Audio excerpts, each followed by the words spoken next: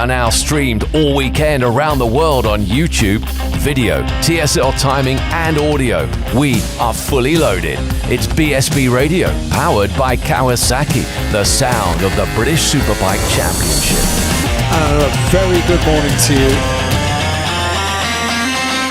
Park 94.9 FM and of course around the world a live YouTube stream.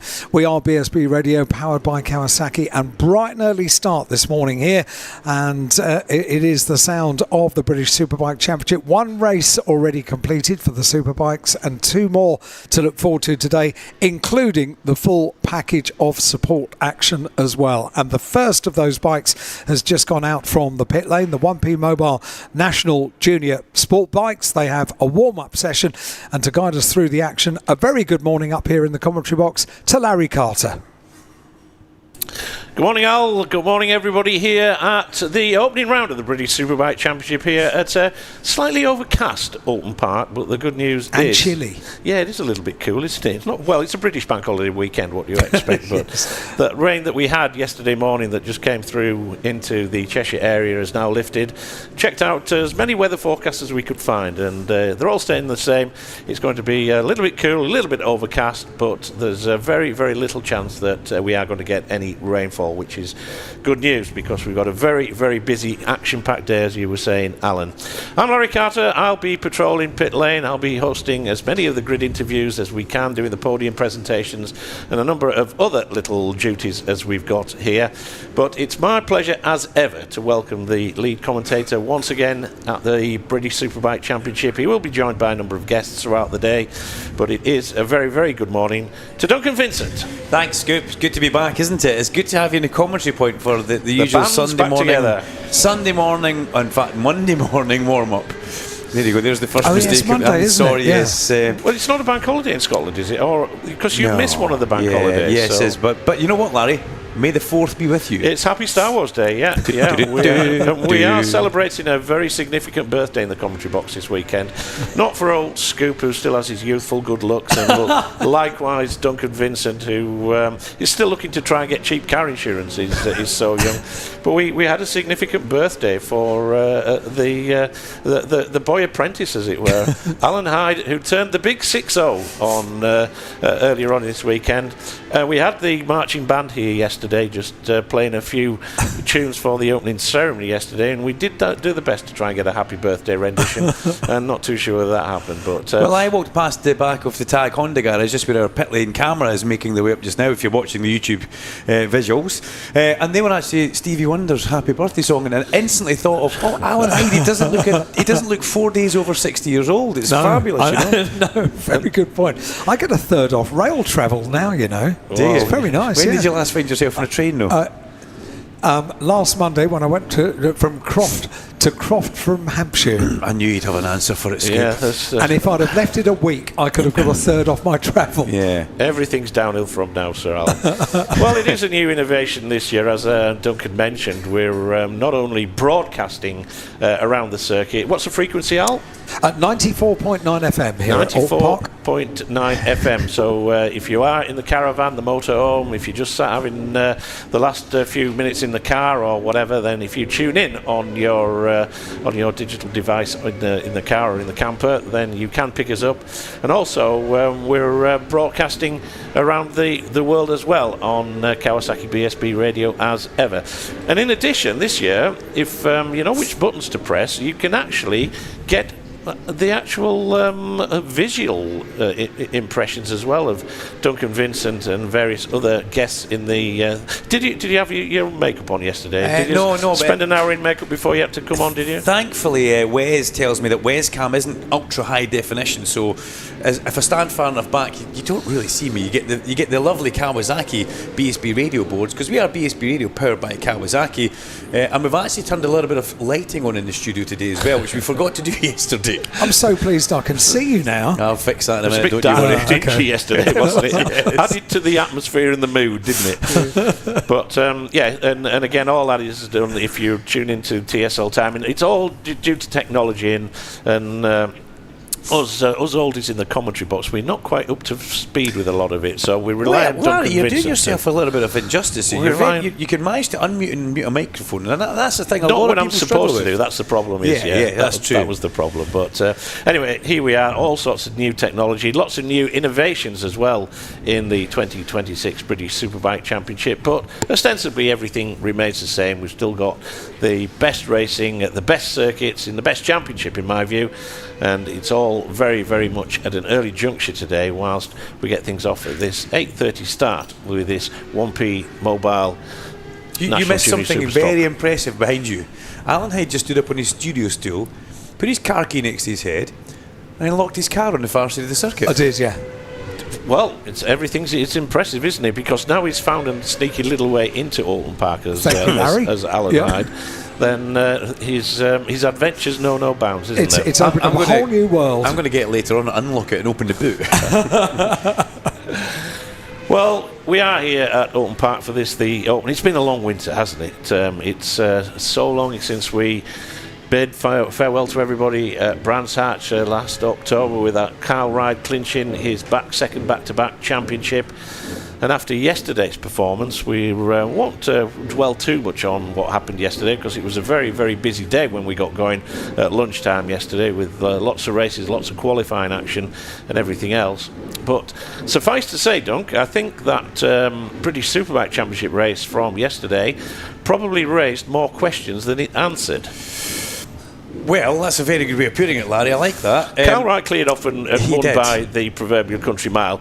And people are saying, well, this isn't good for the championship. Well, let me just remind you, 12 months ago here at Alton Park, a certain Bradley Ray in the very first race did exactly the same thing.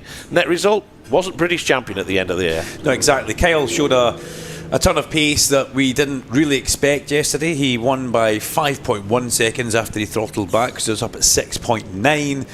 He looked good, but he's looked good all the way through testing up towards this. On the other side of the garage, there's slight issues for Glenn. He's not 100% happy. He's maybe got a few things that I put it down to teething problems with the brand new bike. Kyle's got kind of lucky. The teething problems could have been on the other side of the garage in Kyle's box, and Glenn could have been, having the greatest time ever. Unfortunately, Glenn's problems look even worse because the teammate Kyle is looking so fast. Yeah. Well, let's just polish the brass on that one, Doc, if you would, because I think that's a bit of an understatement saying that Glenn Irwin was a little bit at 6s and 7s. A lot of people will, given the availability of social media nowadays, if Alt Scoop can come across one or two sound bites on social media, then I'm sure that the vast majority of people here at Alton Park will have done. And the comments that Glenn Irwin made to Shane Byrne in the TNT Sports interview were certainly not lost on me, certainly wouldn't be lost on a lot of team members, and certainly wouldn't be lost on the vast majority of BSB fans either. He was quite... he wears his heart on his sleeve, does Glenn Irwin, and I think he was kind of... He sometimes just... he's such a passionate rider, is Glenn Irwin, that he tells it as it is, and which is fantastic for us as fans.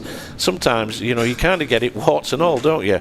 And I think that that Glenn, after yesterday's race, where he had to start at the back of the grid because he crashed during pre-qualifying and then had a technical problem. Well, it wasn't a technical problem. He got ended up on his ear at Britain's chicane in the qualifying session.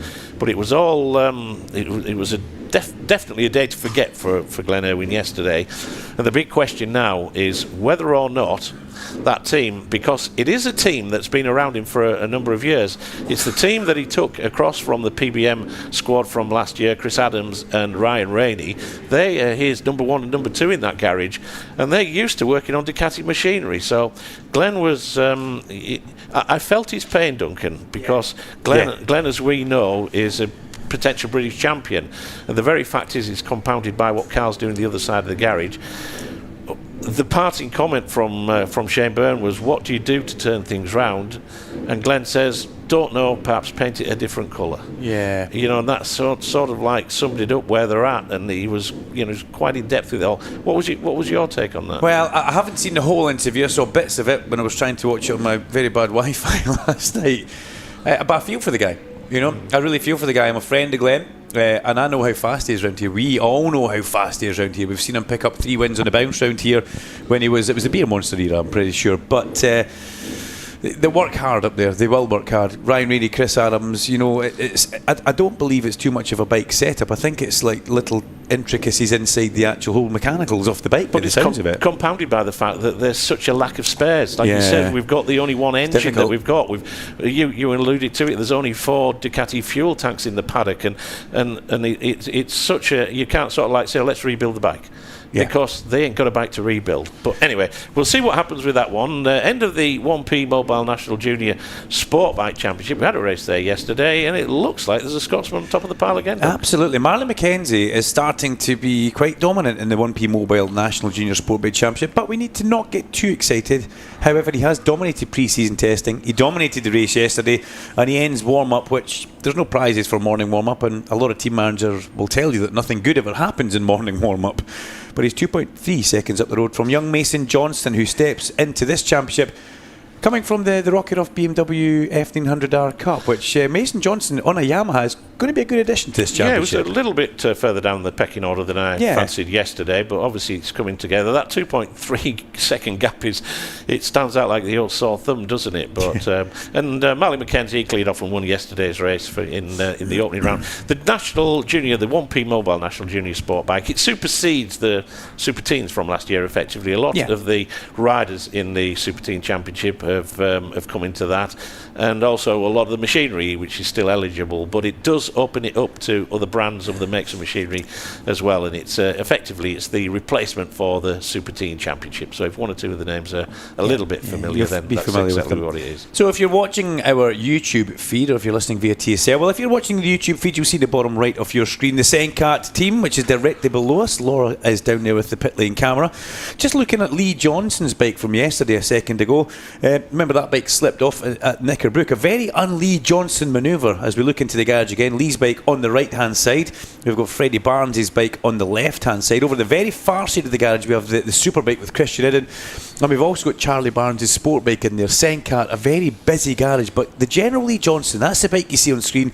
Not a thing we normally see him doing, and very, very glad to see he's A-OK, Larry, but that was a strange one for Lee. Yeah, in the Supersport race, yesterday, Quattro Group British Supersport race, Lee was in the leading bunch. He was leading the race at one point in time, but unfortunately he crashed out. It was an innocuous crash. The bike just end-over-ended, but it proved to be a little bit of an expensive weekend in the Supersport paddock, because Freddie Barnes went down as well, and he was a little bit battered, a little bit bruised. Hopefully all is okay with Freddie, and we will see him actually out in the race a little bit later on, the feature race that goes later on this afternoon. But that Sencat team, they run the triumphs in the Supersport category, and of course Christian Iden on the Sencat R1 Yamaha in the Superbike class. And we need to thank Sencat below us for the lovely aroma of burnt fuel smells that we get in the commentary box. The exhaust fumes as it waft up. I mean, there's nothing. Thank you, Sencat. There's nothing nicer. Lots of it. We can just see Charlie Barnes at the back of the garage with his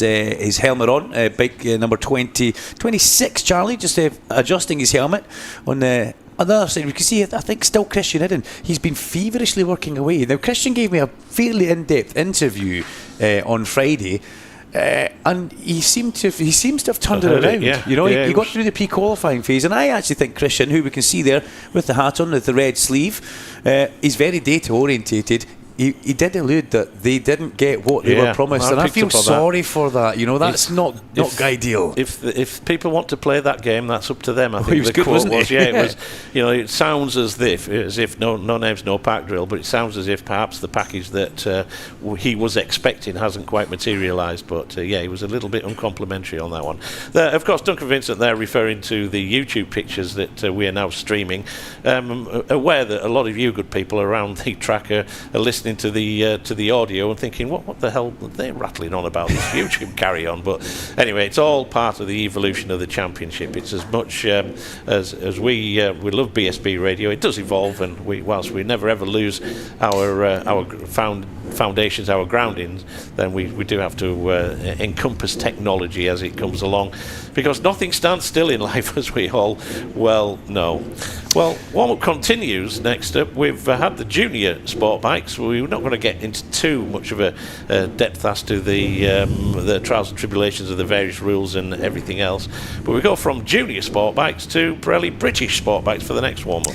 Yeah, and the Pirelli British Sport bikes, something's going to be very exciting in 2026. But as the bikes leave the pit lane, let's bounce it back to Heidi in the studio for a quick commercial breaks. And we'll be back in a minute.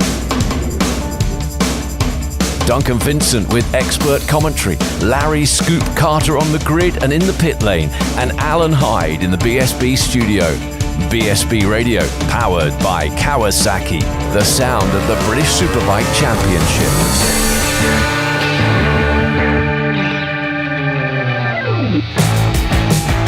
The Kawasaki Ninja ZX-10R, the most successful machine in world superbike history, gets a new look for 2026 with new aerodynamic winglets and a sharp, aggressive design.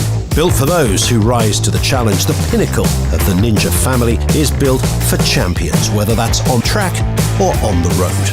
Available from your local Kawasaki dealer now, so book a demo ride today and discover true adrenaline. R&G, the world leader in damage protection products for motorcycles, is back as the official sponsor to the British Superbike Championship for the 12th year.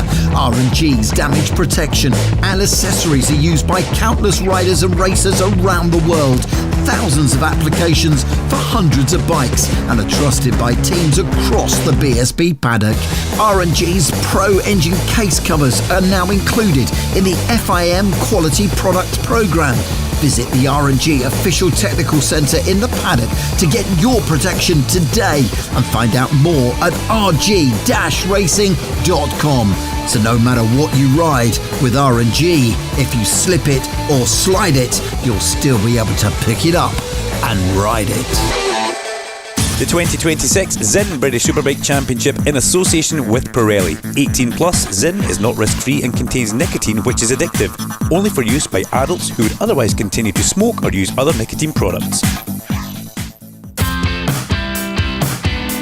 Duncan, Larry and Alan live on BSB Radio, powered by Kawasaki, the sound of the British Superbike Championship.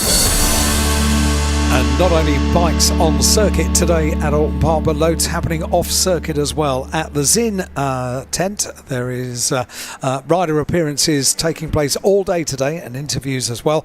I'll just very quickly run you through the schedule of riders. If you have a favourite rider and you'd like to put it into your schedule for the day, 10 o'clock Joe Talbot, 10:15 Brad Ray, 10:30 Josh Brooks, and then at 2:15 Ryan Vickers, 2:30 Max Cook, and at 2:45 Rory Skinner. That's down happening in the trade area here at Alton Park over the course of today. So don't be disappointed, of course, if you want to go and hear from your favourite rider. They are the times that are taking place. Interviews over there on the in the Zinn area, in the trade area, and also, of course, we've got the pit walk taking place between 10:45 and 11:45, and that's when here on BSB Radio, powered by Kawasaki, we will have some guests turning up here in the studio. All things being well, they're all busy people, so we do always keep a fairly loose schedule for our interviews at lunchtime, but we'll keep you entertained throughout that period of pit walk and the corporate activities taking place out on the circuit. So don't worry, you won't miss a thing here at Alton Park on 94.9 FM, and of course around the world with our live feed on YouTube and at BritishSuperbike.com as well. There are two ways that you can get in touch with us and get a shout out on the radio. One is via WhatsApp, 07482 877 877. 07482 877 877 is our number on WhatsApp only. We need your name, only your first name, and your message to that number. Or you can email us, studio@bsbradio.com. Two ways to get in touch. We've got bikes on circuit. In fact, they're very soon going to be receiving the checkered flag. So let's get back to our commentary team with Duncan and Larry. kind of took over there, didn't you, Larry? Sorry about you that. went on a mission. Sorry. That's fine. Lots of good information, especially there's intent with Dave Neal, who's going to be getting some riders up for interviews. Kind of the same as what happened last year, and it's really brings something to the fans across the other side. Chequers, which is being done up after its incident last year. Yeah, I think so. A lot of people were asking that question of whether or not that was the case. It's going under refurbishment that we had a fire. I think it was on the eve of the BSB meeting here last autumn, and the remedial work is still ongoing. But I think it's important that information that Alan gave out with regards to communicating with us, totally different to what we had last year. So don't just think it's just a case of pressing the buttons that you communicated with us last year. It's totally different. So just once again, Alan, we'll give them out these at regular intervals. WhatsApp is the number 07482 877 877. That's on WhatsApp only, and email studio@bsbradio.com. Now, we had lots and lots of messages into the studio yesterday, and great to hear that it sounded like Australia was tuned in. The whole of Australia. Australia, Holland, Spain. Yes, Australia was the furthest. What we were doing here. So get your messages in. It's going to be a very busy day. We can't promise to read them all out, but we'll do as many as we can. But it is a different communication to what we had last year. And it's a great way of keeping in touch. It's good to talk. It's good to talk. There was an advert about that once upon a time, wasn't there? It was. Well, we've got the Pirelli British sport bikes out on track. These are all morning warm-ups, and again, people say, warm-up, what's all that about? It's just to get the riders up to speed, basically. They've had a sleep since they were last on track, perhaps one or two last-minute adjustments. The grids have been set. There's nothing to be gained from a timing perspective. All it means is that the riders can just try any last-minute settings.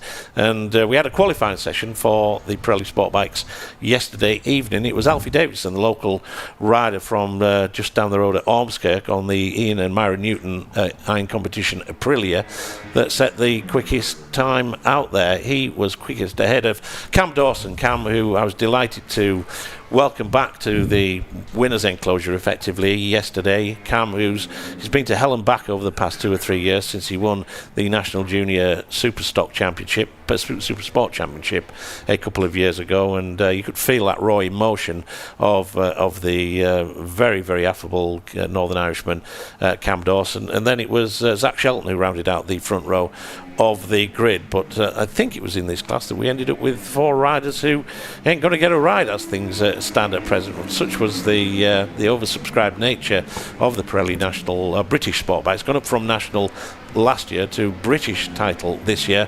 Then there's 4 riders who are sitting hanging by the every word to see whether or not they're actually going to get a race, because we got allowed 40 bikes on track. 40 bikes so the on guys track outside are unfortunately Ben Walkinshaw, Rossi Brown, Max Chambers and Lewis Jones, who we don't expect to be down there, but because he fell off on his first out bush lap, yeah, it's a great shame. So they almost have to hang around and hope that something goes wrong for one of these guys. 2 races, of course, today, yeah. So there's a chance. It's got to be a busy day. Well, I think as far as Lewis Jones is concerned, I think he's already headed back to the Midlands, because he put a note out on social media last night apologising to the team and for falling off and everything else. So I think that he has already decided that's the case. A couple of riders. One thing that you don't want to do in morning warm-up is launch yourself into moon orbit. Yeah, it's already happened, hasn't it? And it's already happened with a couple Jack Knight, Sam Green, one rider, and the other is number 44 of Sam Green. So that means that they've just got a little bit of work to do now, because if you've not already done so, get a copy of the race programme, ladies and gentlemen. It's priced at just £8. It is your definitive race day guide. But if you look onto page, just see what page. I should know this off by heart, given that we've toiled the midnight oil. Think of the Summer of Love, Larry. 1967. 67, page 67. Yep. Then that is where all the information is.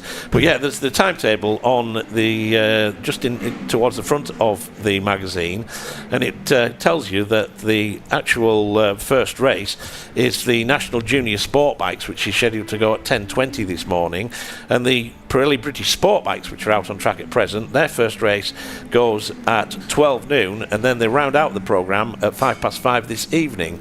So that means that they've got a couple of hours, them teams, to get the bike up, the bikes that were crashed up and running.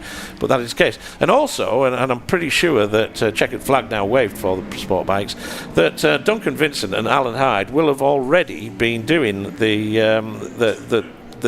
quiz in the programme. I'm not too sure whether or not anybody's had that, but it's going to be a feature of the Zen British Superbike Championships this year. In each and every programme, on page 49, we have a little quiz there, and just see how you get on with that. You only went into autopilot there because you were multitasking, and that's the same thing. It's caught me out once, and I was doing the same thing, rattling through the programme there, trying desperately to find out what page it was. And also on that very page, we were talking about previous race winners here at Oulton Park, and you were asking about Glenn Irwin when he did the treble.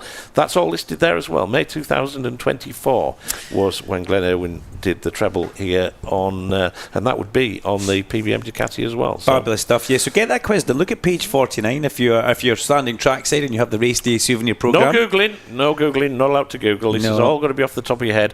And the first prize is absolutely nothing for it. Absolutely nothing and for it. And second prize is the even same. less. Even less than absolutely nothing, which so is probably just a little undoable. bit of fun, and especially for you fans out there. See how many 30 points up for grabs, I think, in the quiz. Just see how you get on. That, in the exclusive programme here at Oulton Park, it's got a brand new look to it this year. So if you before they all sell out, just make sure you get a copy for your entertainment today. Fabulous pictures on our YouTube feed of the Andrew Irwin MET Phonacab garage, which is almost directly below us next to Senkat, so it's quite handy for where the camera actually is mounted today with Laura in hand. Rossi Bannerman's morning warm-up fastest for the Pirelli British Sportbike Championship. From Cam Dawson, Twin Cam, who's having a really good return to form, as you rightfully said. Ed Best, Aidan Davey, who I spoke with last night in the paddock, he says he had a pretty good run yesterday, but got held up on a couple of his push laps. Ahead of Rhys Stevenson, Lewis Smart, Peter Willis steps into this class, teammate of Aidan Davey. That's a good run for Peter Willis, who steps up from the small capacity Moto 4 bike. Then Harrison McKay in 8th, Ted Wilkinson and Charlie Atkins. Good stuff for the guys there. A 142.7 yesterday. I think we just scraped into the low. Did we get a 141 for Alfie Davidson? 141.6 was the pole time. So that's a good start today to do a 42.7. But Alfie Davidson has been the man on a mission in this class. And I don't know if he actually even went on the track this morning, Larry. I'm looking at the screen. I'm going to be brave here with my TV control. You know what happens here? This could either go one way or the other, and I've changed 2 TVs with one remote. Alfie Davidson did 4 laps and finished 33rd, so not really too bothered with how he had morning warm-up. And can I just congratulate you on managing to change the TV channels without absolutely wrecking the logistics here at Oulton Park? I know everything goes off at once. Rhys Stevenson, though, that's interesting because Rhys was qualified way down on row 6 of the grid. Obviously, he had 1 or 2 problems yesterday, but the lap record holder here at Oulton Park, he's obviously found something this morning and managed to bump himself up the order a little. So we're about to go into the Pirelli National Superstock morning warm-up, 9:15 till 9:23, so we will pause for a quick draw of breath in the commentary box. This is BSB Radio, powered by Kawasaki, and let's hand back to Heidi in the studio. Duncan, Larry and Alan on BSB Radio, powered by Kawasaki, the sound of the British Superbike Championship. The 2026 Zin British Superbike Championship in association with Pirelli. 18 plus, Zin is not risk-free and contains nicotine, which is addictive. Only for use by adults who would otherwise continue to smoke or use other nicotine products. Have you had a non-fault motorcycle accident? Don't let it put the brakes on your ride. McCams gets you back on the road with a like-for-like replacement bike. No insurance excess to pay, and you keep your no-claims bonus. And if you've been injured, Bond Turner's expert solicitors will work to secure the compensation you deserve. McCams and Bond Turner, supporting bikers every step of the way. Call 0345 054 1000 today, and we can help you get back onto 2 wheels. Want to discover the latest Kawasaki range of machines? The Kawasaki Experience Tour is heading to dealerships across the UK throughout the summer, giving riders the chance to ride the latest 2026 bikes. From A2 friendly machines such as the Versys 650 to new models like the KLE 500, the Z1100 and the Z650S. View the full list of events and book your place at kawasakiexperiencetour.co.uk.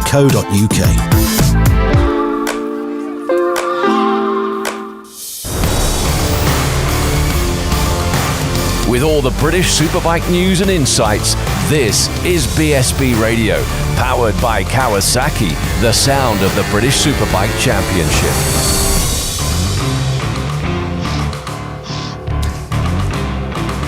Bikes about to go out on circuit for their morning warm-up. It is the R&G Moto 4 British Cup. They're all lined up underneath us and they're absolutely raring to go. Can I say hi to Emma? Good luck to Glenn Irwin from your little fan baby Lucas. Thank you very much indeed for writing in. And this one says, hi, it's Nathan. I want to wish my mate Finn Smart Whedon good luck for today and the year ahead. You will smash it. I believe in you and we'll be cheering you on all the way. Good luck to all the BSB riders this season. Can't wait to see what will happen. Good luck to Harley McKay and really appreciate you jumping on my podcast at the start of the year. Good luck to Reece Stevenson for the year and massive good luck at the TT, and see you over at the Isle of Man when I marshal my first TT. Nathan, thank you very much indeed. We've got loads more messages that have come in. We'll get to those in a couple of moments because we need to get back to the commentary team. If you want to get in touch, WhatsApp only 07482 877 877. When I say WhatsApp only, I mean don't send a text or ring it. It's only for WhatsApps, that number 07482 877 877, or email studio@bsbradio.com. And Larry, I've got I have a button on my computer that I've installed just today especially for you. So that's just in case we get another little moment. Another bleep out here. Couldn't do that again, Alan. I can do. It sends a shockwave through the old headsets. That one, it's like the old dog collar, isn't it? Yes, it is. Yeah, that's the best thing I've heard in a while. It's amazing what we've got. Old Hardy's got a new mixing desk, and he's got too much time on his hands as well. What he can actually do with it. So anyway, we'll take it off him if it starts getting too much. So we've got the R&G Moto 4 British Cup riders out there. We've seen quite a lot of them on track already this weekend because we've had not one but two races already this weekend, and we've got a definitive championship leader after those two races. It's a triple header here this weekend, and I'll tell you what, Duncan, both of them races yesterday, they were absolute crackers because it could have gone any way right until the last lap. Absolutely. Young Jack Burrows leads the championship on the Burrows Engineering RK Racing bike. I mean, that was two inspired races for young Jack Burrows, and I jokingly said to him on Friday after they qualified that, you've been remapped for this year, and he kind of smiled and giggled and nodded. He's continuing it forward, isn't he? Really looking strong. Jack, Jack Dunnaby as well. Cost himself yesterday with a small error going in towards his, but a self-imposed long lap penalty. Absolutely, yeah. Luke Stapleford there and then ruled him out of the race. He's not going to do anything, and he was eating his words towards the end of it. But I don't like calling people old or making them sound like veterans. But Ryan Frost is a veteran in this class. The positively ancient 17-year-old, you mean? Frosty must. He'll be just happy to maintain the points that he's getting. He's only 4 points off a championship lead. He knows the long game is what's at stake here, and Frosty can perform at every single track and every single type of condition we have. So I think Ryan is in a pretty good driving seat. He's been in this situation before, but the two youngsters, or younger guys, Burrows and Dunnaby, will be desperate. And then we saw Marco Holt, which was a great rise to fame for the rookie, but his teammate, on the other hand, the more experienced Clayton Edmonds, a double DNF, double crash, which is not the normal Clayton Edmonds, but he just looked unsettled for quite a portion of the first race when he went down, and the second race, which is a great shame for Clayton because we are fans. He is seriously talented, but he needs to make amends today. Yeah, absolutely. Well, the win yesterday, the first race, went the way, as Duncan was saying, of the number 16 of Jack Burrows, the young Northern Irish rider, and he took victory ahead of the Scotsman number 63 Jack Dunnaby, with Ryan Frost in third position in the opening race. race. Second race, it was kind of like roles reversed, because it was Ryan Frost that took the victory ahead of Jack Burrows, and coming in third position was the rookie Marco Holt the Bolt, as he likes to be known. And Marco, who is certainly one to watch, he spent his season racing in Spain last year, the youngest ever rider to win a Moto 5 race, aged just 10-year-old a couple of years ago, and he really is a rider that's impressed me over the course of the weekend. And as a result, he holds fourth in the championship led by Jack Burrows on 45 points, ahead of Ryan Frost on 41. Then we've got Jack Dunnerby, who finished fourth in yesterday's second race. He is there on 33 points.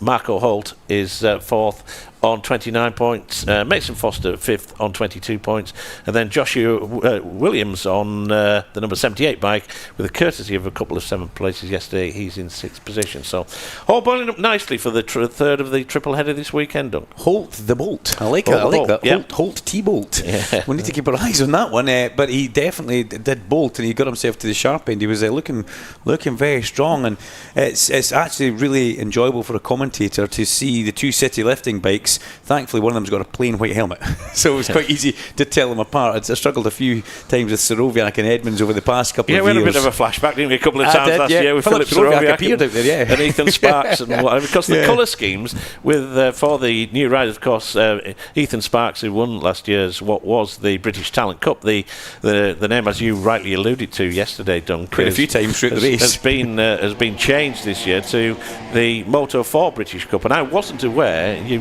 did educate me, that this is kind of like an exclusive club now, whereas over the years we've had the Asia Talent Cup, we've had the European Talent Cup, the North American Talent Cup, and a few other incumbents of that. I think it was one in Canada, certainly one in Spain. Then this year it's now being sort of like streamlined effectively, and very, very few championships actually have the franchise of being called a Moto 4 National Cup effectively. And here in Britain we are one of them, so this is if anything, it's up the ante as far as Dorna, who are currently the commercial rights holders in the MotoGP Championship. This is very much a feeder championship, it always has been, but if anything the stakes have been upped a little bit now, because there's even more importance on it as the riders try and climb the ladder in towards the Grand Prix arena. Because ultimately they want to go to Grand Prix, they may want to go to World Superbike, but it's a ladder through Dorna into hopefully their path to MotoGP. But I think we're very lucky to have Moto 4 as part of the British Championship. RNG staying on as title sponsor, and the Moto 4 British Cup, well, yesterday it delivered fantastic racing. It will do the same today. Jack Burrows is fastest in morning warm-up with Marco Holt, and Clayton Edmonds making amends up there. I'm pretty sure, Clayton won't have needed the team to tell him anything. He knows exactly that yesterday wasn't a good day for him, and he needs to make improvements. You can probably hear in the background that the Superbikes are warming up, which is lovely, and the YouTube feed giving us a little bit of Ryan Vickers' bike. We've looked in the Bimota garage of Max Cook and Joe Talbot. Got to say, very impressed with how young Joe conducted himself yesterday. He's still very sore, and Max Cook as well. A really strong debut for Bimota. I know I'm straying away from Moto 4, but strong debut for Bimota yesterday, Larry. Yeah, well, you have perhaps the tenuous link of the feeder categories with a certain Max Cook, who has come up through, and whilst he's not sort of like in the world arena at present. He did do the British Grand Prix last year, I seem to recall, and on a Moto 3 machine, but effectively the feeder series do provide the superstars of tomorrow, and certainly the AGN Steelstock Bimotos. And again, just a little pedantic note, effectively, a lot of people saying, well, the Bimoto's spelt wrong everywhere. I see it's got a small M. No, we've actually spelt it right. A lot of people spell Bimoto like a manufacturer with a capital B. Well, we had an express instruction from the hierarchy at Bimoto to say, with respect, our bikes are spelt with a small b, a lowercase b. Yeah. And so if you do look in the various programs and the various official websites and results and everything else like that, you will see that Bimoto is spelt with a small b, and that is the correct way. I'm going to do it with my first name actually from now on. I'm going to be Duncan with a small d. Okay? Can we make sure that happens? Yeah, so you'll be small d, big V, will you? Oh, that's a good idea, isn't it? Oh dear, Larry, fabulous. The checkered flag flies here for the RNG Moto 4 British Cup warm-up. And I'm glad it says Monday at the top of the screen there, because I do get my days wrong over this bank holiday race weekend, just because it's different. And it's Jack Burrows who's fastest from Henry McCartney on the Stamford Racing number 31. That's a good result for him. Well, he's got a reprobate in the garage with him, hasn't he, this just year? Yeah, a certain Daniel Webb Esquire, who was the last ever rider to take a 125cc pole position, which I think was in one of the Asian rounds in 2010, I think, from memory. Stand to be corrected on that one. Was that on the Mahindra?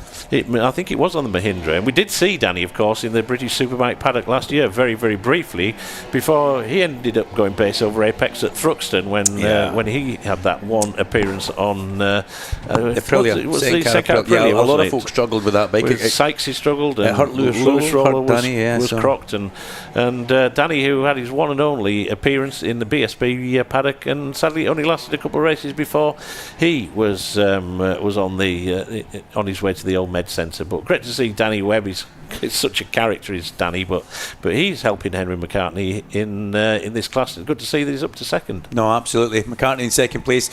Frosty third. Luke Fitchett, who takes over the Ethan Sparks bike at Kavar Project, finds himself fourth. Joshua Williams, Mason Foster, Holt the Bolt in seventh place. Marco, Clayton Edmonds in eighth place. Jack Dunnaby, and then George Bowles rounding out the top 10. That is the end of RNG Motor4 British Cup morning warm-up. We're going to take another quick commercial break, and then we will actually come back with the mentioned series earlier on. Then we will come back with the Superstock session after this quick commercial break with Alan in the studio. With all the Superbike news and insights, this is BSB Radio, powered by Kawasaki, the sound of the British Superbike Championship.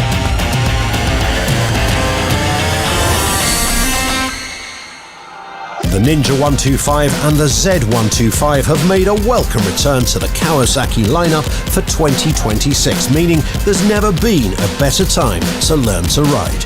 If you're thinking of starting your biking journey this year, Kawasaki Rider Training Services provides professional training every step of the way.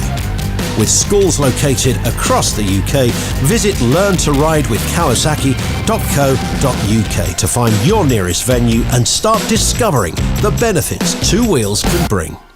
The 2026 Zinn British Superbike Championship in association with Pirelli. 18 plus, Zinn is not risk-free and contains nicotine, which is addictive. Only for use by adults who would otherwise continue to smoke or use other nicotine products.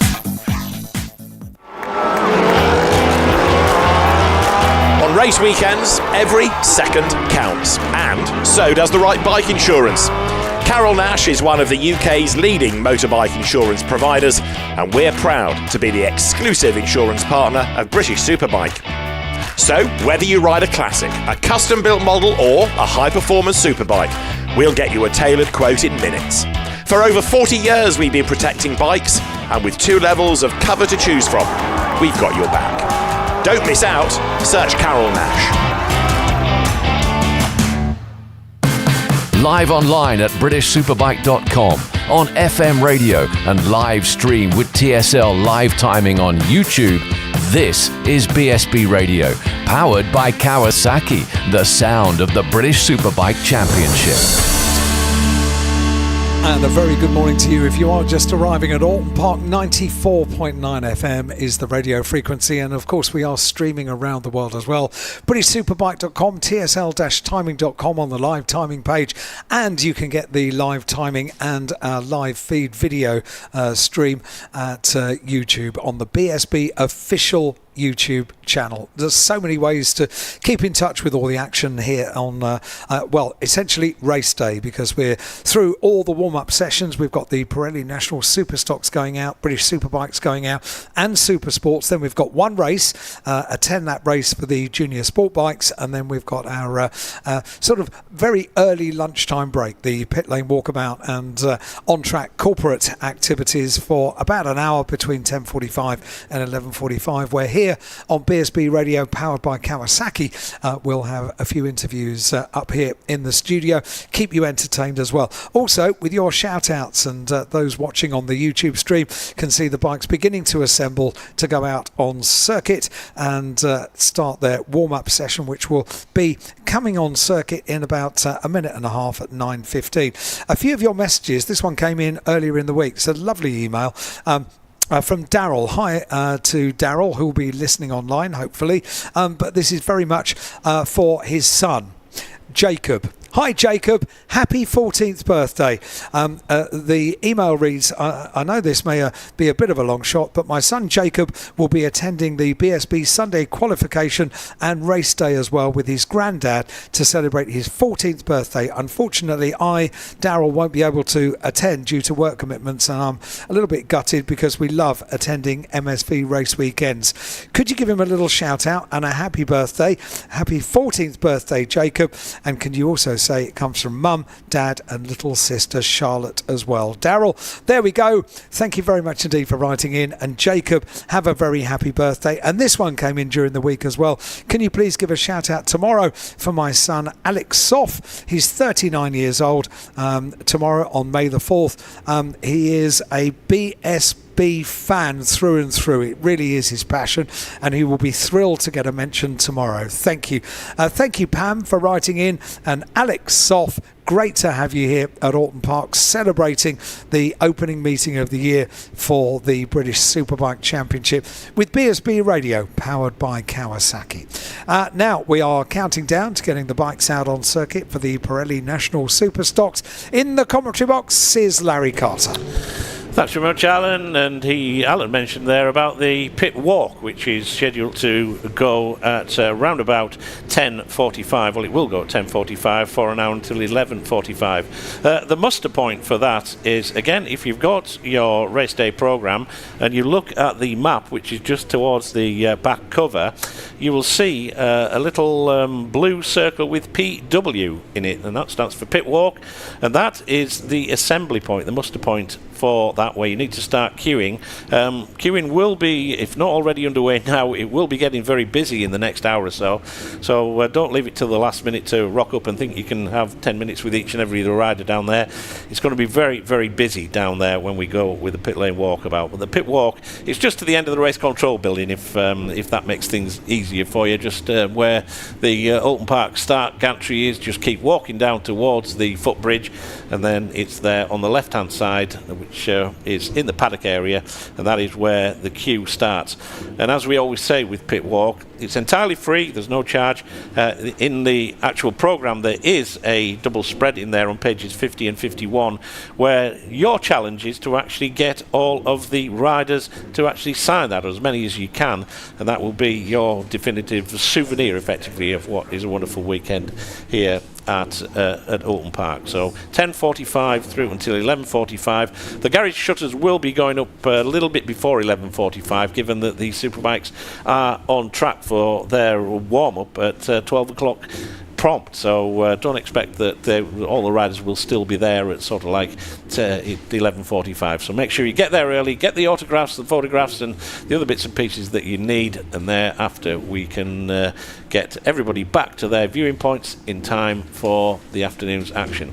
Now, we just had a little bit of a technical problem out there on track at present. We've got a red flag situation at present, and the reason for that is that one of the bikes has just had a little bit of a problem out there, and that looks to be the True Heroes Racing Honda of Paul Cunvin. It just says a technical red flag, so obviously there's perhaps a little bit of fluid that's gone down onto the track, or some other technical issue, but we are currently just under a red flag situation for this Superstock, the Pirelli National Superstock warm-up, which we were expected to see out on track. Now, as ever, we never got round to saying it yesterday until we closed the broadcast, but as ever, our sincere thanks to the Port West Race Safe marshals, the medics, the various other official personnel that we've got around the track. We can always go racing without a lot of officials, we can certainly go racing without a commentary team, but we can't go racing without the wonderful efforts of the heroes and heroines in orange. So at this early juncture, just a sincere thanks to each and every one of you for coming along, as you always do, to each and every round of the British Superbike Championship and giving your services freely. And we have the best marshals in the world, in my opinion, and once again brought into action at this very early juncture. So a sincere thanks. If we don't get round to saying it later, a sincere thanks to each and every one of you for doing such a wonderful job, and long may you continue to do so. If you want to get involved with the Orange Army, it's quite simple. There's a website to look at. They call it racesafe.org. All the W's, racesafe, RACESAFE, racesafe.org. And what that will do is it will tell you, give you all the information that you need as to how you go about joining the Orange Army. There's a very strict licensing procedure, and you start at the bottom like in most jobs, and you climb your way right the way up to the top. And indeed, our race director, Stuart Higgs, when he was a young lad, probably a little bit younger than what he should have been, if truth be known, when his dad Ron dragged him along to the early British Superbike Championships back in the day. Well, that's exactly how Stuart started. He started out with the orange overalls on, and here he is, not only as BSB race director, but he does ply his trade in the various world championships as well around the world as a consultant and in various other organisational roles. So as ever, a massive thank you to everybody for their time. So just under a red flag, Dunk. Now, not what we wanted ideally, given that we've got a very, very busy schedule, because after this we're scheduled to see the British Superbikes out on track. Yeah, unfortunately, red flag there. Just I did manage to, from the internal feed, see the rider helping the marshals lift the bike into the van. So it was a technical problem. Is never a great way to start the day. That was his punishment, was it? Yeah, so, yeah. You got to help. You're on out. your own, mate. You caused the problem. Get it in the back of the van yourself. So hopefully that should be quite a quick turnaround, and we can get these bikes back on track, because there we go. We've got the information. 9:21. So in 50 seconds from now, if only there was a buzzer, yeah, we will be. Do we have a buzzer, Al? Do we have a buzzer? There we go. It's like the worst alarm Do clock we in the ever? morning. We're here all week. So we had Carter Cam, now we've got Carter Buzzer.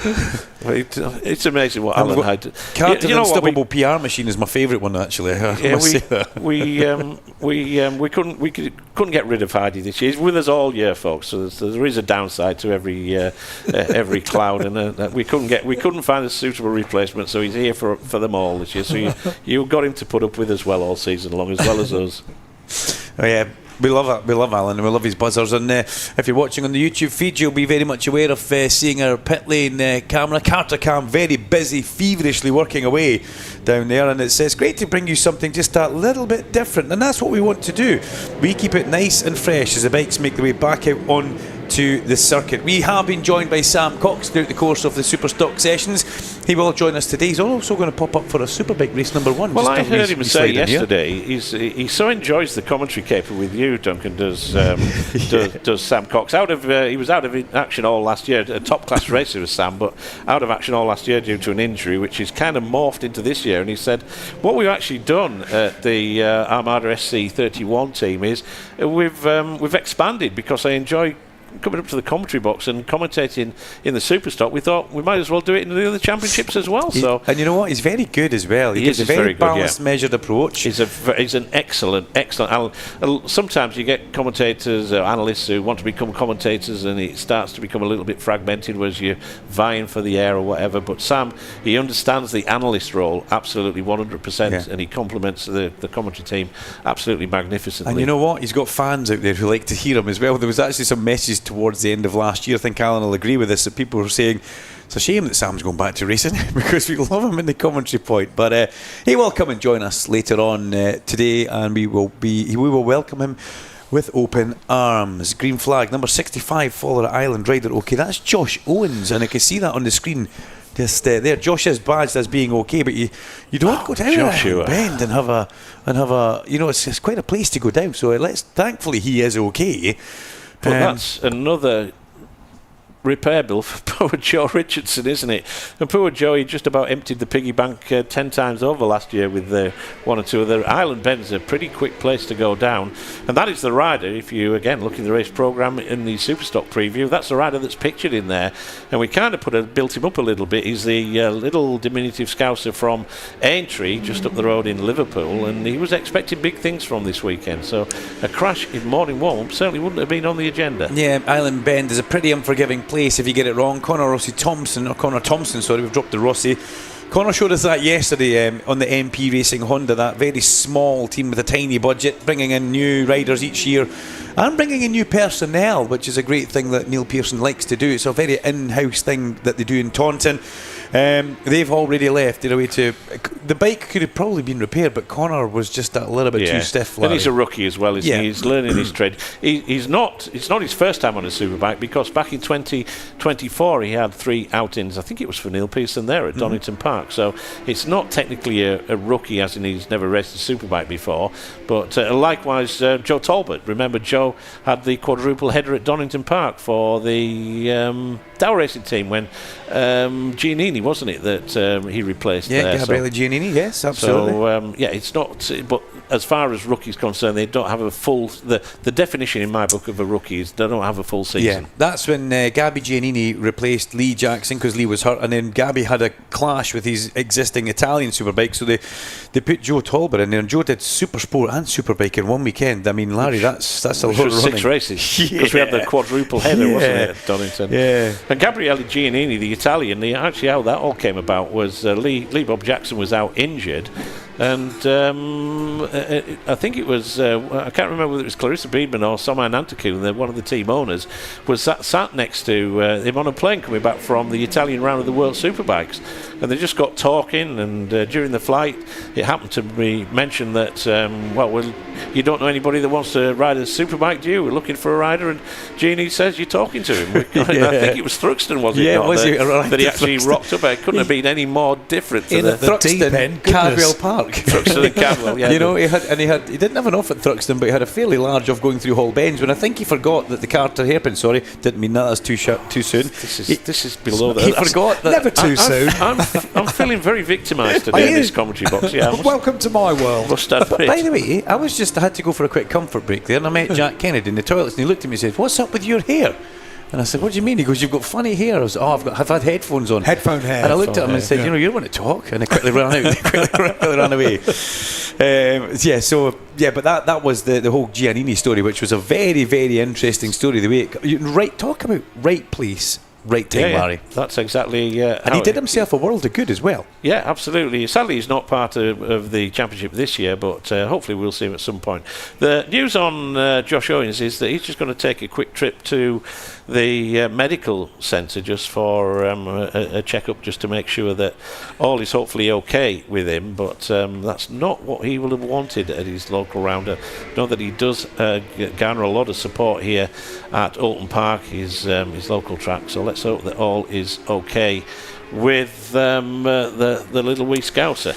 I missed my morning wave from John McGuinness. I feel quite bad. He always comes down the pit lane, and I feel so privileged that he looks up and gives me a wave in the commentary point every time he leaves the pit lane. It's the living legend that is John McGuinness, and he is here just gathering some track time, as is Hutchie, who I've been spending a bit of time in the pit lane with, catching up with him as well. He's been the fastest off the road racing guys, and he put a really good showing yesterday in qualifying.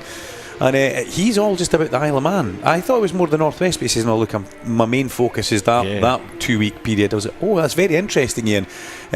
Connor Cummins and Jimmy Cowd, two of the riders that excel on the roads as well. So they're all in this class, getting valuable track time. But Hutchie looks good in that RST BMW. Well, he just digressing very slightly. He was on the podium at the Northwest 200 last year, so he's certainly hasn't lost it, notwithstanding the dozens, if not hundreds, of problems that he's had. I think he's had something like 50 operations on broken limbs over the past 15-20 years or so as Hutchie, but he still retains that smile, the gentle giant that he is. But it's always good to see Ian Hutchinson. And remember, back in the day, he was a doer in this class as well. Absolutely. He won Superstock races and Supersport as well. You know, he was right at the sharp end. And I can remember, was it Mark Johns when we first started seeing Hutchie? Honda Fireblade. I mean, Hutchie, he started his own team. I think it was him and his dad that started it all out, going back when he decided that perhaps the roads were just getting a little bit too quick for him out there, so he needed to do something. Likewise, you know, John McGuinness, whilst everybody raves about John and his 23 TT wins and everything else, John McGuinness was a short circuit rider. He was the 1999 250cc British champion, was John, when him and the late great Paul Bird got together and started moving mountains, and so it became that John, who was always a massive roads fan, but he was always a short circuit circuit rider was John, and he's still proving that 54 years young, he can still cut it out there. He's still very much got it, and he'd like the youngsters to give him an extra inch as they pass him, but that doesn't happen. They're at the end of his bar. He's got a target on his back, though, isn't he? Yeah. These young kids coming back. I've just passed John McGuinness, exactly. or I'm a tenth of a second quicker than McGuinness. And there's a story out there. 54 years young. He's 2 days apart from Michael Rutter, who is not racing this weekend, but Michael will be donning the leathers at various points during the season. And McPint is 20th quickest out of 40 bikes on track out there. So fair play to John, and long may he continue to do it. Yeah, absolutely. We like that. We like seeing John out there having fun, doing good laps. But it's Declan Connell who ends the session fastest for Matt Bainbridge's Rapid Honda team, and that's been where Declan's been at for quite a bit. He's been either at the top or in the top three. It's a big step and glow up for performance for Deco, and it's good to see Ash Beach as well on a Jones Dorland BMW change of manufacturer there for Ash Beach, and that's gone very well for that team. Then Scott Swan returns to this championship class. Ash Barnes, Emily Latte, and it all changes because Matt Truelove. Now, is Matt Truelove, I had this thing, has Matt Truelove always been number 4? Or was he 40? Am I getting confused here? Was Harry Truelove? Harry Truelove ran number 4 last and Matt year. Truelove 44. Matt 44. So they've swapped numbers. Yeah, they've decided. They have a bit of a lottery in the Truelove household, haven't they? And that's what numbers they've decided to run this year. Have you seen the moustache yet? Well, I've heard a lot about the moustache. You need to see Harry Truelove's moustache today. If you do get a chance and you're in the pit lane for the pit lane walk, make sure if I'm pretty sure. Is it Tom Selleck sort of nature? It's full, and it's Dale Earnhardt. It really is. He's put a lot of effort into Ryan it. Blaney? I think it's better than Blaney. It's Alan full Hyde? Earnhardt. Oh no, it's not Cat Not Weasel. as good as Alan Hyde. It's not Cat Weasel. But that brings the Pirelli National Superstock Championship to an end. The BSB warm-up will start at 9:33. A slight 3-minute delay just after that stoppage in the previous session that we've just had. So we'll draw for breath here in the BSB Radio powered by Kawasaki studio and hand back to Cyril. With all the news, views and interviews, this is BSB Radio, powered by Kawasaki, the sound of the British Superbike Championship. R&G, the world leader in damage protection products for motorcycles, is back as an official sponsor to the British Superbike Championship for the 12th year. Alongside offering a full suite of R&G products, R&G's official technical centre is the one-stop shop for essential race products such as Easy Grip, Renthal sprockets, DID chains, Motul fluids, Alpine Stars protection, and so much more. Located in the paddock at every round, visit the R&G Technical Centre today for the latest essentials at the best prices. Whether it's weekend tours or continent exploring, adventure comes for free with Kawasaki this summer. Purchase a 2025 model year Versys 650 or Versys 1100 and you can receive a free touring kit upgrade that includes a set of panniers and inner bags, tank pad and handguards. Plus, the machines are available on low-rate finance through Kawasaki K Options. Visit your local Kawasaki dealer to find out more. The 2026 Zinn British Superbike Championship in association with Pirelli. 18 plus, Zinn is not risk-free and contains nicotine which is addictive, only for use by adults who would otherwise continue to smoke or use other nicotine products.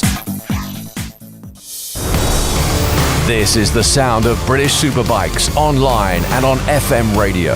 This is BSB Radio, powered by Kawasaki, the sound of the British Superbike Championship. British Superbikes about to take to the circuit. And we'll have all the action here on BSB Radio, powered by Kawasaki, the sound of the British Superbike Championship. A couple of your messages as well. They're coming in on WhatsApp, the number 07482 877 877. If you want to shout out, that's all we need is your first name and your message on WhatsApp to 07482 877 877. A very good morning to everyone in the studio and trackside. I hope everyone has a great day. I'll be spending the day listening in online as I can't be there today. 1 or 2 little health issues, but hoping to be there in August. Of course, we come to Alton Park twice. So, Jay, I hope you enjoy the action today, and hope you enjoy listening to BSB Radio, powered by Kawasaki Online.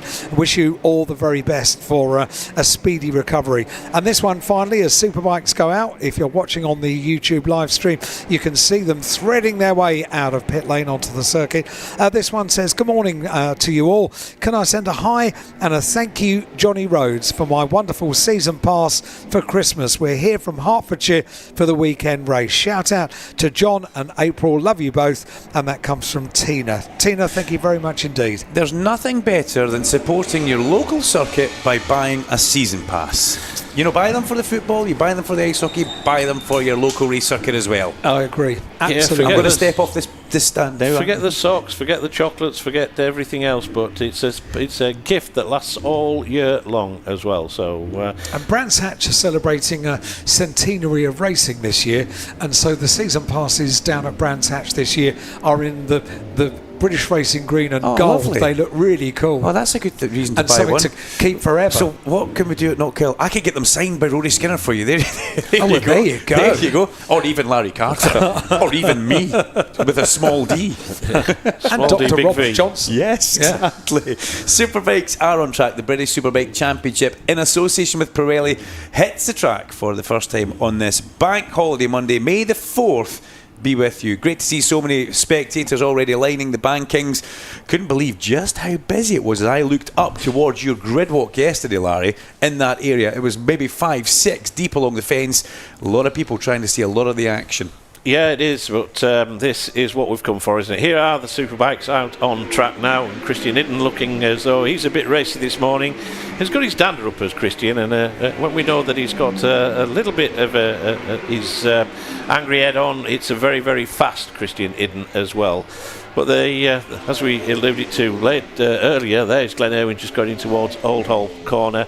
They will have burnt the midnight oil, won't they, to try. I wonder and if Ryan Rainey's even been back to the hotel with Chris Adams. You know, and you can, as we conjectured earlier, if you weren't here, we were just talking about this this broadcast this social media post that Glen Irwin spoke to Shane Byrne from TNT Sports yesterday, and Shaky was teasing some information out of him, and the net result was he got it chapter and verse with all bells and whistles attached as far as Glen Irwin was concerned.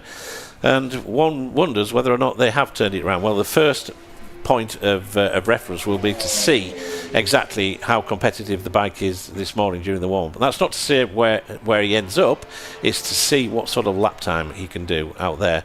And again, it's one thing doing lap times, it's another thing doing 12 and 18 lap races here at Alton Park. So all eyes on Glen Irwin in one corner, but as far as that is concerned, we've got to see what the rest of the field can do, because we got a taster yesterday, and that was Carl Ride's complete domination of the race. He cleared off at the front, and nobody managed to hold a light to him. I thought it was interesting when I interviewed Carl afterwards, Dunk. I don't know whether you actually picked it up, but he did say something like, I put the hammer down, and if anybody had gone with me, I had nothing in reserve. I had nothing in response. That's because the hammer that he put down was simply stunning. So if Haslam or Ray or Reddin or Cook or I forget who else was in there, there was Scott Redding just off the back of it. Yeah, Storm Stacey. If any of them had managed just to bridge the gap, as it were, Carl was sort of like alluding to the fact that I had nothing to respond with. I'd given my all at that point. So I was keeping my eye on it, because that was a full length race that we have yesterday. We start today, and the first British Superbike race is the sprint race. It's a 12-lap race. It's shorter. I was thinking maybe some people were looking after a tyre thinking it would come good towards the end, but this new tyre we've got seems to hold its performance all the way through the race, as we didn't see much of a drop-off in lap time, which I will at one time get Jason Griffiths up into the commentary box. He's walking down pit lane, He was telling me all about the new intricacies of the tyres, but I'd rather he told us, because I might get it wrong. In his fine Welsh brogue that exactly, and it's a black art. And let's not talk too much about tyres, but yesterday we saw 1.2 seconds come off the Moto4 lap record with their switch across onto the Pirelli tyres. So power is nothing without control. I loved how Harley Stevens said that. That's a true PR man working there, isn't it? Sounds like a slogan, that, doesn't it? Well, the good news for you Irwin fans, he's up to fourth in this morning's warm-up. The lap time of 35.2 is really not significant of where he needs to be in race pace, as it were, but small steps and all that, and Glenn Irwin is managing to come out of the stalls battling this morning. He will be the most eagerly watched man on track right now. The number 2 nitrous competition Ducati. Did you get them all in there? I got them all in there, and I got them in the right order today. Thankfully, they were a bit up and down on Friday, or was it Saturday? I forget which day I started my commentary. Can't remember. It was a long time ago. A couple of days ago. But he will be watched by everybody in that garage. You can guarantee it. Storm Stacey is fastest. Glenn's been shuffled down a bit, but every time he gets shuffled, he comes back.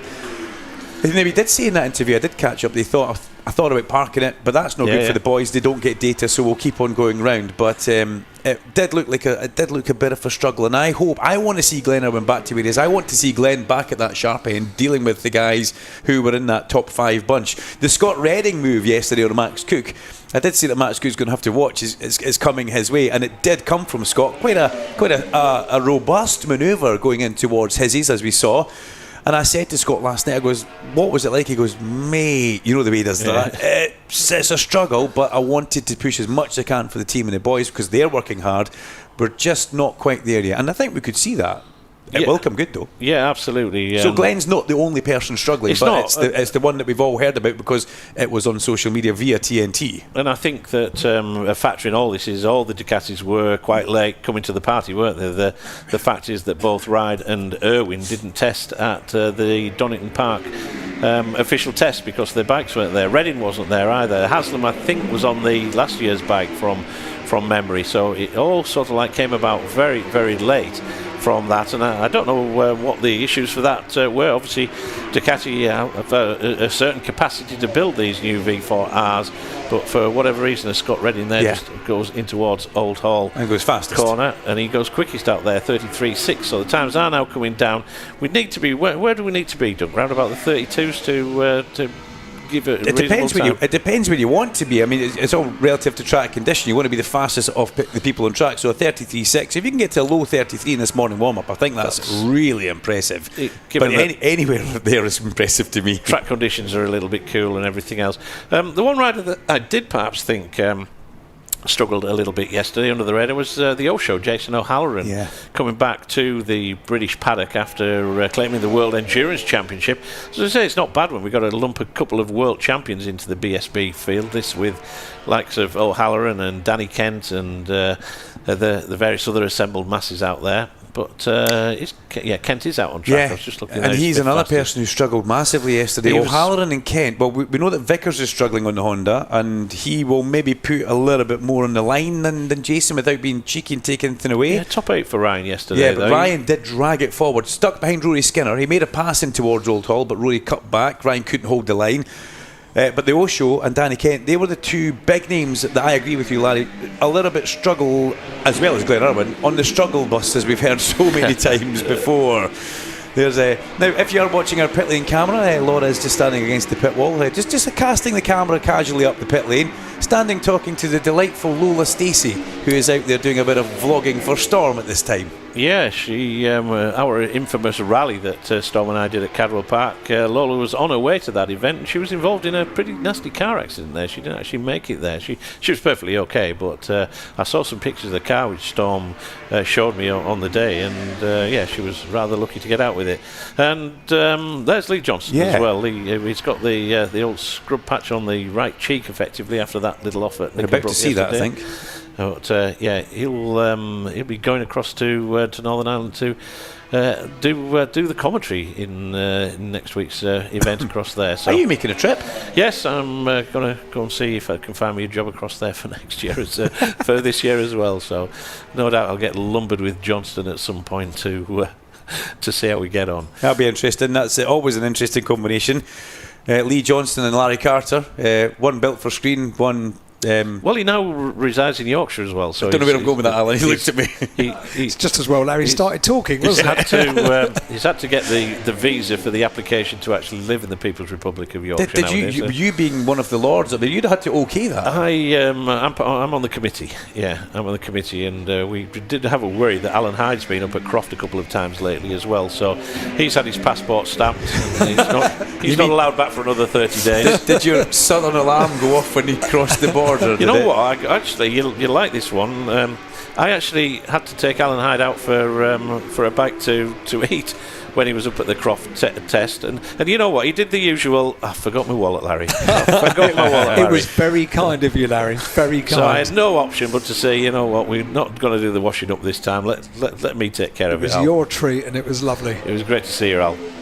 Well, the checkered flag is out then. That was short and sweet for the British Superbikes, wasn't it? And, well, you'd got not very good odds on who it was that ended up topping the times. But yeah, Kyle Wright is top of the times. And I said if you can get down to mid to low 33, you're doing the business. Kyle does that, as does Bradley Ray. He's only 200ths of a second away.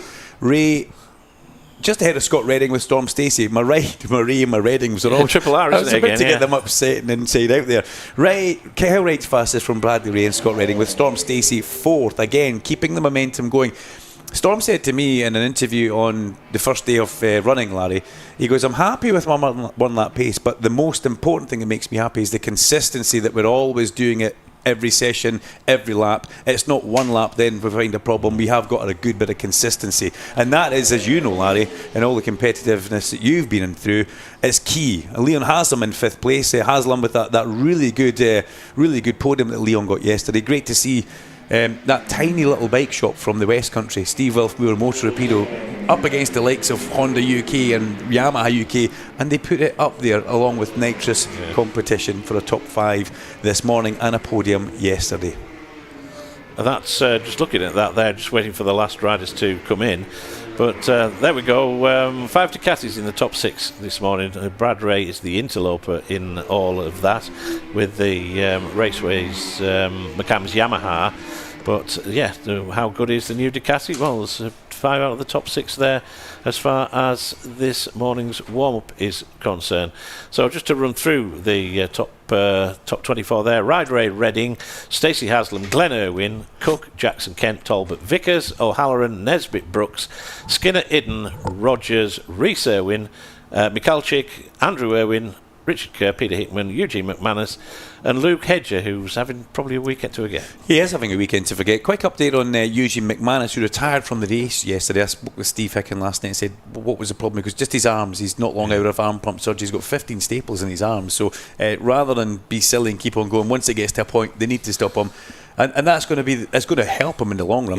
Both those rookies at Hawk, Steve enjoying what he's got so far, because they're both experienced rookies in the paddock, so they know what to do, they know the circuits.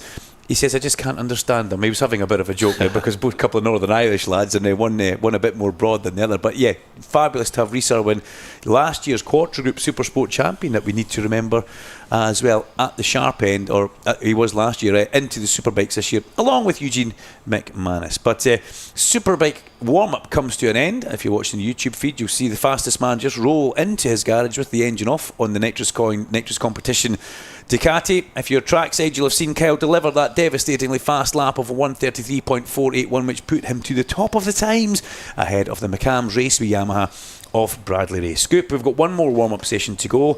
It will be the Quattro Group British Supersport. Let's pause for a breather and hand it back to Alan Hyde.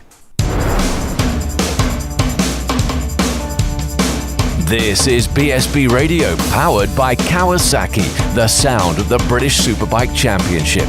Live on FM radio, online at BritishSuperbike.com, and streamed live on YouTube with TSL live timing.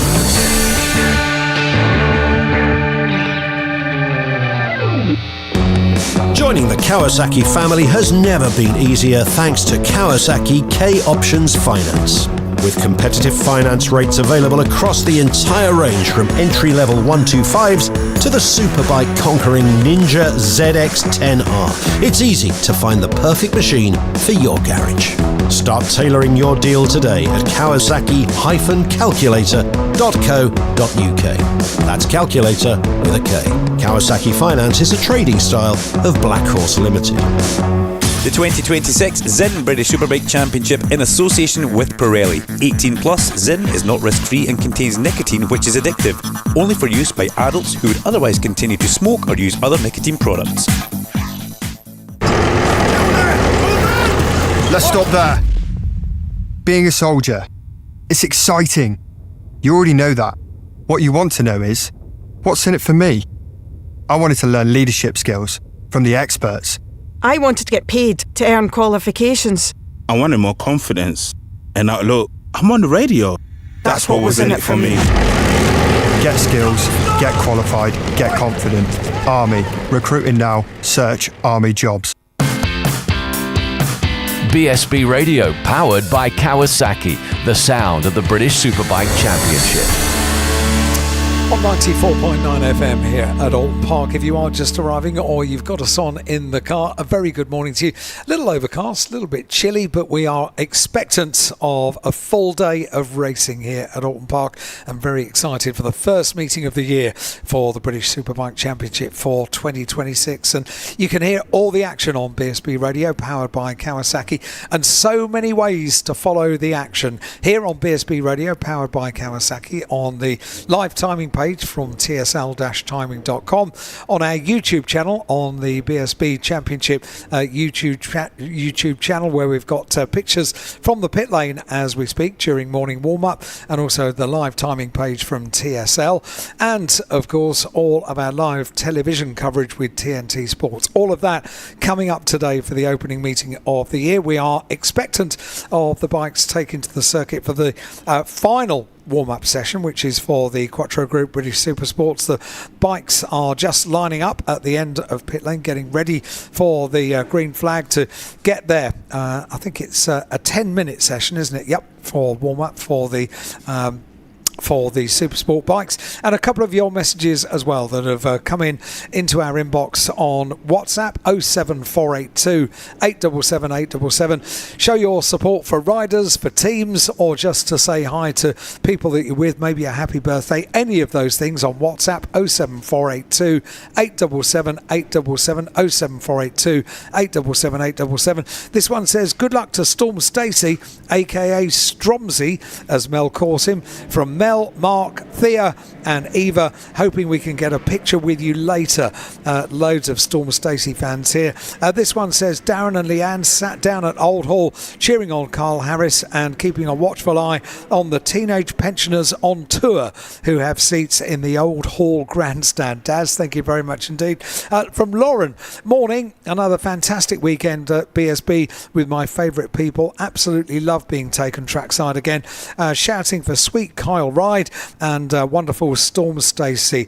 Ride it like you stole it, guys, and come on, Kyle. And loads more messages are coming in as well on WhatsApp 07482 877 877. But we've got Supersport bikes threading their way out of pit lane onto the circuit for their warm-up session. So let's get back to our commentary team on BSB Radio, powered by Kawasaki. Duncan and Larry. Thank you very much, Sir Al, in the studio here at the BSB Radio, powered by Kawasaki.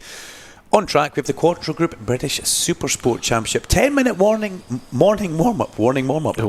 Sorry, it's been a long 3 days of coming back. Yeah. Thank you, Alan. Can we get a sponsor for Alan's buzzer? I think we There's should a commercial opportunity here. There is. Stuart Higgs is already on the case. He's on it. This Alan's buzzer was brought to you by XYZ. Yeah. Luke Stapleford was, I'm going to say, dominant in this race, although he didn't have the biggest winning margin, but he did come from deep in the pack. He qualified on the third row of the grid. He got a decent start to 7th, and from 7th to 6th to 5th to 4th to 3rd to 2nd to 1st, Larry. He looks strong on that Scars Racing Ducati. But as he said to me in the commentary point yesterday, no matter what I do, no matter how Jack qualifies, he knows that Jack will always raise his game when it comes to racing if I'm in front of him, and he will pull himself up to the back of me. And that's what you really expect from Jack Kennedy. He is probably the benchmark for what this class is, because everything is kind of gauged on that CBR 600 when we look at power and the balance of performance and equality. But I've got to say, Stapleford on the Ducati, he's been the benchmark through testing, and yesterday, well, to come deep from the third row of the grid to take a victory, impressive. It was good that your little toy came up into the commentary box to give us his explanations and what have you, wasn't it, yesterday? So great for Luke Stapleford. I know you and him are great buddies and what have you, but that's a new one. Duncan Vincent's little toy, Luke Stapleford, and he pulled him up on that and said, hang on a second, Duncan, what's all this about? But yeah, it's always good to have Luke, and I think he speaks very well on the microphone as well. Started on row 3, ended up winning the race, and this is the new venture, effectively, with the two lead members of the team, the Scars Racing Ducati team.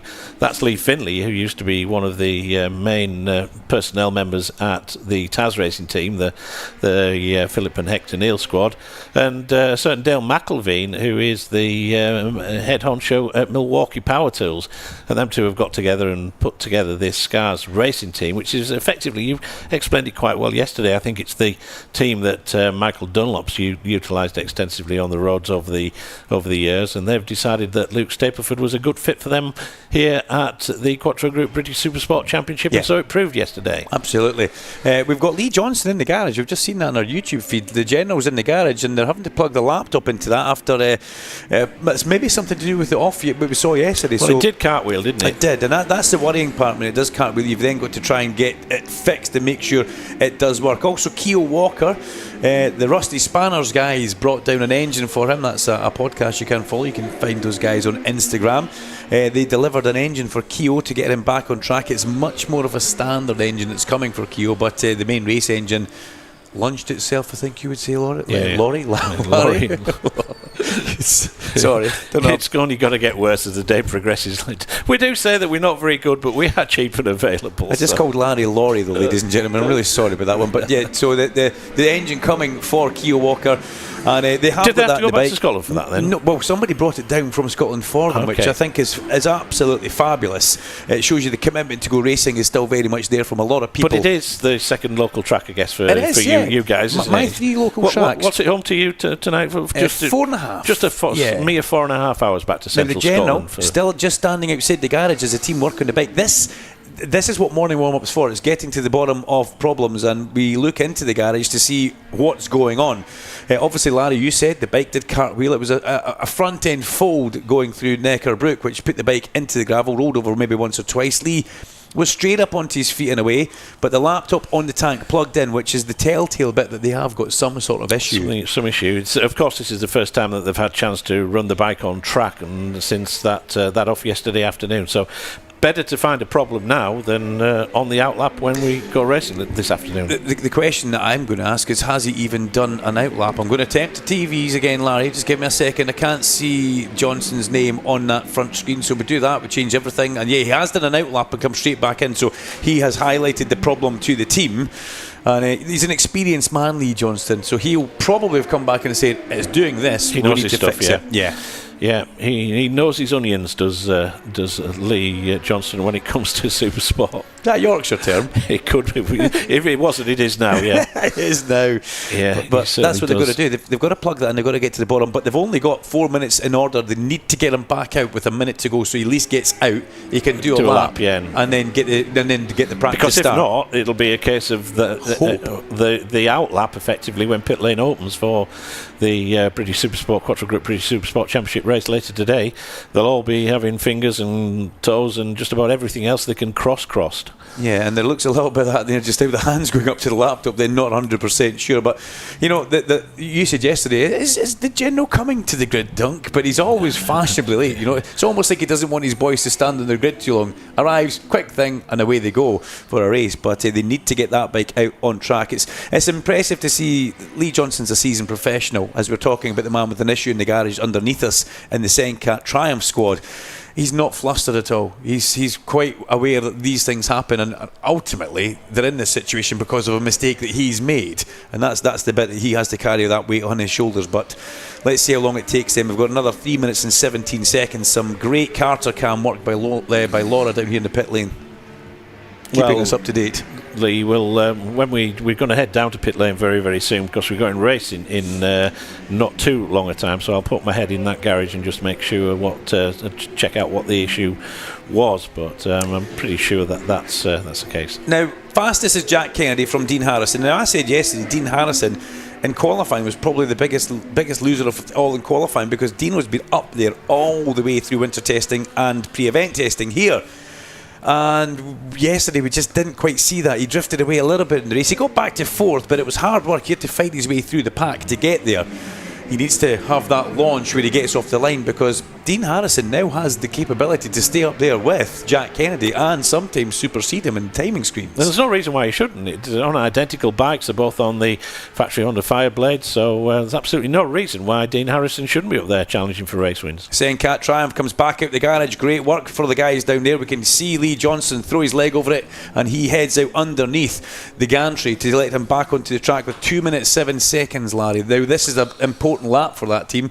If he comes straight back in, we know there's a problem. If he carries on, things touchwood are pretty good. Yeah, well, I'm pretty sure that Lee, unless the thing is totally unrideable, then he will just stick out there to try and get one flying lap. This is an out lap, of course, and the idea is that he'll come across the line in around about 1.5 minutes' time, and he'll put a fast lap in, and that will just give them an idea of where they are or where they need to be. But yeah, it's never ideal, is it, when bikes go into the gravel trap, and especially when the somersault, because it's not just the the fairings that take the pound in there. It's all the bolt-on bits, the forks and the dash and other bits and pieces that also end up being damaged. And that gravel, it's there for a purpose, and most of the time it does serve its purpose with arresting the speed of wayward bikes and riders, but it does do an awful lot of damage as well.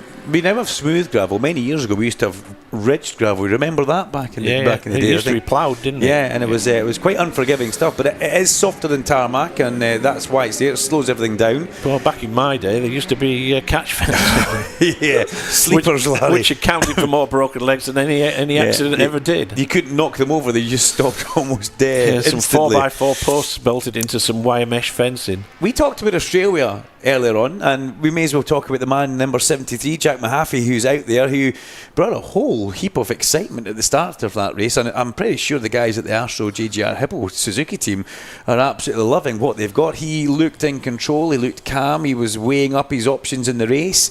Maybe through the course of it he faded a little bit just because the guys know the circuit a bit better and the bikes and the tyres. But what an interesting prospect Jack Mahaffey is on that number 73. He doesn't even have the team leathers yet. No. I said yesterday, he looks a little bit like how Glenn Richards would have popped up and appeared in black leathers on a bike and doing his thing. Yeah, absolutely. Well, he is one of, 3 or 4 Aussies in the field here, because we've got Skippy McConnell making a comeback to the Supersport category, deputising for the injured Bradley Peary on the Macadam racing machine. We've got the aforementioned Jack Mahaffey. We've got Ben Curry, the rider originally from Germany, lived his life in Australia, now makes his home in North Wales, and of course the winner of the Cup class last year, that was the number 43 machine, Cam Swain, who took the Cup category. So these damned Aussies, they get everywhere, don't they? It's always been a big thing for the Australians to come over to Britain. It happened many years ago that from that neck of the woods, Graham Crosby, Gardner, Wayne Gardner, they all started coming Troy over. Bayliss. And we've been very, very fortunate and lucky. I mean, I think Glenn Richards, Jason O'Halloran, Billy McConnell, and Josh Brooks has made his home over here, hasn't he? You mention some of them, you forget another one, but there's been so many good dozens ones. of decent Aussies go over the years. But there we go. The checker flag does come out, and I didn't see the General Lee Johnson come back into the pit lane, so that's a good thing. I'll just check on the screen, Larry, just give me a second. We'll see if Johnson is on a lap. Yes, he's on a live lap, so we're waiting for Lee Johnson to come across the line. If we look at this, the number 13's heading in towards Lodge Corner, so we should see him coming into our view at Deer Leap any second now. Here he comes. He's not on a push lap, he's setting up, but he is continuing on. Yeah, still went 30th, still went on to screen, on to BBC One. Which is good. If there was a problem, he wouldn't have done that. He'd have come straight back in to maximise the time. But that brings the Quattro Group British Supersport Championship to an end. Jack Kennedy fastest from Ben Curry and Luke Stapleford, with Dean Harrison and Oliver Barr rounding out the top 5.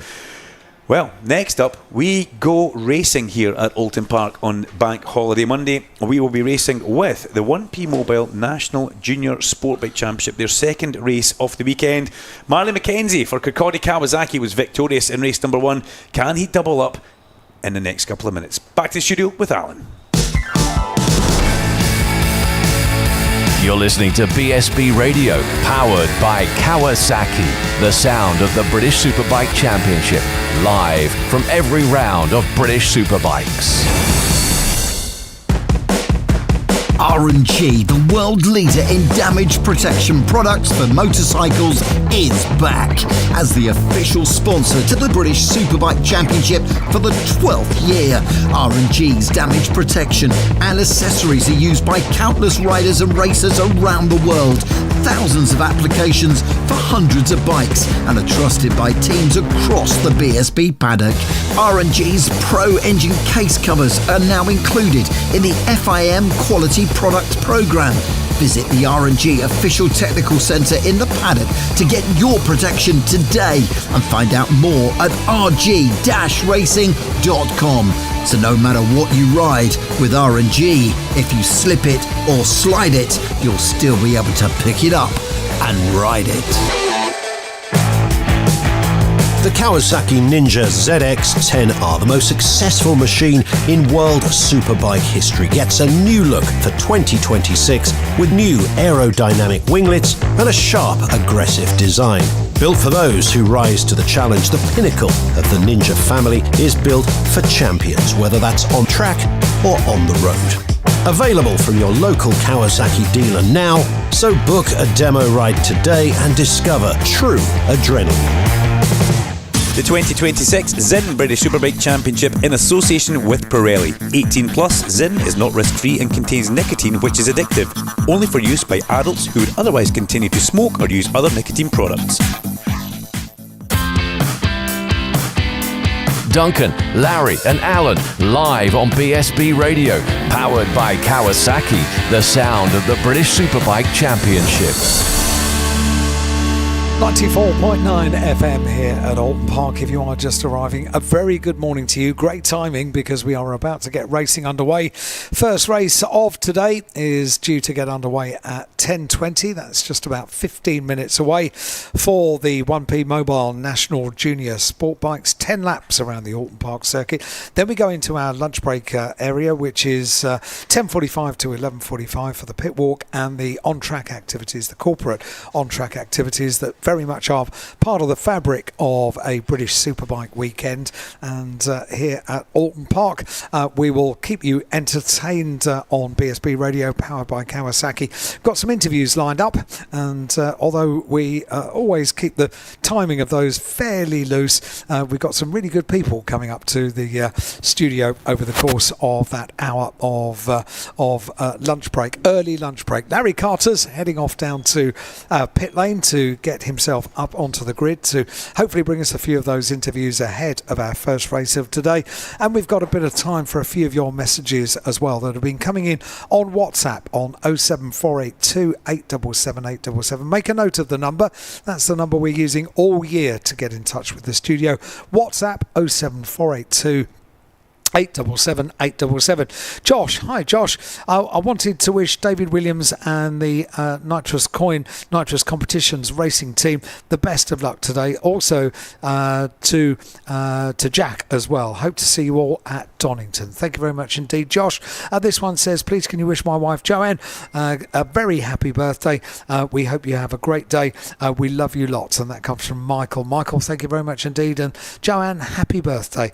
This one, happy 9th birthday to Oliver, having the best weekend, cheering on Storm. Love from Mum, Dad, Sienna, Jan and Uncle Steve as well. Thank you, Lauren. Thank you for writing in, and happy birthday, Oliver. And Kate says, morning crew, just wondering if you've got any intel on what success for Ilya M might look like this year. What sort of position will he be targeting? That's one for the commentators a little bit later on. Could you please please say hello to my grandson Alfie Powell, aged 6 years old. Best wishes. Supporting Bimota Kawasaki this weekend. and that's from his Tade granddad. Brian, thank you very much indeed for writing in. And this one, oh no, we've been blocked off from the commentators now. I could see them this morning, but now they've got their little studio that they've built. Maybe if I peer around the corner, hi. Duncan getting himself ready. Larry? Oh, yeah, I've just managed to drag Lee Johnston kicking and screaming out of his garage down here. Lee, what was the problem, mate? We had an issue with the front wheel speed sensor. Obviously, the bike took a bit of a knock yesterday, and maybe just moved that a little bit. But yeah, it just means there's no blip or no quick shifter, no engine brake or anything. But yeah, it's better to find it in warm-up. I suppose that's what warm-up's for. But yeah, my fault for putting it in the gravel, yes. Well, you don't do it very often, do you, though? No, well, I try not to. My age, you want to be sort of staying on the bike as much as possible. I thought you were coming out here just to get ready for next week, Larry. The rumour has it I've got to work with you again. Is that not true? Well, that's We've all got our crosses to bear, haven't we? Just as well we both live in Yorkshire these days. Good to go for the race, though, Lee. Yeah. The guys know what it is now straight away, so they'll get on to that, and yeah, we should be good for another good race today. I was enjoying it yesterday. It's nice to be back in the mix. It's been a while and stuff, so yeah, just need to get the head into gear and have another good run. See you on the podium, mate. I hope so. Good lad. Thanks, Lee. Well, there you go. Hopefully, problem solved, Duncan and Alan. Cheers, Larry. Thanks very much indeed to Larry Carter. We'll begin the build-up to the first race of the day for the 1P Mobile National Junior Sport Bikes as soon as Larry gets down to the grid, and Duncan will take you through the grid. Time for a few more of your messages before we do that. Good luck to MMB team from all your fans in Ireland. That's Scarlett and Shelley from Delhi. Thank you very much indeed. And Aslan, can we please say hi to Degsy, Uncle Ray and Mudman Jay, who are all sat on the start-finish straight, putting the world to rights. Have a great day, chaps. Thank you very much indeed for writing in. Can you please give a big shout out to Lily May, Josh Brooks' #1 fan, as per the man himself, and my son Ryan, who still remains in intensive care but continues to get stronger every day. We're here supporting the legend that is Josh Brooks, and we're sat down at Old Hall Corner on the inside. Thanks, and that comes from Sharon Gibson. All the very best, and thank you very much indeed for writing in, Sharon, and speedy recovery. Fingers crossed for everything pressing on and back to full health very, very soon. This one says he knows his onions is an American English phrase, but he likes the idea of it being Yorkshire better from Carol. I don't know what that refers to. I think it must refer to... Well, Larry made a comment saying, Lee Johnston knows his onions, and I looked at him and said, is that a Yorkshire phrase? He goes, sorry, now. I didn't hear that. Very good. That's okay. If I had a buzzer, I'd do it for you. Hang on, I can self-buzzer, it's not a problem. There we go. Is that one each then this week? It's an American English phrase, but I like the idea of it being Yorkshire better. There we go. That now makes complete sense. Thank you very much indeed. And last one for now. Can you say hello to Freddie, who's 10, first time at BSB for him, and he's loving it, loving the noise, loving the atmosphere. Come on, Storm. And Christian, and he says, right, if you're watching the BSB live YouTube stream, you can see bikes piling out of pit lane onto the circuit.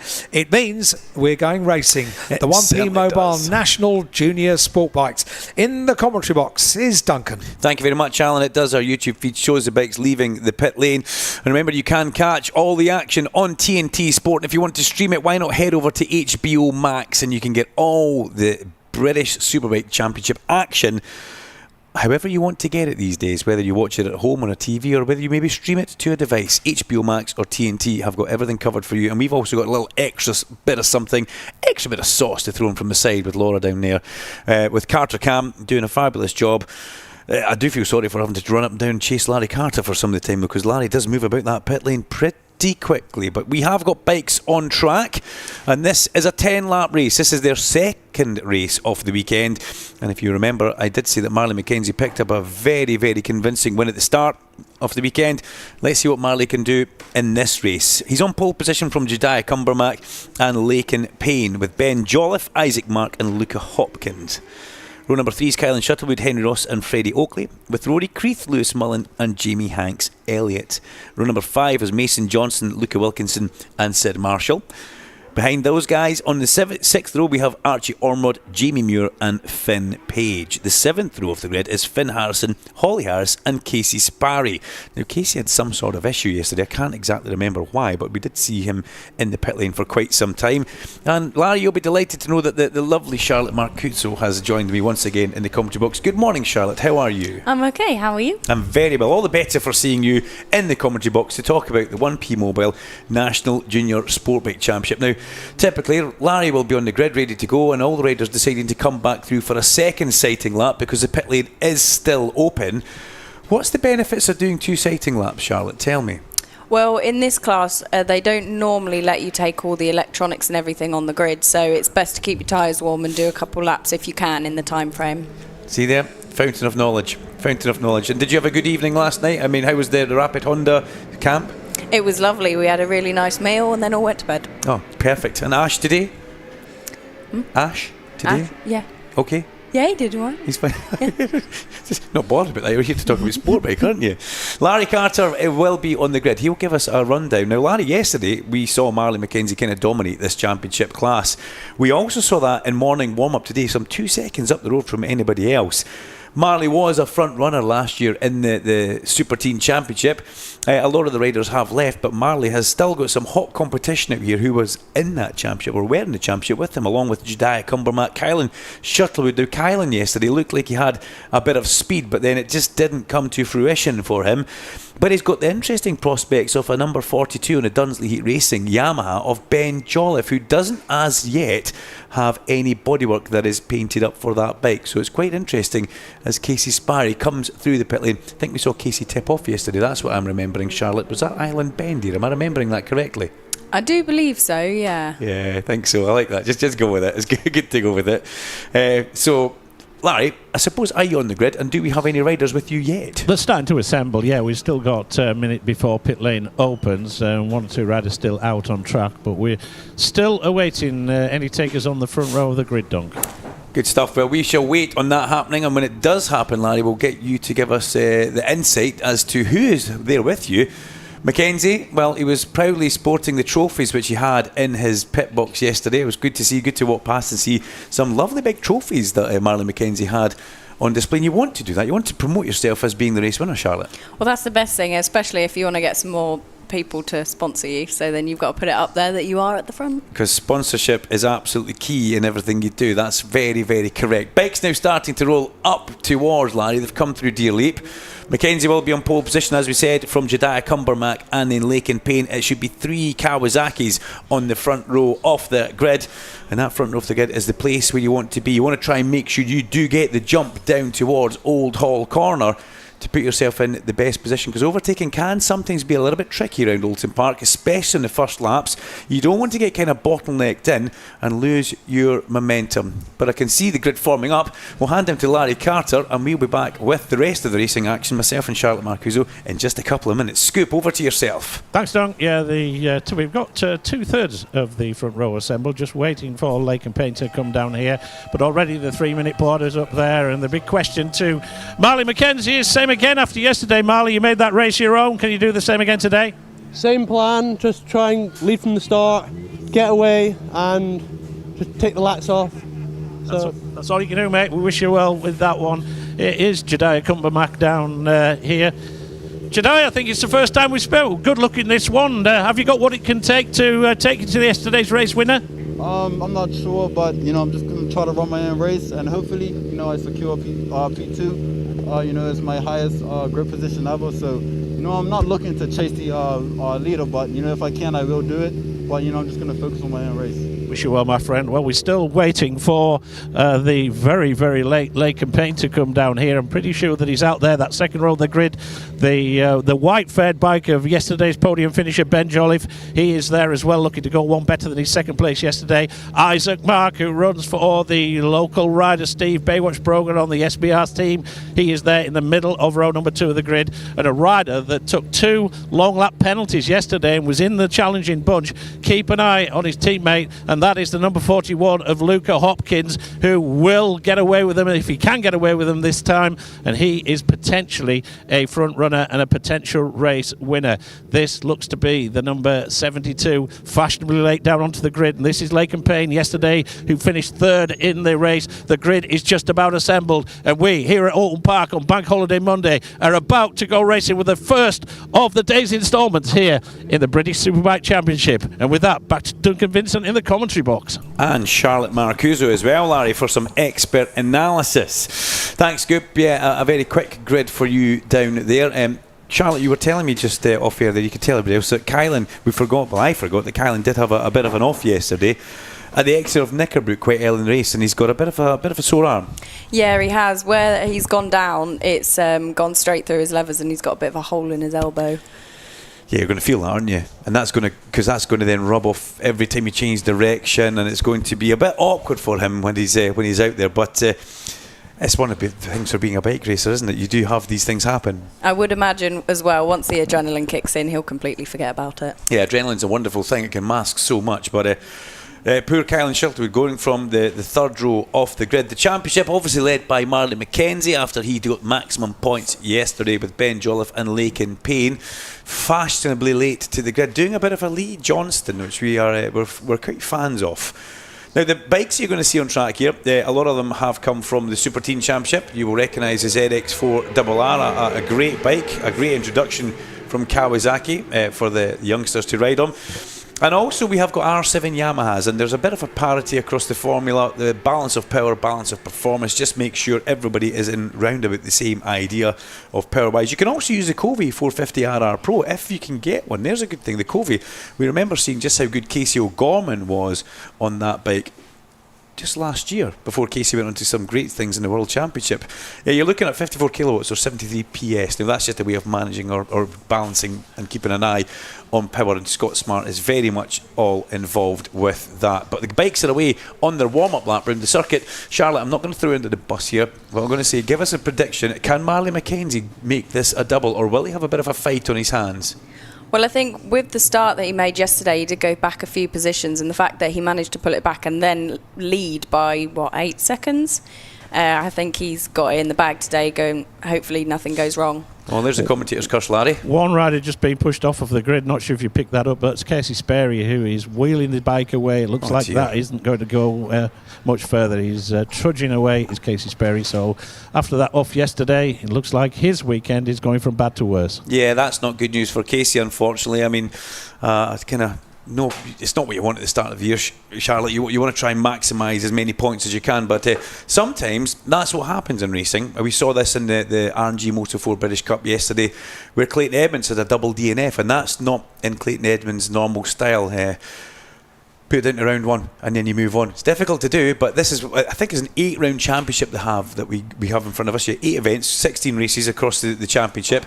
The events they don't go to, they don't take in Aston, they don't do Cadwell Park, and they don't do the last round at Brands Hatch. So it follows a kind of similar-ish format to what we see the Moto4 British Cup doing. But bikes coming to line up on the grid. Charlotte has reckoned that Marley McKenzie will get this one, so it's going to touch wood. I'm glad you did that. I'd like to see the Rocket Rookies take it to him, and Laken Payne as well. This newcomer that we've seen is fabulous. Keep your eyes on 42. He's on the second row off the grid. That is Ben Jolliffe. He was absolutely delighted with his qualifying and his racing yesterday. We wait for Alan to clear the front of the grid with the red flag, and then we go racing. The nerves build on the grid. The revs also build on the grid, and we are getting ready. Red lights on.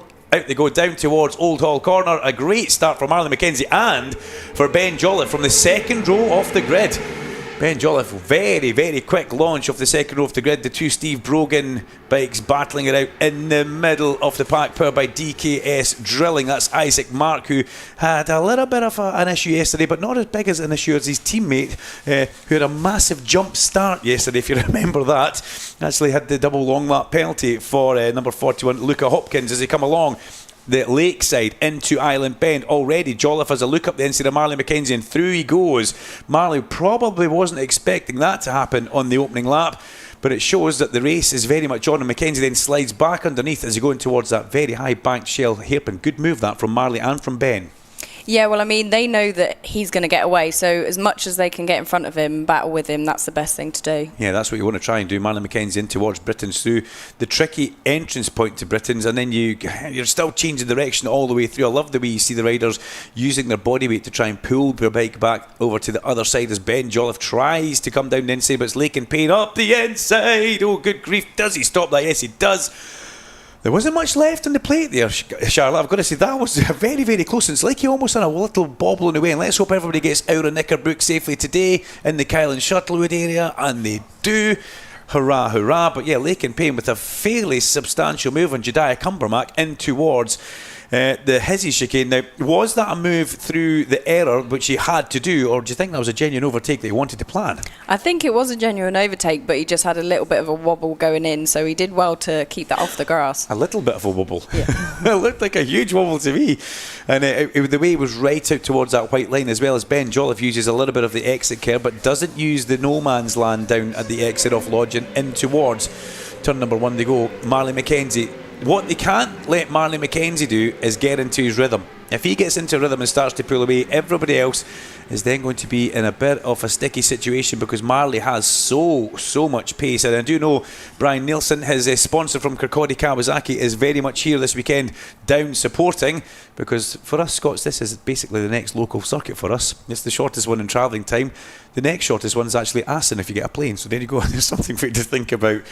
But we watched McKenzie pulling away at the sharp end from Ben Jolliffe, Jediah Cumbermack, Lakin Payne, Luca Hopkins, Kyle and Shuttlewood up there with that injury to the arm on bike 83, Isaac Mark, and then we have got number 76, we're going to say Ted Wilkinson, it's Luca Wilkinson in this class. Too many Wilkinsons on the one day for Duncan as Marley comes through the Britain chicane, just kisses the curb on the exit there. You've got to watch for that because that can unsettle the bike rapidly as you make your way out towards the exit of that corner, dragging the leg on the way in. Here comes Jediah Cumbermack. That was lovely. That was a lovely move from Jediah Cumbermack, one of our rocket rookies. And Lakin Payne tries to do the same to Ben Jolliffe. So Ben Jolliffe loses 2 places in one little complex of corners there. That was 2 really clean, calculated overtakes. Unfortunately, when you have one person come past, your rhythm's a bit upset. So it is, if you're in a battle like this, it's very easy for someone else to squeeze through just while you're trying to recalibrate. And it's good to see the Yamaha actually power back past Lakin Payne on his Kawasaki. I'm not saying it's good that Lakin's been passed, but it shows that there's a good bit of work between both machines there. I think that was that Luca Hopkins trying to come up the inside, or yes it was Luca Hopkins also very much in the mix here. Team SBR powered by DKS Drilling, the man who had a double long lap penalty and jump start yesterday, ruled himself out of any real contention. And then it's Isaac Mark who's just behind our injured warrior Kylan Shuttlewood. I think Kylan's just got past Isaac actually on that kind of run towards turn number 1. And the fastest lap of the race, a 1:47.344 at this early stage in proceedings, goes to Jediah Cumbermack, and he's actually starting to pull away and pull himself up towards the back of Marley McKenzie. Fastest lap last time round and a personal best first sector for the man on the Rocket Rookies number 6. So let's hope that he can drag himself up to the back of Marley McKenzie. There's no reason why he can't. He had the pace last year in Super Teen, just that Marley seems to have a little bit of a jump on everybody at this early phase. But this is a good battle for third place. Jolliffe, Payne and Hopkins all very much together. This could go anyway. There's really good battle as they come through Britain's.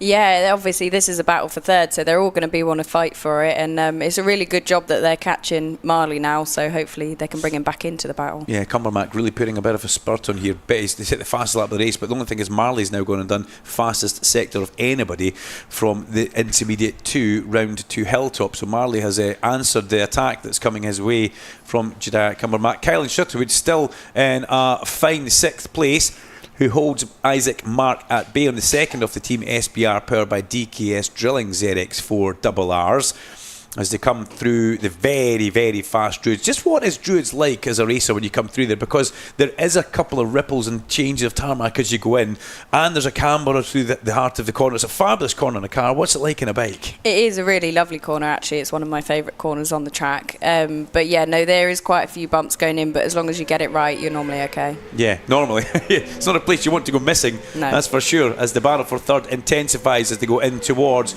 Old Hall Corner. New lap record for Jediah Cumbermack, 1:46.961. So he's actually gone faster than Marley McKenzie went yesterday. So there is hope there. It's 0.4 of a second the gap from first to second as they crossed the line. That 0.4 of a second. We need to keep our eyes on that. It doesn't look like it's extended or kind of contracted.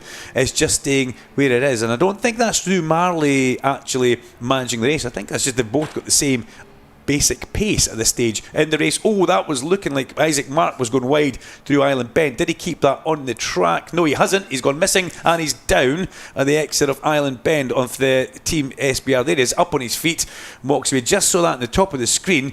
Great shame for that young man. Isaac Mark up on his feet, walks away, and he comes over from Ballymoney. And I think we all know Ballymoney, that's a very famous place when it comes to bike racing. The Team SBR, ZX4RR, up on its wheels, getting pushed away by DKS Drilling as well. And great shame. That looked like he was having a bit of a battle there with Kylan Shuttlewood. And it's easy to do. You run into Island Bend just that little bit. Such a fast, unforgiving corner. And before you know it, you've just got an expanse of grass. Yeah, and obviously when you're going in there, you're coming off a bit of a straight. So with these, you're slipstreaming. So he might have just gone in that little bit quicker and misjudged the corner. Yeah, it's not something you want to do there. No, it's not ideally, something no. you want to do there at all. But that leaves Kylan Shuttlewood all on his own. He doesn't have to worry about anybody around him now. It depends how sore that arm actually is, because if it's on the elbow area, it will be rubbing off the hard points of the leathers. All these protective things that leathers give you that are great, but ultimately when you've got a cut or a graze, we always see bike racers with a hole in their arm there that have when they would usually scuff away a bit of their arm. And that rubs off everything you can imagine. And when the sweat gets into it, it makes it rather uncomfortable as well. So I'd imagine Kylan will be just trying to get through this one, pick up some good points and come back to the next event, which will be Donington Park on the 15th to the 17th of May, and get some proper points on the board. But it was another new lap record there I see popping up. Was that from Marley McKenzie this time? It was, yeah. What I can imagine is they are giving him quite a bit of information when he's coming past, and he might have seen that gap coming down and thought, you know what, I need to put the hammer down a little bit. Someone's catching me. Well, he's doubled the gap, hasn't he? Yeah, he's doubled that gap up to 0.8 of a second, almost 0.9 of a second. But never been in the battle at the sharp end. This battle for the last step on the podium, it's now Luca Hopkins at the front of it. And what was that? Was that just I'm happy I'm in third place, or was he waving to the Ben Jolliffe behind him? That's a very good question. I'm not quite sure what that was. Very interesting hand signal, that, Larry Carter. I don't know if you spotted that. I wonder if Alan in the studio point you saw that one. But maybe we can see a replay from our TV director, Richard Coventry, along there in TV HQ of what Luca Hopkins was actually doing for us. And with all that happening, again, Ben Jolliffe dropped a couple of places, and Lakin Payne on the number 72 is now ahead of Ben as they make their way up Clay Hill. Lakin with the LP41 Racing ZX4RR. Well, maybe Luca Hopkins we've seen people tap the seat unit and that never works, so maybe he was just saying follow me and let's try and drag ourselves up towards the back of the guys ahead. But it does now look like Jediah Cumbermack has got a big enough, he's got a 1.9 second lead over this battle. We need to see what Luca Hopkins can do lap time wise to see if he has got pace that's been masked by the guys battling ahead of him. But he's worked his way through, and I suppose, Charlotte, that's the important part. He's worked his way through. He's now in clean air. This is a big telling moment for him. He obviously feels like he's got the pace, because obviously, as you just said, I think that was a kind of, come on, follow me, we need to catch up, instead of messing each other up because they're just going to go slower. And it does look like he's pulled away just fractionally as we get another lap record, from Marley McKenzie. It was a bit of a banging in arms. You look at the TV screen, 46.669 for Marley McKenzie. And look at that, in 2 laps, the gap's now going up to 2.1 seconds. Yeah, that's gapped quite a bit, and by the looks of it, Cumbermack's done a 47.9, so he's taken a good old second out of him in that lap. And you're saying they're giving him information that will come from a pit board, and the pit board could now tell him maybe just okay. Yeah, okay. Same as yesterday. Yeah, the same as yesterday, exactly. Yeah, good memory, good memories. Let's see what Luca Hopkins has got. No personal best first sector, but I do see a personal best first sector for Ben Jolliffe popping up on the screen, and that's the return of the white number 42 R7 Dunsley Heat Racing Yamahas. He pops out from Lakin Payne's draft as they come up over the hill, but unable to do so and get past. But you know what? I think they're actually starting to bring Cumbermack back. It was 1.9 seconds. It now says it's 2.3 seconds on my TSL timing screen, but actually it's 1.5 on a real live update. Thank you very much for pointing that one out. So they are starting to slowly peg him back. The TV can give you an actual live update through each sector. TSL gives us the control. They pass the control line, so the gap is there. Let's look a little bit further back into the pack. That's number 23 Jamie Muir making his way past number 14 Sid Marshall. 2 Rocket rookies battling pretty heavily, and Jamie Muir back in the championship again. We saw Jamie in Super Team, but we now see Jamie in this 1P Mobile National Junior Sportbike Championship and part of the Rocket Rookies as well, which is a good thing to be in. Finlay Page, or Finn Page, on the Finn Page Racing ZX4RR. Well, Finn had a year last year which was a really difficult year for him. Lots of little issues and gremlins, but having a good run as they make their way along. This is the battle for 15th, 16th and 17th as Page tries to come up the inside into Lodge, but unable to do so. The leaders have already crossed the start line, finish line. 2/3 distance complete. That's an important part, because if anything happens now, it would be called a result. And Marley has now got a 3.6 second lead, and he's doing lap times 46.9. The only person sub 1 minute 47, which is very, very impressive. Having said that, Ben Jolliffe just puts a purple first sector in. Where did that come from? That's a very good question. He's obviously feeling comfortable now, and obviously at the back of that group, they're starting to definitely catch him now.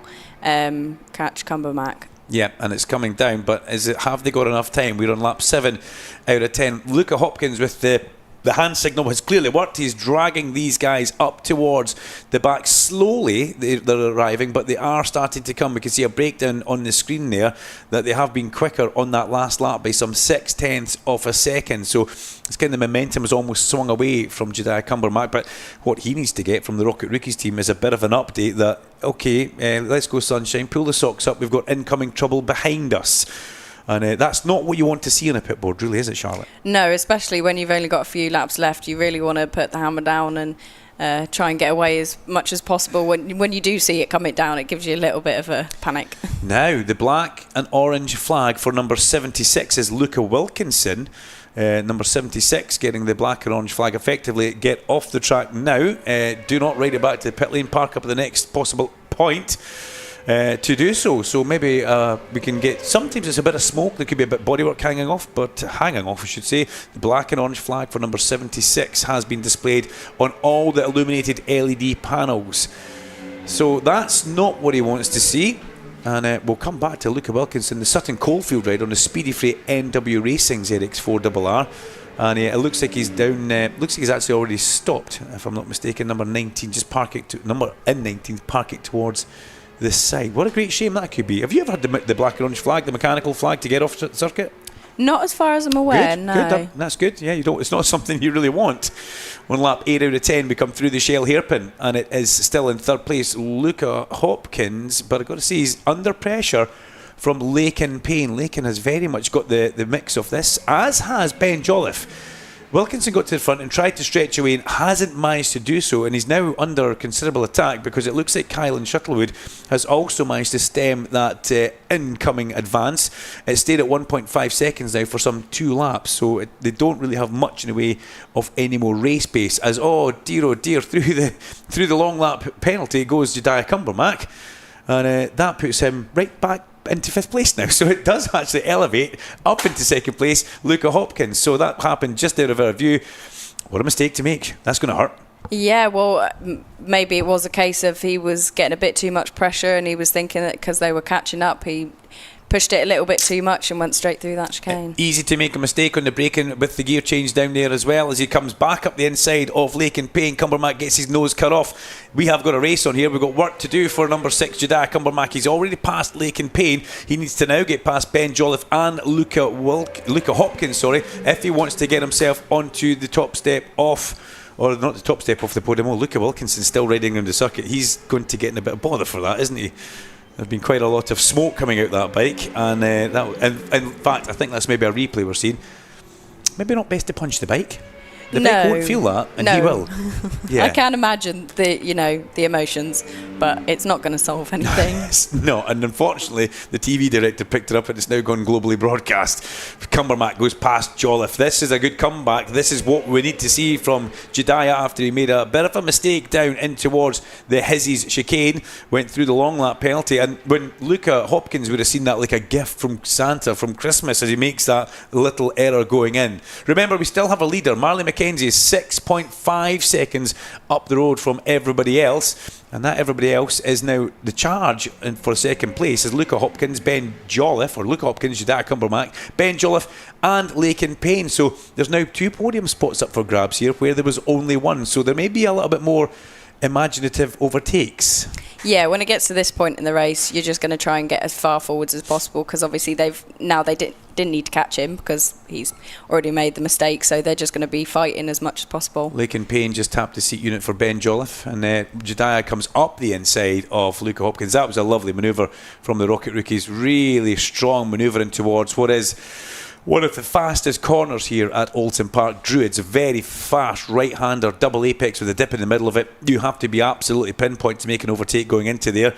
We've seen in years go past. Remember the Jason O'Halloran and Peter Hickman incident going in there? Well, yes. As we go into the final lap, it's Marley McKenzie who leads the way in the 1P Mobile National Junior Sportbike Championship. Second place is Jediah Cumbermack after making a mistake at Hislops, dropping back down to 5th place. He's worked his way back through that little pack of traffic and got ahead of Jolliffe, Payne and Hopkins, but they're not letting him get away. They're keeping him very honest. But at the front, all on his own and managing this race incredibly well, we have got number 45, the championship leader and yesterday's winner, Marley McKenzie on Kirkcaldy Kawasaki. Is wow, good move for Hopkins. Back up the inside into Island Bend. Talk about being absolutely pinpoint. You have to do that going into Island Bend, and he covers well into the Shell hairpin, which is another part of the overtake at Island. Yeah, once you've done the first move, you need to make sure you cover for this next corner, because obviously he could come straight back. Round towards Britons. Do you want to have a little think of who's going to get on the podium with this one? It looks like Marley's got the race touchwood sewn up, but could Hopkins actually get the second place from Cumbermack? That's a very good question. I think Cumbermack's going to give him a good battle right to the end, but I think if Luca is pitch perfect, he might get this. We know that Cumbermack is strong in towards Druids. He's shown his hand already on the previous lap. If Cumbermack, is strong in towards Druids. They come out of Knickerbrook. They need to get a good run up Clay Hill, and this is where Luca needs to cover the inside going into Druids, but then you leave yourself susceptible in the exit. It's a game of chess. Here comes Cumbermack. He's looking on the other side. Does he go up the inside to Druids? No, he doesn't. Luca Hopkins will be happy that the number 6 Rocket Rookie's bike has not appeared in front of him as they come through and underneath the Carroll Nash Bridge along towards Lodge. That's it, straight towards the inside white line, young man. Get on the brakes and stop that at the apex. It looks like Cumbermack's trying to go around the outside as Marley McKenzie crosses the line to win in style and pick up a lovely double. The run to the flag is going to be all about Luca Hopkins. Jediah Cumbermack gets 3rd place. Then we have Ben Jolliffe and Lakin Payne cross the line. A really good battle. Brave move from Jediah Cumbermack, trying to go round the outside, going through that last corner, but unable to do so as the rest of the runners and riders come through and cross the line. Who will it be? It will be Lewis Mullen across the line from Mason Johnson, Kylan Shuttlewood. Number 4 up there as well is Henry Ross, who we saw getting pinched into the barrier, and Freddie Oakley picks up the top 10, the final spot in 10th place inside the top 10. Outside that, Rory Creeth, we have got Ormond, we've got Hanks Elliott, Jamie Muir's about to cross the line as well. Now, yeah, that was close with Sid Marshall and Finn Page. That battle raged on the entire way through the race. Thank you very much for joining us. It was lovely to have you once again in the commentary box, and we watched utter domination from the man sponsored by Kirkcaldy Kawasaki, Marley McKenzie. Another lap record, another race victory, another big trophy going north of the border. Marley is in full charge of this championship right now. Yeah, as long as he keeps it right side up for the next couple of rounds, I think he's going to be taking it away, to be honest. Spoken like a true professional, by the way, because you know exactly what it can be like, especially in these junior classes. You've got to make sure you finish races and gather points. Luca Hopkins will be delighted on his team SBR powered by DKS Drilling ZX4RR. Well, maybe that little hand signal saying, come on, follow me, let's go. He did lower the pace. He did try and stretch away, was unable to do so. But a good 2nd place. He will be happy with that one, especially after the enormous jump start that we saw him do yesterday and the double long lap penalty. Jediah Cumbermack, he will be kicking himself for Rocket Rookies just a little bit. But it was a good comeback ride, considering he was down to 5th, to bring it back up to 3rd on the podium. Charlotte Macuso, thank you very much for your time and the commentary point. Larry Carter will get the guys in victory circle, the winners' enclosure, in a couple of minutes. Until then, we'll bounce it back to the studio to Alan Hyde. Live from British Superbikes, this is BSB Radio, powered by Kawasaki, the sound of the British Superbike Championship.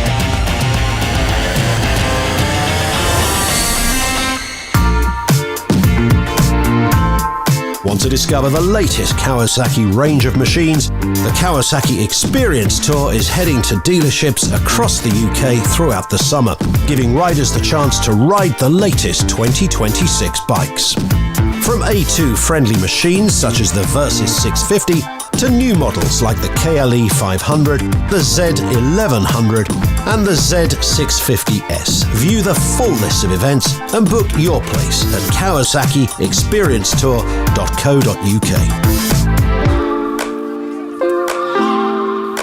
The 2026 Zinn British Superbike Championship in association with Pirelli. 18 plus, Zinn is not risk-free and contains nicotine, which is addictive. Only for use by adults who would otherwise continue to smoke or use other nicotine products. Have you had a non-fault motorcycle accident? Don't let it put the brakes on your ride. McCams gets you back on the road with a like-for-like replacement bike.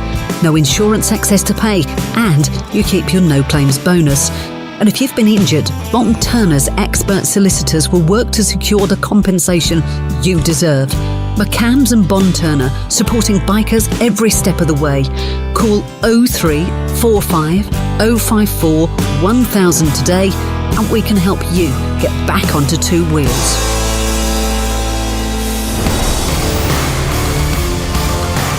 With all the British Superbike news and insights, this is BSB Radio, powered by Kawasaki, the sound of the British Superbike Championship.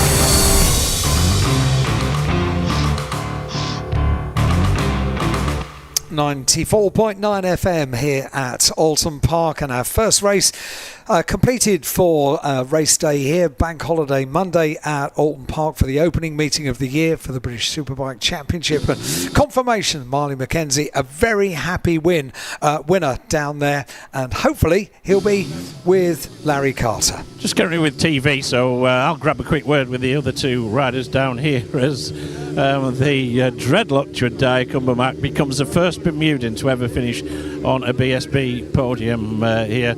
Well, Jediah, you made that hard for yourself, didn't you, when you decided you wanted to take a long lap penalty? Yes, it was a pretty good race. You know, I really wasn't expecting to stay with Marley for a little bit, but you know, I just paced myself, you know, made sure I had enough tire for the end. You know, I had a few gear issues, you know, shifting through the gears a little bit too fast and messed up my corner entry. So, you know, I lost a bit of time, and Luca and, I can't remember the other guy's name. Yeah, it was Marley. Marley. When they passed me, you know, I was a little bit angry, but, you know, I just kept my head down. And kept pushing and, you know, stuck behind them, and I was able to salvage a podium, so I'm pretty happy. Well done, and made history. The first Bermudan on a British Superbike podium anyway. Over the well, what a lovely twang, isn't it? A little bit of American, a little bit of West Indian accents there. Come with me, Luca. We'll grab a quick word. That's a bit better than having to do a double lap penalty, isn't it? Definitely, yeah. We managed to turn it around today. Just sort of everything clicked today, and just one of them days where everything just seems to go as planned. What was a hand signal? We picked up that when you just came out of Britain's at one point. What was all that about? I think it was probably a tear off or something like that. I don't think it was anything else. Just a lot of flies around there with the pond. Yeah, we thought you maybe was doing some typical Yorkshire signal or something there. No, nothing. I'd just like to say a massive thank you to all my sponsors. A massive thank you to Target Power Generators, Massmax Servicing, DKS Utilities, and Steve Bergen for giving me this incredible opportunity. None of it will be possible without all them guys. Come on, mate, we've got to go to the podium down here. So, been given clearance by TV there. They've finished with what they need to do. So let's get the first podium presentation out of the way here, and we'll get the riders up here onto the podium. You are welcome to join us down here at the back of the race control building, effectively,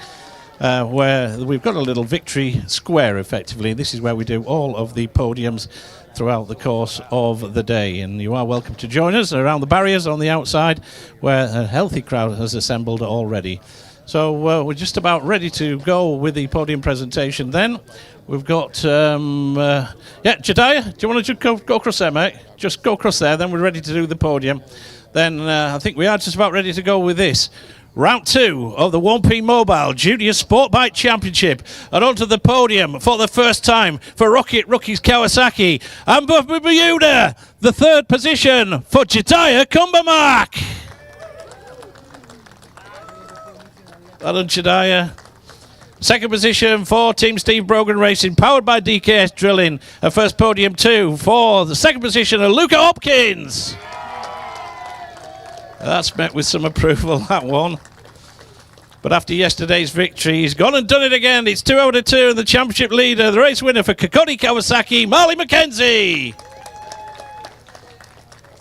And we'll get a team member as well to collect the team award on behalf of the Kokori Kawasaki squad. And we'll ask Clifford Weatherall, Managing Director of 1P Mobile, once again to make the podium presentation to the dreadlocked Bermudan Jediah Kumbamak, who gets the third place. He gives it a kiss as well. He's happy with that one. Second position then, that goes away of Luca Hopkins. He gets a trophy for the local team owner, Steve Brogan. And after that victory yesterday, he's made it 2 out of 2. Maximum points here at Alton Park. The race winner, Marley McKenzie. And it is the team award as well for Kokori Kawasaki as they round off a successful weekend. Well, you've heard from all 3 riders on the podium there. Congratulations to Marley McKenzie. When we go to Donington in 2 short weeks' time for the second round, can he continue that superiority down there in the Midlands? Rest assured, after what we've seen this weekend, there's lots of people that will be trying to stop him. Wonderful scenes here as they make their way off of the podium. That top 3 again. Marley McKenzie takes victory from Luca Hopkins and Jediah Kumbamak. If you want any of the results as we go through the course of the weekend, we don't have time to give them out these days, unfortunately. Just check out the website, TSL Timing. Just put that into Google and it'll take you to TSL Timing, and just with a little bit of navigation, follow the British Superbike Championship, and that comes up with PDFs of all the races, of all the classes, and you can just find out the results there and download them, print them off, fill your program in till your heart's content. I think there's around about 80 pages under each result, such are the details in them one.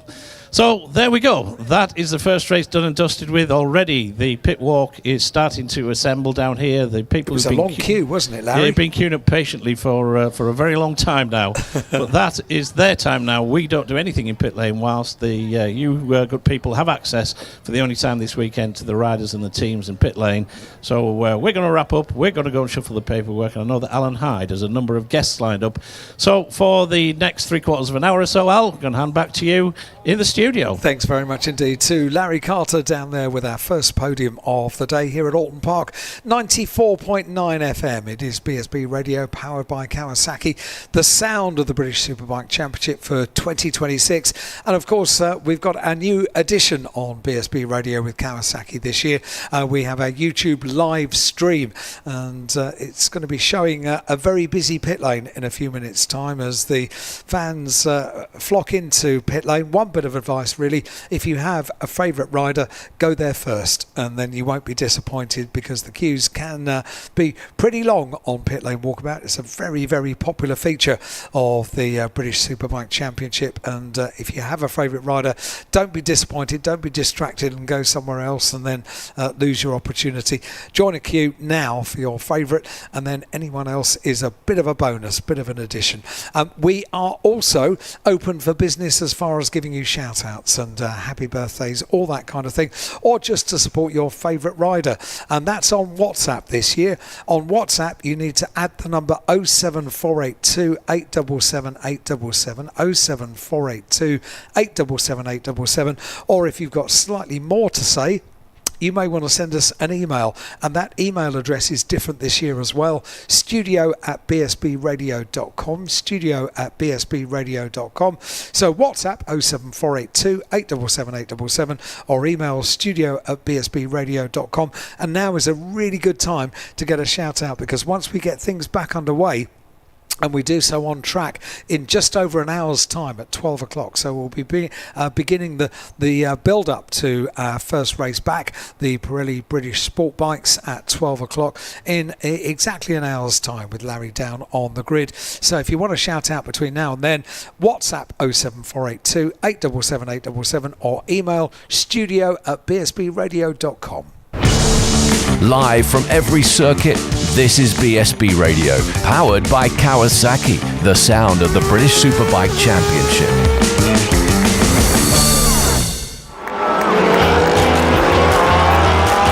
race weekends, every second counts, and so does the right bike insurance.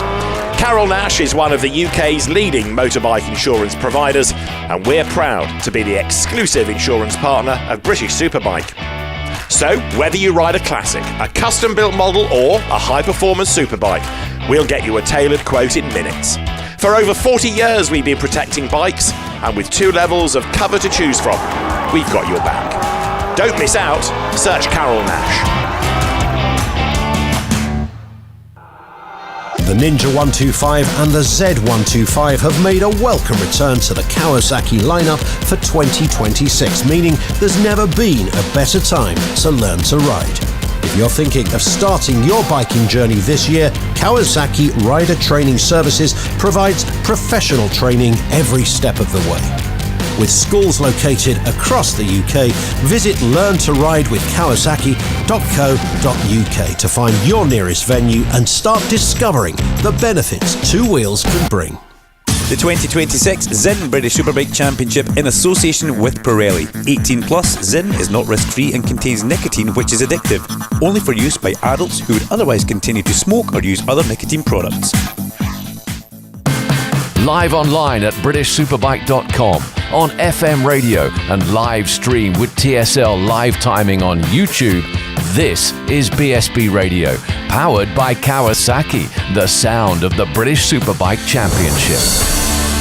And loads of messages coming in on WhatsApp 07482 877 877, and we only need your first name. So on the messages that you send in on WhatsApp 07482 877 877, just your first name and your message. Morning all, can you say hi to my daughter Callie, who is recovering from her having her tonsils out and can't make this weekend, and a big hi to my camping chebs, Chris and Holly as well. Callie, get well soon, and I remember very distantly what it feels like. It can be a bit miserable recovering from having your tonsils out, but brilliant once they're done. The days of sore throats are over. Good luck, Callie. Thank you very much indeed for writing in, and Chris and Holly as well.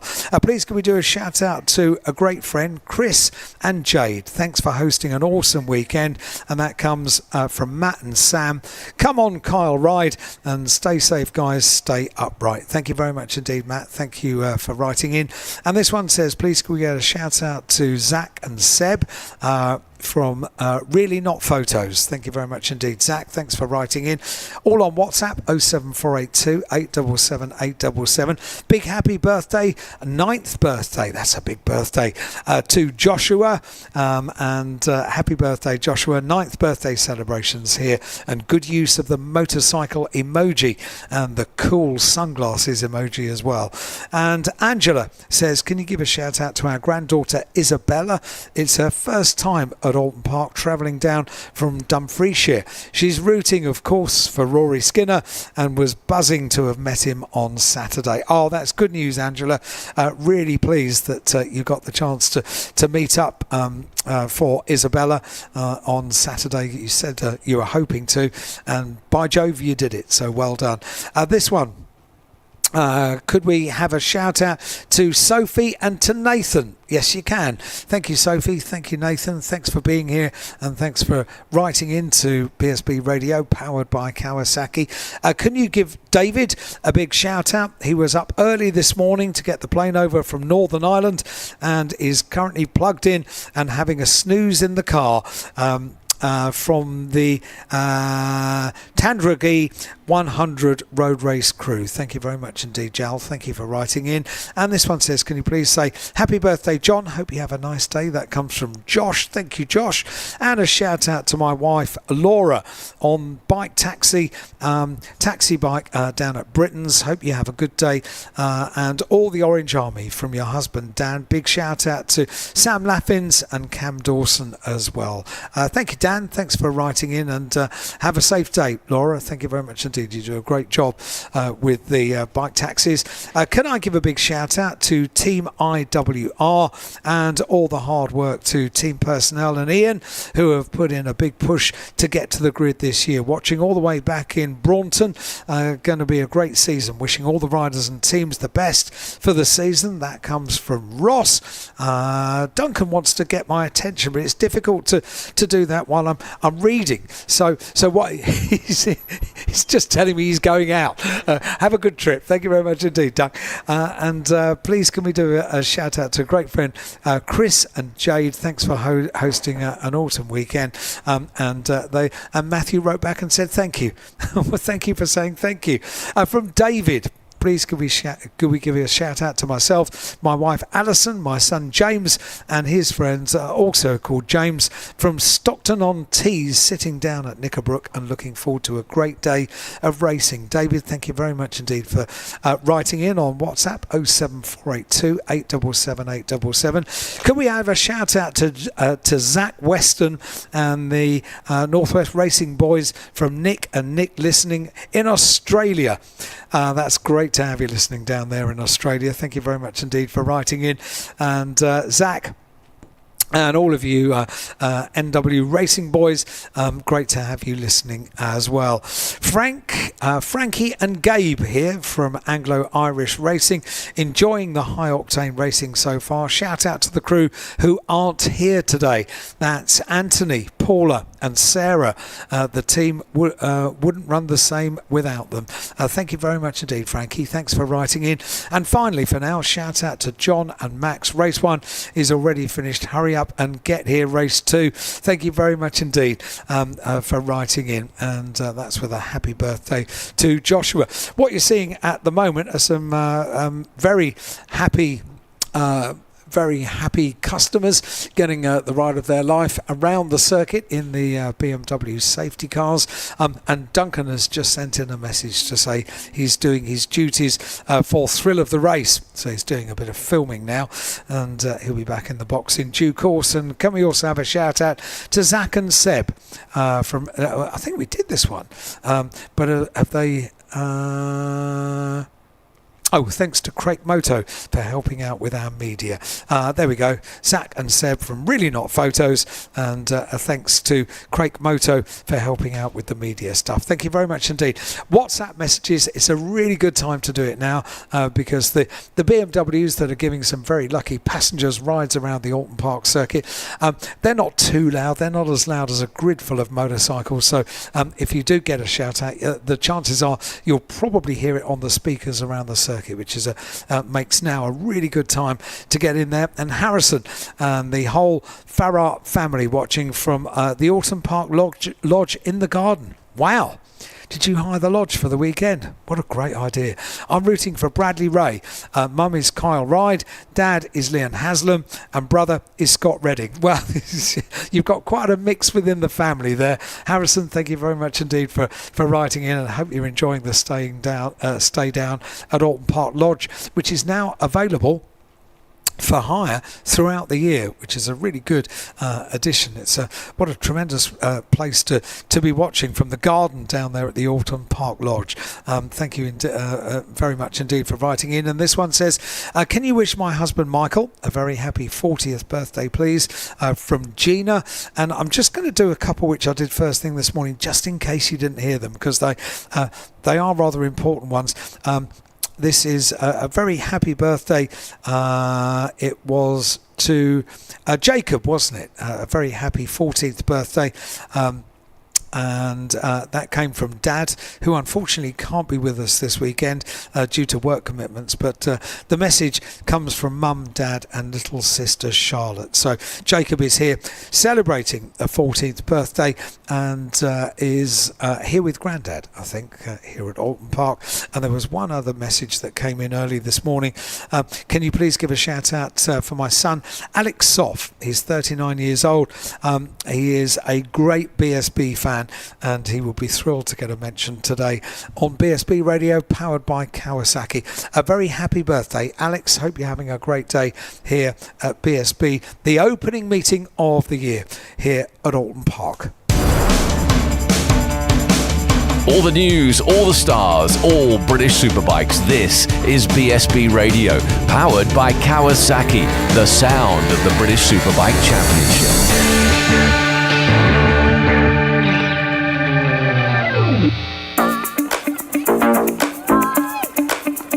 Whether it's weekend tours or continent exploring, adventure comes for free with Kawasaki this summer. Purchase a 2025 model year Versys 650 or Versys 1100 and you can receive a free touring kit upgrade that includes a set of panniers and inner bags, tank pad and handguards. Plus, the machines are available on low-rate finance through Kawasaki K Options. Visit your local Kawasaki dealer to find out more. The 2026 Zin British Superbike Championship in association with Pirelli. 18 plus, Zin is not risk-free and contains nicotine which is addictive, only for use by adults who would otherwise continue to smoke or use other nicotine products. R&G, the world leader in damage protection products for motorcycles, is back as an official sponsor to the British Superbike Championship for the 12th year. Alongside offering a full suite of R&G products, R&G's official technical centre is the one-stop shop for essential race products such as Easy Grip, Renthal sprockets, DID chains, Motul fluids, Alpine Stars protection and so much more. Located in the paddock at every round, visit the R&G Technical Centre today for the latest essentials at the best prices. This is the sound of British Superbikes online and on FM radio. This is BSB Radio, powered by Kawasaki, the sound of the British Superbike Championship. And it's not just WhatsApp messages, we've got email as well. A few emails have dropped in today. Looking forward to another great day of racing from Alan, Tracy and Stephen. Cheering on Storm, Scott Redding, Hickey and the General from Old Hall Corner. Have a great day all. Thank you very much indeed. Good emoji use as well on that email. Happy birthday to Matty Cooper. Thank you very much indeed, Chris, for writing in. And this one says, hello everyone, please give a shout out to David and Joe Fairclough here to cheer on Brad Ray. Thanks everyone, keep up the excellent work. Thank you, Joe. Thank you very much indeed for writing in on email, studio@bsbradio.com. And this one says, hi guys, great to have you back on the airwaves, enjoying the YouTube coverage as well. If you are watching our live YouTube stream, you can see a very, very busy pit lane at the moment, absolutely rammed with fans hoping to get a photograph or a chat with their favourite rider down there on pit lane walkabout. You can't see any tarmac down there at the moment, and the YouTube stream new for this year. It's a way of listening to BSB Radio, powered by Kawasaki, the sound of British Superbikes, and also to have a look at a few of our webcams that we have. And we have our live roving Carter cam that we've called it down in pit lane when Larry is running up and down in pit lane, and also commentary box cameras as well. That's a feature of British Superbikes for 2026, and a very welcome addition it is as well. Of course, you can also listen to us in the normal ways here at Alton Park, 94.9 FM on a little FM radio if you brought one of those with you in the car, or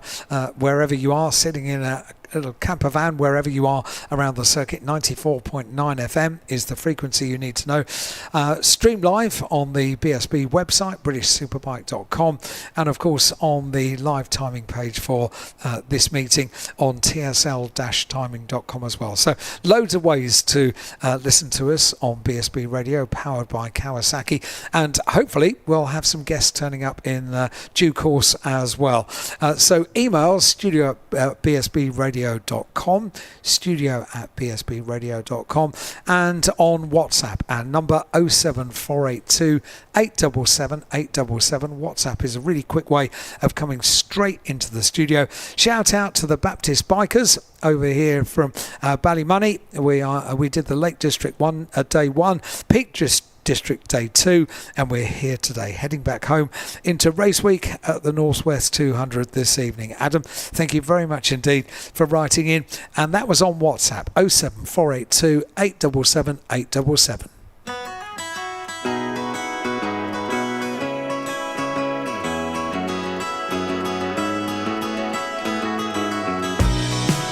And I let go of everything I ever had, 'cause I couldn't give the love you deserve. By the gunner you shouted, oh my God. It seemed churlish, but it's what I was owed, I suppose.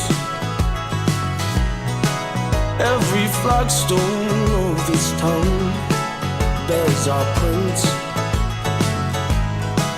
and all the bars round here serve my ghosts and carcasses.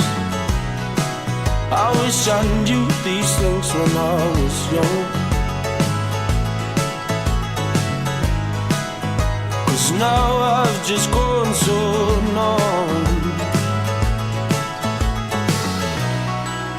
We take whatever we can to get the reason back, so please don't rein me in.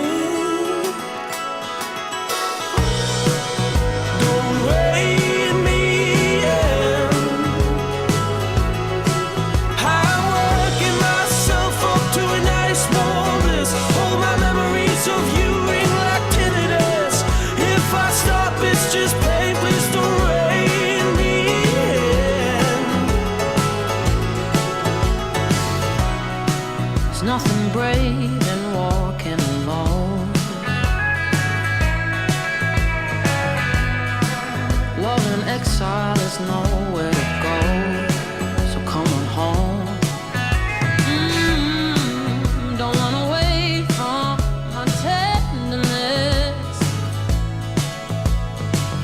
You're so afraid of that heart inside your chest. We were doing so well, but you were scared to be held. Took the easiest way out. I see the tears of a man too proud to reach for a hand. I'll let my love keep you safe now. So please don't rein me in. Please don't rein me in. Now I'm working myself up to a nice warm bliss. All my memories of you ring like tinnitus. If I stop, it's just pain. Please don't rein me in. No, I've stood here chewing every word inside, telling everybody but you how much I love.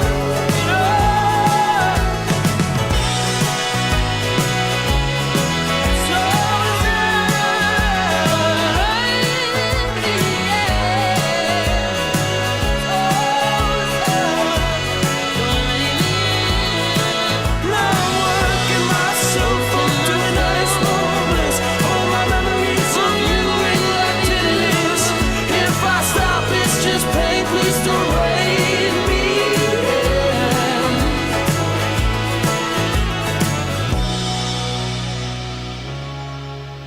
BSB Radio, powered by Kawasaki, the sound of the British Superbike Championship. I did say that our interviews are fairly fluid because the people that we try and get into the BSB Radio powered by Kawasaki studio are busy people, and it might be that at the last minute they're called out on team duties or something like that. So our first interviewee has not yet appeared, but the chances are that our first interviewee will probably turn up at the same time that we scheduled our second interviewees to turn up. So keep with us, bear with us. It's a moving thing, this, getting interviews over the course of a lunch break, an early lunch break here at Alton Park, 94.9 FM here at Alton Park. And we are getting through your messages as well on WhatsApp. Really busy this morning on WhatsApp, 07482 877 877, or email studio@bsbradio.com. studio@bsbradio.com. This one says, Hi, it's Nathan again. I want to wish my mate Finn Smart Whedon good luck for race 1 of the season. We'll be cheering you on all the way and watching the race on HBO Max. Good luck to Harley McCabe and Reese, the Rocket Stevenson. Good use of the rocket emoji. I like that. You will both smash it. Thank you very much indeed, Nathan. Good to have you listening. This one says, can we have a shout out to Reggie and Chelby watching trackside? Go Scott Redding. Reggie, did you ring us? I think you rang us by mistake, didn't you? That's a bit of a risk with our software. So you're actually very lucky, because very often when a ringing tone comes through on this software, it blocks the number for a short period of time. So I hope that hasn't happened to you. Do only send text messages to the number on WhatsApp 07482 877 877, or the software very often puts you on a block for an hour or so. Chrissy and Nick, please can you give a shout out to all the Knockhill Parrots, and happy birthday to Stu as well. Chrissy, thank you very much indeed. And please can we give a shout out to Gaz, Charlotte and Sophie. Happy 16th birthday, Sophie. Hope you're enjoying your BSB birthday treat, and that comes with love from Mum. Jen, thank you very much indeed. Gaz, Charlotte and Sophie, and a happy birthday, 16th birthday to Sophie. Brilliant to have you here at Alton Park. Getting through a few more of your messages as well. Good morning. Please could I have a shout out and a massive thank you to Dave, Jane and my beautiful partner Lauren for bringing me to my first ever BSB here at Alton Park. Cheering on Carl Ride, Storm Stacey and Josh Brooks as well. That comes from Gareth. Gareth, thank you very much indeed. And Lauren, Jane and Dave, great to have you here at Alton Park. This one says, currently listening to BSB radio at work today. Gutty we couldn't be there, but we were there on Saturday and Sunday. Come on, Storm. And that comes from Lily. Thank you very much indeed, Lily. Don't forget to put your names on the messages. We only need your first name, so just your first name and your message, and on WhatsApp to 07482 877 877, or email studio@bsbradio.com. And this one, it's going to be hard to read this one because it's all in capital letters. So I imagine you're shouting it very loud. Can you please wish a very happy... I don't know why I'm reading it loud. Can you please wish a very happy 30th birthday to Rebecca back home in Ireland? Sorry we can't be there with you, but we're here at BSB instead. Lots of laughing emojis from Dad, Mark, brother Aaron and Outlaw Daryl. So happy birthday, Rebecca. 30th birthday. Very happy birthday. And the rest of the crew are all over here at Alton Park enjoying the first BSB meeting of the year. This one says, could we have a shout out to the War Department, i.e. Kerry, for buying the tickets for this weekend. We're having an amazing time as usual. That comes from Julian. Julian, thank you very much indeed. That's on email studio@bsbradio.com, or you can get in touch on WhatsApp 07482 877 877. That's how you get in touch with us here in the studio on BSB Radio, powered by Kawasaki.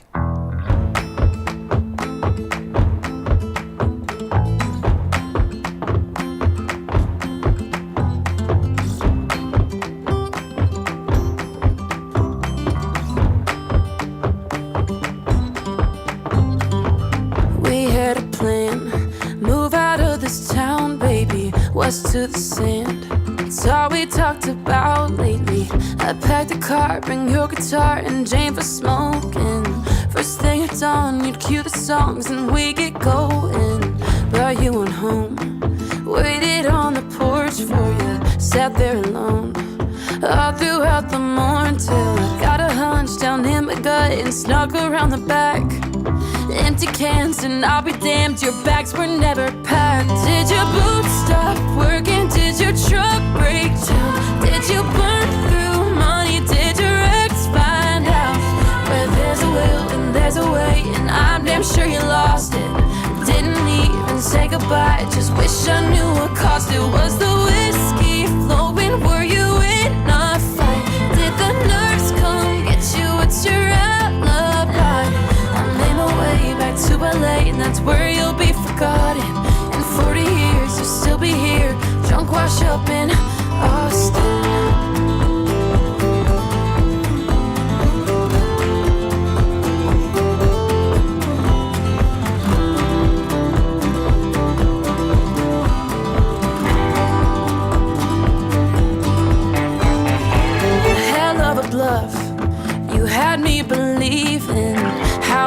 months.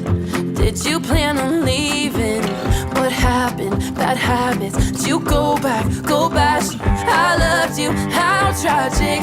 Oh, did your boot stop working? Did your truck break down? Did you burn through money? Did your ex find out? Where there's a will and there's a way, and I'm damn sure you lost it. Didn't even say goodbye. Just wish I knew what cost it. Was the whiskey flowing? Were you in a fight? Did the nurse come get you? What's your alibi? I made my way back to LA, and that's where you'll be forgotten. In 40 years, you'll still be here, drunk, washed up in a sleep.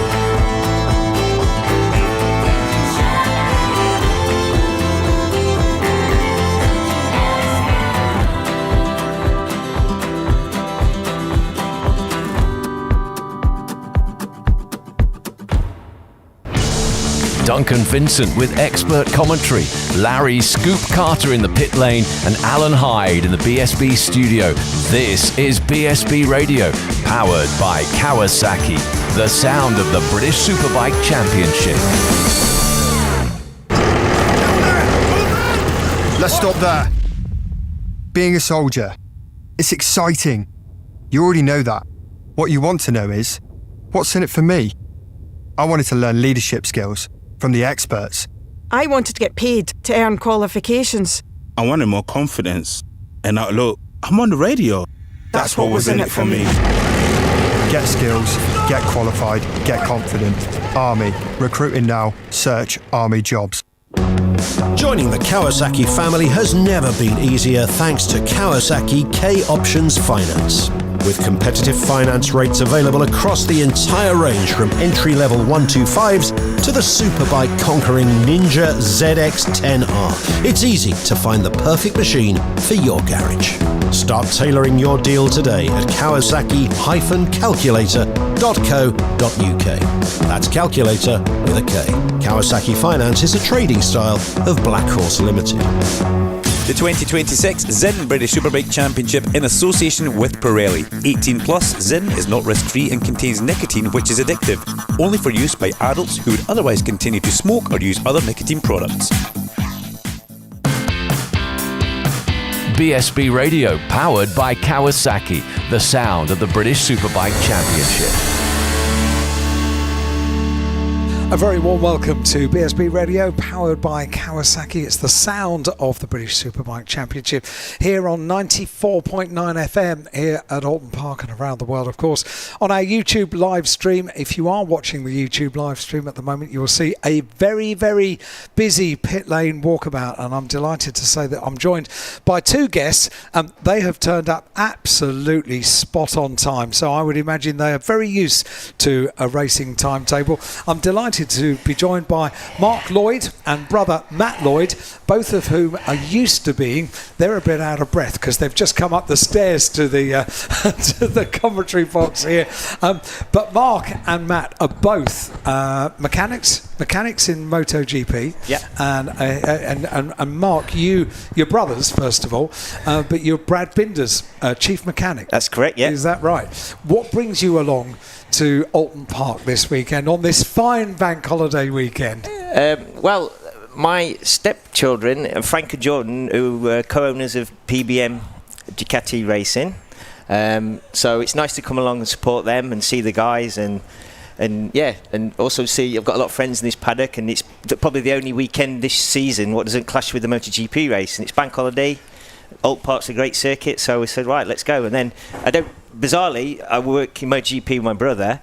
He works at Aprilia, but I don't really get to see him much as well, and his family. So he brought his twin daughters, my nieces, and so yeah, it's nice all to get together. So is it a family weekend out, or have you been roped into doing anything work-wise? No, we just come to enjoy it, and also my wife works for Roger Minette, and her company does the PR and things for the PBM team.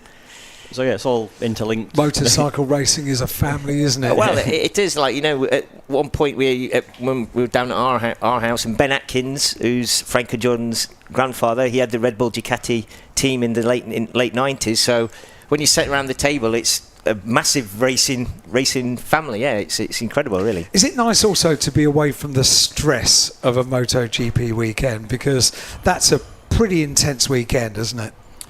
Yeah, it is nice to come and relax, see a few friends, and just have a bit of a look in it.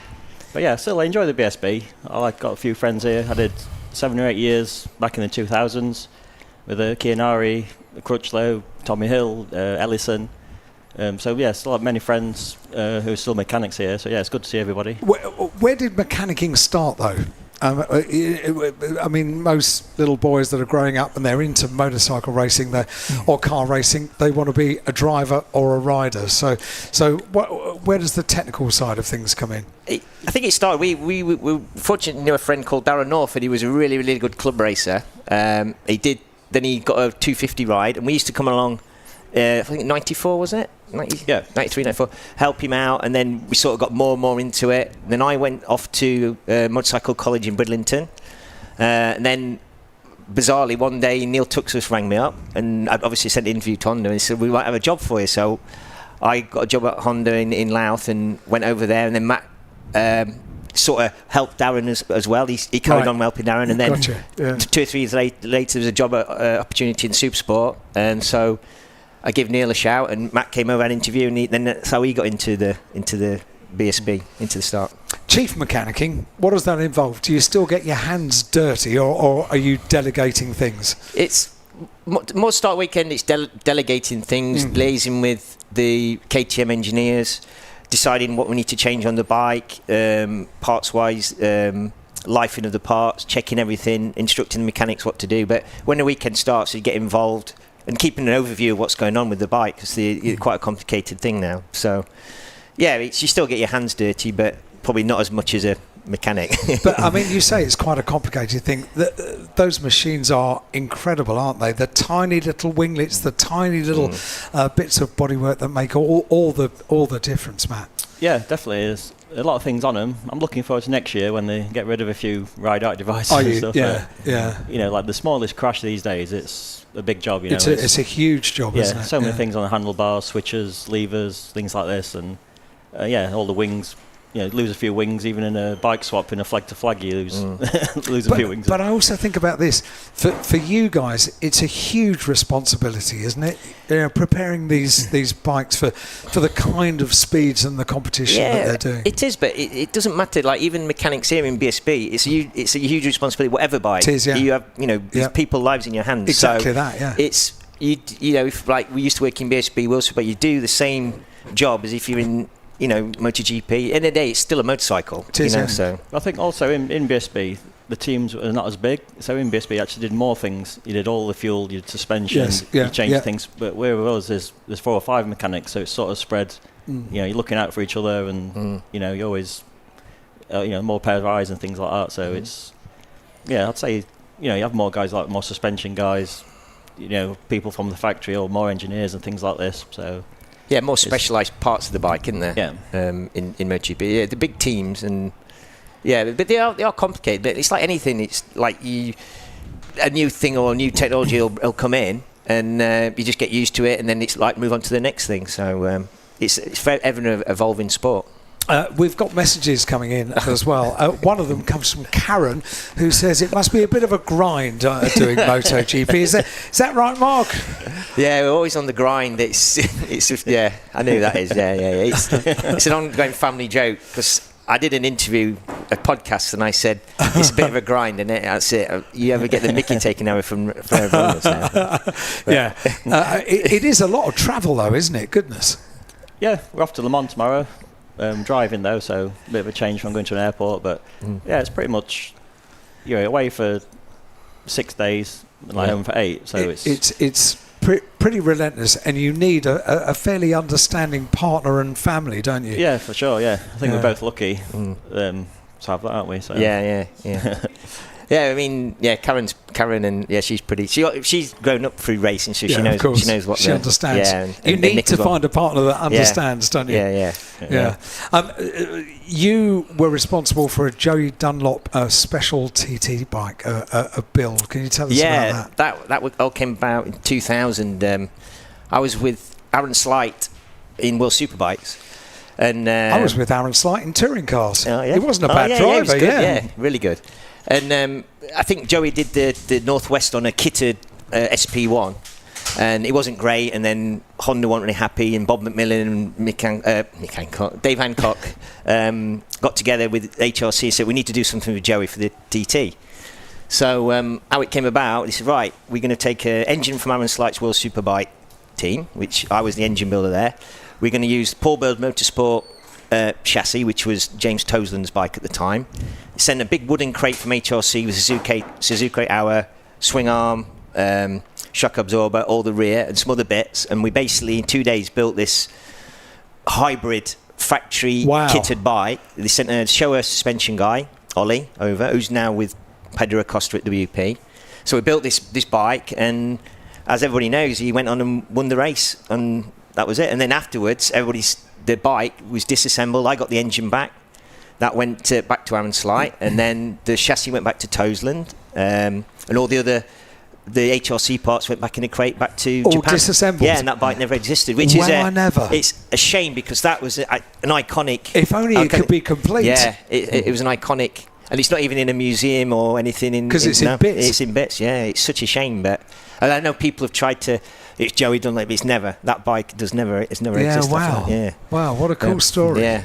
Yeah. My goodness. Aaron Slight was a character, wasn't he? Yeah. I saw him 2 years ago at Phillip Island, actually, and he's good. He's got like a big sort of DIY store in New Zealand now. I wonder what he was up to now. Yeah, he's good guy. He had a couple of 3 years in British touring cars. He had a big crash, I remember, at Donington. Oh, he did. At the top of the top of Crane, I think. He did, yeah. But it's such a shame, because he deserved the championship, and we lost 98. We lost the championship by 4 points, and it was tough, because he wasn't one person who really deserved a championship, and he never really got it. But great guy. So this weekend, what are you doing? Keeping out the way, having a sort of a family weekend, and just enjoying yourselves, really. Look, you smiling away. Just do a free PBM hospitality as well. It's nice, isn't it? Yeah. And we were allowed more than one beer last night. It was amazing. Oh yeah, you wouldn't be allowed that, would you? So we only had 2. Whatever. I think is the phrase. What is the feeling within the camp down at PBM this weekend? I mean, yeah, it's good. I mean, they're on the back foot, because like all Ducati teams here, new bikes, and they're on the back foot a little bit, but it's lack of test. I mean, it's same for everybody, of course, but a little bit. But I mean, Scott, he was improving in the race. He went a little bit quicker in warm-up. I saw. I think he went 4/10 quicker than what he did in the race. So we'll see. Conditions look similar than yesterday. So the reason I'm asking is that I'm interviewing him in PBM Hospitality at 2:30. I want to just test the water and see how things are. Yeah, I think they're making some changes now, but I think they need to really. I mean, Carl was 5-6 seconds up the road on the same bike, so it'll come together. I think it's just, like I said, a little bit on the back foot, but it's nothing to be alarmed about. That was exceptional for British Superbikes. You know it. I mean, to be leading at the checkered flag by 6.5 seconds or something is pretty rare. Yeah. Special. It's a bit like, I think Bradley Ray had a good start to last season, didn't he? It was exactly the same story. And he got caught, so it's not all doom and gloom. It's a long championship. The whole season turned around. You can't win it at the first round, you can lose it, sort of thing. So I think with the points here as well, it's not that big a gap, is it, between first through to fifth? So good to get some points on the board. So do you get to come back to BSB again this year or not? No, this is the only one. The rest of them clash. The one and only. Wow. Clashes are such a pain, aren't they? Might make Cadwell race day, get an early flight from Aragon, but we'll try and get back for that. Yeah, because you live up that way, don't you? So it's quite Louth, so it's close enough. The centre of the racing universe. Louth. Yes, indeed. It is a pretty spectacular weekend. BSB at Cadwell. There's nothing really quite like that, is there? It's fantastic. Yeah, great track. I tell all the guys at work, they can't believe how narrow the track is. Because it's amazing. It's incredible. Even more so when you realise that they do race cars on there as well.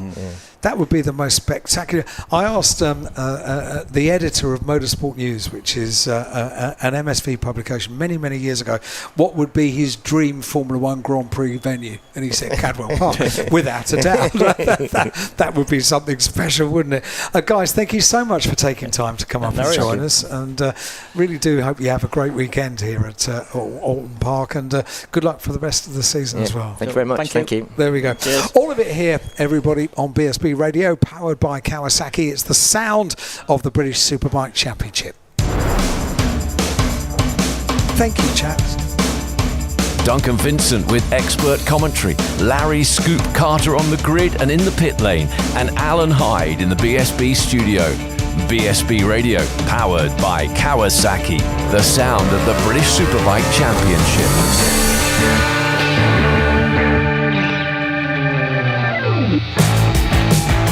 The Kawasaki Ninja ZX-10R, the most successful machine in world superbike history, gets a new look for 2026 with new aerodynamic winglets and a sharp, aggressive design. Built for those who rise to the challenge, the pinnacle of the Ninja family is built for champions, whether that's on track or on the road.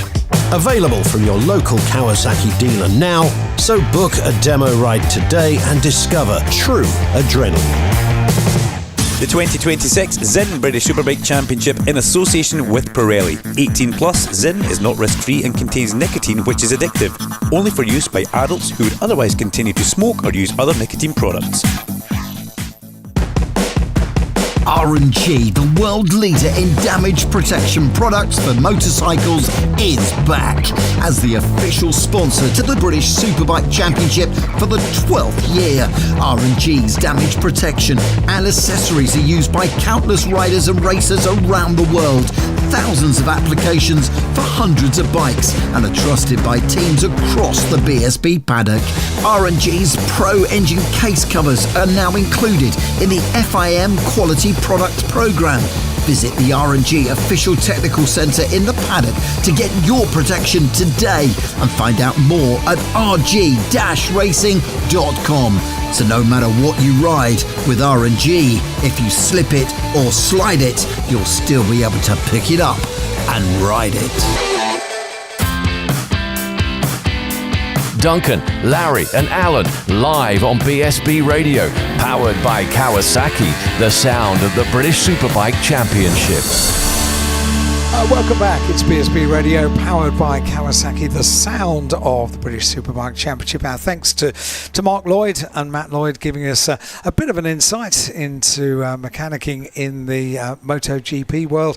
And our next guest has arrived. I'm delighted to say we're joined by one of the legends that formed up on the front of the grid yesterday to get the British Superbike season underway. Terry Reimer is here. Terry, thank you for joining us. You've only just discovered you're in the programme. Oh yeah, just sat down and looked in. The programme was open here on the side of the desk, and see that I'm in it on the old Spice Ducati, like 30 years ago. Can you believe it? 30 whole years ago. So I was wondering about this, and we were talking yesterday morning, and I think you were asked the question, does it feel like really quite recent? You went, no way. No. No. A lot has happened since then, hasn't it? A lot has happened since then, but to be fair, it has gone quick. It has gone quick, and you kind of, in your mind, you know, I'm 60 next year, so in my mind, I'm still in my 30s. You know, I think you got that young. Being a motorcycle racer, you got that young outlook, you know, yes. and you're used to dealing with young riders as well, and a young fraternity really in the paddock, and so it's good. My daughters now are that sort of age. It's crazy, isn't it? You know, wow. It really is. Yeah, and that makes a difference. Yeah, it does. But they're all good times, you know. And I think that the series gone from strength to strength. It's always been a strong series since the BSB format kind of took over. It's been Stuart Higgs done a great job with the whole series, and along with his wonderful team here at BSB, you know, they've made a really strong series. It definitely has to be considered the #1 domestic series in the world, and there's no doubt about it. And in fact, it's probably one of the strongest series in the world, full stop. you would know. You've been around the world I have. on motorcycles, in cars as well. It was interesting as well that you said to me, you remember Stuart when, and we were talking about this, he's obviously very, very proud of 30 years of BSB, and that's why we assembled you and many other great names from the championship. What I loved about the photograph that I saw online last night about you all assembled, you're all still involved in the in motorcycle racing in some form. It's in the blood, isn't it? Yeah, I think it is. I think when I stopped racing bikes, I kind of went car racing, and then I raced trucks and stuff. I raced GTs, Porsche GTs, in the British Championship, and then went off to race in the European Le Mans Championships and stuff. And yeah, and it was a really good experience, but it never ever kind of took the place of the bikes. And I've always loved bikes. I mean, I've been riding motorcycles since I was 6 years old, so and I've always been involved in bikes. It is a number one passion for me. And and Stuart, funny enough, when I started racing when I was 17 at Brands Hatch and Snetterton and stuff, and Stuart used to be a marshal and everything, he used to marshalling at that time, because he's that much younger than me, and it kind of and his father was a clerk of the course and stuff like that. So it's same with him. He's been brought up with it around him. He understands it inside out. So it's been a wonderful career. I've got to be honest. For a kid that comes from South East London, that's brought up on a sort of council estate, I'd never dreamt that I would actually get where I got to in the end. And why did you go into it? What Dad. first? Really, my dad, similar to Stuart, really. Our dads were involved in not Dad wasn't involved in racing, although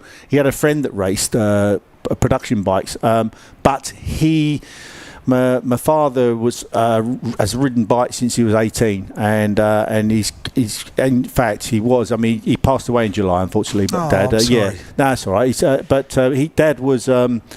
Racing, riding around on bikes as far as I can remember, and he was from about 18 years old. He's riding them, and I used to go out on the back of him, and then he got me.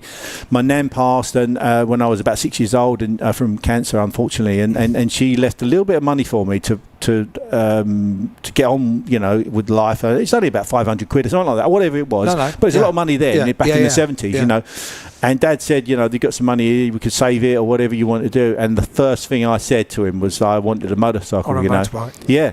And that's what we did. We got an Italjet 15, and that's where the journey started. Cool. That's the only motorbike I've ever had. So funny enough, I've still got one. It's not the Have one, you really? but I've still got one of the same sort of year. I think it's about 1973. I think it is. Yeah. We were a touring car radio was sponsored in the 90s by Italjet. Is that how you say it? Is it? I don't know. Yeah, Italjet. And we had a couple of little scooters that we would use in the paddock. Very cool memories. But going back to the back to the 30 years thing. James Whitton standing down there. I had a humdinger of a race with him. I think I've just looked down at the. I think the first race I must have broken down. You did, because the bike broke down quite often. Unfortunately, that time, I think it was an oil leak or something. And a lot of the times I was in the lead of the race as well. So it was a bit frustrating from that respect. But when the bike finished, it was pretty good normally. And James and I had a fair few dust ups throughout that year. On and off, as I did with Neil. And I remember here especially James and I having a big old race here, and it was a really enjoyable one. Good old times, and I've been really fortunate to be able to experience that, and privileged to be able to ride on these circuits and race against these guys. So 30 years ago, you won race 2, so it didn't break down on race 2. You won race 2. Old Spice sponsorship, something I've always wanted to ask someone that was sponsored by Old Spice. Did they give you a free supply? Well, they never got in my slipstream, that's for sure. They kept them away from me. But no, I used to love the smell of that stuff. Do you know what? Chris Walker was my teammate, and the first thing, I never even met him, and I was quite late to the team because I was racing in World Endurance and testing for Lucky Strike there in the MotoGP team, and so I kind of had a full year anyway.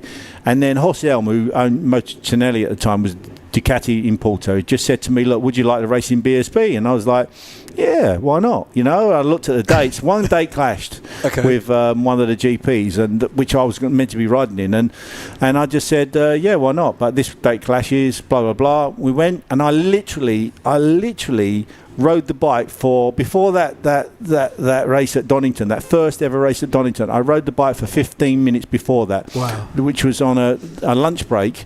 I broke the lap record. I got on the bike, threw my leg over it, almost broke the lap record, I think.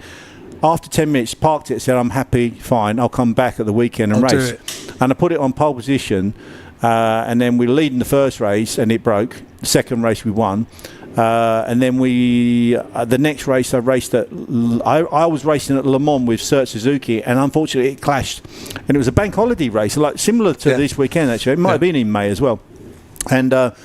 And Steve Parrish, a good friend of mine, flew me back from after the 24-hour race with Sir Suzuki. So we finished the race there, jumped in his aeroplane, landed, jumped on the bike, did a 10-minute warm-up in the morning. I hadn't been at Thruxton for about 3 or 4 years, I think, and literally started from last on the grid, and we managed to battle our way through and win it, I think, on the last corner. Yeah, so it was pretty what a race. Yeah, amazing race. And funny enough, Stuart always says to me about that. I always remember that. You know, it was a good do. It's not something any race at Thruxton is one to remember, isn't it? Goodness me. Yeah. So that was a good race, and then the second race was going to probably win it again, and unfortunately the bike stopped again. So so that was that kind of thing throughout the season. A bit of a feature. Yeah. These are superb memories. You mentioned about going into car racing and GT racing. A notable other motorcycle world champion has done exactly the same, and he's kind of found a home, hasn't he? I've just been looking yesterday at the amount of people that were at Brands Hatch at the weekend. 26,000 spectators yesterday. Yeah, Valentino. Valentino. I mean, it doesn't surprise me because immediately when I got in a car, I had to understand the difference in I guess the physics of the weight of the car, that's the difference, and the brakes and the grip you've got, and certainly the cars that I drove didn't have lots of downforce, but the GT cars now have a lot more downforce, so you have to take it into effect. But it was good, and I was immediately quick, so I started winning races almost immediately, and then I won my first international race at Vallelunga, I think it was in a GT race there, European Le Mans race there, yeah. So, it was a good career, but it was tough to kind of earn a living at it, and it got to a point where I really needed to probably do something grown up and go to work. Do a day job. Go back to work again, even though I was still young. I'm glad I did it. I went truck racing. I raced for MAN in the truck championships. Finished on the podium a few times in that. Was that through Steve Parrish? Yes, it was actually. Yeah. Steve retired, and then he recommended me. It was a different class. He was in the A class. And this other class was B class. But it's all B class now. It's all the same class now. And he just said to me, look, you fancy having to go to this? So I went and tested the truck. The truck was a bit off the pace. We managed to get it sorted out about halfway through the year, and I think I never won a race in it, but I finished second a couple of times. So, it wasn't too bad. So, rather than be a one-trick pony and only be able to race motorbikes, it's nice to be able to kind of do different things. And for me, truck racing is very unique. Isn't it is. It is a big challenge. I love these challenges. I absolutely love it. Yeah, it's all right. It's not bad. It's a thrill to commentate on. Yeah, they're wild things. They really are, like 2,000 horsepower, and in the wet. You haven't got wet tyres on, so the throttle control is unbelievable. The things just light up all over the place, Well, from a commentator's point of view, they're really easy to identify, particularly if they're really bright colours, because they're huge. If your eyesight's dodgy, yes, exactly that. I just want to ask a final question. You're working now in the paddock, as we mentioned. You're wearing Dow Racing colours. You've been there for a few years now, haven't you? What can you offer to the team? Wit and personality. No, I don't know. I think you've said that to me before. No, that's right. No, I don't.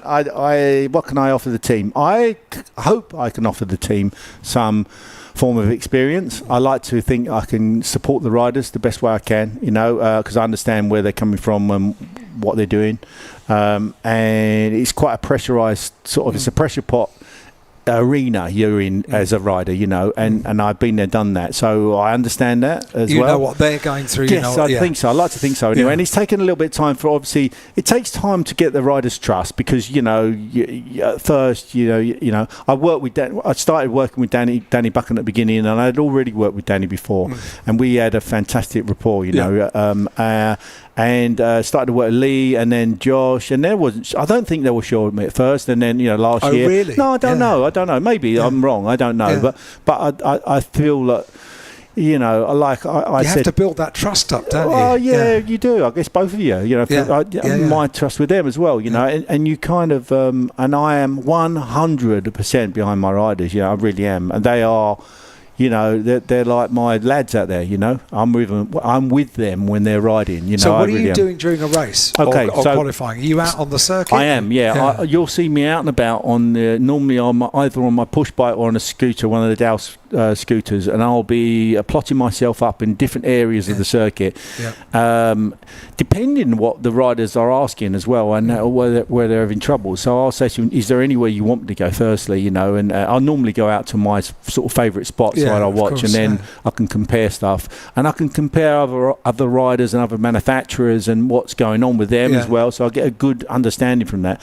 And then we come back and I'd converse a little bit with the chief engineers and the engineer data guys and stuff, and we look at what's going on, talk to the rider, and hopefully I'm there to support them as best I possibly can, you know. And so I hope I make a difference. You know, I really enjoy working with the team. They're a great bunch of people. A nice atmosphere, isn't it? It's a nice atmosphere. There is a great setup there, you know. The Dow Honda guys and girls are really nice people, and that, I think that for me and this time of my life is really important. I don't really want to be working with people I'm not keen on working with. So so it's brilliant. You know, from that perspective. It's the same in this industry as well. It used to be 30 odd years ago when I was crewing something for an event, and you might be working for a weekend or a week or with the same people.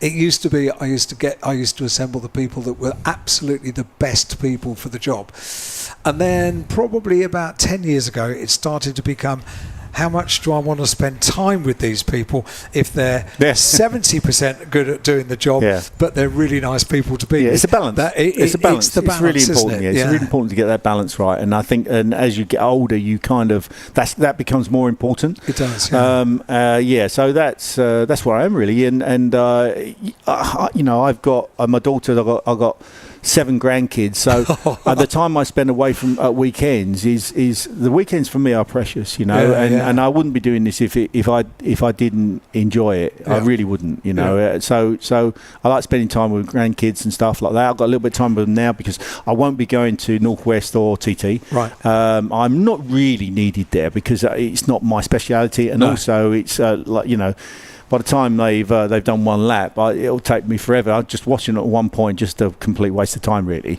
You know, but wishing them the best of luck to go over there, the whole team at Northwest and TT. Although I have done Northwest a couple of times, I've never done the TT. Right. So it's not my speciality. So I'll be having a little bit of time out, a few weekends off. Yeah. Although I'll probably end up working, I'm sure, because I'm a bit of a workaholic. I don't know, but but I'll spend some time with the kids. Is there still a day job as well?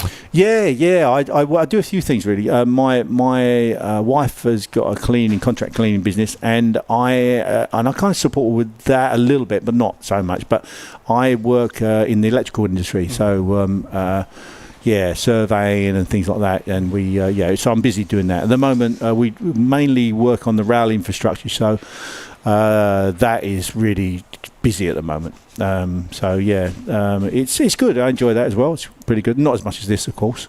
You are a workaholic. Terry Reimer, thank you so much for joining us. What an ambassador for the British Superbike Championship, and the staff for coming to join us up here in the commentary box. We are very, very grateful, Terry. Thank you very much indeed. Just coming up to 10 minutes to midday here. We'll take a quick break on BSB Radio, powered by Kawasaki, and then we'll be on with the action because bikes are about to take to the circuit for our first race of the afternoon. Gets underway in 10 minutes. Duncan, Larry and Alan on BSB Radio, powered by Kawasaki, the sound of the British Superbike Championship. Have you had a non-fault motorcycle accident? Don't let it put the brakes on your ride. McCams gets you back on the road with a like-for-like replacement bike. No insurance excess to pay, and you keep your no-claims bonus. And if you've been injured, Bon Turner's expert solicitors will work to secure the compensation you deserve. McCams and Bon Turner, supporting bikers every step of the way. Call 0345 054 1000 today, and we can help you get back onto two wheels. Want to discover the latest Kawasaki range of machines? The Kawasaki Experience Tour is heading to dealerships across the UK throughout the summer, giving riders the chance to ride the latest 2026 bikes. From A2-friendly machines such as the Versys 650 to new models like the KLE 500, the Z1100 and the Z650S. View the full list of events and book your place at kawasakiexperiencetour.co.uk. The 2026 Zin British Superbike Championship in association with Pirelli. 18 plus, Zin is not risk-free and contains nicotine which is addictive. Only for use by adults who would otherwise continue to smoke or use other nicotine products.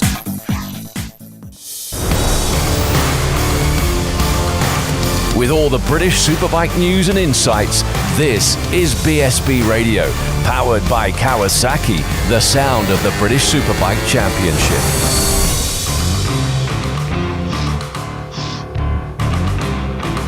Great guests here on BSB Radio, powered by Kawasaki, to help us through the lunch break, the early lunch break here at Alton Park, because we are just about to get racing action back underway, and we will be racing right the way through until the end of the afternoon. The championship bikes that you see taken to the circuit now are our final race of the afternoon as well. The Pirelli British Sport Bikes, 12 laps in prospect around the Alton Park circuit, and I'm delighted to say that joining us back in the commentary box, having completed his filming duties, is Duncan Vincent.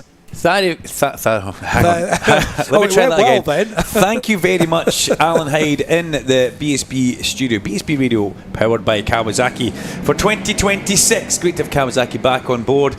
I'm also joined by Sam Cox for this one. I've just remembered, I forgot to tell people that there is a motorbike in car park with lights on. The registration number MT20UJK. MT20UJK. It's a red motorcycle and it has left its lights on. I've got one as well. If you've lost a mobile phone, go to PBM Hospitality. If you've lost a mobile phone, go to PBM Hospitality. If you've lost a mobile phone, form a queue at PBM. The thing is, PBM will ask you certain questions about it, and they'll also ask you where you think you lost it, because you didn't lose it in there. Okay.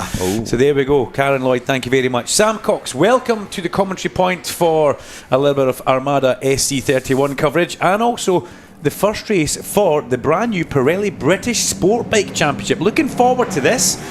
You said first race of the season, everybody gets a bit excited, and that's coming from an ex-racer. Oh no, sorry, a racer on holiday. Current racer on holiday. Sabbatical, is it called? Yes.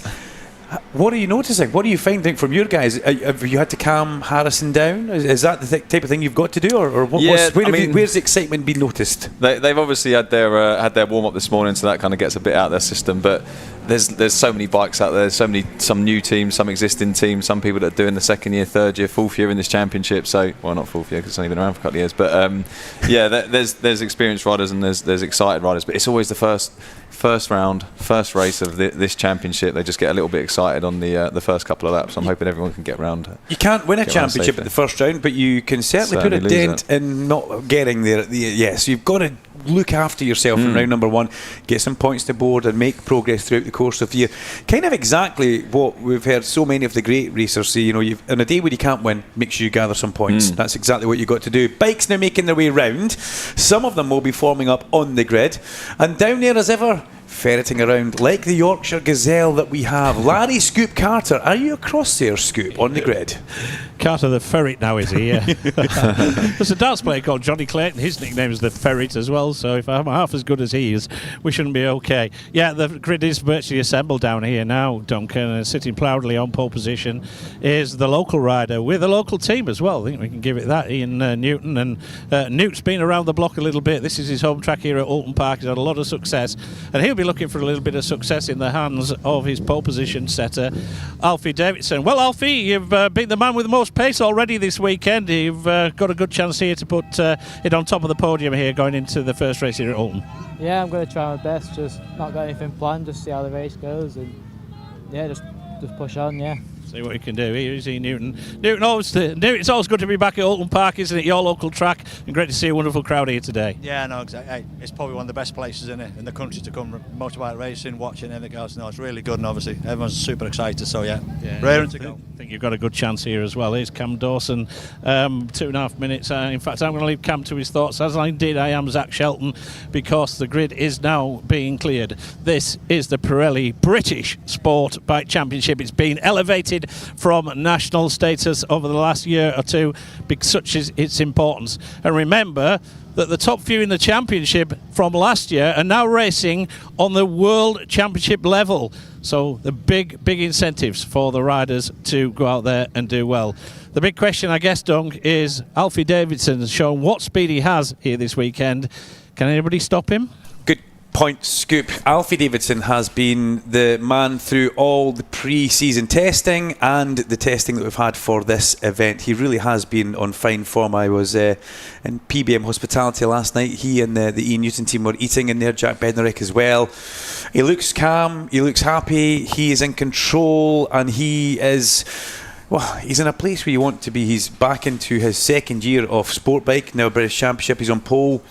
I've said this quite a few times. There isn't a factory Aprilia team in here, obviously. But if there was, you know, Ian Newton is through and through Aprilia, and that would be the one you'd want to be on. And so many great teams in. The returning Cam Dawson, middle of the front row, in the GSX 8R Power Slide Suzuki. Delighted to see Twin Cam back there. And then Zach Shelton is going to be a very, very interesting. Row 2 is Harley McCabe, Rossi Bannerman, Ollie Walker, 79, 51 and 48. With 22 Terry Wilkinson, 64 Asher Durham and 38 Aidan Davey on row 3. The fourth row is made up by 56 Charlie Atkins, 32 Lewis Smart and 71 Daniel Goodman. And the fifth row is 25 Kieran Kent, 8 Ed Best and 60 Lennon Docherty. Row number 6, Rhys Stevenson on 76, 7 Jacob Stevenson on his Rev to Race Yamaha, and Taylor Rose on bike number 67 alongside he. The 7th row, Carl Harris, Harrison McKay and Peter Willis, number 9, number 61 for Armada our SC31 Racing, get that in there for you, Sam. And 99 Peter Willis, teammate to Aaron Davey on the CF Moto. The 8th row, 27 Callum Beach, 72 Joshua Frogut and 26 Charlie Barnes, who's directly below us in the Sencat garage. We saw Charlie going out fashionably late to the grid. And the 9th row, we have Brodie Goth, Sam Green and Finn Smartweed in 21, 44 and 74. Away they go for their warm-up lap. 90 Harry Cook is on the 10th row with Aaron Robinson 24 and Craig Dance number 19. And on row number 11 it keeps on going. We go back to Joe Ellis 23, Zach Weston 35 and Luca Allen number 77. The 12th row has 45 Finn and Werity, Anthony Johnson, who I called Anthony Joshua, and I've never lived it down in the pre-season test. I'm sorry, Anthony, he's on 75. And 14 Hayden Clinton on the outside of row 12. The 13th row, Joshua Proudfoot, Jack Knights and Enrico Belsito, 69, 6 and 13. And Brandon Keane all the way at the back on bike number 40 in the 14th row there. Well, there's quite a few reserves. Number 93, notably. Number 93. We've got 80, we've got 53 and 3 Lewis Jones, who has already left and gone back, Larry Carter told us. But a capacity grid, Jones is gone, isn't he, Larry? Yeah, he's gone. He shipped out early, mate. Just a quick, he came in too late to put in the programme, but a change of team and bike for number 69, Josh Proudfoot. He's not on the Rev to Race Yamaha. He's on a United Racing Aprilia. So if you just wanted to make a note of that, I suppose I better do that as well, Larry. Just came in a little bit too late for us to. You're good, but you can't do get magic. That in the print. The programmes were already on the way to the circuit when we got that notice, so we couldn't get it in the programme. Thanks very much, Larry. Sam Cox, what's your thoughts ahead of this one? Yeah, it's a really, really exciting race. Obviously, it's a lot of the youngsters are out there in this race. Obviously, we've got Harrison out there who's only just turned 18, so he's sort of pumped full of adrenaline and all the other things that go through teenage boys at that age. So he's sort of ready and raring to go. But I just love looking at this grid because it's like you look at the front row and it's like Aprilia, Suzuki, Triumph, Aprilia. There's other bikes out there as well. It's just like a nice mix of different manufacturers, different teams, and it's all these guys trying to cut their teeth in the championship. So really excited to see how this one pans out. And a lot of young riders. It's not a junior championship, but anyway, you could jump into this championship. I could. Oh, that there was we go. Drop that in for the sponsors, though. Let me get out there. Let's get another bike out there. A second Armada cable bike in the Armada SC31 bike in the sport bike class. But yes, there are so many good names out here. And I agree with you. It's not a line of Hondas or line of Yamahas. It's a line of a mixture of bikes, which is good to see. Yeah, exactly that. It's nice to see loads of different manufacturers, and you can. It's hard to take the pick of which the best one. They've all got different attributes that make them better than the others. But sorry, I was getting excited. Fashionably late. He's fashionably late. Zach Shelton's completely fashionably late coming back to the front row of the grid, but he parks Chris Hicks's XMT Triumph in his spot. Alan clears the front of the grid. We're under starters' orders for the Pirelli British Sportbike Championship. Revs go up, red lights on. Let's go down towards turn number 1, Old Hall Corner. It's a good start from Cam Dawson in the middle of the grid. He is going to lead in towards turn 1. And that's exactly what Cam Dawson wants and needs to do as they make their way through. Lennon Docherty on the inside. They're running out towards the curb. And somebody very wide, I think that's Anthony Johnson at the back there, if I'm not mistaken. I recognise the leathers from the testing that we had.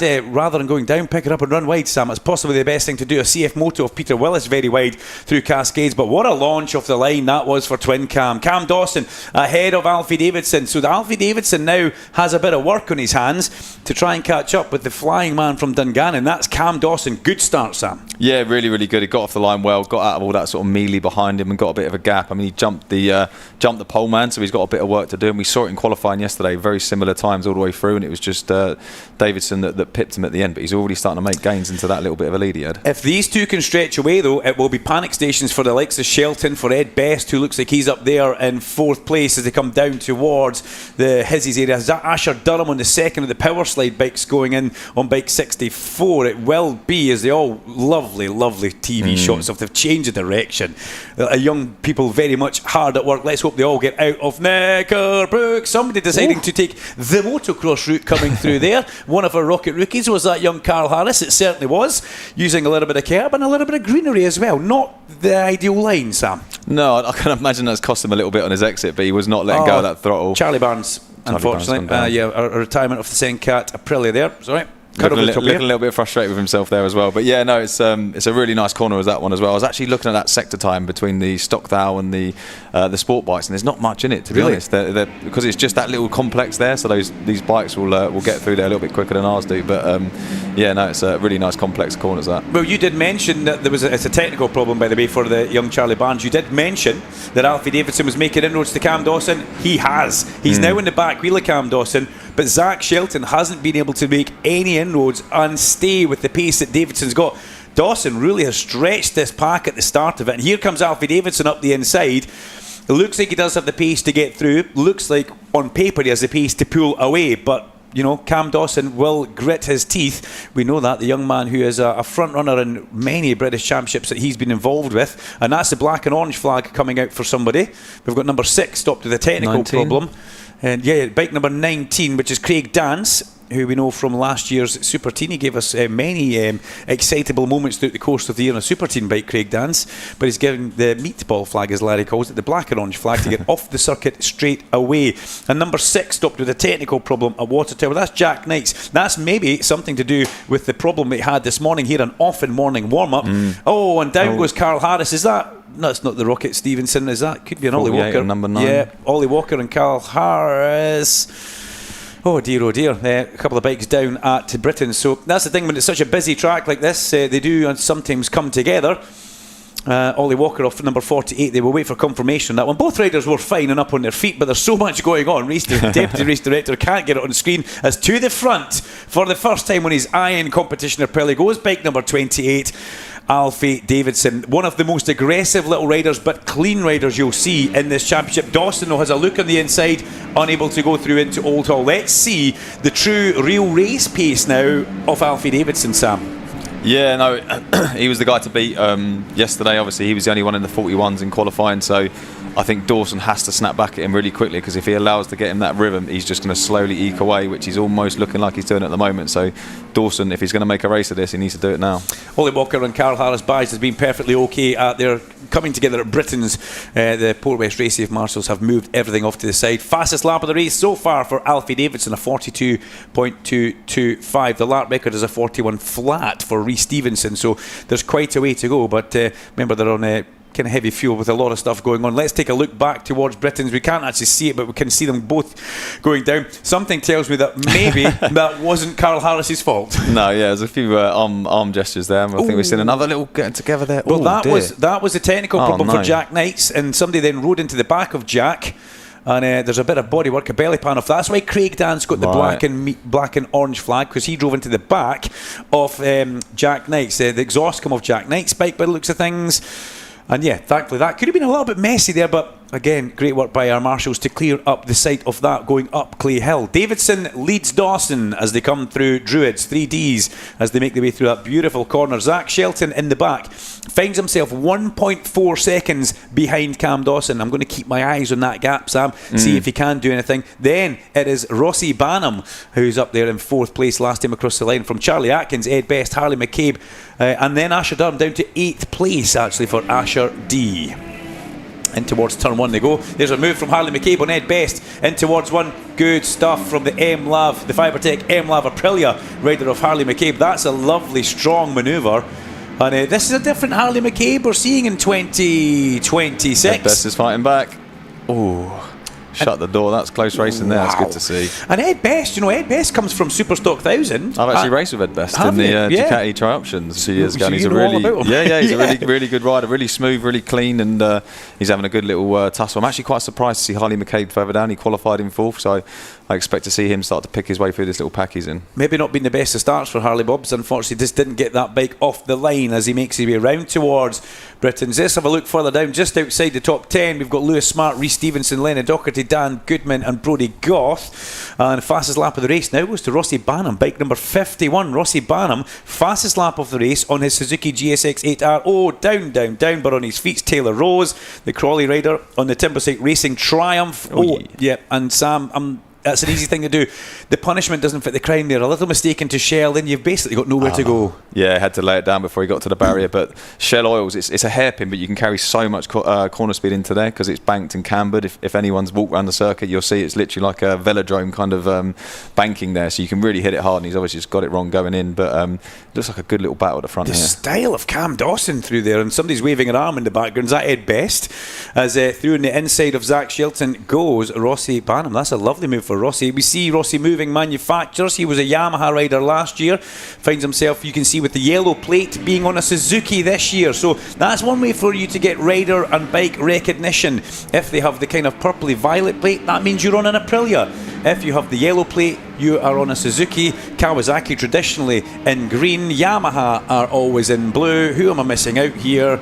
Yes, we'll come back to it. I've got a yellow flag at turn number 1. Somebody's gone down on the way through turn number 1. We'll come to that in just a second. The rider, Taylor Rose, has been badged at Shell as being perfectly fine, as a big yellow flag and board flashes in front of our commentary point at this moment in time. But the leaders making their way through Shell and then round towards Britain. Banham now up into 3rd place. Be interesting to see if Banham could do anything. They're 1.5 seconds away from the guys at the sharp end. Zach Shelton wasn't able to do anything to pull that back. As we have a little look at the side of our window there, the Port West Race Safe Marshals doing what they need to do. 56, number 56, technical problem with that. Charlie Atkins, that would be the hand in the air that I saw leaving Druids. So he's managed to get round. Harley McCabe. Big error from Harley McCabe. He has to go through the long lap loop down at Britain's. Just maybe sucked in on the brakes a little bit there, Sam. Yeah, it's downhill there as well, so you're sort of fighting the downhill nature of the corner as well. So he's just tried to outbrake himself and's got it wrong, and there's that runoff there, so it's so easy to take that, but you lose so much time going through there. He's going to have to recover from that. Zach Shelton's bike on the move on, number 24 now down at Britain's. That's Aaron Robinson. Yeah, that might need censoring that hand gesture towards the bike there. He might not want to pop his shoulder out doing that as well. That looked a bit sore. Aaron up on his feet perfectly fine, but unfortunately down on the ground. But Zach Shelton's bike looked a handful going through Druid. Some of these sport bikes are really planted. Keep an eye on Davidson and Dawson. They look good. Zach Shelton's XMC Triumph just looks a little bit, shall we say, a little bit looser. Fastest lap though, Alfie Davidson 1:41.9. We've gone into the 41s. And let's catch a replay of Aaron Robinson. Watch him entering here. Goes in, folds in front through the apex. Didn't touch the curb there. I thought he might have, but he just... You could just see that front end working really hard there. The chatter was going away at him. He was probably going, no. And he's just tucked at the end there. It's, I've got this. Oh, yeah. yeah. We've been there before. You probably more than me at a great speed. I've only ever did that at a very slow pace and wondered what actually happened. But there we go.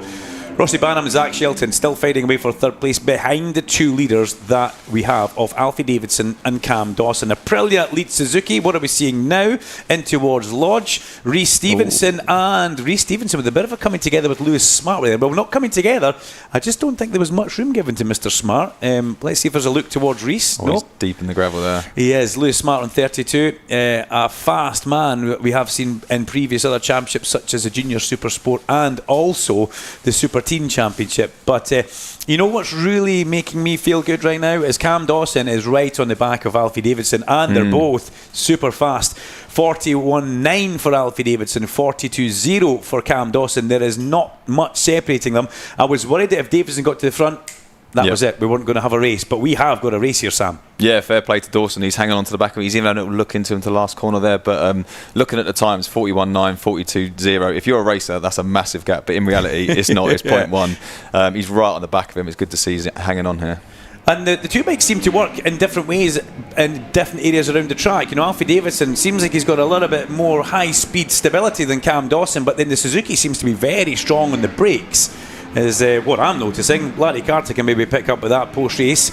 But as we watch him coming through that lovely inside of Cascades, Dawson can hold a tighter line than Davidson and then get a little bit better gas off that corner. He's picking up a slipstream as they come towards Island Bend. He pops out, but that's not an overtake. He just wants to fan out from that. Just have a little bit of a... Is that almost... Could you want to get a visual reference of the corner you're approaching so quickly? You're approaching that corner so fast, and as you're getting slowly easing in on the old slipstream there, it's actually, you feel a bit safer just to pop out the side just in case he breaks early or rolls off. We've got another yellow flag in the first corner. Somebody else going down at turn number one, and we see the bike getting picked up. Is that 14? Yeah, I thought it was 74. Hayden Clinton from Ireland on the Hayden Clinton Racing R7 up on his feet walking away. Well, I tell you what, the sport bikes are keeping our hero, Port West Race Safe Marshals extremely busy. Told you they was going to be excited into this one. There's a lot of boys going down here. Yeah, a lot of exciting, fast, hard racing. And they got a second race later today, so a lot of these boys have got to get back. Something else I'm noticing, look at the belly pan of Cam Dawson on the right-hand side. He's dragging that on the ground, so they're going to have to try and do something about that, because if you keep on doing that, it will start lifting up. A lot of scuffs on that belly pan for Cam Dawson on the GSX 8R. Maybe just being a little bit, you can almost see the shape of the bodywork doesn't really promote itself to great ground clearance at maximum lean. Or Cam Dawson's just going faster than he's ever gone on that bike and dragging the side of it on the floor. Remember last year he was a Triumph rider. He came into the championship at Cardwell Park for Peter Hickman's team very late in the year, and he jumps onto the GSX 8R with the power slide. I've got to say, Brad and Dave doing a fabulous job with these bikes, and they've got an armada of good riders. I like the leg off the peg. I've never seen Cam Dawson doing that before as they go through. Last lap comparison, or best lap comparison, a 141.9 to a 142.0. It still stands at that, but last time round you couldn't separate them. 142.1 for each of them. In fact, Dawson fractionally faster. I think Dawson might be playing a bit of a game here, because actually it's so much easier to follow than to lead. So poor Davidson's going to be seeing his pitboard. It's just going to be saying plus nothing all the time, and that really sort of chips away at you, especially when you try and get your head down, put a little bit of a gap in, and you still see plus nothing. So we're on the conversely, Dawson sat there going, this is quite easy, I'm just following him. Although they're working hard, although they're doing good times, it's so much easier to follow someone like this, so he'll be saving his energy for probably the last couple of laps. I'm now questioning myself and thinking, is that actually a sticker on Cam's belly pan? I went all in on that one. He's got a good riding style, and he definitely carries a lot of lean, so I wouldn't be surprised if there's a little bit of scuffing. Well, I hope so. I went all in. Hopefully the TV director Richard Covertree doesn't pick up too much on that for us. And no, that is there. It's scuffs. Yeah. Thanks, Cov. You've got Duncan out of a hole there. By the way, like Bimota, I'm going to be Duncan with a small D from now on, okay? Oh, yeah? Yeah, I've decided that this morning. Small D, big V. As they make their way up underneath the Cheshire Moulding Bridge in towards Druids again. Dawson has a look up the inside, but Davidson has got such speed through there. Look at the Aprilia, looks so much more planted. Just Cam's bike just looks a little bit, I want to say nervous, but these two are away at the front. Looks like Cam could actually pass, but I think you're right. he's doing what Jack Kennedy does in Supersport, stalking your pace, so they don't actually know. Right now, Dawson's getting all this information from Davidson of where he's quick, but come the end of the race, Davidson doesn't know where Dawson's quicker, and this could be an interesting feat or interesting move moving forward. Let's look a little bit further back. Rossi Barnum still ahead of Zach Shelton, 3rd and 4th. Asher Durham, then Harley McCabe up to 6th. I feel really sorry for McCabe here. He's just punched in a 41.3, which is quite a long way away from faster than the next fastest lap there. So it's a shame he's had a bit of a tough race because he's been battling away, but he's clearly got the pace to run with these boys at the front, if not pull away from him. Harry Cook down at his rider, OK, 2/3 distance now complete already. Wow, that's been a quick race. Harry Cook unfortunately slips off at his. He is OK, but good point. That's an incredible lap for Harley McCabe. That's only 2/10 away. And he's just gone purple in sector 1 as well. 3 tenths away from the lap record. Yeah, he's absolutely on a mission. But he has to do that. These guys at the front don't have to do that. Davidson, a little bit of movement from the rear tyre on that sport bike, the Iron Competition Aprilia, just as he gasses that mid-corner at Britain's. And Dawson, I think Dawson sat up earlier there, going in towards his. Cam Dawson maybe looks comfier. Oh, the big question is, that looked a little bit messy mid-corner for Cam Dawson going through his. Yeah, he's probably just again taking his after. So when you're following someone like that, you're not sometimes can relax a little bit too much. So he needs to just keep himself drawn up. But I'm not sure where to look at it because McCabe is at the back of that little pack. So I think he might actually be in the fight of a podium here, which, considering he went through that long lap loop, would be a hell of a ride from him. Absolutely. Harley McCabe just at the back. Here comes Cam Dawson looking out from the slipstream. Look back. Rossi Barnum's in panic mode. Don't look back there, mate. Keep looking forwards. And he looks back into the face of Zach Shelton, which is enough to terrify anybody during the day when you see him. And he then come through the last corner behind Zach Shelton. Asher Durham. Durham's about to get McCabed. There's no... it's definitely going to happen. Here comes Harley in towards turn number 1 up the inside of Asher Durham. Lovely stuff. Harley McCabe. Through he goes. 41 last time, 41.8 for McCabe. So he's the only rider in the 41s. Asher Durham did do a personal best lap, but Harley McCabe up one other place. He goes into 5th on the Fibertech MLAV Aprilia.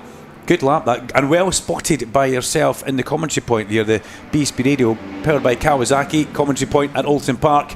Thank you for that, nice. Mr. Sam Cox. In towards the Shell hairpin, the leader Alfie Davidson. He got to the front and he hasn't pulled away. He was a little bit high and wide through there actually. Harley McCabe's now ahead of Shelton as well. Position. So that's 2 places McCabe's got on 1 lap.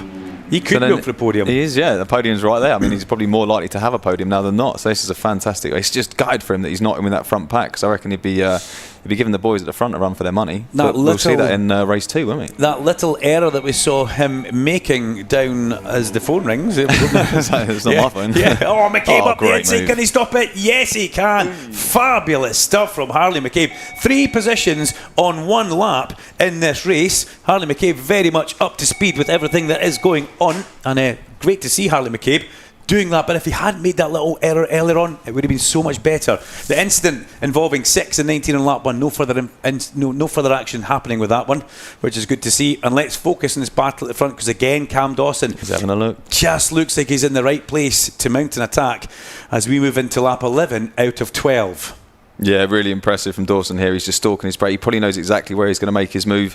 He's got two more laps, and might not be this next lap, but again, if you wait until that last lap and then where you were going to make it, suddenly the rider in front blocks it off, then that's that moment gone. So does he wait until the last lap, or does he strike now? And the thing with Alton Park is, if you're going to pass somebody, you want to try and pass them in an area, Sam Cox, where you disrupt their lap and their momentum. Yeah, exactly that. It's a very much a flow track, this, so you want to just get in that really nice flow. You don't want to allow too much to get in your way, and Dawson at the moment is always having a little look into him, into Island Bend, but that's such a fast corner through there, and he's starting to ride a little bit defensive, I think, Davison. He's starting to just pull those slightly tighter lines on the corner entry that is going to stop Dawson from getting past, but yeah, it's I couldn't call this one, to be honest. I don't know which way this is going to go. They're identical lap times. They're both in the 1:41.2. They'll both be getting the information that there's nobody behind them. Cam even had a look back coming out of one of the corners. I think it was Old Hall, just to double check and make sure they were on their own. Harley McCabe, surely, I think it's a little bit too much of a gap. Well, 2.8 seconds. He is lapping a couple of tenths faster than these guys.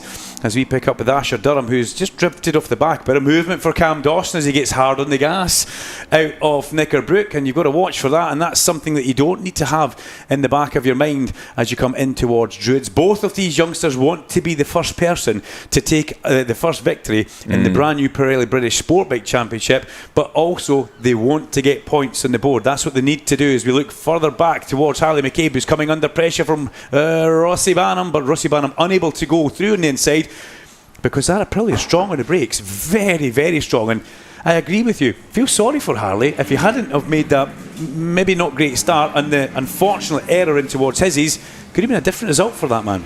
Yeah, definitely. I mean, he's out the seat, Dawson. He's obviously was thinking about getting the run on him down this back straight, and he's just had a little high side there, and Davidson's got a little bit of breathing space now, but he won't know that. Gap, yeah. The last thing he would have seen was +0 on his pit board, so he doesn't realise he's got that gap, but Dawson's going to have the bit between his teeth. Let's see if Cam can catch him back up. He made an error going through turn 1 Old Hall, and he lost about 4 or 5 bike lengths, you would say.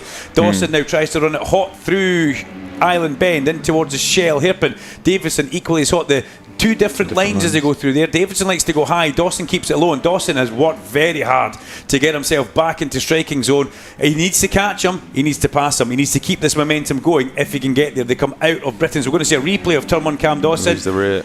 And that's just enough. That's just enough, isn't it? And that takes the edge off what you're doing as they come down for the final time in towards Hizzies. Alfie Davidson, he went in deep there as well. Davidson wanted to make sure that nobody was coming past him, and there's no attempt from Dawson mid Knickerbrook as they come out of here. We saw Dawson have a little bit of movement last time, but the Suzuki starting to wind up. The GSX 8R Power Slide Suzuki up underneath the Cheshire Moulding Bridge in towards Druid. Surely not. Cam Dawson up the inside. No, he backs out of that one. Alfie Davidson rolls the Aprilia in towards the heart of the corner. It's going to be a last corner battle between these two. Stand by at Lodge. Here comes Davidson on 28 and Dawson on 2. Dawson goes back to the inside. Does he have a look? No. Davidson so strong. Can he make the apex? Yes, he can. Brilliantly controlled race from Alfie Davidson. He leads from the front and he takes the first victory in the I'm glad he got like there Pirelli British Sportbike Championship. That was a masterclass of riding from young Davidson ahead of Cam Dawson. Fabulous stuff for Alfie,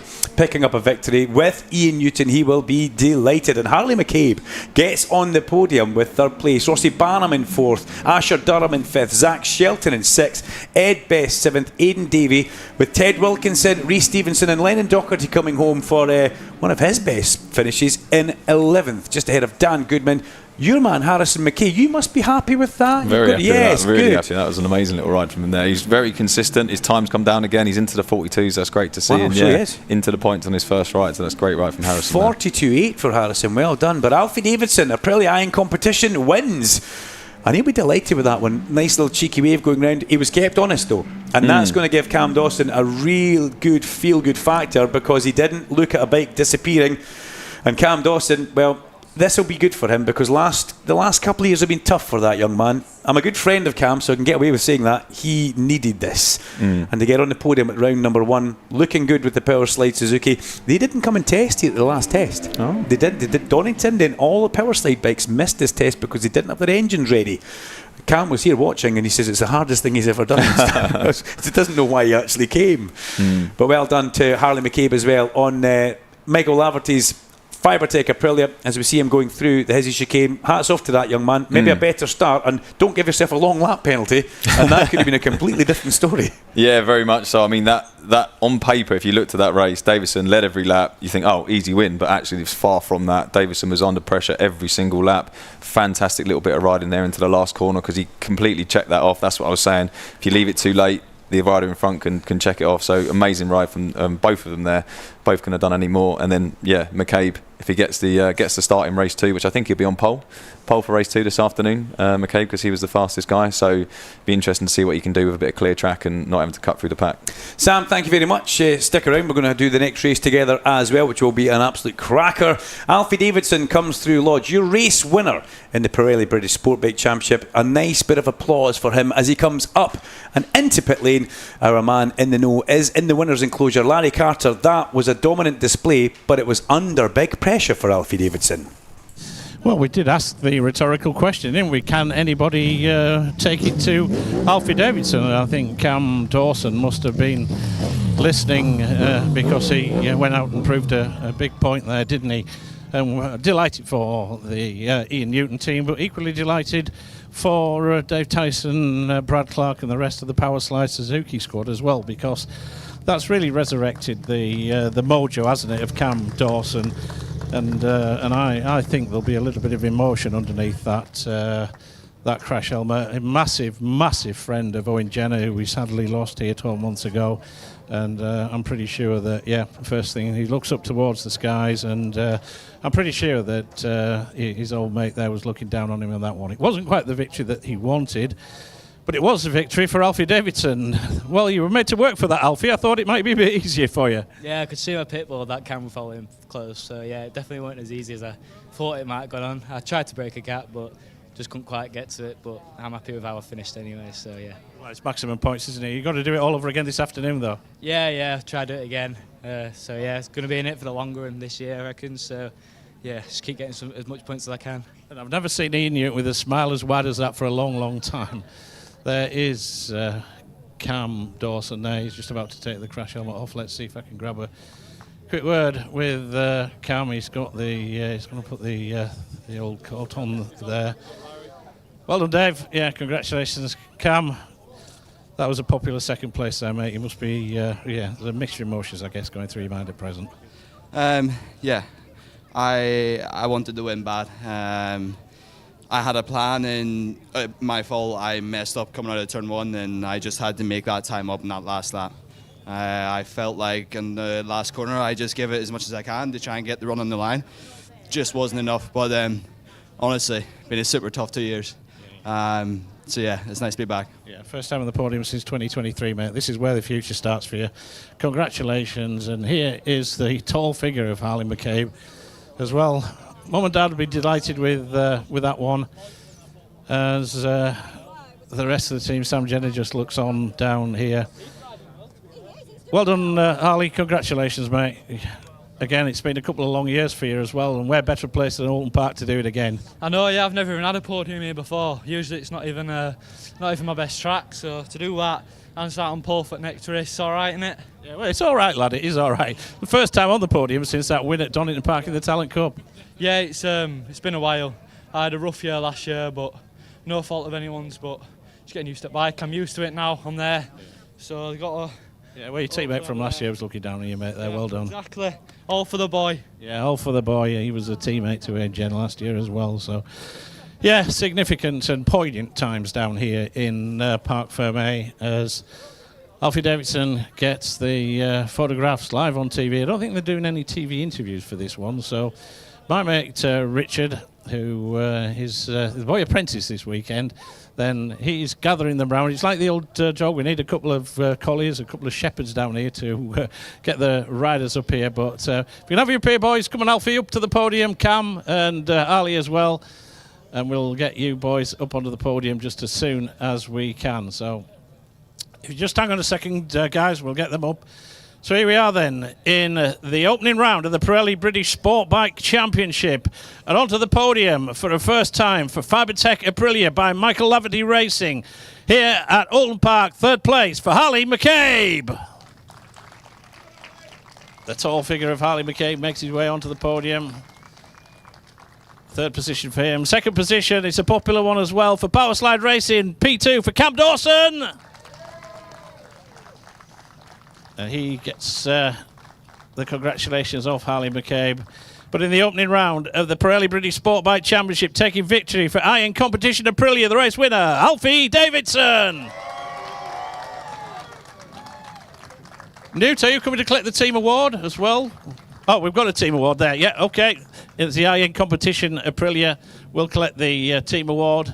And we'll ask Natalia Mill, the brand engagement lead for Zinn PMI, to make the podium presentation to the third place rider, Harley McCabe, Donington Park 2024, the last time he was on a podium when he won the British Talent Cup race. Second position then, Cam Dawson. Got to go all the way back to 2023 in the Brands Hatch finale for Cam, the last time that he was on a podium for Stock 600. And the race winner taking first blood here in the Pirelli British Super Sport Sport Bike Championship, and that is Alfie Davidson. there, the team award as well for Ian and Moira Newton. Well, Moira Newton, well done to the Iron competition squad as they posed for the photographs before the Baglietti Prosecco were sponsored by our friends up there in Durham and Lanchester Wines. They will be getting a little bit busy with that. So live on TV, boys. Do you want to let the champagne go, or do you want to take it back? It's entirely up to you. You don't have to spray the bubbly if you don't want. And given that there's a little bit, they decided that what would Jenna do? What exactly would Jenna do? Yeah, he'd just soak everybody in the vicinity, wouldn't he? But there we go. That is great to see that Alfie Davidson, Cam Dawson and Harley McCabe are here on the podium. And the good news, folks, if you enjoyed that one, then don't dash off at the end of the day, because we've got to do it all over again at the end of the day when we go with the second round of the Pirelli British Sport Bike Championship. Oh, it does the heart good at times like this to see riders getting the mojo back and celebrating down here on the podium. That concludes the podium then for the Pirelli British Sport Bikes. With that, back to the studio. Larry, thank you very much indeed. BSB Radio powered by Kawasaki. With all the Superbike news and insights, this is BSB Radio, powered by Kawasaki, the sound of the British Superbike Championship.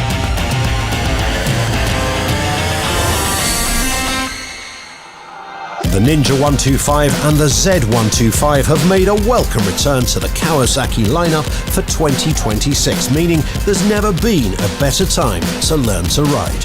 If you're thinking of starting your biking journey this year, Kawasaki Rider Training Services provides professional training every step of the way. With schools located across the UK, visit learntoridewithkawasaki.co.uk to find your nearest venue and start discovering the benefits two wheels can bring. The 2026 Zin British Superbike Championship in association with Pirelli. 18 plus, Zin is not risk-free and contains nicotine which is addictive. Only for use by adults who would otherwise continue to smoke or use other nicotine products.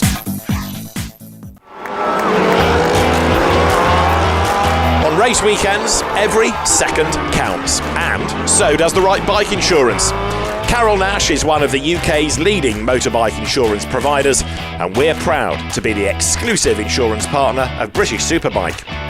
So, whether you ride a classic, a custom-built model or a high-performance superbike, we'll get you a tailored quote in minutes. For over 40 years we've been protecting bikes, and with 2 levels of cover to choose from, we've got your back. Don't miss out. Search Carol Nash. Live online at BritishSuperbike.com, on FM radio and live stream with TSL live timing on YouTube. This is BSB Radio, powered by Kawasaki, the sound of the British Superbike Championship. We're in the build-up now for round 2 of the 2026 British Superbike Championship, and all the action here live on BSB Radio, powered by Kawasaki. Of course, you can watch for all of the race action this year. TNT Sports for all of their live coverage, and we've got the live audio coverage, and of course we've got our roving webcam leading up to when the bikes head out onto the circuit. So we've got all the build-up with Larry and Duncan as well, all of that coming up, and time to catch up on a few of your messages that came in when we had our guests in the studio here at BSB Radio, powered by Kawasaki, over lunch break. So could I get a shout out to me, Terry, currently sat in my car at the track listening to the broadcast, and a shout out to First for Vehicle Repairs, if at all possible, Northwest based mobile mechanic. Thanks guys. Tez, thank you very much indeed. That's from Terry. This one is still coming through. I think you're struggling a bit with signal there. Please going to get a shout out to Dan, his 36th birthday tomorrow. He's brought me to my first ever BSB, and we're having a great time. From his girlfriend Katie. Katie, thank you very much indeed, and Dan, happy birthday for tomorrow. Richard from Norway wants to wish his sister Helen and husband Darren a great day at the racing today, and hope Helen didn't poison you, Darren, with her sausage sandwiches on the camping stove. Easy done. Easy done, Richard. Great to have you here. Thank you very much indeed. And thanks for making us have a giggle in the commentary box. This one says, looking forward to watching the racing again today. Wish I could have made it over, but the eldest turned 18 and I wasn't being outdone in the drinking. So today's hangover and BSB on the sofa for me. Will anyone have the answer for Carl Ride today? That new steed of it really has clicked. That comes from Craig. Thank you very much indeed, Craig. And this one says, a big shout out to the teenage pensioners on tour. That's Pete, Paul and Alison in the Old Hall grandstand, and their support crew Darren and Leanne also down at Old Hall cheering on Carlos number 9, the superstar of the future, Carl Harris. Great commentary as always. Keep it up, guys. Thank you very much indeed, and good use of motorcycle emojis. Good luck to Joshua Williams 78 in his first full season in the Moto 4 Talent Cup. That comes from Nanny Chris. Thank you very much indeed, Nanny Chris. And happy 60th birthday for Wednesday to Andy of the VJMC from Mike. Thank you very much indeed, Mike. Nanny Chris. Yes. We need a replacement for Nan Sydney, don't we? Nanny Chris. So I'm just wondering whether or not Nanny Chris can just start doing with some requests for... Can I ask how we need a replacement for Nan Sydney? Well, because Nan Sydney hasn't been communicating with us. Okay, fair play. Yeah, I thought you'd maybe got rid of her or done something. Well, unless somebody has, which we don't know about. But she, of course, the grandmother of certain Max Morgan, who sadly is just currently absent from the BSB scene at present. But all I'm wondering, boys, is where we send the request for the old bobble hats and the knitted scarves and everything else. So. Well, it's like this. So you made an error last year, Larry. I was presumptuous, wasn't I? You presumed that Nan Sydney would be somebody sitting, crocheting and knitting. Yeah, a little old lady in a rocking chair with her hair up in a bun. I just pictured it. Can I suggest to you that Nanny Chris is not that sort of nanny either? Okay, right. Well, we are looking for a replacement for because I'm a bit short on bobble hats and scarves, actually. Nanny Chris does not do knitting, I can tell. Okay. Please can you give a big hello and a shout out to all the lads over from the Isle of Man for the weekend, flying the Timberwoods Factory Racing flag, celebrating Wonk's birthday. Sat on the bank at Druids watching for the day. That comes from Tim. Also, seeing as it's Wonk's birthday, please ask him to shower for the first time in 3 days. Oh, goodness me. How can you still be friends? Goodness me.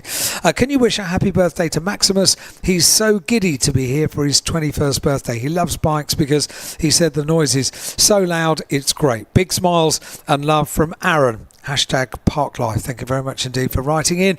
All on WhatsApp, 07482 877 877, 07482 877 877. We don't deal with surnames here on BSB Radio, powered by Kawasaki. We only need your first name, okay? A shout out to my husband Dave, who gets me here safely on his bike every time, and to my mum Wendy, who is in her 8th decade watching bike racing and all the time and loves it. She knows more about racing than anyone I know. Supporting Hickey. Thanks. That comes from Kerry. Thank you very much indeed, Kerry. Great to have you here and your mum as well. And this one, Joppy and Cat.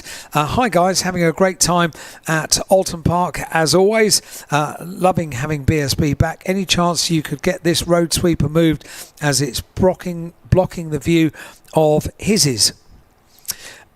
We can do a few things, but we can't move road sweepers, Larry, I'm afraid. Are you free, Larry? Nip down to Hizzy's. Get on my way now. I've got the keys with me. You got the keys. Yeah. Well, what we will say is that it's all about the customer experience here at Alton Park, and the management and the senior hierarchy, they are listening to everything that we put out as well. So are they? If that, well, good Lord. Hopefully not all the time, but if that is possible, in all seriousness, and it can be moved, and it doesn't compromise the logistical reasons, then that comment will be taken on board. I shall send a message over to the powers that be, don't you worry. Shout out to Aaron from Coleraine. He's very excited for the start of the Northwest 200 this week, and we are surprising him with tickets today. What a lovely surprise. Max and Aaron, thank you very much indeed.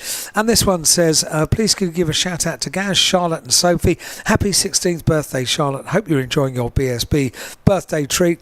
Love from Mum. I think I might be able to get through, just get up to date with all of our messages. Only got a little handful to go, but Larry, if you need to come in, we are coming ever closer. No, still 6 minutes to pit lane opens, that's good. So plenty of time. Very good. Good afternoon. Can I please have a huge shout out to my amazing partner, Lauren. Thank you for bringing me to my first ever BSB here at Alton Park from Gareth.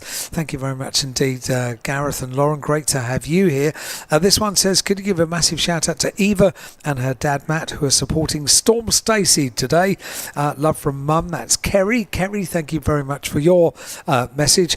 And this one says, hi, it's Nathan. Want to wish BSB riders a massive good luck in the sprint race. Can't wait to see what will go down. Should be a good one. Hopefully all keep up right. Thank you very much indeed. And this one says, okay. Oh dear. It's from you could tell by my voice. Yep, I know what's coming. She hasn't. We haven't had a communication, have we? I've got a message from Nanny Chris, who says, I'm actually sat here knitting whilst listening to you, supporting my grandson Joshua Williams 78, and just to prove it, I'm a big Josh Williams fan, I'll have you know. there is a picture which has come in, Larry, of knitting. What are you knitting? Is that a Highland cow? I think it is. Yeah, so Nanny Chris is doing knitting, Larry, and the pattern is there for a sort of a Highland cow in a very pretty pink dress. Well, leave it to me, boys. We'll sort out our merchandise, won't we? So there we go. Thank you, Nanny Chris. It gave us a good giggle. Hi, guys. Could you please shout out to Carl, Ems and Sonia? Having a great time. It's Ems and Sonia, first ever BSB. Carl, thank you very much indeed for writing. And this one says a big shout out to George. He's here cheering on his brother and he's very excited to get out of the house. Cheers. Thank you from Aaron Kennedy. And this one, final one, regular Cadwell Park BSB weekenders, first time at Alton Park, camping here with our good friends Andy, Teresa and Chloe, and that comes from Karen and from John as well. If you want to get in touch over the course of this afternoon, 07482 877 877 is the WhatsApp number. It's WhatsApp only, no phone calls, no text messages, only WhatsApp 07482 877 877, or you can email the studio at bsbradio.com. That's how you get in touch with us, and we'll be back after this. With all the news, views and interviews, this is BSB Radio, powered by Kawasaki, the sound of the British Superbike Championship. R&G, the world leader in damage protection products for motorcycles, is back as an official sponsor to the British Superbike Championship for the 12th year. Alongside offering a full suite of R&G products, R&G's official technical centre is the one-stop shop for essential race products such as Easy Grip, Renthal sprockets, DID chains, Motul fluids, Alpine Stars protection, and so much more. Located in the paddock at every round, visit the R&G Technical Centre today for the latest essentials at the best prices. Whether it's weekend tours or continent exploring, adventure comes for free with Kawasaki this summer. Purchase a 2025 model year Versys 650 or Versys 1100 and you can receive a free touring kit upgrade that includes a set of panniers and inner bags, tank pad and handguards. Plus, the machines are available on low-rate finance through Kawasaki K Options. Visit your local Kawasaki dealer to find out more. The 2026 Zinn British Superbike Championship in association with Pirelli. 18 plus, Zinn is not risk-free and contains nicotine which is addictive. Only for use by adults who would otherwise continue to smoke or use other nicotine products. This is the sound of British Superbikes online and on FM radio. This is BSB Radio, powered by Kawasaki, the sound of the British Superbike Championship.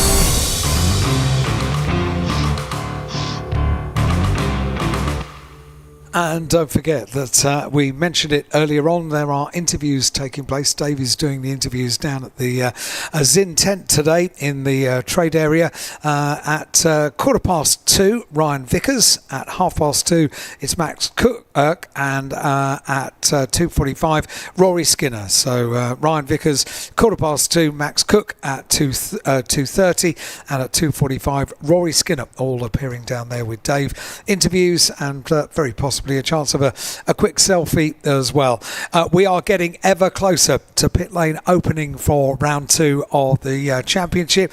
The sprint race, 12 laps around Alton Park, gets underway at 1 o'clock down there in pit lane. About to head out onto the grid as soon as pit lane is open is Larry Carter. If you are watching our live stream on the BSB official channel on YouTube, then you'll see the bikes collecting, about to get out on circuit. And then of course you might want to also have a look at TNT Sports, that have their usual quite supreme live television coverage of all the rounds of the British Superbike Championship this year. And of course you can listen to us as well on BSB Radio, powered by Kawasaki. But I reckon, Larry, we are just about ready to get pit lane open. I can see the marshal down there with the red flag at the moment, closing pit lane, but the green flag is about to fly. Yeah, literally 15 seconds before we see the bikes heading out onto track for their lap prior to them assembling down here on the grid. So we'll see 24 of the bikes now all making their way out into pit lane. It'll take them a little while to get round here before they then start assembling down here on the grid, and we can start all the pre-race formalities. We haven't got the brass band as we had yesterday for the opening ceremony. That was really cool, wasn't it? It was, yes, absolutely. The Army Band. We had the throwback to the 1996 British Superbike Championship race with a few of the assembled cast as the bikes now make their way down pit lane. And also the flag down here and a little montage of bikes over the years, the pictures. Neil Mackenzie's boost, Yamaha was down here as well. And it was just all a little bit of added pomp and ceremony to launch the 2026 British Superbike Championship. This landmark season, the 30th anniversary of the modern day. Yes, the British Superbike Championship existed before that, back into the 60s, but not in the current format that we run through MCRCB rules to the double header format, and indeed the triple header format as it's involved nowadays. So that is kind of when the revolution occurred, as it were. And back in 1996, when under the auspices of Robert Furnall, the great Robert Furnall, his vision, along with Stuart Higgs and the likes of David Fern at 24 Sports at Donington Park and Doug Barnfield at the MCRCB, they all came together and said, you know what, we're going to revolutionise this sport, we're going to get it on TV, we're going to put it into the shop window. And here we are 20 years later as the biggest domestic motorcycle series anywhere in the world. And I would hazard a guess that it rivals 1 or 2 world championships in various quarters as well. But the riders are making their way down here. I just had a little note passed to me that a certain Mia Brooks, you may be aware of the name, but Mia was the Olympic snowboarder who, I understand, claimed a silver medal in the earlier Winter Olympics, and she is going to be making the presentation to the pole position award down here, whereby the watch will be going away in the way of Kyle Ryde. Can I make a couple of quick announcements? Sure. Riders are still coming down pit lane now. Oh, very good, Larry. Thank you very much indeed. There are some cars that are blocking passageway, so you need to return to your car immediately and move it, please. These are the 3 cars on the naughty list: a black BMW FY68 GTU, FY68 GTU, a black BMW, a silver Skoda GK14 UNZ, GK14 UNZ, silver Skoda, and a silver Kia YT71 FHA, YT71 FHA. If you could all immediately please You can be quick. You can still see the Superbike race. Return to your car and move it, please, as soon as possible. Thank you very much indeed. Sorry to interrupt, Larry. No, it's okay. Well, we'd suggest that you do that rather than somebody move it for you. But, yes. But if we can, we try and keep the domestic messages down to a minimum, but they're obviously urgent and blocking some access. So if you can, return and sort that out, and then we can... Everybody lived happily ever after. Have you ever read out one of those and realised while you were reading it, it was your car? I did it to Fred Clark once, yes. And he read his own paddock registration number out. Was that at Silverstone? It was at Brands Hatch, actually, many years it? ago. Okay. I was forever playing practical jokes on him, and I don't think he appreciated some of them. Well, here is Carl Ride down here. Just Shannon Etheridge just passes him the drink down there. I'm not sure whether we got the pole position award that here. Go on, mate. Are you going to present it to Carl beat Mia meet Carl? There you go. There we go. We're going to get a quick photograph here for the Homologator pole position watch. I'm not too sure whether Carl Ride's taking up snowboarding. He's quite good at most things. He's a bloke that got a 143 break in snooker at one point. Fancy a bit of snowboarding as well? No, I think I'm banned from that, to be honest. I've actually never been ice skiing or anything. Not ice skiing, skiing. Not done anything like that, and I don't trust myself to do so. So, yeah, that's banned for now. Yesterday, Kyle, nobody saw you for dust. You lit the blue touch paper and went. Is it going to be the same today, or are you expecting a bit more of a challenge? Yeah, definitely. I've put a benchmark down there, so... and I mean, I'm not being funny. I've not broke the lap record yesterday, so that's still to be there, or Leon can still do that pace, Brad can still do that pace. So the only difference is we've got a different tyre from last year, and I kind of feel like I figured it out quite quick, and it's really good over a long longevity. So I'm not sure about this race. I still think it's going to be faster than what I'm sat here for now. 33.1, I think 32 will be in this race. But yeah, I'll just keep doing what I've been doing all weekend. Another podium would be amazing. Yeah, yes, of course, refer there, thanks Carl, to the significance of this with the being 6 laps shorter. This is the sprint race. This is a 12-lapper. So that means that tyre longevity might just be a little bit of a play. Whereas Steve Moore just has a chat with Leon Haslam, as Leon was effectively best of the rest yesterday. P2 yesterday, it might bore you to heard that Kyle Rice just said that he's expecting more of a challenge from you guys today. So would you go along that with Leon? That's the plan, isn't it? Yeah. Now we shorter race suit you though, given it's a sprint race. Will that help at all? Not really. No, our actual late race pace is better with the used tyre, but yeah, we made a few changes. Hopefully we can solve the issue that I had to settle with yesterday, and we can have a little bit more of a battle at the front. Well, that's a lap record holder here at Alton Park, and one of the race winners from last year, and a rider that was in the mix, and it's only a matter of time before they do plant the Bimoto AJN Steelstock machine on a podium. It's Max Cook. Got shuffled out a little bit yesterday. Max challenging for a podium, but ended up having to settle for P6. Try and put things right today? Yeah, for sure. I had a good first half of the race yesterday, but there's a little problem with the rear brake on lap 10, so I dropped back, and it took a little bit of time for me to recompose myself and get into the rhythm again. But no, things are all looking really good for today. I learned a lot from yesterday, so yeah, and obviously it's the first full distance race we had on the Bimoto yesterday, so super valuable for us guys, and I believe that I'm sat on a bike that can contend for podiums today. So. Certainly are, Max, certainly are. Well, there we go. It's all unfolding, isn't it? Haslam had a problem, Cook had a problem, shorter race distance, and Carl Ride, not sure if he can do the same again. Here's Brad Ray down here, just having a quick thought on things. Brad, podium yesterday for you, but obviously it's not quite where you want to be. Try and get a little bit further up in this race. Yeah, that'd be nice. See if we got a bit more pace. Try to be a bit more aggressive at the start, and try and hang in as much as possible. Any major changes from yesterday? Nah, not too many. Just a few little improvements. Hopefully it'll help us at the back end of the race. Wish you well, my friend. Thanks for that one. Well, here is one of the most popular riders in the grid, probably the most popular. The merchandise will have been flying out there. We'll just let the photos get there. Storm Stacey having a chat with his crew chief Ray Stringer about there. Well, boy, you were there or thereabouts yesterday, weren't you? That challenging for the podium again? Yeah, we weren't too far away. I think the longer race does favour us a bit. We seem to have a bit more at the end. If you'd have given me 2 more laps, would I have passed them? I don't think I honestly would have. To catch people is a different story to passing them. Just didn't seem to have that next little bit to be able to pop out, brake, I think I'd have been full sideways or running on or wouldn't have been able to stop. Matching them was lovely, but passing them was a different story. But we've got a bit more in the locker for today, hopefully. Well, we'd love to see you up there, Storm, and I'm sure lots of fans would do. Well, here is the Hager PBM Ducati of Scott Redding, just past Michael Bartolome, his manager down here.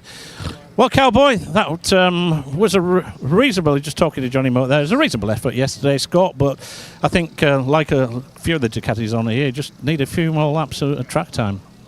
Yeah, it was just more in the tank. I just felt like the bike wasn't performing to the ability that I was able to push it, so I was kind of stuck at that position. It's been like that all weekend, but you know, you have them weekends, we're learning the bike as well, so we've made a bigger change for this race to check a direction, kind of using it like a test, and we'll see where we go from there. Right on, Cowboy. Thank you, baby.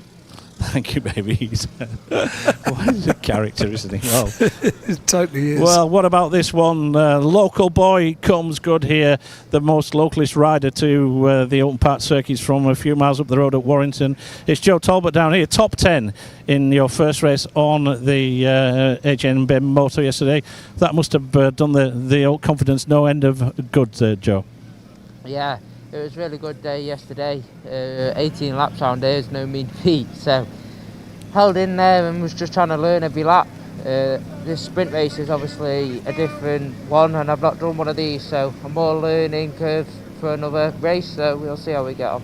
Wish you well, that is very much the local rider. There's Rory Skinner and there is Ryan Vickers. I'm just going to go a little bit further down the grid because a rider I just want to grab a very quick word with down here. He's got his team around him. Glenn Irwin. Glenn, feeling a little bit more confidence after warm-up this morning?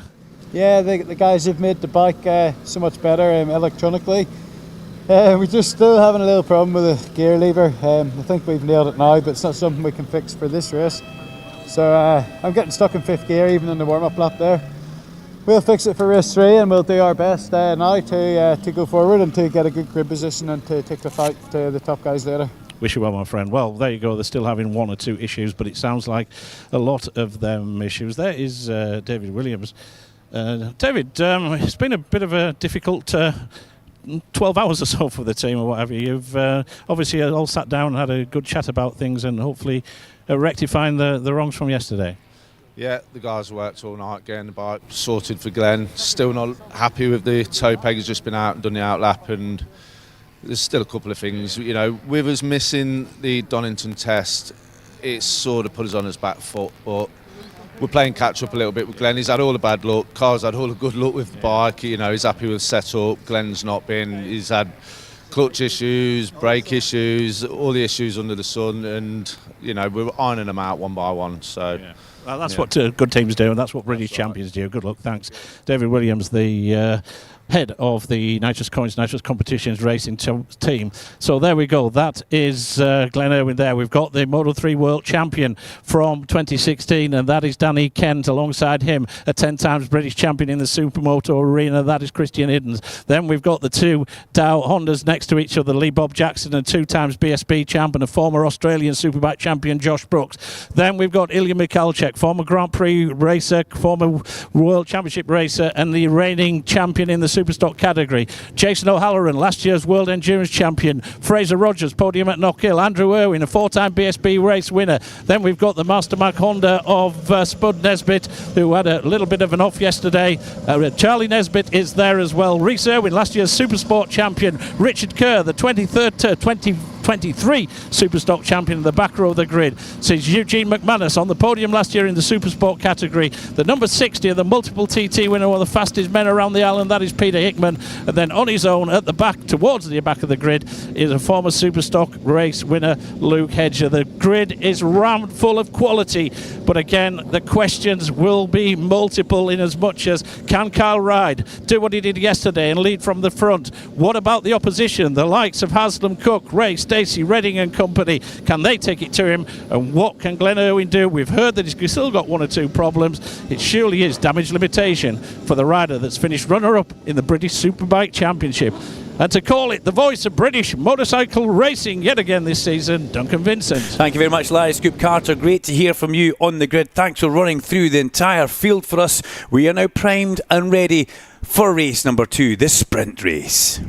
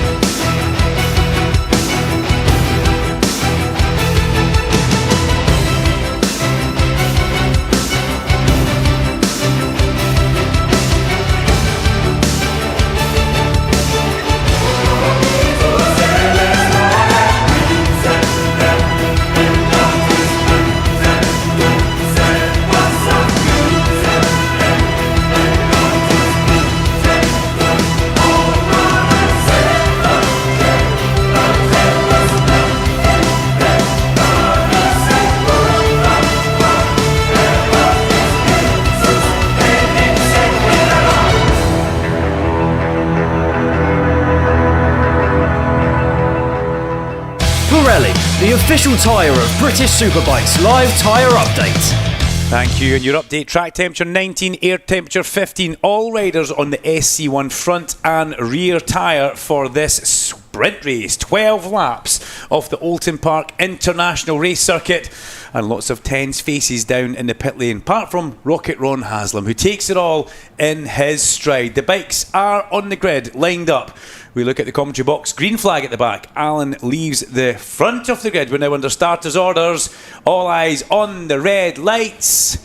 Oulton Park, race number 2. Red lights on, go! Down towards Old Hall Corner. Who gets the jump? It's Leon Haslam and Max Cook who will lead in towards turn number 1 on the Bimota. Beautiful start from Max Cook as he accelerates along the avenue. A little bit of bumping in the mid-pack. Not a great start there for somebody. I think that was one, a little bit of bodywork and knee coming off as well after that little bit of contact, as we see them all making their way around through Cascades. What a start from the Bimota. I did say pre-race I fancy Max Cook in the Bimota in this one to be challenging at the sharp end, Sam Cox. Yeah, Max Cook was up there yesterday on race 1, and for the neutral, I love Carl. Carl's a great rider, but for this race, it's actually nice to see him been boxed in a little bit, because yesterday he just cleared off. He was like 5 seconds in front of anyone, so he's got a bit of work to do. But Max Cook, he's looking really strong straight off the bat. Kyle didn't get the best of starts yesterday, but he worked his way through. The passes he made were methodical. He looked like he could turn the bike tighter than absolutely anybody, and he never looked rushed. He's already having a look up the inside of Bradley Ray and towards his, and he does Bradley Ray.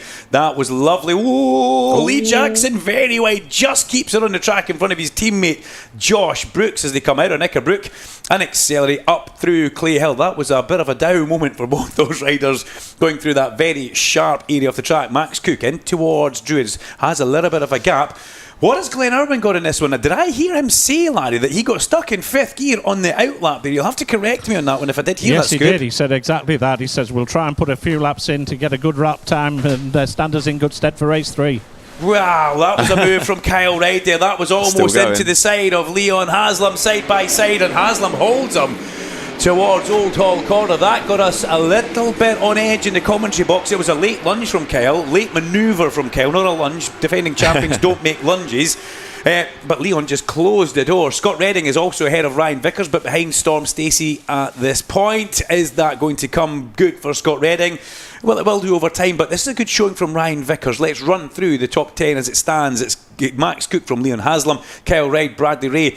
Then we've got Storm Stacey, Scott Redding, Ryan Vickers. Up there, Joe Talbot, Rory Skinner, Christian Eden on the Senkat Yamaha rounding out the top 10. Then it's Brooksy, the first of the Dow Hondas, ahead of Lee Jackson. He's probably happy he's ahead of Lee Jackson after the moment Lee Jackson had at the Hizzy chicane. They go through Britons and accelerate. Look at the Bimota accelerate so well. The change of direction looks nice and fluid and smooth, and accelerates out of that corner with the wheel on the front wheel on the ground, which is the important part of it, Sam. Yeah, the biggest thing around here is wheelie, and the bike constantly wants to wheelie around here. You're just constantly fighting it, and they've obviously got that Bimota dialed in, because it's not lifting up too much. You can really get the power down and drive up over that hilltop. As they make their way up through Clay Hill in towards Druids, there's the Bimota leading at the front. Is this the first time Max actually led within the Bimota this year? I think it is. Didn't lead yesterday. Yeah, first time we see a Bimota leading British Superbike race here at Oulton Park, and they're all following Linus Stern. We look further back. We've got to say, Josh Brooks making a little bit of a move in the distance here to my eyes, but Scott Redding on towards the back of Storm Stacey. A great showing from the Batham's AG, and Ducati is another manoeuvre from Kyle Reid. Another late manoeuvre as well from Kyle. Just levels his opponent and then shows Leon Haslam the edge of the track. And I had to stop there for just a second because that was as a champion's manoeuvre. That's what that was. It looked like it was late, but he knew once he'd got alongside him, the corner was effectively his. What can the defending reigning champ now do about the man on this very fast and good-looking Bimota as they make their way through Island Bend? A bit of a black line at the back of the Moto Rapido Ducati. And this is what we saw from yesterday. We saw Kyle just methodically. He's got past Brad. He's got past Leon. We haven't seen anybody else make overtakes. We've only seen Kyle Reid showing his hand of, yes, I've still got the upper hand here. Watch this, guys. Yeah, he looks so strong on the front end of that bike. Both his passes, as you say, have been into the braking zones. He's just able to brake that bit late and a bit harder than his competition. I think he's about to line up Max Cook now. Is he having a little look? It's the classic Carl Reid pass there at Oulton Park. as he moves into first place. Great move from Kyle. Yeah, somebody needs to strike back while the iron's hot. Max Cook cannot let this go. He needs to get back onto Kyle Wright ASAP and try and do what Kyle is doing to everybody else. Rhys Irwin has entered the pit lane and retired for the Mastermac Hawk Honda squad. Sorry, Sam, bumping into you in the commentary box. We're getting excited. Like a couple of boxes on their toes here in the commentary box as we watch them going through Druids underneath the bridge along towards Lodge. Christian Idden still in the back of this pack with Rory Skinner just ahead of him. But look at Redding up the inside. Scott Redding makes his presence felt on Storm. Stacey goes through. Stacey can't do anything else. I think Rory Skinner just made a mistake at the back of this pack, and Christian Idden will be ahead of Rory now. Yes, Idden goes up the inside into Old Hall, and through he goes. Rory a little bit wide through Lodge, and just gave the opportunity for Christian Idden to go back on the inside. As we come down the avenue through Dentons into Cascades, Kyle already starting to build some momentum and put a little bit of space between he and Max Cook, but not a lot. No, I mean, if they're going to do anything about Kyle, they've got to do it now, because if he gets away and gets into his rhythm like we saw yesterday, he just pulls away. He's obviously got the pace against the rest of the field. So Leon Haslam has gone through on Max Cook, and if he's going to stop Kyle, he's going to have to do it soon. I'm going to step back 12 months, and this is deja vu for me, but it was Bradley Ray leading, and I said that this is a big lap for Leon Haslam. If he's got anything in the tank, he needs to extract it now, and he needs to bridge that gap. Otherwise, the race is effectively done for these guys, because Kyle will ride off into the distance. Sorry about that, that's a terrible one, but it had to be done. But this is a big lap, this and the next half lap for Leon Haslam. Has he and Steve Wolfmuir got anything in that locker that can release the Motor Rapido Ducati up towards the back of Kyle as they make their way up through Clay Hill? Rory Skinner and Christian Idden having a pretty good battle here. Then there's a bit of a gap back behind them to Lee Jackson, who's now the first of the Dow Hondas, ahead of Glenn Irwin, and Brooksy's slipped back just a little bit into that next pursuing pack. But Glenn Irwin, if he was struggling with gears, he's doing a good job around here, because it's not an easy place to be stuck in a certain gear or to get through it and get back out of it, Sam. Yeah, no, surprised to hear that. They've obviously fixed it when they're on the grid. I don't know what it would have been, but he's obviously repaired it now, because he's going well. But again, Glyn won't want to be down there. I actually bumped into him as I was signing the guys on at the start of this weekend, and he was saying, look, I've got to go 100% this year. I've got to get out there, and I've got to try and win this championship. And obviously you're not going to win it from 12, so he needs to do a little bit of work there. His last lap round was 133.8, his personal best, so he's in the mix. You know, he's in the 33 brackets, but he's clearly not happy with what he has. Has Leon Haslam? Yes, look at this. We might have a race here. Leon Haslam has done exactly what we saw him do last year in race number 2 to Bradley Ray. Stalked him down and gave it absolutely everything to catch back up. In the 12-lap sprint race, you don't have time to get yourself really in a momentum or up into a rhythm. You need to go from the word go, and that's what we've seen Kyle Wright do. Now coming under pressure from Bradley Ray is Max Cook, as Brad has a look up and say, did Max kick him there? As they go in, Cookie's not going to stop that. Oh, good grief, how did he stop that going in towards Britons? There was white line, he would have seen that coming towards him. That's using all the track there, isn't it? Using all the track. That could have been so easy, full lean, to just put a little bit too much brake and go down there. Oh, massively. He was obviously right on the limit there. His rear was backing in as well. I'd imagine he was on the rear brake as well as the front brake, and he was trying everything. As Charlie Nesbitt's gone down, he's obviously not done what Max Cook did and was able to stop it, but he's gone down. Race he looks 1 DNF. Massive, doesn't he? Yeah, I guess that's the airbag's gone off. Let's see the replay of Charlie Spud Nesbitt going across the grass. Both of them with Mickelchik. Oh, no. Oops. Yeah, Charlie did a Larry Carter across the inside. They're trying to ditch Hook across the inside. Unfortunately, down he goes with a beautiful forward roll. And Glenn Irwin as well in trouble across the far side. Has Mickelchik stayed on that? I think Mickelchik stayed on that. That's twice he's had that happen to him. Well, yesterday had Glenn Irwin crashing in qualifying across the Britons, and he missed that. And he's now had Charlie Spud Nesbitt do a bit of gymnastics in front of him. So fastest lap of the race, 1:32.974 for Leon Haslam. By the way, Charlie Spud Nesbitt is perfectly fine, but I think, Larry, you may be seeing a retirement for Glenn Irwin. He was at the long lap loop for his and having a long look over his shoulder. Maybe those gear problems not helping him on the way in towards that his chicane and the exit Knickerbrook. Ride, Haslam, Ray, Redding, then Storm Stacey, Ryan Vickers, Max Cook dropping a few places after that small error we saw him do at his. Just ahead of his teammate, then Christian Idden and Rory Skinner in a fine 10th place inside that top 10, as we see Max Cook up the inside of Ryan Vickers from a long way back across the grass once. That is late. That is a late lunge.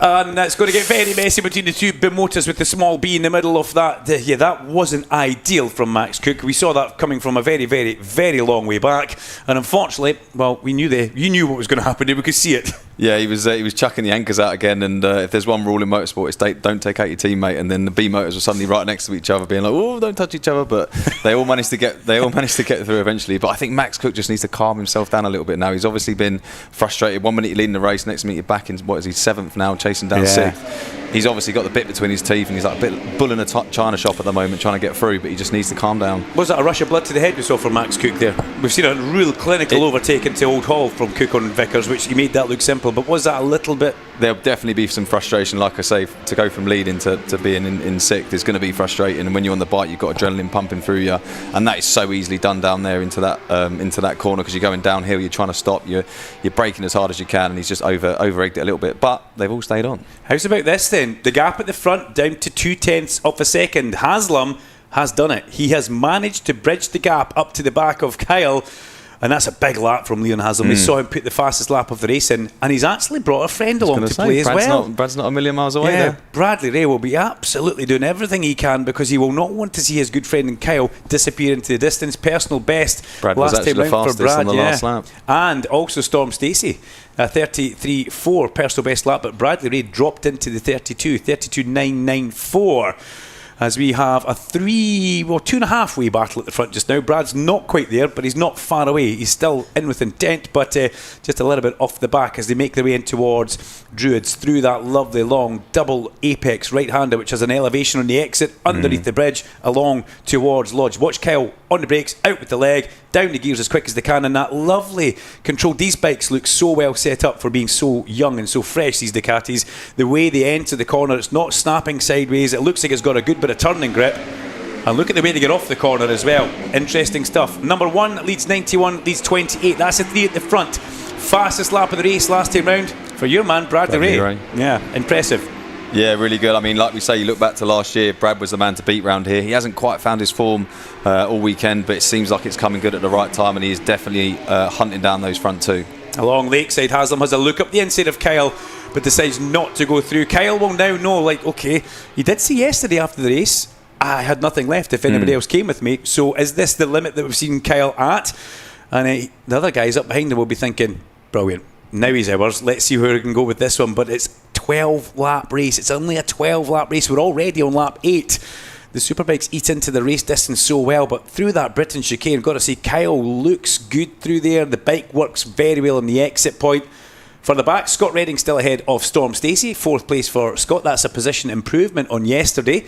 So the hard work that's been happening in the Hagar PBM garage overnight with John Mowat on the crew chief duties, and James Mead very much on the electronics, trying to make sure everything works in harmony. And it's about mechanical and electronics working together, has paid dividends for those guys. And still Storm Stacey with that consistent fast speed that he's happy with, as we see Kyle using a little bit more road than we've in the last couple of laps, right out towards the exit curb at Druids. He's pushing on here. He's probably quite surprised to see his board. It's still saying plus nothing. Are they getting that right? What's going on here? It's plus nothing. So he's a little bit defensive already. I mean, there's only, just ticking on to 3 laps to go now. He's starting to be a little bit defensive, but I'll be surprised if Haslam is even aware of Ray, because he's probably thinking, well, I've caught right, so surely no one else has come with me, so he probably wouldn't even looked at his board, and then suddenly he's going to have a blue Yamaha coming past him anytime soon. Nobody else is this fast right now. Yeah, that's what he's thinking. Surely I'll be on my own. And then you've got that pink 28 behind you thinking, oh good, here he comes. This is just what you don't need. Coming up behind him. Yeah, Brad Ray, well, they've kind of spaced out just a little bit now, but they're all still very much together in the same area. As that Ducati of Leon Haslam just leaving a nice long controlled power slide through Island Bend, which I can only imagine what that feels like for Leon. He'll be thinking, I don't want it to do that. but I'm thinking, man, that looks so cool the way they managed to do that. Through the Britain chicane, watch Kyle here. Just keeps it and just looks so tidy on the exit. We've seen years go by with his Yamaha would pump coming out of there to like my hip movement as well. Very nice pump. And that would promote the front to then come up, but not a chance for that. As Haslam's deep into there, Haslam deep, but he manages. You can go in there deep if you think you're under attack, but has he lost a little bit of ground to Kyle? Tell me. Maybe a little. I'm just looking at the timing screen. Kyle did punch in his fastest Sector 1 on that lap, so he is pushing Kyle. He obviously wants to get away. He wants to try and break away from the guys behind him. He won't realise that there's 2 behind him, but even just seeing someone behind you on your pit board is you want to try and break away if you can, but they're just about hanging on in there. Again, like we saw in another race, Kyle seems to be stronger at the start of the lap. These guys seem to be stronger at the end, so it kind of ebbs and flows a little bit throughout the lap, but they're roughly the same sort of pace every lap, so this is going all the way, this one, by the looks of it. Yeah, it's definitely a lap of 2 halves, as you would say. Kyle's definitely stronger. I would say down towards the braking phase of Hizzy Chicane, he looks good in all those areas before it. And then Leon, Clayhill, Druids and Lodge seems to reduce that gap. Scott Redding still ahead of Storm Stacey as they go down the avenue. That Hager PBM Ducati a little bit wider on the way in, but Scott, in typical Scott style, drags it round by the handlebars and heads along Lakeside, is where we see Kyle going into Island Bend, and Haslam is right on the back. We're on lap 10 out of 12. Leon has to have a stab. He has to have a go at this. He cannot follow another dominant Kyle ride victory home. He will be desperate to put the Moto Rapido Ducati onto that top step of the podium. So it will be a victory for Nitrous and a victory for Moto Rapido, but only time will tell. Leon looks a little bit scrappier going through the heart of the Britain chicane, and all the time just sitting there, number 20, Bradley Ray. Come on, boys, have a go. Again, Haslam deep into there. Do you think he's actually struggling to stop that in that area of the track?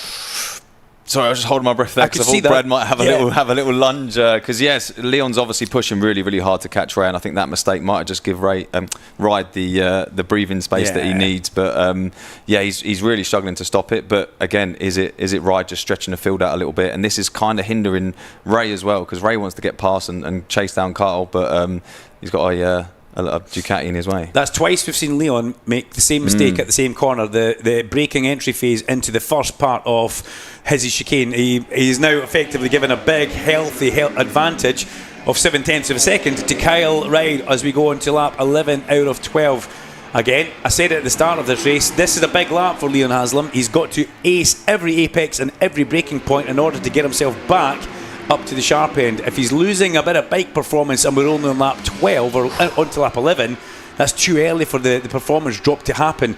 He had a bit of a moment leaving Cascades here, as we could tell by your intake of breath. And again, Bradley Ray sits and watches as we watch him go through. Kyle Ride again, personal best first sector, 22.8 seconds to go from the control line all the way towards the exit of Cascades along Lakeside, where he went through doing 158.6 miles an hour, almost as fast as one of your Superstock Hondas, if only you say. We look a little bit further back now, because Rory Skinner's got himself onto the back of Joe Talbot. We have got, behind Storm Stacey, we've got Max Cook, Ryan Vickers, Joe Talbot and Rory Skinner in 9th. Christian Itten's dropped a couple of places. He's down to 11th because Lee Jackson's elevated the Dow Honda up into that top 10.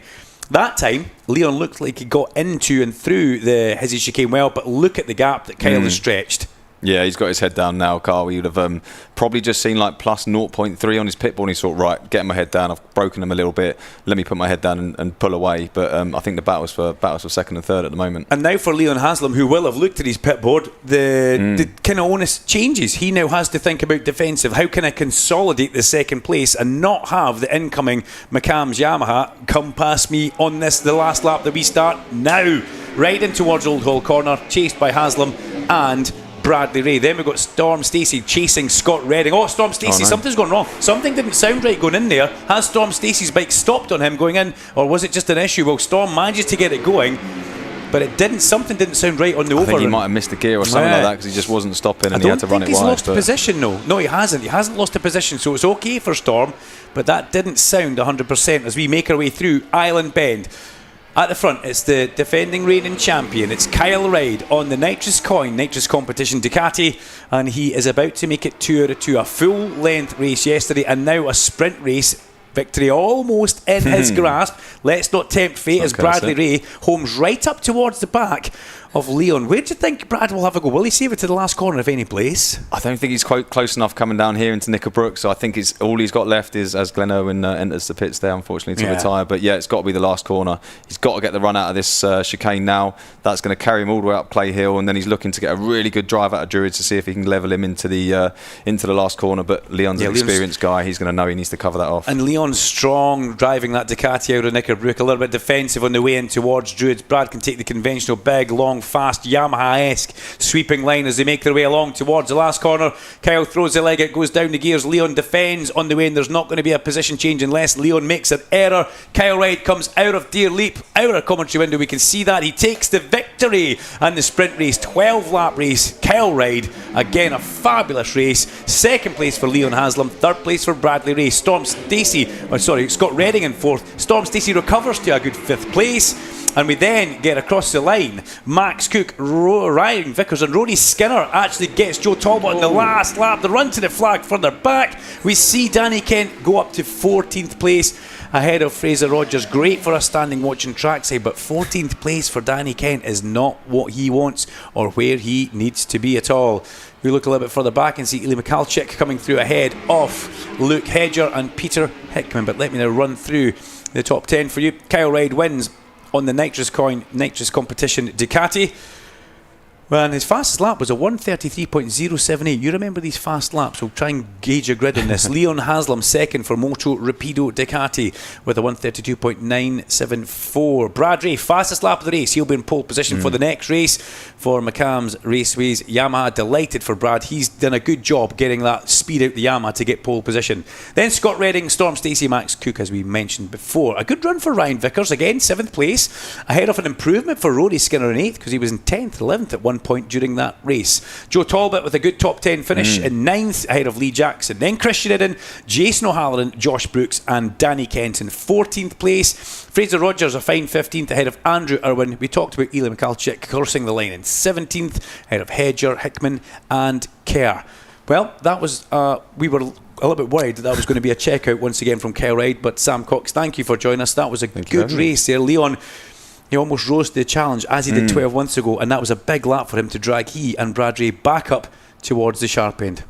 Yeah, definitely. It was a lot more interesting again than if you just looked on the screen and saw the result, you think, oh, that was an easy race. But Haslam and Ray both gave it to Carl there. I think that will leave Carl scratching his head a little bit for the last race, because he's got a bit of competition, because Haslam was obviously pushing. He made those mistakes that allowed Carl to get away. But they've all got the pace, so it's really interesting to see what's going to happen in race 3. Front row should be Bradley Ray, Leon Haslam and Kyle Reid for race 3. Thank you very much, Sam Cox. Perfect stuff. We will bounce it back to Alan Hyde in the studio before catching up with Larry Carter in the winner's enclosure. Alan. This is BSB Radio, powered by Kawasaki, the sound of the British Superbike Championship. Live on FM radio, online at BritishSuperbike.com, and streamed live on YouTube with TSL live timing.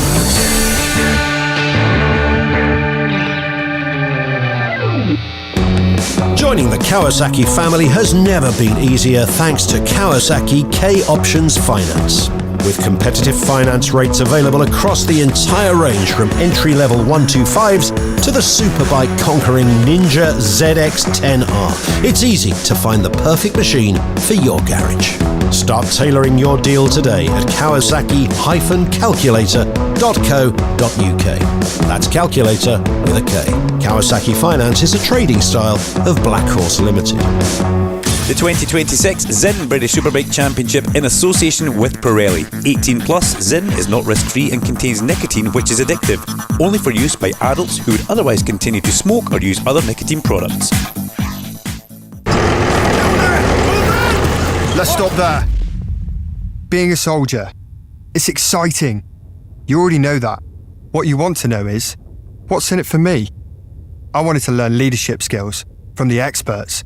I wanted to get paid to earn qualifications. I wanted more confidence. And now, look, I'm on the radio. That's what was in it for me. Get skills, get qualified, get confident. Army. Recruiting now. Search Army jobs. BSB Radio, powered by Kawasaki, the sound of the British Superbike Championship. A second great win for the reigning champion Carl Reid, and the riders have arrived down in the winner's enclosure, and down there for BSB Radio powered by Kawasaki is Larry Carter. Indeed we are, Al, and just before they get whisked off for the TV interview, just see if we can grab a quick word with a couple of the riders. Tommy Hill just having a chat with Carl Reid. Well, meant to work a little bit harder for that one then, Carl, but still had the answers. Yeah, I knew that wasn't going to be as easy as yesterday. But when I did a few 33-1s and they was catching me up, I knew I was in for a bit of a dogfight at the end. But yeah, I think with like 5-6 laps to go, I did 3 laps of not going full attack but defending so I could stay in first, saved a bit of energy, and then tried to do 2 fast laps at the end, which gave me a bit of a gap. So definitely not as easy as yesterday, and I'm going to have my work cut out this afternoon. But yeah, good 2 wins. Yeah, it's all going to plan so far. Thanks, Carl. That's 2 out of 2 so far for Kyle Ryde. Glenn Irwin, as I think Sam Cox pointed out, he was a last lap retirement there, so hopefully they've got enough data in the bank and a decent lap time to put him on the grid. Here is Leon Haslam, just having a chat to the Rocket, his dad, and indeed Steve Moore, his team boss. See if we can just grab a word with Brad Ray. In fact, Brad's just being dragged off the TV interview. We'll grab him as soon as he's finished there. But important times for that. Well, that was a little bit closer, Leon. He's in with a sniff at one point in time, but still just a little bit off. So hopefully turn things around for race 3. Yeah, obviously we set a faster lap time, but not doing it consistently. A little bit better than yesterday. Race pace was a lot faster, but we still need to find a little bit more consistency at that pace. Can you do that with a longer race in race 3? Yeah, I think the longer race will suit us. This is like a test as well as getting podiums is amazing, really. So we're going to make another step and we're understanding the bike more and more, and I feel very happy so far where we are. Yeah, points make prizes. That's the ultimate goal. And as we keep saying, you can't win the championship with this first round, but you can do a lot to lose it. And I think that what the guys are realising that perhaps Kyle has just got a little bit of he's just stolen a little bit of a march on the opposition just at present. And if they can make it damage limitation, to coin a phrase, and just gather as many points. Remember that the point structure is exactly the same as last year. We have the current scoring system, which goes for the vast majority of the season, which isn't the old 25 points for a win, 20 for second, 16 for third. It's 18, 16, 14. So the points gap at the top of the championship, all detailed in the programme, by the way, if you wanted to just familiarise yourselves with that. Then it's only a couple of points between the first and second and third. It's not the big points gaps. That's when we go towards the showdown element at the end of the season. That's when the points do ramp up. And then effectively, for want of a better explanation, it's virtually double points at Brands Hatch at the final round. That's the way that the showdown works. And that's why perhaps the riders are not just getting too excited about it at this point in time, is that it doesn't really matter if we just relinquish a couple of points here and a couple of points there. Every point matters, remember, when poor old Glenn Irwin lost the championship to Tommy Bridewell by half a point, courtesy of some half points races that were included that season due to race stoppages. But every point counts, as we very well know. Just let Brad Ray finish off his podium interview here with I think it's Shane Byrne that's doing the interviews down here for him. Shaky ran the London Marathon last week in a time of just over 4 hours, just having a chat to him off air with it, as well as that wonderful effort by Sylvain Gintoli, who ran in memory of his dear departed son Luca, and Sylvain, who ran the London Marathon in a full set of RST leathers. Can you believe that? 26 miles in full model. And it wasn't just a set that had made. It had the elbow sliders, the knee sliders, everything else on it. So wonderful effort by Sylvain. If you are listening, Sylvain, then congratulations. Brad, congratulations on that one, mate. Brad, then you looked as though you got a little bit of a second win there. You know, you sort of dropped back a little bit, and then it seemed as though you might have had the measure of Haslam. Yeah, it's difficult to pass around here the best of times, so it takes a couple of laps to line something up. When I saw Leon and Kyle get through on Max, I knew I needed to try and get through as early as possible, and when I got through and got clear track, I could do what I needed to do, and I could run my lines and run my pace, which brought me back to Leon and Kyle. But yeah, Leon made a couple of mistakes towards the end, which let Kyle go, and I just didn't have a way past Leon. He's super good out the corners and super deep on the brakes, so it makes it difficult to pass. But overall, happy with the performance. We made a step with the bike from yesterday. The pace is better, so let's try and do something about this afternoon's race. Yeah, longer race as well. Thanks, Brad. Thanks for that. Very comprehensive roundup there from Brad Ray. It's the same top three as yesterday. You know, Kyle Ryde taking the victory ahead of Leon Haslam. It's the same order as well, isn't it? Just thinking about it. 1, 2, 3. Yeah, it's exactly the same as we were yesterday. So we could have saved all that precious fuel and just doubled up on points from yesterday, couldn't we? Yeah, not on your Nelly. We've got a massive race coming up later on this afternoon. Whatever you do, don't think about leaving Alton Park early, or if indeed you have to, for every reason, to get back for family reasons or whatever, then you can tune the old stereo in on the motorhome, on the car or whatever, the truck, to 94.9 FM, and you can pick it probably within about 3 or 4 miles of the circuit if you wanted to do that. And likewise, if you are getting off straight after the Superbike race, when we have got a race or two after that, then do likewise. And whilst it will take a little while to get everybody out, we've got a massive crowd here this weekend. You've all come in over 4-5 hours this morning, and we ain't going to get out in 5 minutes, are we? So just chill out and tune in to BSB Radio by Kawasaki on 94.9 as you can pick up the last races from the old queue to get out if needs be. Right, well, I think we are just about ready to go with the podium presentation then. Stuart Higgs just having a chat with Carl Ride, Brad Ray and Leon Haslam, as we'll get we're just waiting for TV to give us the clearance. We do work very, very closely with live TV, as you can imagine, ladies and gents.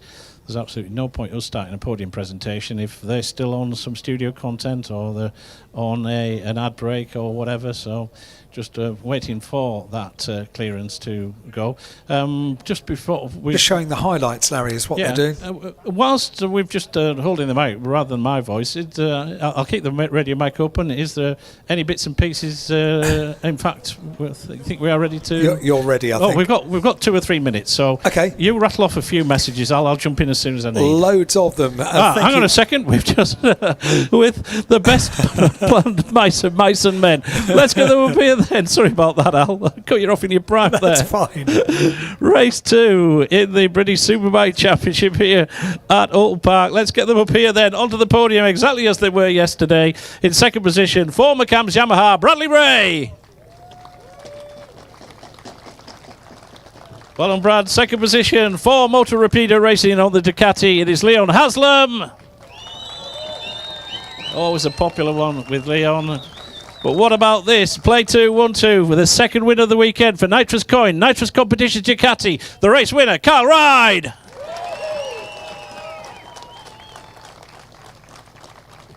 And it is the Nitrous Coin, Nitrous Competitions Ducati squad that will get the team award as well. And once again, we'll ask Natalia Mill, the brand engagement lead for Zinn PMI, the title sponsors, to make the podium presentation. To the third place rider, Bradley Ray, 57 times now on a BSB podium and a 16th here at Alton Park, on pole position for the next race. Leon Haslam, an amazing 125 career BSB podiums and 29 here at Alton Park. And Carl Ride, who takes his total winning tally to 26 and a 4th here at Alton Park. The race winner, a championship leader, Carl Ride. The Nitrous Coins, Nitrous Competitions, Ducati squad get the team award.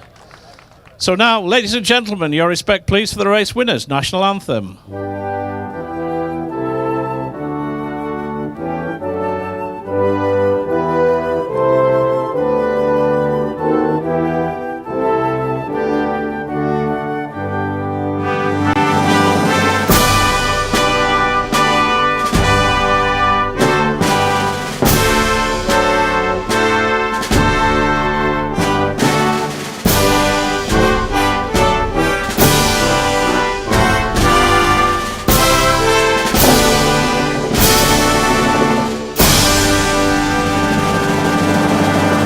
The opening 2 races then go the way of the reigning double back-to-back British champion Carl Ride. All eyes will be on him to see whether or not he can do in making a treble in race 3. As those people that have joined us down here in Victory Square at the back of the podium, they're all now feeling the wrath of not 1, not 2, but 3 magnums of champagne. Now, I've done my best, along with Cammy, to make sure that we stay dry because we're sensible people. But the kids absolutely love it. People absolutely soak through to the skin there, and they've got a smile as wide as Parc Fermé itself. Well, that concludes the podium then for this, the second of the 3 British Superbike Championship races. A win for Kyle Ride, second place for Leon Haslam, third for Bradley Ray. Results at tsltiming.co.uk. Check them all out there. That's it from the podium. With that, back to the studio. And I'm not going to cut you off in your primal. Thank you very much indeed, Larry. These things are very fluid, I think is the best way to describe our timetables over the course of a live television event and a live race day. But we get there in the end. BSB Radio, powered by Kawasaki. A very good afternoon to you. Welcome along wherever you're listening around the world, or here at Alton Park on 94.9 FM and on the Circuit PA system as well. We are about to go racing once again. It is the R&G Moto 4 British Cup. We've had some superb action from these guys over the course of this weekend so far, and we're about to enjoy a little bit more of it. Race gets underway in 11 minutes, so Larry is going to head down to the grid and hopefully get a word with a few of the riders. Duncan is poised and ready in the commentary box, and I've got plenty of messages. Can you give Catherine a shout out for driving me and my brother to 3 circuits in 3 days and ending the weekend here at Alton Park? That comes from Artie. Thank you very much indeed. And Catherine, great job driving. Thank you very much indeed for doing that. And this one says, could we have a shout out to Ian? The tickets were a Christmas present from me, Killian. Thank you very much indeed. Thank you very much for that, and a great Christmas present as well. And this one says a shout out to Harrison McKay, number 61. Great ride, mate. Following you from Cornwall. That comes from Paula. And last one, please can I give a huge shout out to my amazing fiance Wayne for bringing us to our first BSB meeting, having the best time at Alton. Love from M and the kids as well. We're on WhatsApp. It's 07482 877 877. Bikes are heading down in front of us out onto the circuit. So let's get back to the commentary box and Duncan Vincent. Thank you very much, Alan Hyde. Great information for everybody who is around the circuit and enjoying what is a fabulous bank holiday meeting here at Alton Park. May the 4th be with you all. Peace and love. R&G Moto 4 British Cup, 12 lap, their final race of the day. 12 laps of, I've got to say, some of the best racing we've seen in this championship. Last year was epic, but this one so far this year has been great. Jack Dunnaby is on pole position from Marco Holt. Holt the Bolt, as Larry Carter told us. Ryan Frost alongside him on the outside of the front row of the grid. An interesting front row. A lot of riders deciding to go and do a second run through as well. They are quite happy to take some time to make sure that they can get a couple of laps just to generate some heated nose tyres and various other things. Have a look at the circuit. A little bit on Marco. He's also the only British rider to ever get pole and a podium in the ESBK Moto 4 Championship. So there we go. Marco comes into this championship, this Moto 4 Championship, with a bit of pedigree. Thank you, Grassroots to Grand Prix on Instagram, for the information. His teammate Clayton Edmonds is on the second row of the grid alongside Jack Burrows, who is in a fine run of form. Got to say, this is the best we have seen of Jack Burrows. He's taken it to everybody else, and he leads the championship coming into this race, ahead of Mason Foster, 88, who's been a little bit, shall we say, off colour and not 100%. Expect Mason to be right up there in that top 3, but he's just missing a little bit of something. Third row of the grid, Luke Fitchett, the rookie, alongside Harrison Day, another rookie. And then rounding out rookie row 3 is Henry McCartney on the Stanford Racing Honda.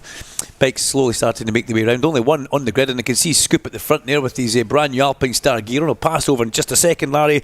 We've then got Joshua Williams, Jensen Bishop and Tyler Humphreys. Thorley Trevorrow, George Bowes and Asia Diviner, row 4 and row 5. Axel Lomas is alongside Charlie Cunningham and Lily Rhodes on row 6, with Max Rhodes and Archie Hopper on row number 7. Scoop, I see you down there. There's some bikes arriving back to the grid. Yeah, I think might have had a problem for Jensen Bishop out there. I did see the team wheel away from the grid, take the little trolley and everything else. Well, he's not on the grid, Larry. No. He's not meant to be on the grid. So oh, right, okay. He's not on my sheet. Oh, no, yes, sorry. Yes, he's in the middle of row 4. Middle of row number 4, yeah. Sorry, mate. Yeah, I was hoping my little handwritten job that I spent half the night doing last night wasn't inaccurate. Sorry, mate. But 2 falls there, so I did see that the Wilson Racing team just legged it off, so whether or not he's not going to be there.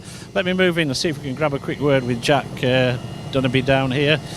Just making sure, all right, just about ready to go with this one, Jack. You've had a second position. You were unlucky to miss out on the podium in the second race yesterday, so time to put things right now and get on the top step. Yeah, obviously a small mishap yesterday with running wide, but I had the pace to come back and get P4, so I'm really happy. And yeah, we'll see how this race goes. Well, we expect that. He was one of the class acts last season, was Jack Dunnerby. And another rider, like I say, he's impressed me. You can't miss him. He's got the white Crashman down here. It's Marco Holt the Bolt. Well, Marco, you're gradually getting things up today. 4th position in race 1, 3rd position in race 2. It's only going to go a little bit higher on the podium, is it, in this one? Yeah, fingers crossed. Just push for my limit and we'll see how it goes. Yeah, how are you finding things? Because you've come into the Moto 4 British Talent Cup, and you're obviously up against guys with Jack Dunnerby and Ryan Frost who've been racing here for a year or two now. How are you finding things? Yeah, they've got a lot of experience, so it's a bit more difficult for me, but yeah, I'm enjoying it, just step by step. And yeah, we'll just keep going throughout the season and see where we end up. You're doing a cracking job. Keep it up. Thanks for that one, Marco Hall there. And if anybody knows their way around a motorcycle, it's Ryan Saxelby's team and the positively ancient 17-year-old down here. You know, these are 14, 15, 16-year-old guys, and this is the 17-year-old Ryan Frost down here. Well, Ryan, you found your winning mojo yesterday. You're going to continue it on in this one? Yeah, it would be nice, but obviously it's racing, anything can happen, but just want to get our head down, try and get a bit ahead, but we'll see. Well, that's all you can do, and we know for a fact that he will be there or thereabouts. What about Clayton Edmonds down here? And Clayton on there. Clayton, you owe yourself a decent result after what's been a little bit of a tricky weekend so far. Yeah, I do. Is it going to come in this race? Yeah, 100%. Yeah, he's going to be, well, you know, be pushing for it anyway, that is for sure. He's got his focus on there, that is for sure. Did you upset him, man? Yeah. The Carl Harris. Hey, you all right, Carl? Yeah. And that was it. Well, what about the race winner and podium finisher? Giving yourself, Jack Burrows down here, giving yourself a little bit of work to do from the second row here, Jack. Yeah, a little bit, but I'm sure after the first lap we'll be in a bit of a better situation. Oh, we wish you well on that one. And the other rider down here, Mason Foster. See if we can just grab a very quick word. We're not, in fact, they're just still having a chat to him down there. We're going to leave the grid because we're now past our 3-minute curfew. So that front row of the grid sees Jack Dunnerby on the front row for Ryan Saxby under the Cavaro Projects colours. Another Ryan Saxby runner alongside him, and that's Marco Holt the Bolt. Keep an eye on him on number 37, and then we've got the first of the Michael Laverty runners for the Fibertech Honda runners, and that's Ryan Frost, who took victory in the second race last year. Yesterday's first race winner, Jack Burrows, starts on row 2 of the grid. He's going to have to fight his way through a little bit, but there we go. As one of the other riders, that's the number 15 of Harrison Day. Just making sure, I think is that his dad Josh there, just making sure that all is okay with him. And I think we are just about ready to go. Grid about to be cleared, and we're in set for another cracker in the Moto 4 British Cup Dunk. I've got 2 cars that need to be moved very quickly. VW registration EC25WWG and a BMW C9 SHN. Can you return to your cars immediately? They are blocking a passageway and need to be removed as soon as possible, please. Great stuff, Alan. As ever, this is broadcasting at its best. We've got the best on the grid, the best in the studio, and I'll do my best I can to bring you the races. The RNG Moto 4 British Cup. Race number 3 for the weekend. Jack Dunnerby sits on pole position after a qualifying time which was 1:45.593. Puts him on that pole position as we look up that pit lane. And there's Steve Day walking down the pit lane. We've got a problem for one of the, I think it's Thorley Trevero that might, in fact there's another bike being wheeled off the grid here. Absolutely can see that. Can't see who it is. Looks like a Mortimer bike that's getting wheeled off the back of the grid there. One of Rich Mortimer's. I believe it's difficult to see from here. Is it 14? I think it was 14. Will it be Charlie Cunningham if it's a Rich Mortimer bike 14. Then? Yeah, difficult to see from the camera like angle. Number 34, my eyes not. Yeah, that's Charlie Cunningham. You're correct. Charlie Cunningham off the back of the grid there, the Mortimer Racing Honda. So a bit of a disaster. I think the bike, is it maybe just not starting? Is it maybe stalled? And that's the thing, these bikes are difficult to start. You have to start them on a roller, and if you stall it in the grid, you will get taken off, Larry, and you'll get started in pit lane, and then you'll get started in the race from the extra pit lane. But Dunnerby's on pole position. What can he do? He's seen Jack Burrows pick up a race victory. He's seen Ryan Frost pick up a victory. And Jack Dunnerby will be thinking, hang on, I want involved in this as well. Clayton Edmonds, I'd like to say, I think that's the most determined I've ever heard Clayton Edmonds before the start of a race. I could even see Alan Hyde's shoulders chuckling round the corner when you got that one-word answer, Scoop. I've got to say, that was... he was absolutely popping on the grid. Yeah. He didn't want to speak to me, didn't want to speak to the team. He gave me the courtesy of a very short, very sharp reply, but he knows that he's had 2 DNFs, 2 crashes, and that ain't what Clayton Edmonds is about. It's certainly not what Ryan Saxelby's about, so he's under a little bit of pressure, which he's put himself under to try and get that bike to the finish, and what's more, put it on the podium, because he's capable of doing that. He's more than capable. He's capable of winning these races, but he's had 2 DNFs, and what that does to you, Larry, you then straight away are 45 points in the hole. That's where he sits right now. He had a crash at Old Hall in race number 1, he had a crash at the Britain Chicane in race 2, and that's not what we see Clayton Edmonds doing. So he needs to control alt delete. He needs to get himself back into the swing of things. Charlie Cunningham has been released from the exit of pit lane. He will have a back row start. But it's Dunnaby, Holt and Frost the front row, with Edmonds, Burrows and Foster on row number 2. Luke Fitchett with Harrison Day and Henry McCartney, a row of rookies on row 3. And the 4th row off the grid is also a pretty interesting row. When we look at it, we've got Williams, Bishop and Humphreys. Tyler Humphreys from Dundee, a rookie for the Fibertech MLAV Honda squad. Thorley Trevorrow, George Bowes and Asia Devine make up the 5th row. And we've already said that Axel Lomas, Charlie Cunningham and Lily Rhodes would have been 6, but you'll find Charlie Cunningham starts at the very back behind, oh dear, big 23 is now stopped out the back. That's Axel Lomas, one of the Fibertech Hondas, and that looks like it's just on its way up Clay Hill that Axel has stopped, the young Spanish rider. Trying to have a look at the bike, but I don't think that's going anywhere in a hurry. So yeah, these bikes been a little bit temperamental. The RG Moto4 British Cup has seen Charlie Cunningham get wheeled off the grid and then starting from the back, and now Axel Lomas also. What a great shame for that young man on bike number 23. Axel Remisal Lomas, giving him his full name for Fibertech Honda by MLAV Racing. Michael Laverty is here this weekend, sporting one of many jackets. Philip Neal was telling me a funny story that his dad used to get called two coats. 2 coats Laverty. Michael Laverty has superseded that by about 6 coats on a race weekend. He's in Cheshire Mouldings gear, then he's in BMW gear, then he's in Fibertech Honda gear, then he's in his own actual merch that they have. The grid. Hang on a second, I think we might have a penalty here because Charlie Cunningham's gone to the wrong spot. So yeah, he will get a penalty for that. Grid, yeah. Let's see what happens. Let's see what happens with that one. There's still a hole in the middle of the grid where Jensen Bishop should have been, and we're about to go racing for the 3rd time for the Moto4 British Cup.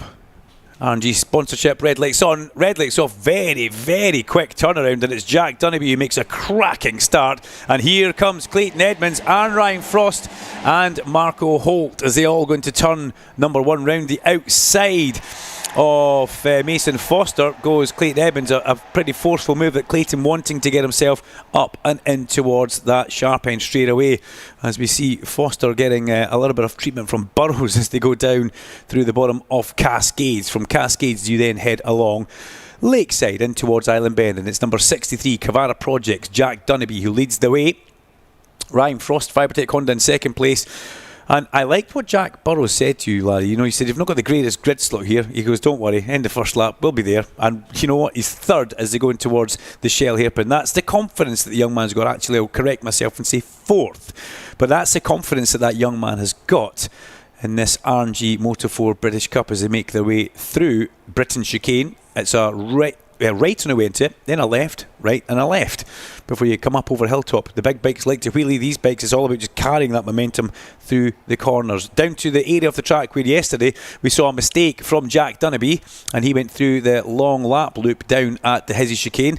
And everybody thankfully comes through Knickerbrook and starts heading up Clay Hill. Oh dear, that's Tyler Humphreys on the floor. In fact, is it Tyler Humphreys? And also number 42, his teammate's gone down, Thorley Trevorrow. So that's 2 of the Fibertech Hondas that have gone down. We see Tyler up on his feet, and we can see the Marshall's just helping with the other bikes that were down there. So that's a great shame. That's down at the Hizzy's Chicane. As we make our way in towards the last corner, Jack Dunnaby leads from Ryan Frost. Frosty under a bit of pressure from Marco Holt. Then in 4th place, is Jack Burrows. Behind Jack Burrows, we do have Clayton Edmonds as they make their way along in towards Old Hall corner. So Dunnaby leads the whole of that first lap. He hasn't been headed. And let's see what these guys have got for him. Oh, no. Clayton Edmonds, no. And Luke Fitchett, dearie me, down at turn 1. Clayton Edmonds, that's 3 from that young man on the city lifting. That's not what we're expecting, not what he wants for his championship. And it goes from bad to worse. And unfortunately, what we see there, I think that was possibly Luke Fitchett, maybe caught up with that, looking ahead, seeing what was happening, and could have just overreacted. Didn't catch that out the side of the commentary box, and we couldn't see it either on the screen, but that's not what Clayton Edmonds needs at all. What a disaster. Well, it goes from bad to worse for the city lifting by RS Racing Man. And let's watch a replay on the big screen. Clayton comes into view, crashing, and Luke Fitchett was just... was he the next bike on the road? Well, he's a couple back, but he went down as well. Both bikes... Fitchett's bike takes a bit of a tumble. We see Edmonds again. Edmonds just falls off the side of the bike, and also the exact same incident for little Luke. So a bit of a shame for those two. Thankfully the bike didn't come back on the track for, oh dear, Clayton Edmonds is I would not be speaking to him again if I was you, Larry Carter. That's very much approach with caution. He has had a weekend to forget. I mean, he hardly crashed last year, and we've seen 3 DNFs from 3 starts. All crashes, 2 crashes at the same corner, and then 1 out at Britain's. I'm not reminding him of that again. I'm very sorry, but wow, that's just something that's kind of struck me a little bit. Don't quite know what to say for that for poor Clayton. Anyway, Jack Dunnaby still leads at the front of this R&G Moto4 British Cup race as they come through to complete another lap. Dunnaby, Frost and Holt. Well, it was the last time across the line. It's now Dunnaby, Burrows and Frost. There's been a bit of a shake-up. Holt in 4th place. Marco Holt the Bolt, Holt T-Bolt. As, who's that? Quite a few bikes all going down at turn number 1 now. Is everything okay there? One's Henry McCartney, and the other one, is that Marco Holt? It is. Marco Holt and Henry McCartney both down at turn number 1. Well, what's going on in this this British Cup race here? We have had a huge rate of attrition, something that we don't normally see. Hence the reason I'm kind of stumbling from my words. But still the big 3 at the sharp end. Down goes Jack Dunnaby now at the bottom of Shell. Dunnaby into the gravel at Shell. He folds the front and down he goes. Getting a little bit of help from the marshals just to get to his feet. That was right in front of Jack Burrows. Behind Jack Burrows has got Ryan Frost, and these two guys thinking, where is everybody going and what's happening? That was your race leader folding the front down at the Shell hairpin. And we've also, at the first corner, we lost Henry McCartney and Marco Holt as the 2 leaders again, swapping positions, going in and through the heart of Hizzies. There's a lot of work for our Port West Race Safe marshals to be doing around the circuit. But the list of retirements, well, Axel Lohmann, Sturley Trevorrow, Tyler Humphreys, Jensen Bishop, Fitchett, Edmonds is going to get bigger as well, because Jack Dunnaby is going to get added to that list, as is McCartney and also Holt. There's going to soon be more riders in the non-running list than there is the actual running list. Number 37 and 31 at Old Hall, both badged as being okay. I would like to point that out. 31 Henry McCartney, 37 Marco Holt. Wow, that turns the race kind of upside down on its head. Jack Dunnaby, again, another man who doesn't make very many mistakes, has been caught out as the leaders now come in towards turn 1. Let's watch them go through the heart of this corner. And through they go, managing to keep it upright and keep it on terra firma, thankfully. Jack Burrows. Let's watch a replay of the crash in the background. If you can see a big TV, there goes Marco Holt into the gravel, and right next to him you'll see Henry McCartney entering, but then we flick to Jack Dunnaby. And that was just Jack Dunnaby trail braking on the way in towards, unfortunately, the Shell hairpin. Trail braking all the way in. And 19 and 42, they're going to take a trip to the medical centre. The 2, Tyler Humphreys and unfortunately number 42 being Thorley Trevorrow. Those 2 guys coming together with each other. 2 Fibertech Hondas down at the Hizzies chicane. That was earlier on. They were going to get a bit of a check-up in the medical centre. So, as I say, it's been a race of attrition. And at the front, this is when... well, you need to try and be at your best, and Ryan Frost and Jack Burrows are there. The 2 that lead the championship. Burrows has a 4-point lead over Ryan Frost as they come in towards this race. The next man in the championship was Jack Dunnaby. He's crashed. Then Marco Holt. He's crashed. Mason Foster still running in 5th place in championship and 3rd place on the road. So he's the next off the best as they make their way up through Clay Hill. But weird scenes here, I've got to say. You don't normally see that many crash in one of the RNG Motor4 British Cup races. Now, what has Ryan Frost got? Does he have enough in the tank to keep this hard-charging Jack Burrows at bay? Because Burrows has very much been the form man this weekend. We've watched it through testing, we watched it through qualifying. We've seen 2 races, one where he stood in the top step of the podium, the next he was a good, solid, safe second place.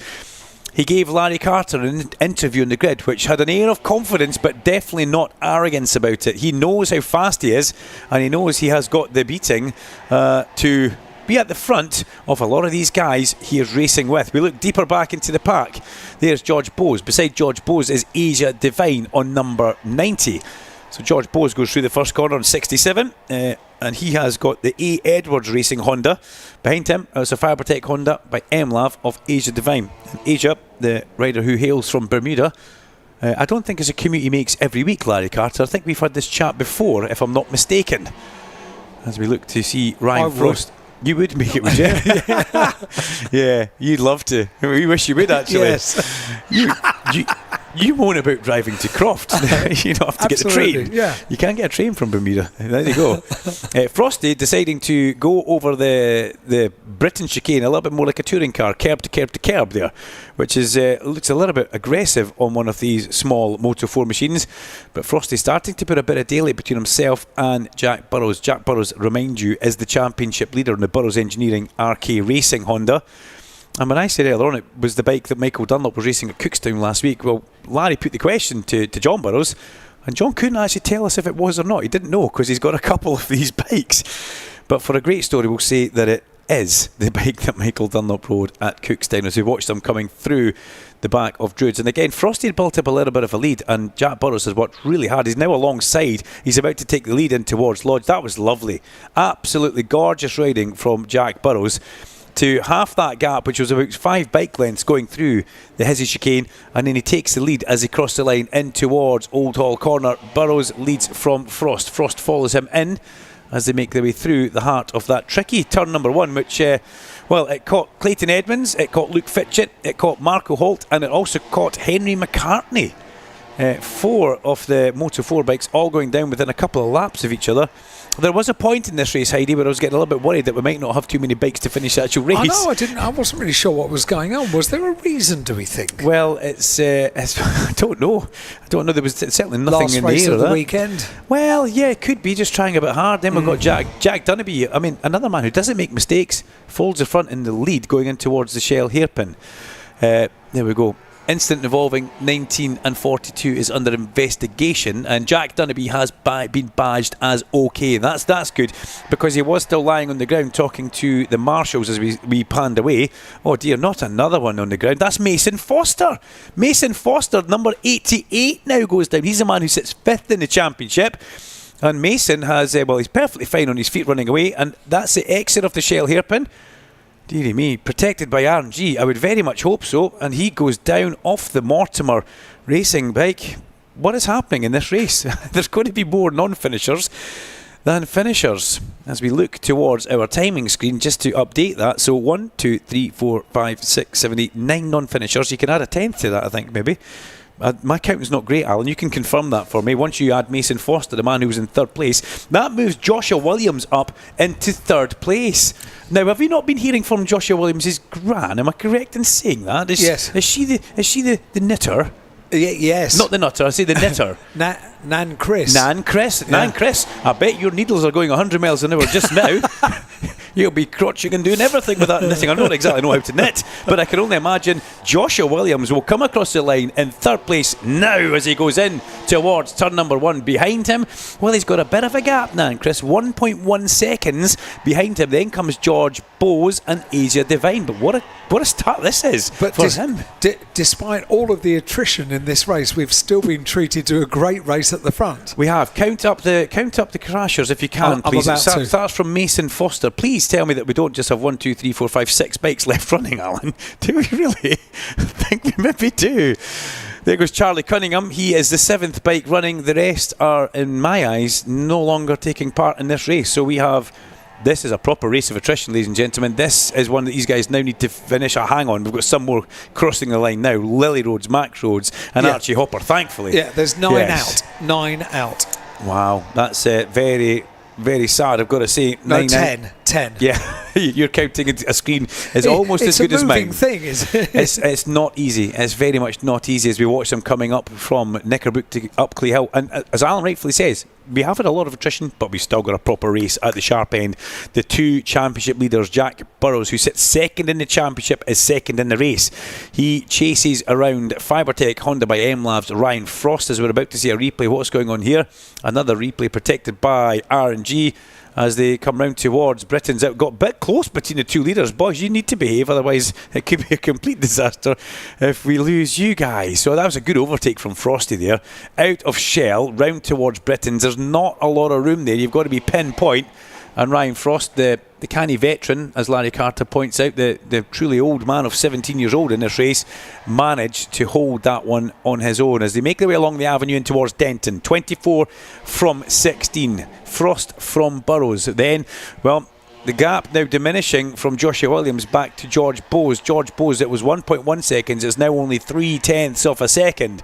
The gap is very much narrowing back from, well, Bowes and Devine are coming forward to Williams, and they're also, you've got to remember, Harrison Day out here is on for a top 6 finish in his rookie year. We saw him top a test time actually at Donington Park. Anything else goes wrong, he could be in for a top 5 at his first meeting. But the huge rate of attrition continues as we move into lap 8 out of 12 for the R&G Moto 4 British Cup. Out of the Britain chicane, up over Hilltop, down towards the braking zone of Hizzies. We have the 2 leaders. Frosty drags a leg on the Fibertech Honda, hits one apex perfectly and the next apex. Watching him go through the corners, the man in second place, that's young Jack Burrows. As I said earlier on, he gave that really calm, confident interview to Larry Carter, and there's been a change. Bowes and Devine have now gone past Joshua Williams. So they've made a manoeuvre just on that last lap.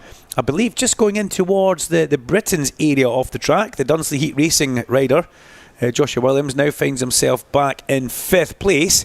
And that actually puts George Bowes up onto a podium slot. And that's what they're all actually racing for, a podium slot. The last podium slot that's available is very much in their hands, in their destiny. They're going to race hard for it. As Frosty crosses the line, we start lap 9 out of 12 as they go across the control line in towards turn number 1, Old Hall. Corner which has been quite unforgiving for the Moto 4 riders in this race. But also you can see the ripples, Alan, as they actually go through there. The bikes look a bit of a handful as they bounce their way through the apex of Old Hall. Frosty, bit wide down the bottom of the hill through Cascades. Now they're side by side along Lakeside. Do they look at each other? Not in the slightest. The number 16 of Jack Burrows goes back towards the front as they go through Island Bend. There's not much of a break towards there. These little bikes go through there so incredibly fast. Out Exeter Shell, around the high side of Shell, round towards Britain's, and again Frosty gets such a better exit. He goes right round Jack Burrows and takes the lead. Now, was Jack Burrows letting Ryan Frost go there actually?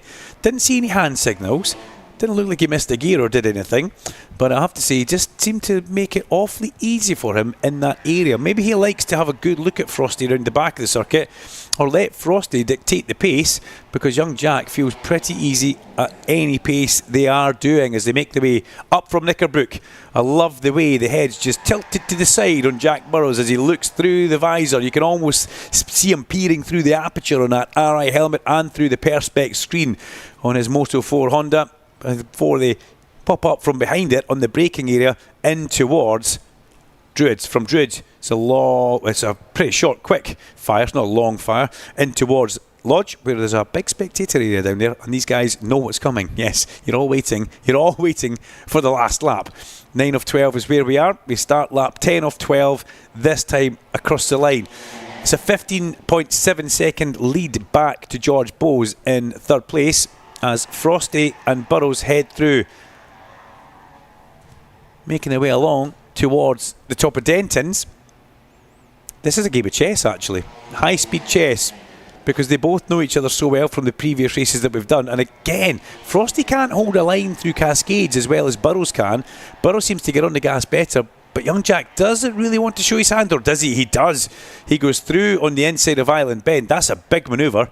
And can he now gap Ryan Frost over the course of this and the next couple of laps as they come through the shell hairpin, using that banking to the greatest effect that they can and accelerating round towards Britain's? He's not letting anybody get past him this time, as Burrows goes over the first white line. Next white line just misses that as they go through Britain's, and then looks so neat and tidy as they power up over the top of Hilltop, past our Port West Race Safe Marshall boards on the way into the brakes down there. Frosty again has worked hard and he's caught right back up on the braking zone as they go through the first part of his, then onto Knickerbrook. You've got to watch the exit of Knickerbrook because the road does drop away from you there.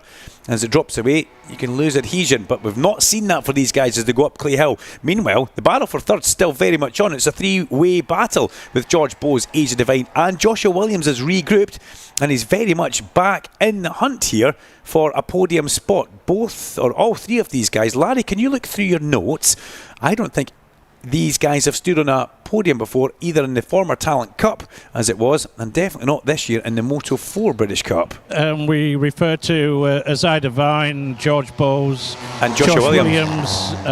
Just looking down, we've got the number 15 of Harrison Day, Charlie Crane. None of them have been on a podium at this level before. Burrows and Frost are the only two. Yeah, there might be some tears down there, Larry. There might be some tears in the podium with one of these guys getting their first RNG Moto 4 British Cup podium through this race number 3. We are on lap 11 out of 12. Burrows leads by next to nothing. It was 900ths of a second across the line, but they've got 16.8 seconds back to George Bowes. They go through Island Bend, and Burrows really looks like he's starting to push this a little bit harder at the sharp end, into the area where we lost Jack Dunnaby, where he went into Shell, just folded the front, down he went, and into the gravel. Great shame for Dunnaby, not on a mistake that we normally see him making, but he'll be stranded round the back of that circuit. But he'll have Mason Foster for good company, because Mason went down a lap or two after him. Some of the big names in the championship have all gone down. Well, Clayton Edmonds is one, Marco Holt, Jack Dunnaby and Mason Foster. They've all crashed in this. Again, as Burrows just covers his line in towards the Hizzy chicane. Great chicane. That really is a great turning, overtaking place. I don't know whether Frosty will have done the sums here, but if he can actually win this, and Burrows finished second by my very rudimentary maths, that would mean that Ryan Frost would lead the championship by 1 point going into the next round. I'm not sure he's doing them sums just at present, though, Doug. Maybe a little bit busy, Larry, but I was trying to look at that as well as commentate and look at the bikes going past me. I'm glad you did that. It's like you knew I was panicking over that, Larry, and you just took that one on board perfectly. See that, Heidi? The studio guy, the studio man could have done that for us, Larry, but he's just sitting eating cake here. Just that would mean taking not only count on his hands, but his shoes and socks off. Perish the thought as well on that, Doug. Last lap, we start it now. Burrows leads in towards Old Hall Corner. Frosty was alongside him when they run in there, but he decided not to go past. He backed out of that one. Let's see what Burrows has got for this last lap. He has the fastest lap of the race. The last time round they both did a 1 minute 46.3. If anything, Frosty was some 600ths of a second faster, purely because he was getting a slipstream across the line and he could pull out from it. Along Lakeside, Burrows goes back to the middle of the track. He covers the inside of Island Bend from any intentions that Ryan Frost has of coming through. Frosty can't go through on the inside of Island Bend. There's one of the overtaking places gone, and Burrows again in towards Shell, very, very fast, takes the other overtaking opportunity away from Ryan Frost. This is getting tense as we make our way round towards Britain's. We've seen a few overtakes round here from Ryan Frost, but it's possibly not the place that he wants to do it on the last lap. Very high risk. High reward, mind you, but a very high risk of you maybe not coming out the other side of the corner. Frosty's got a good run through the Britain chicane over the crest hilltop, and Frosty just drives past on the Fibertech MLAV Honda. That was lovely. So Ryan Frost, if you're going to pass him, you don't want to do it on the brakes because it's maybe a little bit risky. He just gets better drive out the corner and sails past, and now Frosty is in prime Frosty mode as they come up Clay Hill. He's got a little bit of a buffer over Jack Burrows, but well, it's nowhere near enough in my eyes for him to be safe. He comes through Druids and Jack Burrows closes. Frosty needs to hit that inside line now as they come along under the Carnash Bridge, and that's what he does. He's left just enough room. Is Burrows going to try and go through? Of course he is. Frosty heads for the apex. Will he stop that? Burrows goes through. He runs wide. Ryan Frost cuts it back. Ryan Frost, classy bit of racing from both the young men. Ryan Frost takes victory from Jack Burrows. Jack threw everything at that as he had to. Fabulous. And we're about to see a new rider on the podium. Will it be George Bowes? Will it be Asia Divine? It will be George Bowes who leads into the last corner. He gets on the gas and accelerates through. Number 67, George Bowes accelerates towards the line, and he will put the A Edwards Racing Honda onto the podium, and he can't believe it. He thumps his head with disbelief as he goes through Old Hall. Asia Divine behind him with Joshua Williams a fine 5th place, and then we've got Harrison Day crossing the line in 6. Well, I say, I have never seen anything like it in my life, where so many of the top runners have slid out of a race. But all we need is 2 for a good race, and Frosty and Burrows gave us exactly that. You almost had only 2. I know, we did, didn't we? If you can see a big screen, watch the replay of this. Frosty left just enough room in my eyes, maybe a bit too much, but he knew he'd braked so late, and then sailing past him comes Jack, and by that point Jack couldn't even make the corner. He went out over the last lap. Now, he touched that bit of green on the last lap, Larry. That doesn't mean you need to drop a position, does it? We'll find out in a minute as he comes up and goes through. Don't think so. Other championships, other circuits maybe, but Frosty happy with his afternoon's work. He must have been doing the sums for Larry Carter in his head. Maybe he was. Championship leader by Larry's rough maths. Charlie Cunningham crosses the line for 7th. We wait for Archie Hopper, Max Rhodes and Lily Rhodes to come through and give us our 10 finishers. And then we look at the non-finishing list, which is vast. Mason Foster, Jack Dunnaby, Marco Holt, Henry McCartney, Clayton Edmonds, Luke Fitchett, Jensen Bishop, Tyler Humphries, Thorley Trevorrow, and the 10th, Axel Lomas. Well, I never. What a race of attrition that was. Let's hand back to the studio before we get down to speak to our winner, Ryan Frost, Jack Burrows and George Bowes. You're listening to BSB Radio, powered by Kawasaki, the sound of the British Superbike Championship, live from every round of British Superbikes. R&G, the world leader in damage protection products for motorcycles, is back as the official sponsor to the British Superbike Championship for the 12th year. R&G's damage protection and accessories are used by countless riders and racers around the world. Thousands of applications for hundreds of bikes and are trusted by teams across the BSB paddock. R&G's Pro Engine case covers are now included in the FIM Quality Product Programme. Visit the R&G official technical centre in the paddock to get your protection today and find out more at rg-racing.com. So no matter what you ride with R&G, if you slip it or slide it, you'll still be able to pick it up and ride it. The Kawasaki Ninja ZX-10R, the most successful machine in world superbike history, gets a new look for 2026 with new aerodynamic winglets and a sharp, aggressive design. Built for those who rise to the challenge, the pinnacle of the Ninja family is built for champions, whether that's on track or on the road. Available from your local Kawasaki dealer now, so book a demo ride today and discover true adrenaline. The 2026 Zin British Superbike Championship in association with Pirelli. 18 plus, Zin is not risk-free and contains nicotine, which is addictive. Only for use by adults who would otherwise continue to smoke or use other nicotine products.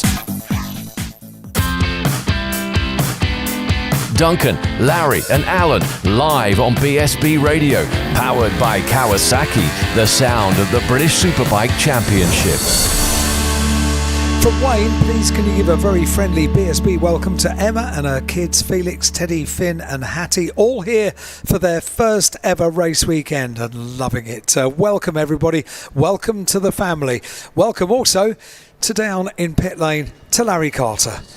Well, poor George Bowes doesn't quite know which way to turn down here. He's getting congratulated by everybody. He had to look out at the end of each race for the R&G Motor 4 British Cup. They have to go under the scales to meet the minimum weight of bike and rider combined. And poor George is looking for the scales to see where they are, and he's not too sure which way the podium is and everything else. So We'll get him up here as soon as we can, but already undergoing the TV interview is the Rhino, Ryan Frost, who, by my basic calculations, does lead the championship by those 2 points going into the next 2 races. Today, or this weekend, was the triple header. We have another triple header, and you have to wait till Donington Park at the end of the season for that one. But this is just a unique 3-race weekend, whereas usually it is just the 2 races for the R&G Motor4 British Cup competitors. So that's where we are in a couple of weeks' time. If you want to join us down there in the Midlands, at Donington Park, over the weekend of the 15th to 17th of May, you'd be very, very welcome to join us there as well, where James Hayden, Matt Roberts, Shaky Byrne and the rest of the TNT gang will no doubt be plying their trade as well. So we'll just wait for the riders to make their way up here onto the podium. We have got a slightly detached Parc Fermé for commercial reasons, whereby that's at one side of the podium, then the riders have to make their way round there. Here is Ryan Frost. Oh, you were made to work for that. Were you doing the sums in your head there, Ryan, because you now lead the championship by 1 point? No, not really. It was nice to clear off with Jack, obviously. It was another good race. I just kind of waited with about 3 laps to go, just sat behind him, tried to work out and everything. But no, another good race. Obviously, nice to be leading the championship. Hopefully, we can keep the consistency up about through the season. But no, it was great. Yeah, and we're going to Donington, which is a good circuit for you anyway. So hopefully that's the case. So yep, if you want to head across there, Rhino, and we'll get Jack and George as well. Just across there, mate. We'll introduce you up onto the podium. Just to say, well done, George, as well. Cracking ride that for George Bowes as well. So here we are then, in the 3rd and final instalment of the R&G Motor4 British Cup here at Oulton Park this weekend.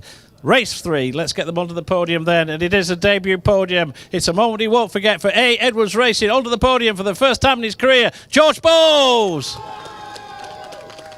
And that meets with a lot of approval from the mass ranks down here in the Victory Square.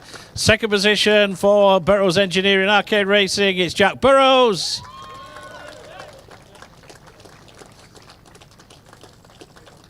And taking his second victory of the weekend and into the championship lead for Fibertech Honda by Michael Laverty Racing. The race winner, Ryan Frost. And it is the MLAV Racing team who will get the team award. And once again, Richard Hutchins from R&G will make the podium presentation. And it's a special trophy in the cabinet of George Bowes, his first at BSB level. Jack Burrows, his 3rd podium of the weekend, but he, the early championship leader, just that 1 point adrift of the championship lead now. And the race winner, a new championship leader, after a double here at Oulton Park, the race winner, Ryan Frost. And the Fibertech Honda Michael Laverty team get the winning trophy. And thanks to Richard Hutchins as well. He's done a cracking job. Well done. You've earned your corn today, Mr. Hutchins. Well done. And thanks to R&G for sponsoring the Motor4 British Cup. So there we go. Let's see if we can just grab a very quick word with the other two. Here, George. Yeah, all the Christmases come at once there, haven't they? Well done. Yeah, I'm really happy. I can't really believe it, to be honest. I had a better first lap than the other 2 races, so I thought I'd just get stuck in.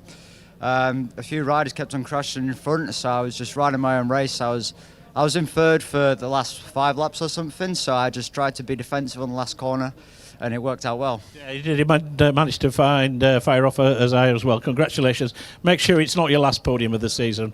Well, 3 podiums. You'd have thought that you might be leading the championship, Jack, but 1 point in it going into the next round at Donington. Yeah, here, I'm delighted. After, obviously, I didn't even get a podium last year, and now I've got 3 in the bounce. So, yeah, I'm delighted. And to be fair, Ryan rode a great race there. He was just a better man there. And I'll try again at Donington. Yeah, well, we'll do it all again at Donington Park. Well done. Great weekend for you. And I even got a message of congratulations from Stephen Watson from BBC Northern Ireland for you to pass on. So well done. That's lit his eyes up there, Steve. That's lovely, isn't it? Yeah, yeah. That's big news. He's just sent me a text saying, pass on my best wishes on to Jack. So there you go. Them Northern Irish lads stick together, don't they? They do. Just going to head out to the podium, Dunk, for Thanks, the Larry. next thrilling instalment, which I think comprises a Pirelli Superstock. Yep. Pirelli National Superstock race will be up next. 14 laps of Superstock action, but I think before we go there, we've got a little bit of time yet before we get the bikes. because I have loads of messages to catch up on, which is really good news. Well, Thank after you. that performance by my protege, who will now be known as Josh Williams, he's in the Scoop Carter Appreciation Society now. Whether we get any more messages from a certain relative who Nanny Chris, who might be willing to now take on the contract for supplying the commentary team with some merchandise, bobble hats, scarves. I reckon if you tank tops, whatever else you want, boys. I reckon if you speak very nicely to her, she will make you a Highland cow, because that's the pattern. We that had enough she's of them working last to. year, me and Yeah, you, that's at very Knockhill and true. Stetterson, I seem to recall. Yes, you're right. Please can we wish Higgy a very happy 58th birthday today? That comes with love from Vicky, Gabriel and Olivier as well. That may have been Oliver or Olivier. Hey guys, can I ask for a shout out for Ian? All of us are super proud that he managed to ride here with his new hip intact. Many more miles in you yet. That comes from Tony. Thank you very much indeed, Tony. Hi guys, please can you give Vinny a huge 7th birthday shout out. Hiya Vinny, happy birthday. He's super excited to be here today. From Mum Becky, Dad Grant, Lewis and Freya as well. Thank you guys, thanks for writing in. Good luck to Storm Stacey, the Caldwell assassin. Looking forward to seeing Whittam and the lads tomorrow in Anglesey. That comes from Tom. Thank you, Tom. Nick says, happy birthday to my daughter Lucy. Waiting out the years until she can compete. Until then, we'll settle for watching Storm take the checkered flag. You've got one more Superbike race to look forward to here at Alton. There are loads of messages here. Can we give a shout out to Ben Walkinshaw, number 98 Sport Bike from Julian? Yes, we can. Can we have a shout out to Tracy and Steve, who have very kindly brought Ellen, who is supporting Danny Kent and their favourite daughter Abby, who is cheering on Josh Brooks, while Tracy is cheering on Andrew Irwin. We need a car moved, please. It's FP63 NHT. FP63 NHT. That is a car you need to return to it immediately. Thank you, Martin. And move it, please. This one says, hi guys, could you wish Andy a happy 64th birthday for tomorrow, and Fee for her 66th on Wednesday. We come every year for the full weekend for our birthday treat. Well, you're more than welcome, Andy and Fee. Great to have you here. And they say cheers, cheers, and happy birthday to you both. Hi guys, can you give a shout out to Joel? He's Peter Hickman's biggest fan, loves coming to Alton Park, wants to get out on the track and race with the lads. He's only 11, so he needs to wait just a little bit longer. Thank you, Claire. And this one says, please can we give a shout out to Mike, who is currently paragliding above the circuit for his birthday present. We saw a paraglider, and there's a photograph. Don't come too close, though. No, I know. It was very close. Yeah. Okay, great birthday present though. Hi, thank you for doing these messages. Hope you enjoyed today. This is Lottie. Please could you give a massive thank you to Mum and Dad for everything, especially this weekend. Hope you've enjoyed it too. Lots of love from Lottie and Sophie. Good luck to all the riders. Thank you very much indeed. This one says, is Mr. Higgs parachuting in due to fuel rationing? And another photograph of the paragliding. This one says, okay, oh, this is really good. We like this one. This is for Larry, really. Send me size and logo for hats and scarves and colour preference. That comes from Nanny Chris, of course. So I think, Larry, you've got yourself a deal there. And this one says, Alfie didn't get here in time to hear his message. Can you say it again?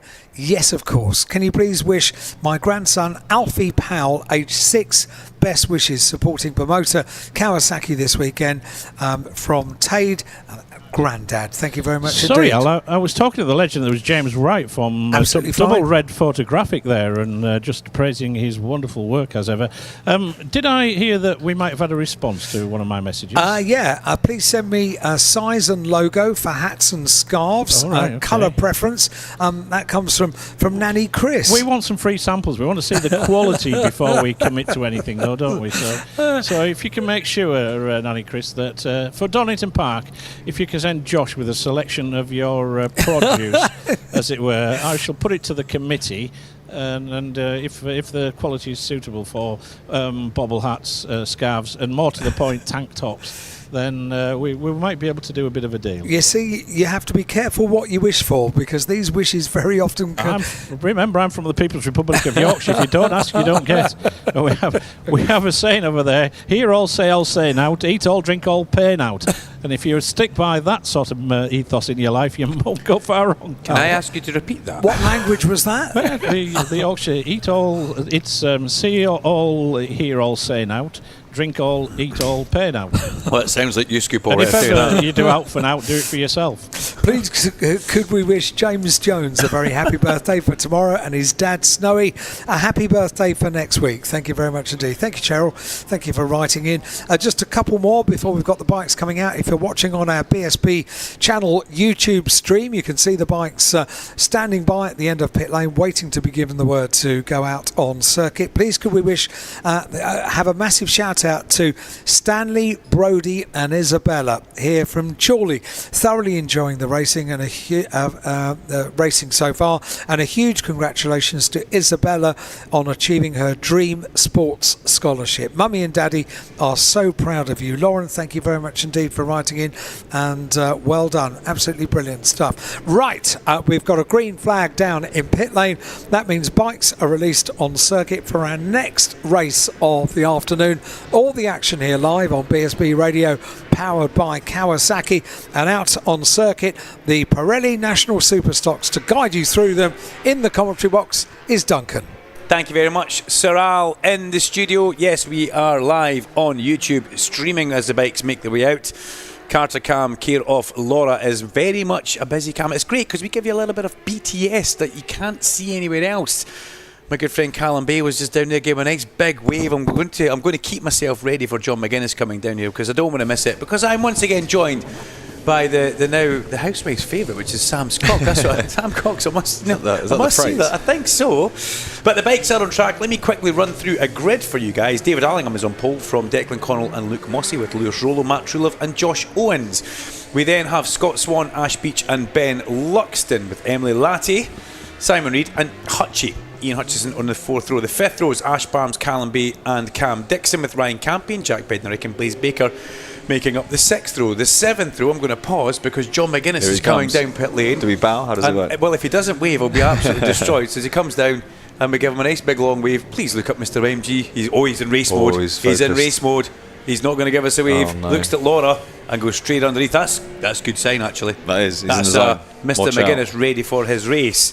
The 7th row, we have got Dan Brooks, Sam Laffins and Max Lofthouse. With row 8, Mitch Rees, Richard White and Jamie Coward. Mr. McGuinness himself is on the 9th row, alongside Finn Arscott and Harrison Crosby. Thomas O'Grady is Nathan Harrison and Max Simmons, with Jake Hopper, Connor Cummings and Lee Healy on the 11th row. The 12th row has Gavin Watts, Jeff Van Calster and Paul Cunvin, with Kieran Wilkinson, Jake Majorbird and David Williams on the 13th row. And all the way at the back, Kevin Milani on the 14th row. It's a busy grid out there, Scoop, and already some of the bikes coming to meet you, Larry, other bikes deciding to have a second sighting lap.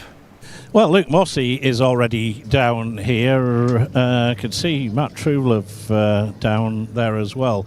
One or two. In fact, Luke's going off to pay the old call of nature, so that is something. Just waiting for the pole setter David Allingham, who set a scorching pace in very cool and temperate conditions yesterday afternoon, weren't they? More or less yesterday evening when the Superstockers went qualifying. And here is the number 11 of D-Bomb. He's got it on the front of the SMS Nickel Oils machine. He's got it blazoned on the crown of his crash helmets as well. You must know what number David Allingham is going to be running. They just put the bike up on the jacks. And the rider that gave a good account of himself last year, he took the championship to the final round with Ilya Mikhalchik. It was always going to be a massive task to try and do anything, but at least mathematically he took it there. And he's just going to put the D-Bomb crash helmet on as well, just seeing whether or not James Whittam is going there. In fact, I think James Whittam might just be having a chat to... just very quickly before TV comes in, David, feeling good about this one? Feeling confident, mate. You know, the SMS Nick Oil BMW feels good at the moment. Team's great. D-Bomb just needs to execute it. T-Bone will execute it, don't you worry about that one. I can see Josh Owens just making his way there. That is good news, because I think there were Danger Scouse, he managed to tip off this morning, and the good news is that he is okay, but just having a call of nature at present is Josh Owens. We'll go and see if we can grab a word with him. David Allingham just had a quick chat with the team there just to make sure all is okay as Luke Mossey makes his way back across here. Let's go and see if we can have a word with Luke. Well, Luke, now we've got rid of the Ukrainian out of the championship, does this make life a little bit easier? Have 2 or 3 other riders come into the equation? Yeah, there's always 2 or 3 guys that pop up every year, but yeah, looking forward to this one. Obviously only one race this weekend, looking forward to getting this one out of the way and getting under our belt and starting our championship. Yeah, hopefully come home with a trophy this afternoon, and then got something to build on and ready for Dunton next week. Yeah, well, it's Paget's local round this weekend here. They are just across the border in Batley, but it's very much their local round. As here is Deco Connell. They've even put the barriers up now, so I can't get to you, Deco. Let's try and have a look in here. Well, this is a little bit more like it. After a season or two last year, you didn't have the best of seasons, I think it's fair to say. So, giving yourself a fighting chance here, Deco. Yeah, like what I just said to Jamie there, it's absolutely brilliant being with this team. There's no pressure on myself whatsoever. I get to ride my bike, and a happy ride is a fast rider, so I'm absolutely buzzing to be here, and yeah, let's go on. Yeah, let's go, mate. Absolutely, let's go. Well, there is Lewis Rollo, and this how good is it to see Lewis Rollo back in action down here, because he has been in the doldrums, the 2024 British Pathway champion. He crashed in pre-season testing. It was a non-event last year. Good to see you back, Lewis. A little bit of unfinished business after what was a disastrous season last year, so hopefully you can get things off to a good start today. It's been a long time since I've spoke to you. Brilliant to be back. I'm back fit. Last year was the first year I've ever had to sit on the sidelines and watch, and it was horrible to obviously miss that opportunity in my first season on a full superbike. But this year I'm back. I couldn't have asked for anything better with this group of lads, and championship winning team from last year. Brilliant bike, brilliant package, and straight away we've hit the ground running and we're at the sharp end. So I just want to get one out the way and get one under my belt, but we're here straight away on road 2. We've been at the sharp end all weekend, and we'll hopefully get a good start, get away and have a nice race. Yeah, have a safe race, Lewis. That's what it's all about, this one. See Michael Laverty just across there. In fact, he is there. Now, there is a rumour, Choo-Choo, there is a rumour that you are the man with the most paddock jackets in the world. Can you confirm that?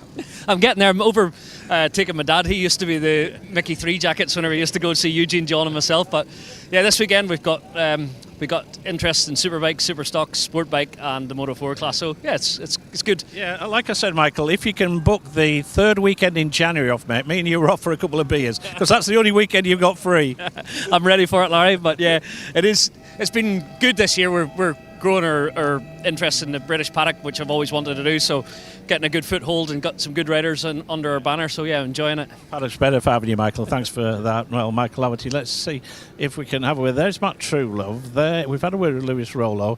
Here is Danger Scouse. Let's just grab a quick word with him. Hey, Josh, we're building you up right the way through this morning's warm-up, and well, it didn't quite work out for you. Are you okay after that little off? Yeah, I'm alright.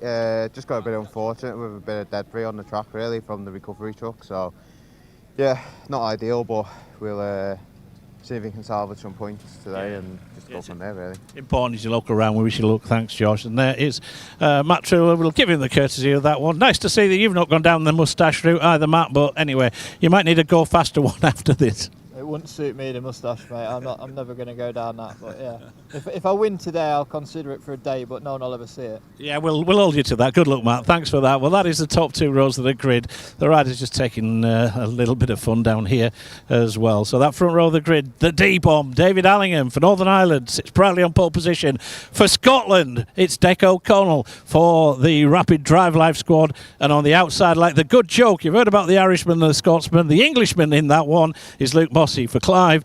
Paget and the Milenko squad from just across the border in Batley. We are just about set to go. It's going to be an absolute cracker. Just the one Superstock offering. The grid stretches as far as the eye can see down here.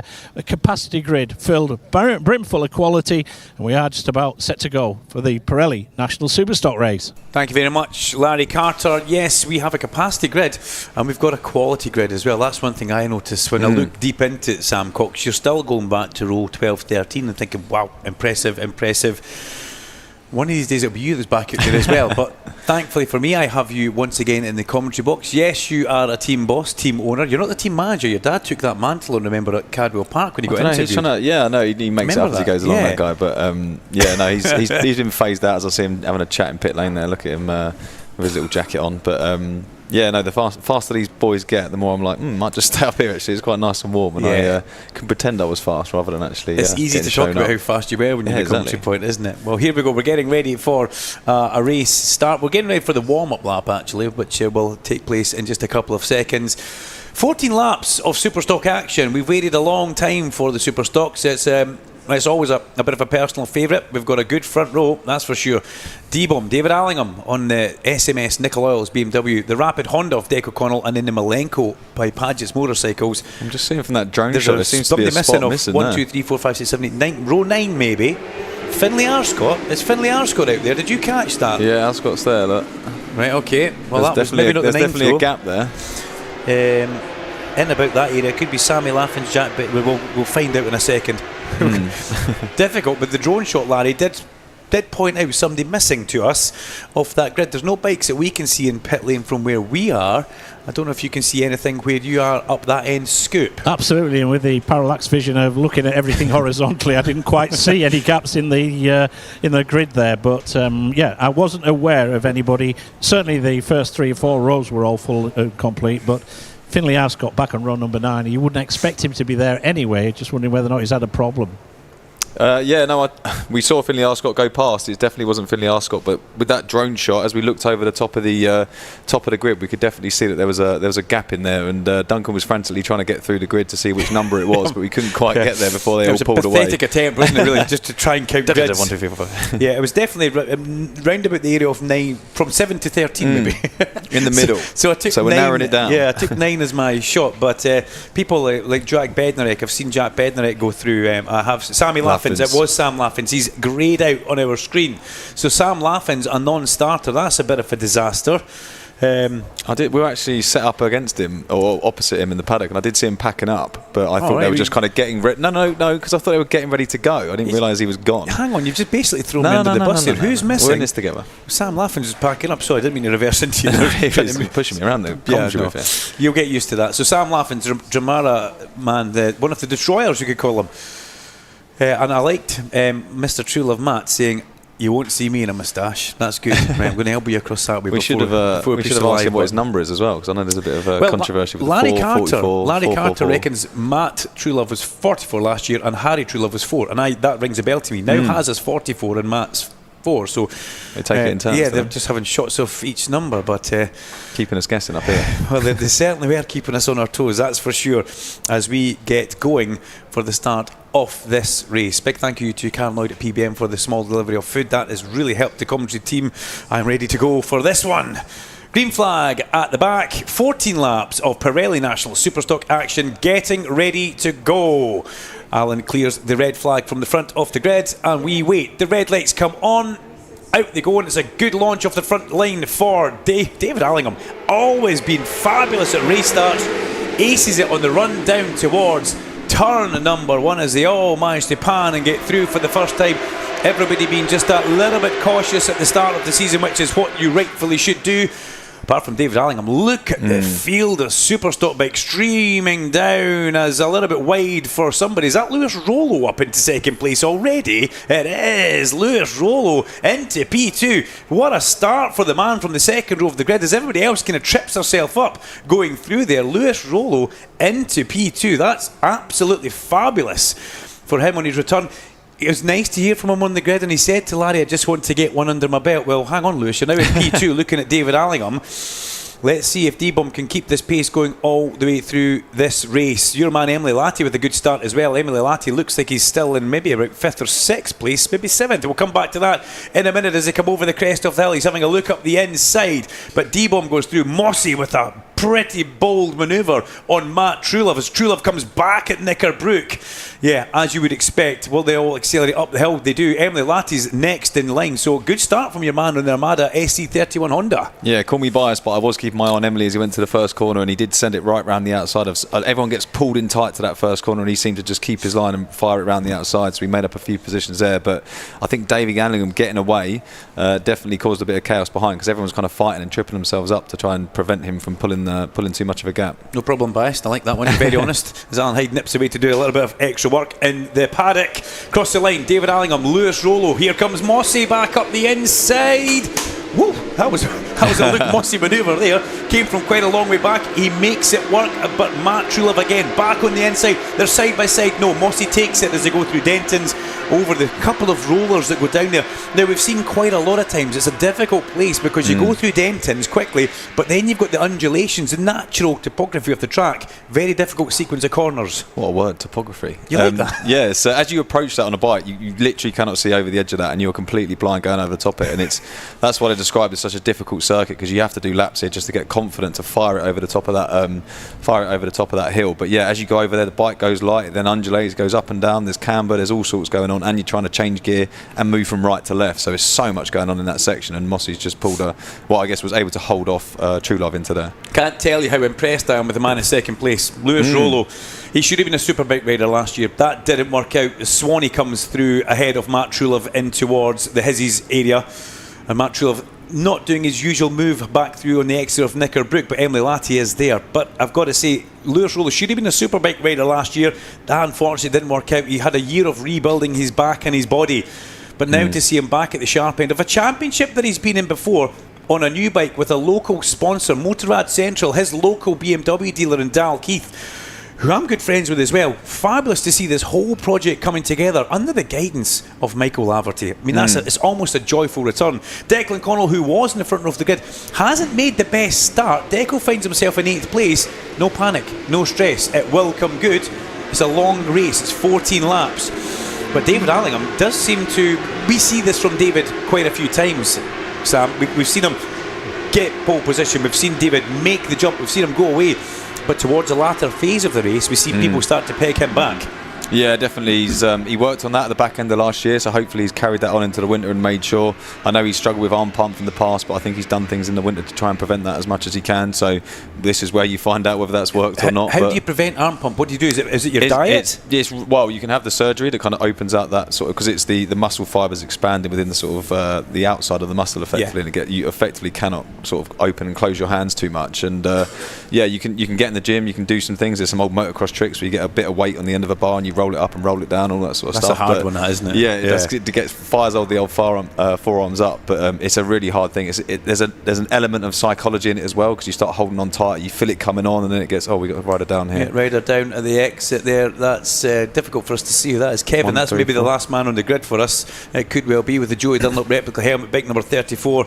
Kevin Milani down but up on his feet there. Lovely Joey Dunlop tribute helmet. I absolutely adore that. We're going to see a replay out of the Shelley. Oh, Kevin, good grief. Yeah, that one went pretty quick from underneath him. You could see why he was a bit gingerly to get up to his feet. Yeah, he went down pretty hard there, ate some tarmac, which I've done on numerous occasions, so I know how that feels.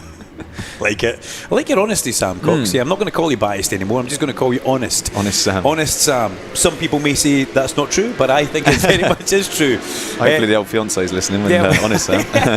Yeah, Kevin Milani being assessed down there by the marshals and the medics, but we did see him getting up and walking away as we keep our eyes firmly on the track action that's happening with David Allingham, 1:35.641.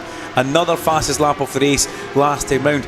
Everybody else, what are they doing? 35. They're into 36. He's a 35.8 for Luke Mossy, but Allingham seems to have that bigger jump on full fuel and new tyres. Allingham seems to have this very much under control as we see Ben Luxton and Josh Owens now racing. That sounded a really shame accident for Josh Owens this morning, caught out by a little bit of debris. As 41, David Williams enters the pit lane. It's Thomas O'Grady actually on a 241 Motorsports Honda enters the pit lane. But yeah, great shame for Josh Owens. Thankfully, he's perfectly okay. But it puts him on the back foot. Owens finds himself local rider in 9th place behind the ever-present Ben Luxton that we're going to see now on the Whitecliff CDH Honda. It's not something you want to do. An off-in morning warm-up really is an almost disastrous thing, especially when you've got the race next and it's way in the distance. Yeah, definitely. You want to be using morning warm-up to sort of get yourself up to speed. Normally, you'll try something in morning warm-up, bit of a suspension change, and unfortunately for Josh, he's been caught out of a really, really unlucky crash in morning warm-up, which obviously isn't the best preparation. And you'd expect Josh Owens to be up the front here, battling for a podium, and he's back in 9th. So he's obviously it's knocked him a little bit that crash, because again, Josh has had a few big crashes himself over the years. 1.4 seconds last time across the line, 2.6 seconds now the gap as Luke Mossey goes underneath Lewis Rollo going through Old Hall. Beautiful manoeuvre, 135.4. Allingham is checking out with the sharp end, 2.6 seconds, 135.4. The lap record is a 34.9, if that's what you're about to lean for. No, I was actually looking at what his pole time was, and that's pretty much matched his pole time in a race, which is really impressive. Also, and he's just gone purple again by the looks of it. What I'm really impressed with also is your man Emily Latty, because he's now up to 6th place. He qualified, he was 10th, but he's now up to 6th place, just got ahead of Declan Connell. So Emily Latty really in a fine vein of form in that 6th place for the Amada SC31 Honda. We can see the teal coloured bike making its way round towards Britain's from our drone shot. But we pick back up with Luke Mossey, a veteran campaigner in the British Championship on all classes that he's been involved in. Superbikes all the way from Super Team to Superbikes and back into the Superstock class. He just likes the way Clive Paget operates, he tells us, and if you like that, if you're a happy Luke Mossey, is generally a very fast Luke Mossey. He's got past Lewis Rollo, who is making a welcome return, and also Scott Swan. That was a very, very late return for Scott Swan. Is that Ryan Campion going a bit wide there? It certainly was. He's now just ahead of Ash Barnes as they come up there with Simon Reed, the next MLAV BMW in tow. Campion a little bit wide as he came through the Knickerbrook exit and just cost himself a bit of time going up Clay Hill. Simon Reed and then Dan Brooks. I mean, there's big names quite deep into the field here. Well, I was just thinking Ash Barnes has been a bit of a standout rider in the old pre-season. He's been riding really, really well, and he's surprised to see him down in 13th. I thought he'd be up here with, I think Larty's just gone past Chulov. Do you think I just saw it on the Vinderprint, but I didn't see it on the track. But, do you think that's a little bit of nerves, maybe just the first race meeting of the year? As I can confirm that Emily Latty is ahead of Matt Trulove, but you know, you do so well in testing, but then a race meeting's a different feel. And Swanee said that to us last year. If you tighten up on the start of the race morning, you just don't become loose on the bike and you don't become as fast. Yeah, 100%. There's sports psychology is massive these days. It's not just about your physical strength. Your mental strength is so big in this sport. And yeah, like you say, when you're in testing, there's no pressure. You're just spinning. You can pull in and out when you want to. There's no, you've not got anyone sort of breathing down your neck or fighting for that bit of track. And then suddenly you're in amongst it and you tense up and try and ride that a little bit harder, and actually it makes you go slower. So yeah, it's a really tricky balance. This is a demonstration so far in this race by David Allingham. Luke Mossey seems to overrun a little bit going in towards his. Cost himself a bit of time through the first and second turning points of that little right-left chicane. But David Allingham is 3.07 seconds up the road, 3.2 seconds at the last intermediate. Is gaining more time. Although we did see a personal best sector one from Mossey, from Rollo and from Swanee on the, I'm going to say, the Rosewood Bespoke Joinery Honda. I'll get that in for Scott Swan. It was a very late deal. We didn't see Scott Swan testing at Donington. He did send me a text message saying, I'm going to come back, don't forget about me, which I thought was really nice. Now we see him back. He did a bit of testing and now he's back racing, which is fabulous. As we watched him going in towards turn one, Emily Latty's actually starting to gap Matt Trulove, and is that Josh Owens the next one coming through? Yeah, Owens starting to catch up to the back of Declan Connell. And that's a good move for Josh Owens. Then we have got Ash Beach as well, ahead of Ben Luxton. Hutchie just outside the top 10. He's in 11th, but he has got ahead of Ryan Campion. Hutchie, the top roadsman, as we watch Lewis Rollo pop out from the slipstream. It's not the first time we've seen Lewis Rollo do that. We've seen that quite a few times. Maybe just to get a good look at the entrance point to Island Bend as he follows Luke Mossey. And Mossey likes to take that high line and then bring it back down on the exit. What's your preferred line through there? What everyone gets me through safely, I think, is no, but there is two lines. You either dive in early, hug the apex and sort of rail it round, almost like a motocross when you're in a rut. The other one is you go in a little bit deeper and then cut it back and fire it out. So, I mean, both can work, but normally in a race you want to keep it tight, because if you run wide... Problem with running in deep and going a bit high, somebody in this class won't go underneath you. Exactly. And 2 into 1 definitely doesn't go. Let's see what Swanee's got in the tank. He's in 4th place on the black number 45 Rosewood Bespoke Joinery Honda as he comes up the hill towards towards the top of Clay Hill, and then Druids behind that. Emily Latty, let's keep an eye on that gap. 1.2 seconds the gap from Emily Latty on the teal Armada SC31 Honda. I'm used to saying Armada Marine Cables. He's a world endurance rider as well, so he's if anyone's going to be good at the end of this race, he's just getting into his rhythm. And it's he was telling me 57-minute stints when he's out on the world endurance. So 14 laps is nice and easy for him, isn't it? He's just warming up out there, so hopefully he can start to bridge that gap. 3.5 seconds now. The 3.5 seconds now the gap for David Allingham. This is D-Bomb talks it up a lot, but he's actually delivering on track. And when I say talks up a lot, he is a good friend. I can say that I like David's talk because he always delivers the promise. He always goes well here at Oulton Park. And that SMS Nicola Augustein with Stephen McShann, or Seamus as I like to call him, is a great little outfit. They put together a roads campaign, I think, for Alistair Seeley a couple of years ago, but they don't have that distraction. They now can focus solely on David.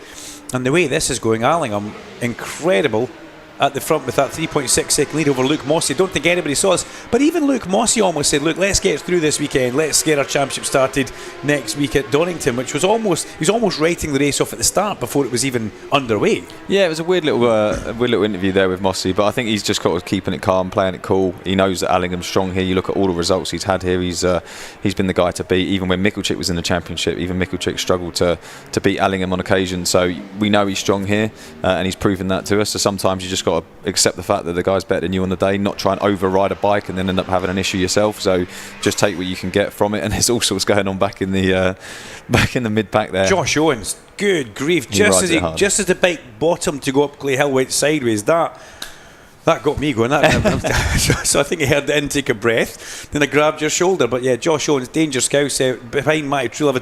Declan Connell gets a face of that. But on the bike, that happens, and you've already forgotten about it by the time you're going through the next apex. But in the commentary box, you don't have that luxury to have something else to focus on. You're talking about what you're seeing, and that very much was a moment for the SAF Holland Honda of Josh Owens, who we should say happy birthday, happy belated birthday. We did already for Joe Richardson at the start of this weekend. It was Joe's birthday, I think it was Friday, so I hope Joe had a really good time, put so much into this paddock, he's brought so many riders through, and does a lot for charity as well. They're usually a charity at the box that those guys have at Donington towards the end of the year. I'm a big fan of everything that goes on in GR Performance. As we come back towards the sharp end, David Allingham's gone. We're looking at Luke Mossey, Lewis Rollo and Scott Swan starting to get into the mix of it here. Rollo with the fastest first sector of the race. That's a big statement from Lewis Rollo. They were now, 8 laps in, and you put this fastest first sector in. Really impressive. Yeah, these Pirelli tyres will be past their best at this point. That doesn't mean they're dropping off a cliff, but you're just missing that extra little bit of drive out of corners that can get you those lap times. So the fact he's put in Simon Reed's not making his there. No. Simon Reed straight on the number 10 BMW. Great shame for Simon. You could just see that he wasn't going to get that bike stopped. He now has to have a good long look over his shoulder, and away he goes. And that's it. When you're in a battle like that, you're thinking about making the opportunity work for you, but then all of a sudden you can almost overthink everything, and before you know it, you've gone through that long lap, and that's effectively removed him from any sort of good result in this race. It puts him. Where does he come back in? Behind Hutchie? Is he further back? Where is Simon Reed actually? I think he'd be right back there to wait to get back on the track, so it would. Taking him a while to get based on it. That's him there, just coming in now. Is that him behind Jack Bednarek, I think? Maybe just outside the points there, but I think something happened to Connell as well, because he was right on the back of Owens, and now there's daylight between Owens and Connell, so I don't know if he had a mistake. Oh, there we go. Deco did the same. But Deco was on the grass, so he couldn't go through. He couldn't go through the actual the long lap loop because he was already on the grass. He spends a lot of time on his lines, and I don't think that's the optimal line through that corner, Connell there. You don't say. I'm going to tell him that you said that. In fact, his mother will be sending a message right now. You've got to try these things, haven't you? You never know. It obviously looked good. You're just happy because that puts Emily Latty up into 5th place, and when you get a free overtake like that, you absolutely grab it with both hands. It puts your man into the top 5. Allingham, Mossey, Rollo, Swan, Latty, the top 5 as it stands, with Matty Truelove in 6th, Josh Owens, local man, in 7th, Deco down to 8th place but still in the race. 2/3 distance has been completed, and Ben Luxton and Ash Beach make up 9th and 10th. Hutchie just on the outside by only a tenth of a second on Ben Luxton. He would love to get a top 10. Hutch has been keeping me updated with everything that he's doing through the course of this weekend. And I would love to see Hutchie get a top 10 as well. It would almost be a vindication for the amount of work that he and his team are putting in for the pre-season testing and getting their roads campaign ready. And if you're doing this in the British Championship, your road rivals want to fear you because you are on form. Here comes the leader crossing the line. It was 3.6 seconds a couple laps ago. It's 3.5 seconds.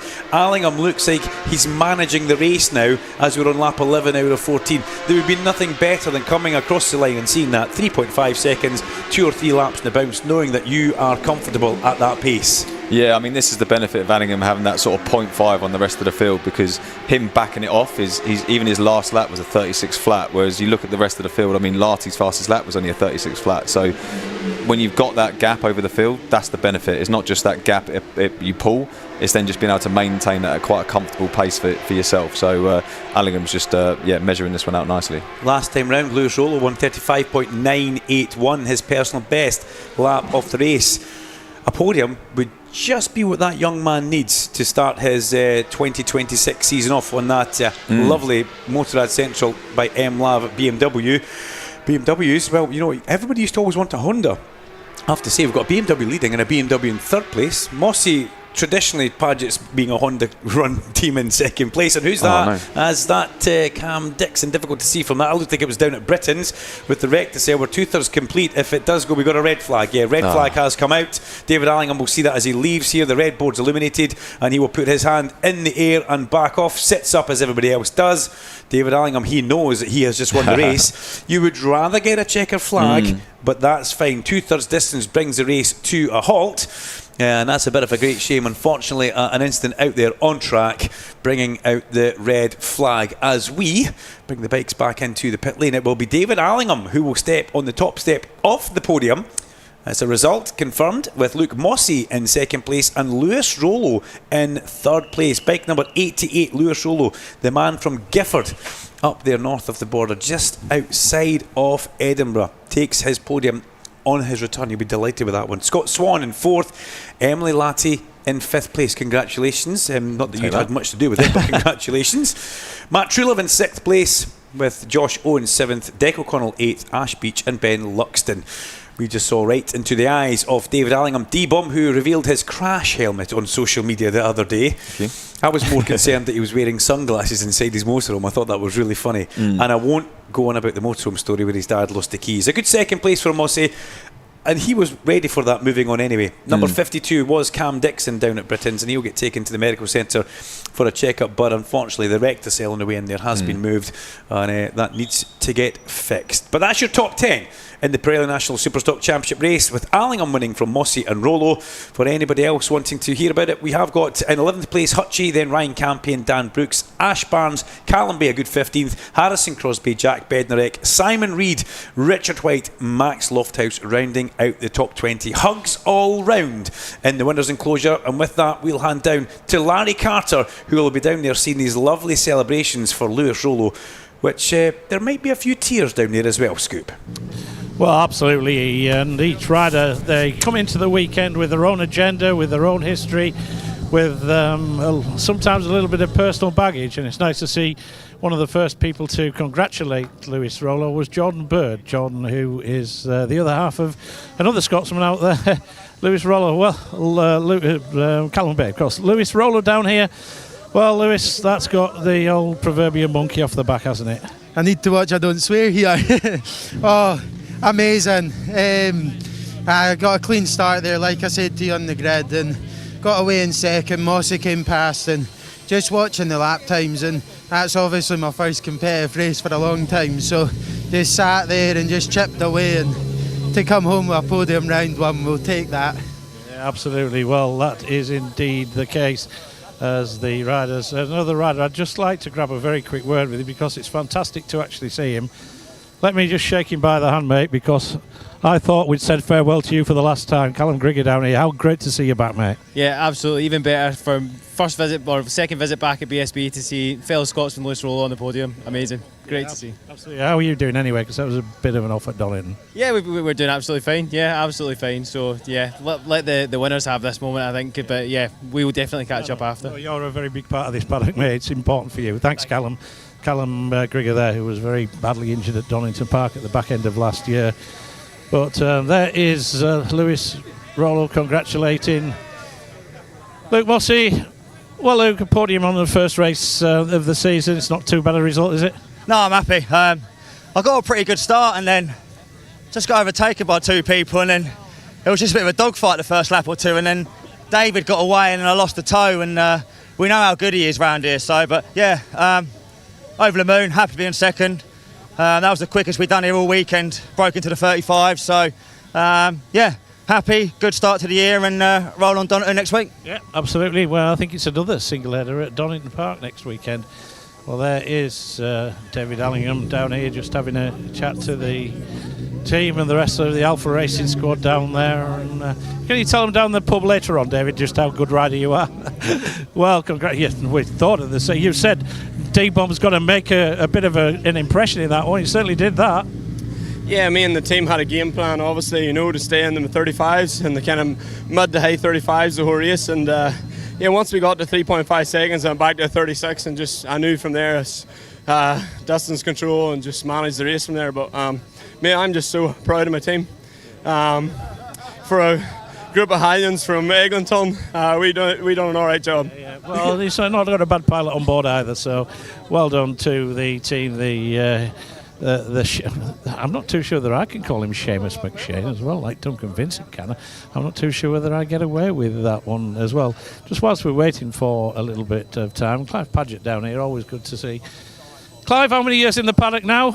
103, Larry. Yeah, it's come by me and you combined. I got a letter from the King to celebrate the 100th year. Did you? Really? How good's that? I wish. Yeah. Well, you've been around for a little while. Sadly, lost your dad a little bit earlier on in the year and what have you. But there's still the name Paget. It wouldn't be a British Superbike paddock without that name gracing us with a presence. It's been present for a long time now, hasn't it? And as you say, when Dad passed 8 weeks ago, John Cooper sent us a lovely card with John on the front of the card with my dad winning the 1967 British Championship. So, yeah, we've been around a little while. Yeah. And we hope you're going to be around for a little bit longer as well, Clive, because after this podium there, missed out the championship last year due to Luke's accident at Brands, really, wasn't it? But hopefully you can get another one on. Still room for another trophy in the cabinet, is there? You can bank on us being around for a while, Larry. We love it too much, and thanks everybody for turning up today. What a great day. Enjoy Alton Park. Yeah, we'll see you across the water as well. So, hang on a second. Sue decided that the manager's spoken. Yeah, the boss has spoken. I think she wants to say thank you to all the team. Thank you for everybody that pulls it together. Thank you for everybody back at Paget's Motorcycles. Thank you to Malenko, everyone that supports us, everyone that goes out the way to be here. Thank you. Clive, I've known you years and years and years. You're getting far too corporate in your old age, mate. Susan reminded me. Thanks, Sue. Well, we are just going to wait a second or two because the TV interviews have not started yet. So, is Sir Al back from his travels, Dunk? By the sounds of it, not. So we're just going to have to just hold the fort just down here a little bit. I think we had a chat with Michael Laverty a little bit earlier on, but did I see where Choo Choo had gone? But he's not around just at present. So yeah, we are just still waiting for TV to start their various interviews. So if my mate Duncan Vincent's not in the commentary box and Alan Hyde's nipped off to spend a penny, then we're just a little bit of loose end. There is Michael Laverty. I can always go and grab a quick word with Choo Choo. He's always good for a quick chat or whatever. Yeah. Well, Michael, there we go, mate. It's not bad. Lewis back on the podium after a year in the wilderness and whatever. Just what the doctor ordered, that. Exactly. He seemed nervous heading into today, and I guess such a long time since he's been in this position, but he seemed like he had the speed, gelled well with the BMW immediately in testing, and yeah, good for him. I think it's an emotional return to the podium. he's been through the wars over the last year. So yeah, really happy for him to be back in contention and starting off the season how he means to go on in these podium battles. How do you fit so much into what is 24 hours a day, Michael? Because you've got a very successful broadcasting career. You're obviously running 3 teams now. It's you've got a young family. You've got 1,000 other things to do. Just how do you manage it? To be fair, I'm fortunate I've got a good business partner. David Eltherington now owns half of all MLAV racing entities. So between the pair of us and the staff that we've got and the support crew around us, I actually feel like I've got more time than I did, say, 5 years ago when I was doing everything. I was driving the trucks, washing the truck, doing all the bookings of everything, paying for all the parts, whereas now I'm just sort of managing the business. Paying for everything. Paying for everything, exactly. Managing that end of it, making sure everyone's got what they need to do their job. So I like the technical side of it, but I don't really have time to get involved because I can only attend maybe 6 or 7 BSB rounds with all the clashes. So I just try and make use of my skill set where it can be applied best, but also putting good people around me to support us and good riders and good machinery and good partners. So it's all coming together. It's been 5 years of hard work, but I think now we're in a position where we can take benefit, and we've actually started now retail and clothing in the BSB paddock. So we're producing teamwear for the TAS team, for the Hawk team, and I've been more involved with that over the last 2 months to build something that works alongside the team. So it's all going in the right direction. As if you didn't have enough on your plate.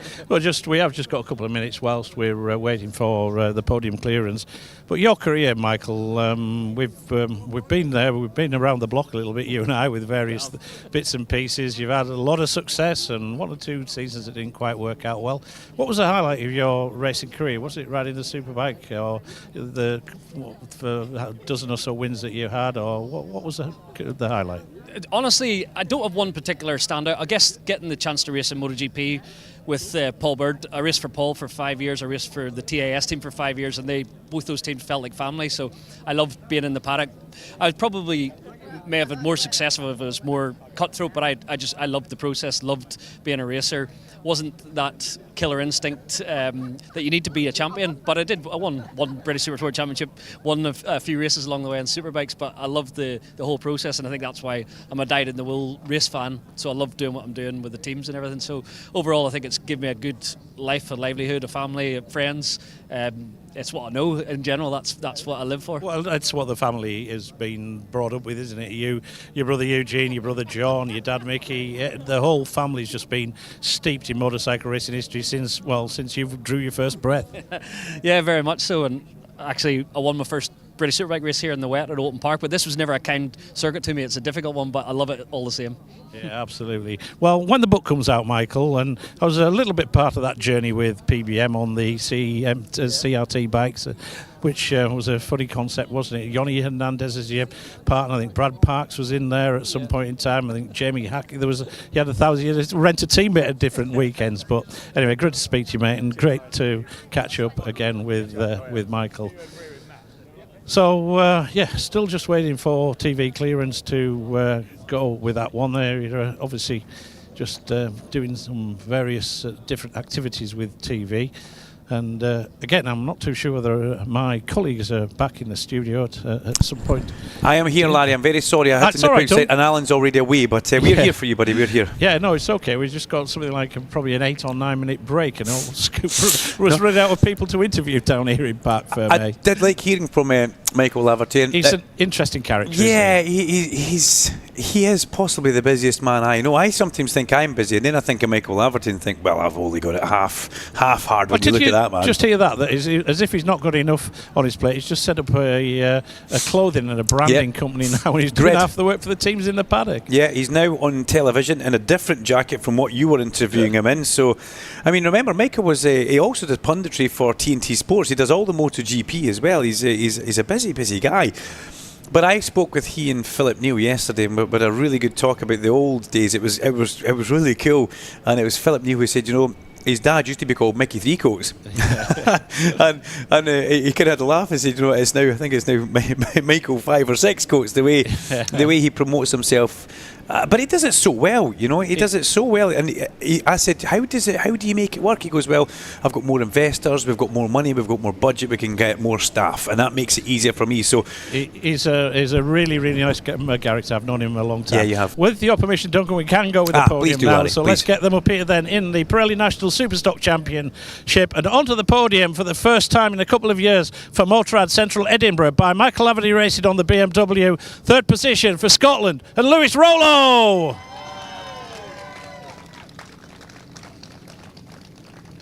Second position for Milenko Honda by Paget's Motorcycles. That goes the way of Luke Mossey. And taking the first win of the season for SMS, Nickel Oil BMW, and for Northern Ireland, the race winner, D-Bomb, David Allingham. And it is the SMS Nickel Oil's team that get the trophy as well. As we make the podium presentation to the third position, Lewis Rollo. He's back on the podium after a season from hell with injury last year. Another rider that sat out a number of rounds injured was Luke Mossey, but he's back on the podium. And after finishing second in the championship last year, he's looking to go one better, but the race winner, David Allingham. And the SMS Nickel Oil's team get the team award as well, as the riders then look to celebrate with a Baglietti Prosecco supplied by Lanchester Wines. That's going to get a little bit busy down here, so we're going to head off and hand you back to the studio. Thanks very much indeed to Larry Carter. All the fun and celebrations down there on the podium. And of course, if you are in the paddock, you are more than welcome to join in and try and avoid getting soaked in Prosecco, which is what's happening now down on the podium celebrations. Thanks very much indeed to Larry. Could we say a please shout out to the amazing marshals, as without them, how could we have this amazing weekend? Especially my Mr. C. That comes from Lauren Clough. Thank you, Lauren. Thank you very much indeed for writing in on BSB Radio, powered by Kawasaki. A couple more. David and Trudy, lovely weekend at BSB for our 23rd wedding anniversary. Thank you very much indeed. And this one is Chris, Josh and Becky. Big happy birthday to Nicola, celebrating 40 this weekend. And a happy birthday to Bellamy, turning 11 tomorrow. Big love from Mum and Dad and your brothers Theo and Dominic. Live from British Superbikes, this is BSB Radio, powered by Kawasaki, the sound of the British Superbike Championship.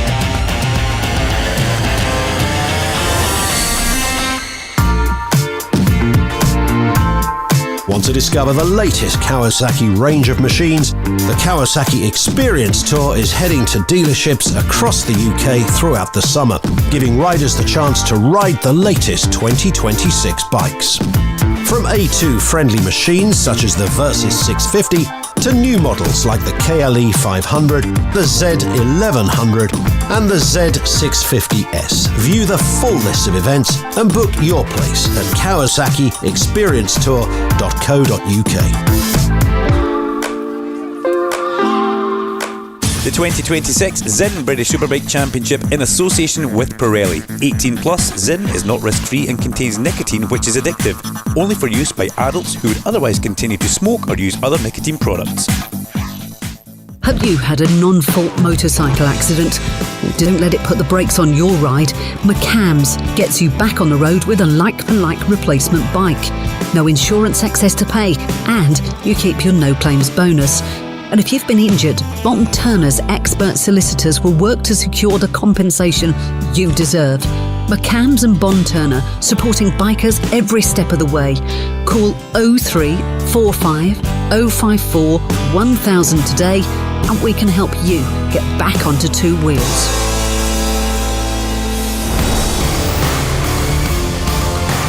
With all the British Superbike news and insights, this is BSB Radio, powered by Kawasaki, the sound of the British Superbike Championship.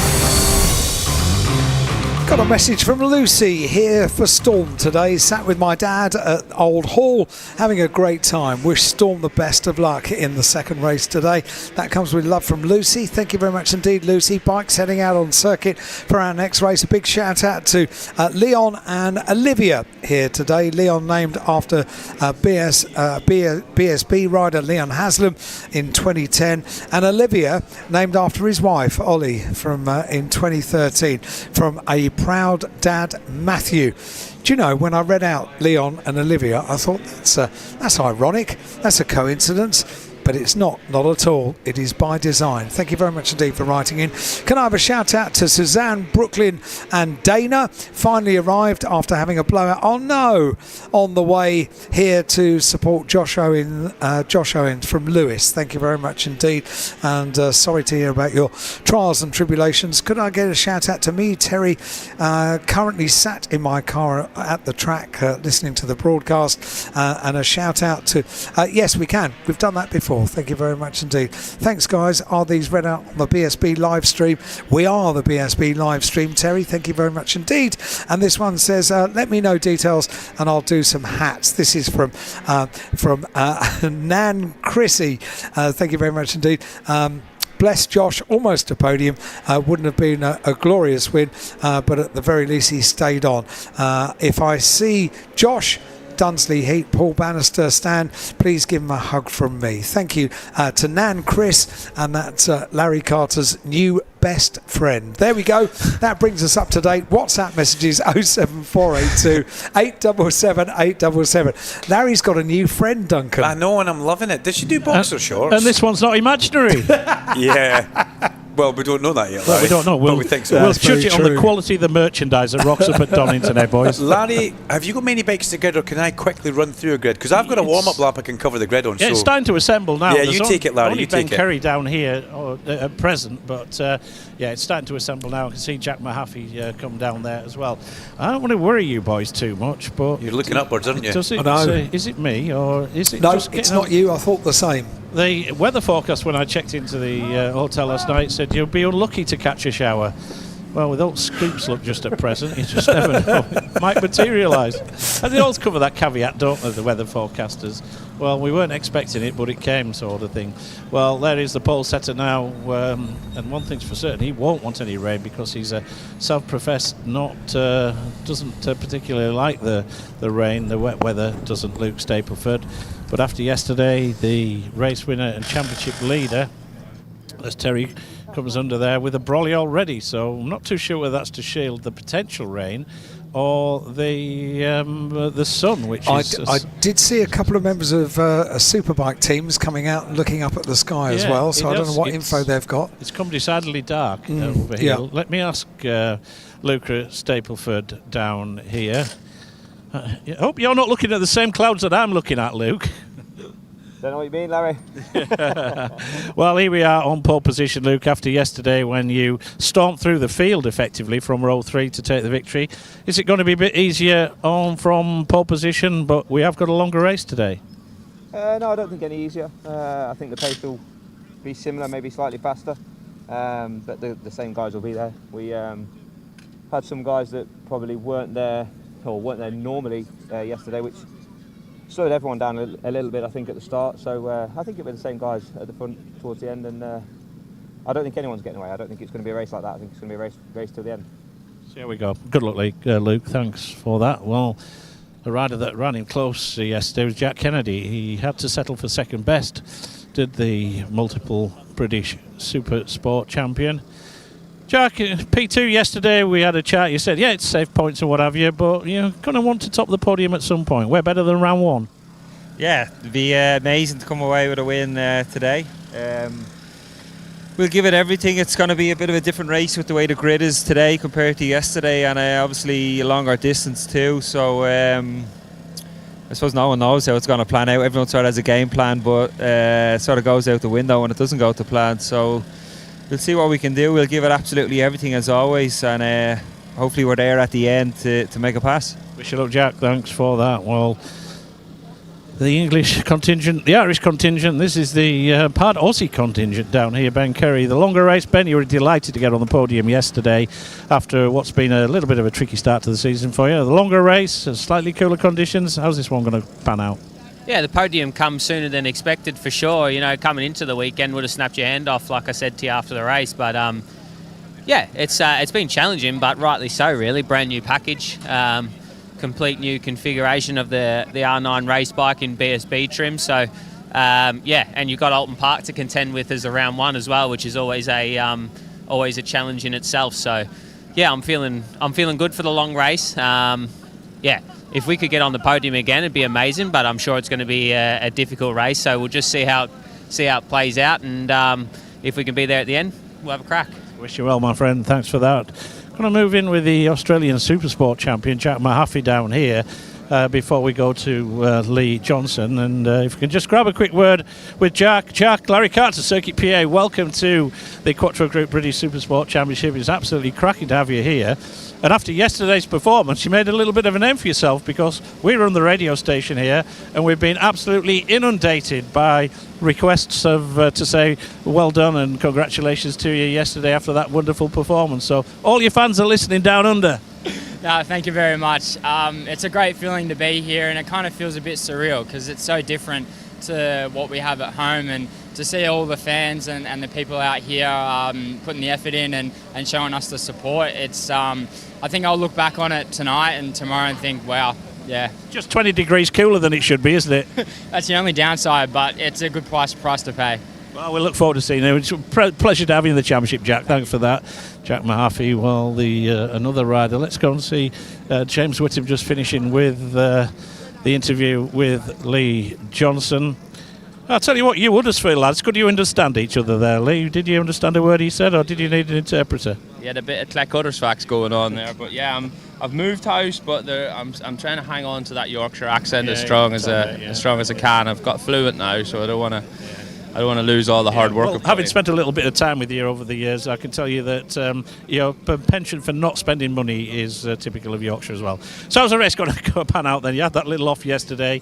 You had a problem this morning during the warm-up that you wanted to sort out. Have you got everything sorted now? And can you get up on the podium? Yeah, we had a little electronics issue, but to be fair to the guys, the bike took a fair tumble yesterday, so credit to them. They got it all back together and going. And the electronics issue wasn't even something to do with the crash, so it was nice to get that out of the way before this race, because it would have 100% ruined the race. So yeah, credit to the whole team, and yeah, I'm looking forward to this. Looking forward to getting stuck in and have one more go on my bike before we go over to the Northwest and have to do some real work next week. Yeah, your neck of the woods next week, isn't it, mate? Good luck, Lee. Thanks for that. Lee Johnston, loquacious character is Lee. Had the pleasure of spending a little bit of time with him at various events, and he is an absolute rip-roaring card, as it were. Well, here's Dean Harrison. Well, Dean, this is a little bit more like it, isn't it? Yesterday up there challenging for a podium. It's only a matter of time, surely. Yeah, no, I didn't qualify the best, to be honest, and then it took quite a bit of catching the front group yesterday. By the time you get there, it was too late, and then I got a bit scrappy with a few people, so hopefully now, starting from here, we can tag on from the start. Yeah, get up there and get on the back of your teammate, mate. He's had all the glory in recent years, hasn't he? Yeah, he's a good benchmark in this class, to be honest. Yeah, well, you're doing okay, mate. That is Dean Harrison, who'll be making his way across the water tomorrow night. It's Carter Brown. Carter had a problem yesterday, didn't he?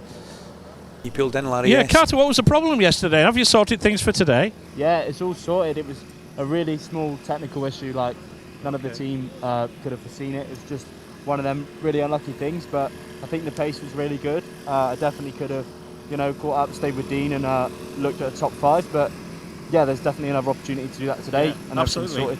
Absolutely. Go for the podium. Good luck, Carter. Carter Brown there, one of the former Talent Cup riders as well. Here's his teammate. This is Oliver Barr. He's got Rory Skinner down here in his corner. Well, OB, what can we do from here? Where did we end up yesterday? P6 yesterday. It wasn't a bad result, was it? Would you settle for the same again? Yeah, I would settle for the same again. I was okay. I kind of got it handed to me after a couple of crashes, but yeah, see what happens, I guess. Yeah, try and get ahead of the teammate as well, mate, who's alongside you. That's the biggest thing. That's the first priority, isn't it? So, and the other rider down here is Lucas Brown. What a weekend it's been. Pole position yesterday, crashing the race. It's been a roller coaster weekend, hasn't it, Lucas? What we need to do now is a decent, solid finish in the points. Can we have one of them? Mate, I feel like I had a full season yesterday, ups and downs, but no, I got a long race ahead of me today.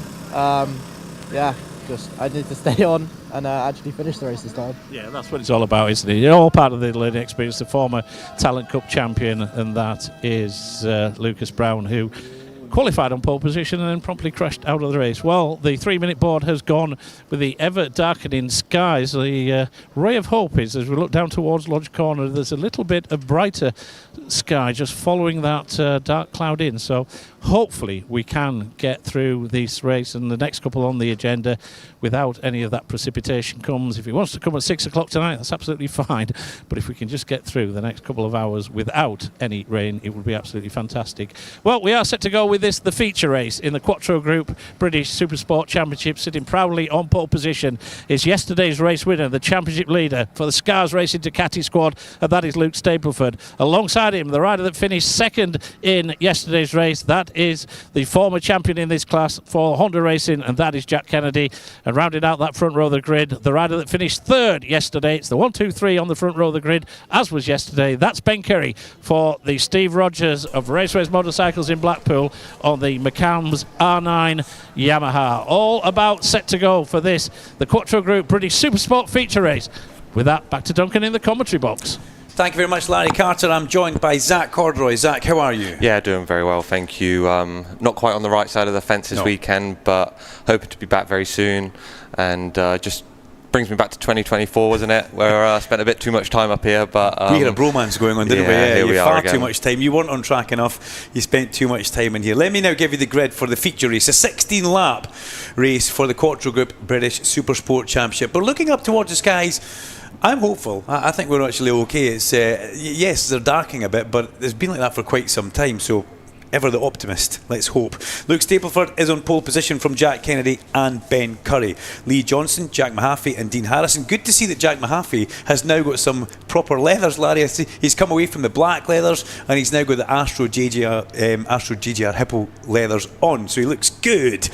Carter Brown fixed the problem from yesterday on row 3 alongside Oliver Barron. Lucas Brown, who unfortunately slipped off yesterday, he'll be looking for better things on the MSG Suzuki. Fourth row of the grid, Eduardo Colombi, Spiatella, Max Wadsworth and TJ Thomas. Spiatella being his nickname, I wasn't just randomly throwing in an Italian word here. Fifth row is James McManus, Billy McConnell and Freddie Barnes. The sixth row, Corey Tinker, Jamie Davies, your teammate at the XMT Triumph, and Harry Truelove, who tipped off yesterday very early on the first lap, going out on Knickerbrook. The seventh row of the grid, Cam Hall, Harvey Claridge and Cameron Swain. Row number 8 sees Cameron Fraser, Adam Hartgrove and Joe Sheldon Shaw. Keep your eyes on 43 Cameron Swain and 26 Adam Hartgrove, because they're very much in the mix of a Supersport Cup battle. Adam Brown is on row number 9 alongside Josh Bannister and Ben Tolliday. I actually think I missed out the exit of row number 8 though. That was Joe Sheldon Shaw. How could I forget about Joe Sheldon Shaw? As we go back to row 10, James Alderson, Stephen Thomas and Mikey Hardy on 93, and the 11th row is Craig Kenley, Keogh Walker and Dave Tyling. Now Keogh Walker didn't race yesterday because his engine cried enough. They got an engine brought down from some nice guys at the Rusty Spanners podcast from Scotland, which was great, and Dave Tyling didn't really complete too much yesterday. He is on the very back of the grid, so this will be an interesting race. We saw some great action in the Supersport yesterday. I'm delighted you're here in the commentary box with me, but I would much rather be talking about you on track. You had a really good start to testing for the short bit at Donington, but it's a shoulder injury, unfortunately. It keeps you out. Yeah, that's right. An injury to the shoulder. Going back for some more scans in the next couple of weeks to really find out exactly what's going on. But just being hopeful and looking to be back in the next few rounds. Well, we wish you the best of luck with that one, but you're always welcome in here. Always gives a nice balanced approach. He's not like biased Sam Cox. I'm only joking. He always gives a nice honest approach, don't you? You're very good unbiased. Yeah. You're a good boy, Zach, and a fast racer as well. This championship will be delighted to get you back. But we bring the bikes round for their installation warm-up lap, and then it is a race. It was so nice to hear from Jack Mahaffey down there, because Larry Carter's right. There's such a fan base tuned in from Australia, and all either listening or maybe streaming it via HBO Max. That's the way we can bring it to you here. If you're not watching on our YouTube feed, if you are, hello, give the camera a wave. Good boy, good man. And you also see some BTS stuff from us, but we're trying to drive you towards TNT Sports and HBO Max, the streaming partner for TNT. The bikes now coming to line up on the grid. where we are getting ready to go. Would you be brave enough to put your money on anybody here? My money has to be on one of the front row. They were a level above the rest yesterday, but You're leaving it wide open there. Yeah. Someone on the front row, but super impressed with Jack coming all the way over from Australia and putting a real performance in yesterday and holding on to the front boys. Well, there he is. We see him on screen, Jack Mahaffey. It could be him, it could be Luke Stapleford or Kennedy or Harrison. The red lights are on, and away we go. Ben Curry as well with a good launch on the R9 as he come down. Mahaffey coming up the inside. Jack Mahaffey up the inside from the middle of the second row of the grid. He puts himself into the sharp edge straight away behind Luke Stapleford. What a rocket start from the man on the Astro JGR Suzuki. We actually said off air, he's only going to get faster and faster because he doesn't know the circuits and he's learning as he goes. That is a rocket ship. That's a motocross type of start from row 2. Yeah, for sure. Super good start, and like you said, he's only going to get better from here, and that's dangerous for the competitors and myself. Yeah, you're loving this, but not really. As they come through Shell for lap number 1, Luke Stapleford leads the way from Jack Mahaffey in second place. Then we should have the R9 of Ben Curry. Then it's Jack Kennedy who's up there on Honda Racing, Honda UK. Behind that, do we have the General Lee Johnston? We do. Then is that Lucas Brown I saw going through there? A big long figure of Lucas Brown, big long arms and legs on the MSG GSX-R 750. It certainly is Lucas Brown. Then behind that, we've got Dean Harrison, Oliver Barr sideways in towards the Hizzy chicane just ahead of Carter Brown, and then it's Eduardo Colombi Spiatella. We've already got further than yesterday without somebody making a mistake. Harry Truelove, I held my breath to make sure you get through Knickerbrook, and he does. But we also lost TG Toms yesterday going through the Hizzy chicane. We're up over the top of Clay Hill and we're now in towards Druids. We go through Druids. Ben Curry will be thinking, okie dokie, I've got a countryman ahead of myself. He's a good friend, but we've got to try and get past him on the R9 in towards Lodge, and that's exactly what Ben Curry does. Now this is a good lesson for Jack Mahaffey. Follow the likes of Ben Curry, learn off the likes of Jack Kennedy, and it's only going to help his progress. But you know what? He says, I don't care about that. I'm quite happy to have a go back at Ben Curry in towards turn 1, but unable to go through. Good first lap there, Zach. Yeah, for sure. Nothing too messy. Stretched out a little bit at the front now, and yeah, let's see what Jack can do from 4th. As we watch them coming through, Jack Kennedy and Jack Mahaffey very much together as they go along Lakeside. Nice big long drone shot. Lee Johnston, well, it was an electrical problem that was out with the crash from yesterday. It was a wheel speed sensor that he told us caused a bit of an issue. If a wheel speed sensor starts giving a false reading, it creates havoc in the bike electronics. That's right, it throws the engine brake strategy way off whack, and like you said, that can cause an accident, and unfortunately that's what happened. Yeah, not good for him. We've got a debris flag round there, a diminished adhesion flag at the exit of Britain, so possibly a little bit of contact. There's a knee, is that a knee slid or somebody going across the grass maybe actually? There was a lump of something, looked like it was off the racing line, so that's not too bad as we come down towards Hizzies. Stapleford leads from Curry, from Mahaffey, from Kennedy, from Johnson. Lee Johnston, where he folded the front yesterday, was there. Thankfully he's got through and away from that, and we're making our way up Clay. There's a bit of a gap now opening up behind Lee Johnston. Back to Lucas Brown, who is I've got to say, he's very impressive. Lucas Brown has impressed us on that MSG Suzuki, and he's holding at bay Dean Harrison, who Dino needs to get past him and get onto the back, because Dino's got the pace to run with Jack Kennedy, but he's right now held behind. Unfortunately, the MSG Suzuki has a long look up the inside, but unable to do anything about that. And behind him he's got the two 3B Construction Binge Pro Ducatis of Oliver Barr and Carter Brown. That's a really exciting little pairing for 2026, those two guys passing into turn 1. That's right, and just to point out that there's two of the very old Suzukis still in the top 6, and that's most of the bikes in the top 6. That's right, two of them, and followed with a Ducati, a Triumph, a Honda, and a Yamaha. It's a great mix of next generation Supersport. We've got 750s, we've got big Ducatis, we've got R9s, we've all still got 600 Hondas, and we've got 765 Triumphs. It's all done on a nice balance of performance as Kennedy comes up the inside of Mahaffey. Good move, Jack Kennedy. Through he goes. That was very controlled. It's what you would expect from Jack Kennedy. And Mahaffey still learning his way around the circuit, but very much on the hot heels of these quick guys with the General Lee Johnston. A nice comfortable buffer back to now Dean Harrison. Harrison's got ahead of Lucas Brown, and it looks like Lucas is slipped behind Oliver Barr as well. Wonder if he's maybe made a small error. Here comes Carter Brown, looking like he's going to make a manoeuvre in towards Hislop. We'll catch it at the back of our view, and he does get through. Good move from Carter Brown. Follow your teammate. If he passes, you've got to pass. Exactly that, and you don't want to see him get away now, and that's what he's going to do, bury those hooks in and see if they can reel in the front group. You can already see the jump that Dean Harrison has got from this one. He's actually pulled away quite considerably up towards the back of Lee Johnson. We'll keep our eyes on that gap for Harrison as he crosses the line.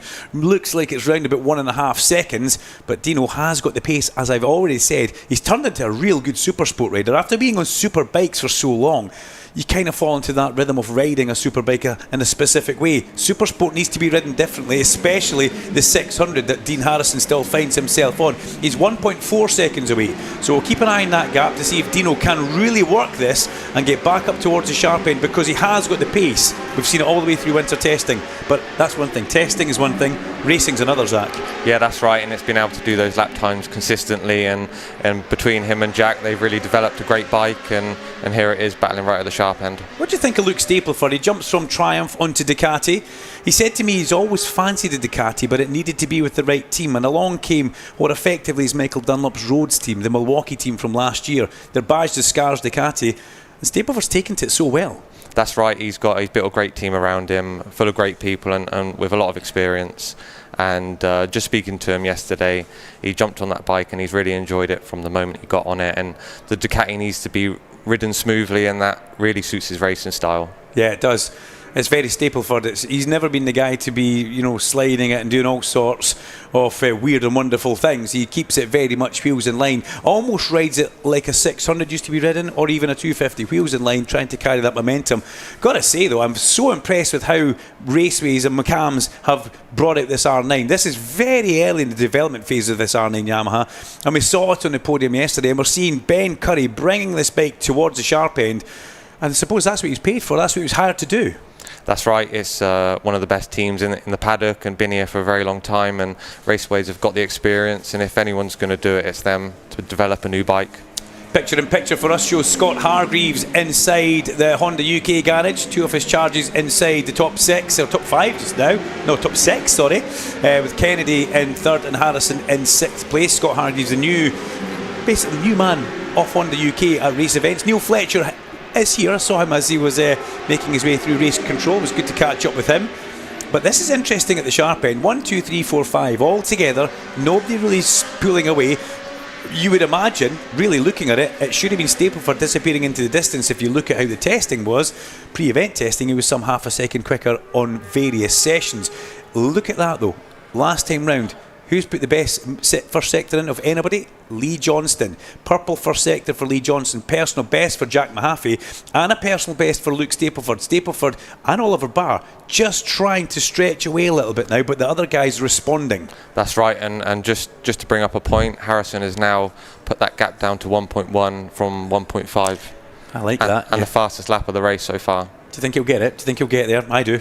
I really do think unless something happens at the front and they all start pulling away drastically, they're not infighting, so it shows that Harrison has got an overall pace advantage and he is catching. He's not using their fighting that's slowing them down, which can sometimes mask a bit of pace. This is pure pace that Dino's bringing, and if anything, Lee Johnson's just starting to drift off the back. But it was nice to see him and hear him so relaxed on the grid. I'm looking forward to this, Larry. Benny's not looking forward to next week working with Larry. No, I'm only joking, Larry. It's great working there. But Lee was so cool and so relaxed, and you even said that off air. That's right. Yeah, and just to make a point in that last lap, we're just seeing greens and purples through all the sectors at the moment. Yeah, look at that. Personal best lap for Luke Stapleford. New fastest lap of the race for Ben Curry. Personal best for Kennedy, Maffey, Johnson, Harrison. No, indeed Harrison. No, Oliver Barr. Personal best Carter Brown. Personal best Lucas Brown. So everybody with a big up. Because you call it a glow up, is that what the kids call it nowadays? I think so, glow up in lap time, and they certainly pulled the pin. Now 1:37.126 is the fastest lap for Ben Curry on that R9. I think that's super impressive because that's such a new package. That's right, the pace is just getting faster and faster throughout this race as they get used to their bikes for the year. We haven't done too much testing, weather's been a bit on and off, but they're soon getting to the sharp end. Jack Mahaffey's just got a little gap between himself and Jack Kennedy. It's like the big three are just starting to get a grips on this. But having said that, the fastest first sector of anybody was Lee Johnston. He's gone purple. So it's not as if conditions are changing, but they're actually pushing on a lot harder than they have been doing. As we look back to catch up with Billy McConnell on McLaren Factory Triumph. Skippy, a kind of a late addition towards this.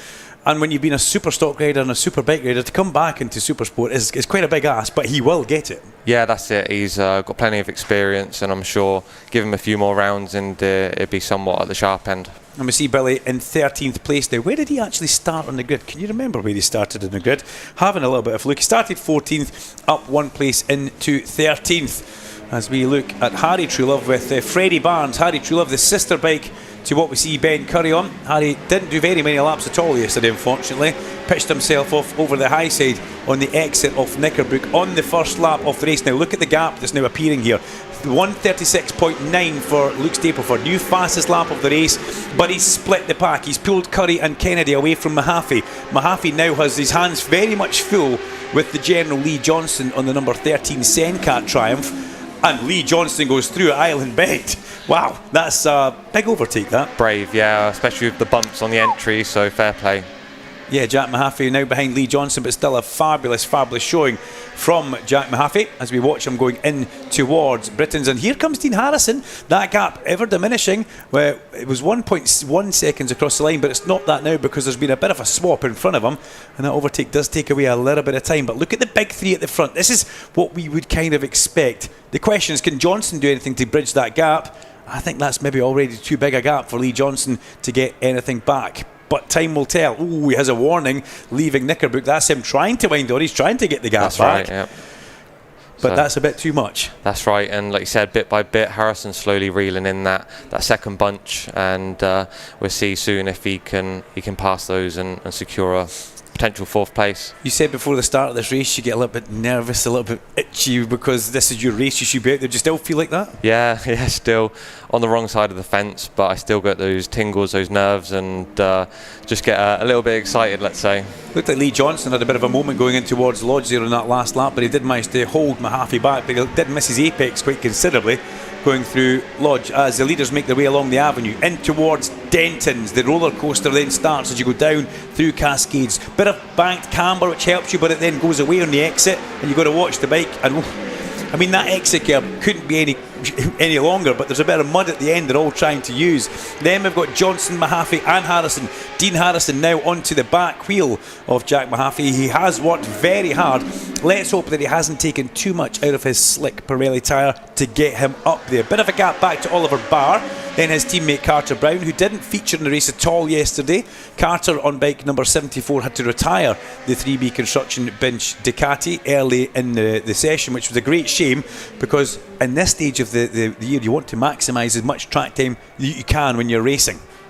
Yeah, that's right, and again on those last laps, Curry and Kennedy putting PBs in, and to be doing those sort of lap times after 8 laps, that's super impressive, and being able to manage the tyre wear and slide, just unreal really. Eduardo Colombi changes team, stays on the same bike though. He goes from TAS over to MMB, both Northern Irish teams, and he finds himself staying on the Ducati. Eduardo Colombi, we know how talented that man is. Spiatella is his nickname, and he is in 10th place as Harrison has a look up the inside of Mahaffey. Through he goes, lovely move from Dean Harrison.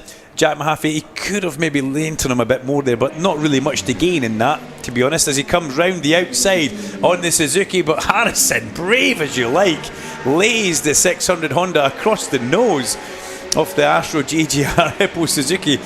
Wow, that was proper move from Dean Harrison. Yeah, unreal. That move into the last corner is very familiar. He'd done one of those on me just last year. Yes, you remember that. Gives you a bit of a nick, does it? Yeah. Too well. Don't like that. Right, look at this at the front. Is there a bit of a gap now appearing from Luke Stapleford back towards Ben Curry? Yes, there is. Fastest lap of the race last time round, 1:36.849. 1:36.849. The lap records are 36.574. Stapleford is getting close to the lap record. I thought he would do this yesterday. I expected him to try and pull away towards the end by putting 3 or 4 quick laps and break Jack Kennedy. But he came up here and said he just couldn't do it. He didn't have the bike underneath him. And he always expects Ben and Jack to raise their game, even if they haven't had the pace through testing or qualifying.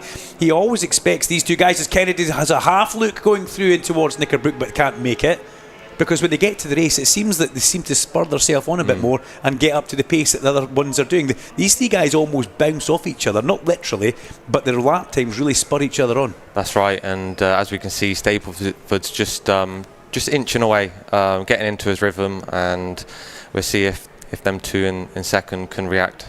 Lee Johnson with a rather Hollywood-esque wheelie coming through the exit of Druids, and that's cost him a bit of time, and up the inside goes Dean Harrison. I don't know if you caught that wheelie, but it looked pretty full factory, shall we say. You see a lot of guys kind of styling up there for some of the photographers. That's what Lee Johnson did. I don't think he meant to do that. Dunk, I hate to interrupt, but I've got a fairly urgent message. Please because do, there are 4 cars that are blocking access and they need to be moved very, very soon, please. A BMW, second time we've given this one out today, C9SHN. C9SHN, that needs to move. There is a van, FP63 NHT, FP63 NHT, that needs to be moved. So too a RAV4 JR72 MJR, JR72 MJR, and a BMW, nice number, BCZ8, BCZ8, a BMW. All of those vehicles need to be moved immediately, please. Thank you very much, Alan. Hey, quick commercial break in the middle of the Super Sport race, and we can tell that Jack Kennedy has gone past. It's quite a forceful manoeuvre into the shell hairpin there for Jack on Ben Curry. Yeah, that took some and took them both wide. That just allowed Stapleford to just inch away again. But Kennedy's got his eyes set on the back of that Ducati. Yeah, he's going to have to do something pretty big though. 7/10 of a second last time across the line. Carter Brown's retired again. That's what we were pointing at as we were watching him come down the pit lane. Unfortunately, you guys can't see that. You were listening to Alan Hyde's very important message. If you're on site, that must be actioned now. In my school teacher voice, I'll have you know. The access is important as Mahaffey comes and has a look up the inside. Don't know where Jack Mahaffey was going there, but I love that. I love when we get new riders coming here and they pull passes in places that aren't normal passing places. That's right. They're obviously still learning, but definitely catch out where you don't expect it. Hang on a minute, here comes Oliver Barr. Where did he come from? Oliver Barr in the fine 7th place. He's up towards the back of Mahaffey and Johnston. Well, Oliver Barr, OB, could steal away these 2 places and get a top 5 finish, which would go down pretty well with his dad Ian, who is here this weekend. I caught up with Ian on Friday. What day did we start? Saturday? Can't remember what day I caught up with him. He was having a nice relaxing glass of red wine at the back of the motorhome, and we talked a little bit about the Northwest, where he goes with Alistair Seeley in the not too distant future, just tomorrow in fact, as Eduardo Colombi goes through Island Bend with Harry Truelove behind him, and then Skippy McConnell getting back into the swing of things on the Macadam Factory Triumph as we see them coming through the exit. Now where's James McManus? He's just behind Billy McConnell. That's a really good run for James McManus. He'll be happy with that one, as we see Harvey Claridge as well retiring unfortunately into the pit lane. So this is a battle we need to keep our eyes on. They're making their way through the exit of Knickerbrook. Mahaffey is all over the back of Lee Johnston, but one mistake from either of them and Oliver Barr is there. Yeah, he's getting stuck in, and on that last lap Barr was still half a second quicker than the 2 riders in front. Yeah, that's quite a lot, isn't it? Actually, half second's a huge amount. Stapleford with a 0.8 second lead. Can Kennedy do anything about that this time across the line? 0.8 of a second as Mahaffey goes up the inside and makes that look really, really good as he goes through ahead of Lee Johnson. The gap across the line, 0.8 of a second, but it's actually verging up to 0.9 of a second. That's right. Kennedy is trying, but Stapleford is very much holding his own. Across the line last time, Stapleford still in the 1 minute 36s, Kennedy in the 1 minute 37s. Yeah, it's pretty close at the front there, and like you said, Mahaffey's made a move on Johnson, and Barr's just waiting to pounce. Let me run through the back of the top 10 because Harry Truelove is in 10th. We spoke about Eduardo Colombi. Truelove, McConnell, McManus, Wadsworth, Corey Tinker and TJ Thompson 15th. Remember, TJ Thompson had an off yesterday. He looked a little bit sore. He will be sore after his testing injuries that he had on a motocross bike. The Cup class is led by another young Australian, Cameron Swain, in 16th place, ahead of your teammate Jamie Davies. Then Cameron Hall, Harvey Claridge and Joe Sheldon Shaw. Who's that retiring? That looked like it was number 19. Yeah, that was Harvey Claridge going around the back. off the garage. Number 78, Freddie Barnes, also retires, the second of the Senkat tramps. He had a fairly sizable high side on the last lap going through Lodge yesterday.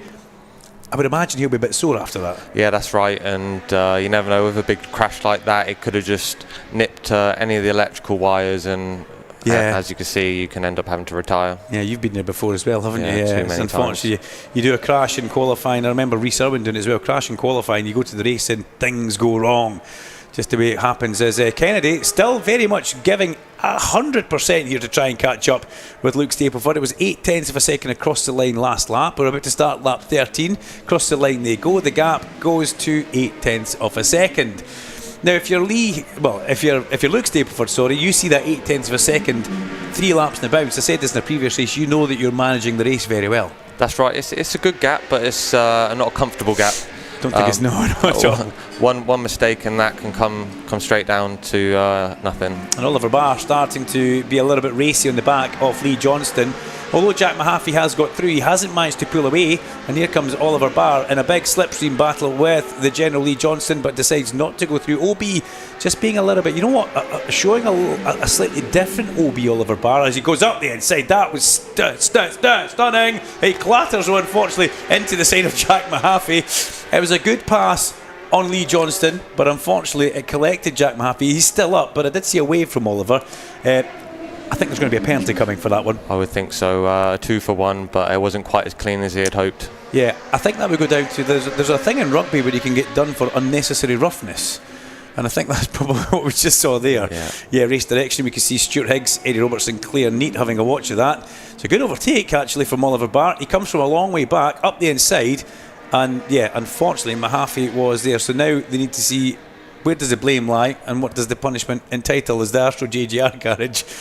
I'm glad that young lady's got her hand over her mouth, or the lip reading might be quite bad. That's right. Glad they're both on and still able to compete in the race. Yeah, absolutely. Well said. Well said. Oliver Barr has got the pair of them. Incident involving 24 and 73 on lap 13 under investigation. Well, as Mahaffey slides it backwards into Lodge, there's bound to be something coming up here under investigation. We'll keep our eyes on that. That may rumble on a little bit after the race, Larry, but I think the first thing Oliver Barr needs to do is get off his bike and go and say, I'm sorry, Mr. Mahaffey. Didn't really mean that. I was trying to get the guy in front and didn't realise I had to get 2 for 1. If he could have just got past Mahaffey, it would have been a great manoeuvre. For sure. But he almost used him as a berm to get around the corner. Yeah. Yes, they're both in the race. They are both still going. The gap at the front is also going out to 1.2 seconds now. So it's as if Luke Stapleford has now eventually broken the spirit of Jack Kennedy. Exactly that, and just one thing that I noticed is Stapleford is still under the 137s and consistently in the high 36s, which is incredible. And he's the only man there. That's right. But yeah, Kennedy's last lap was 37.3. He's the only man there. That is very impressive. Well picked up on that, Zach Corduroy. The gap at the front increasing. The lap time is maintaining the same. Other people are drifting away from lap time. Who's that number 90? Is that Craig Kennelly? It is one of our Cup riders going through the long lap loop, but it looked like he was I think he was ready to stop the speed he was going there. There was no real urgency as Luke Stapleford comes in and through Druids. He looks good on the Scars Ducati. They did a little bit of pre-season testing where they went over to Shumagello. I wondered where Jack Kennedy was going there. That was a wide line, and it's a very unforgiving exit curb that almost finishes a bit too quickly on the exit of Druids as he headed towards it. But the testing that Stapleford and the team did, long lap penalty, unfair manoeuvre of Oliver Barr. So he needs to do a long lap penalty. Now I've got to say, he could go through that long lap pretty quick. OB's got some good movement on the bike. He's going to see that now as he passes. Let's hope he needs to do it straight away, because this is where he's got his biggest gap over Lee Johnston and Jack Mahaffey, as we have somebody in the gravel down the far side. That's Joe Sheldon Shaw on his feet walking away. Bit of a disaster for Joe. That's not the type of thing that we normally see Joe Sheldon Shaw doing. He's going down to the exit of Knickerbrook. Well, behind, who was he behind there? I think that was 66, if I'm not mistaken. Cameron Fraser he was behind. Yeah, not a nice thing that. No, glad he's on his feet and dust it off and get ready for the next round. Late in the day as well to go down in a race. It's not great. Here comes Oliver Barr. I would imagine that he will have seen that information. Oliver Barr has the long lap penalty. It's not a double long lap, it's just a single. So if he can get through here pretty quickly, let's see, is Obi putting a push on? His first sector is one of the quickest sectors on track right now. He's on the same lap time effectively as Lee Johnson, so he needs to go directly through the long lap loop, but it's trying to get a breaking point. He's going through it, he definitely is. You can see that into the long lap area. Lee Johnson thinks fabulous. Let's see how quick OB can go through here. As we watched from the above in the drone, that's very good. He's got to be very careful as he rejoins. He can't rejoin in front of Mahaffey, so effectively he's back to where he was. And now he's got to try and pass Jack Mahaffey again, which is not an easy thing to do. But Oliver Barr, yes, he's lost time, but he hasn't lost a huge amount of time. That's right, a clean long lap, and let's see if he can make up one position and potentially bridge that gap to Johnson, but I think that might be a bit of a push too far. Yeah, it might have been a little bit cheeky if he'd have come out and squatted ahead of Jack Mahaffey at the end of that long lap, but let's see what he can do. Mahaffey looks like he's actually starting to struggle a bit with the rear grip on corner entry. The Suzuki seems to want to back itself in, and it does look a little bit lively. We're starting the last lap here. The lead at the front for Luke Stapleford on his Scars Ducati is 1.9 seconds over Jack Kennedy. Oh, Mahaffey runs wide at the exit of turn 1. Can OB get through and inside? No, he can't. This seems to be the main battle that we're going to focus on as we come through Cascades and head along Lakeside. Oliver Barr, well, he knows he's faster. He's got to pick his time, and he can't do anything silly to Jack Mahaffey again because he doesn't know Jack that well. In towards Island Bend. Does he run deep round the outside? Yes, he's going to try and go back up the inside of the shell, but he thinks better of it. Jack Mahaffey actually leaves him some space because he was half expecting Oliver Barr to come through on the inside. That was almost a little bit too nice from Jack. That's right, but he's still tight behind, and with half a lap left, let's see if he can make a good move. Leaders will be just making their way up Clay Hill, and that's the important part for those guys. As Luke Stapleford, here comes Barr again, looking up inside, unable to stop the Ducati and get on its toes and get through there. Jack Mahaffey really has got the hang of this Astro JGR Hippo Suzuki. As we look towards the end of the lap, that is where our leaders are now heading. They're through Druids and coming along towards the last corner. Here is Luke Stapleford. He's about to make it a Ducati double. He comes out of the last corner, comes up Deer Leap. It's a fabulous weekend for Luke Stapleford. Doubles up on his Ducati for Scars. He's a happy man. Second for Kennedy, third for Ben Curry. Now we need to see this. It's covered on the inside by Jack Mahaffey. Well done. Dean Harrison crosses the line in fourth. Fifth will be Lee Johnson. Drag race to the line. Jack Mahaffey holds back Oliver Barr, and Oliver Barr comes home in 7th place, and Oliver now needs to pull up alongside him and say, I'm sorry, I hope you're actually okay, as the rest of the guys all enter into the last corner. That's James McManus ahead of Corey Tinker and Max Wadsworth. What a good result for young James. He comes across the line. True Love 8th, Columbia 9th, Skippy McConnell in 10th, with Lucas Brown, James McManus, Corey Tinker, Max Wadsworth, TJ Toms, and winning the Cup class once again, Cameron Swain. What do you think of that then? Yeah, solid results there, and some great racing. Golf clap for little Stapleford. He came up to see me in the commentary point yesterday. And what did you call him yesterday, Duncan? I called him my little toy. You did, yeah. Like my friend, you know. I was trying to say he's my little mate, but I said little toy. It came out wrong, didn't it? And he let it go until I stopped speaking. He said, can we just rewind and I can ask you about that? I said, oh, it's on YouTube. It's there. It's going to be there forever, unfortunately. Forever. Unless I get Wes to cut that, clip it and remove it. But what a great race that was. The Quattro Group British Super Sport Championship. Winning on the road, winning convincingly. Double for Ducati, Luke Stapleford over Jack Kennedy and Ben Curry. The Cup class, Cameron Swain wins that from Adam Hartgrove and Keogh Walker on a standard engine. Fair play to Keogh Walker. That is a good result for him in the Cup series. He never got any points yesterday. Zach Corduroy, thank you very much for joining us in the commentary box. Heal up. We hope to see you back on track soon. Get that shoulder fixed. And we'll see you at Donington. Yeah, thank you very much. Thanks for having me, and I'll see you at Donington. And with that, we'll hand back to Alan Hyde in the studio. Live from every circuit, this is BSB Radio, powered by Kawasaki, the sound of the British Superbike Championship.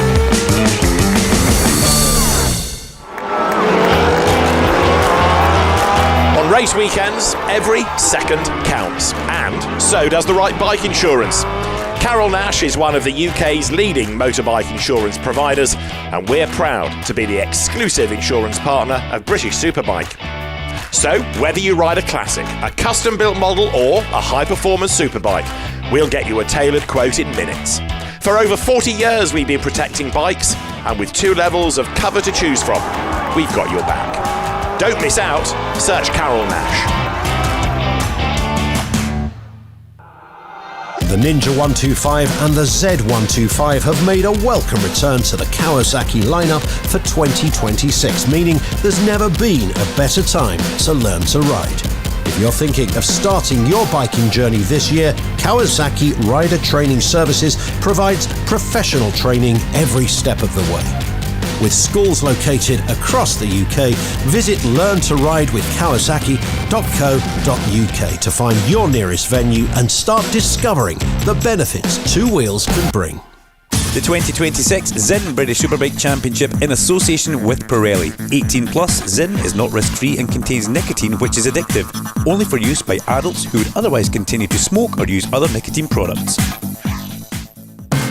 Live online at BritishSuperbike.com, on FM radio and live stream with TSL live timing on YouTube. This is BSB Radio, powered by Kawasaki, the sound of the British Superbike Championship.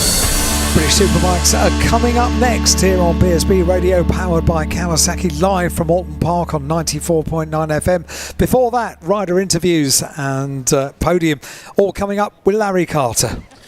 It says on Luke Stapleford's pitboard down here, which they've just rested. You might be picking this up on the TV pictures. Luke at 81, let's go, and a big thumbs up. So he couldn't do much more than let it go after taking 2 race wins here this weekend, as Luke gets the congratulations from the team. And there we go. He points towards the pitboard as well. Well done, Luke. Congratulations. You can't do any better than that, can you? It's a double victory and maximum points. Yeah, brilliant weekend. Apart from qualifying, obviously, where we end up 9th, but the team have put faultless bike underneath me, and I've just clicked with it from day one. So I feel comfortable. The pace, then, to be honest, I felt we could have gone faster, but it was enough. So we didn't really take too many risks, and yeah, it just worked. So roll on the next round. I'm excited to get back on my bike already. Yeah, your local round as well, that is for sure. So here is Jack Kennedy. Just head across there, Jack. Then they know that we're waiting. Double podium. Can't be such a bad weekend, is it? No, definitely a good start to the championship. You know, to bring 2 second places home is great for points and to kickstart the championship chase. So have to be happy with the weekend's performance. We just lacked that little bit to the Ducati here. So let's see if we can close the gap a little bit more in Donington. Yeah, it's only what is it? 6 points, isn't it? Yeah, 6 points. That's all it is. Yeah, and we'll just await the interview to finish with the third place rider. I asked Dale McElveen what the acronym for SCARS was, and he says it's Lee Finley's 5 kids. Now I'm going to, Duncan, if you've got your pen ready. I'm ready, Larry. Here we go. Right, SCARS, we want to know what each of the letters stands for, Lee. So I know it's the kids, so go on. Just read them off slowly so Vincent can write them down. So there's, first one's, Scarlet. Scarlet.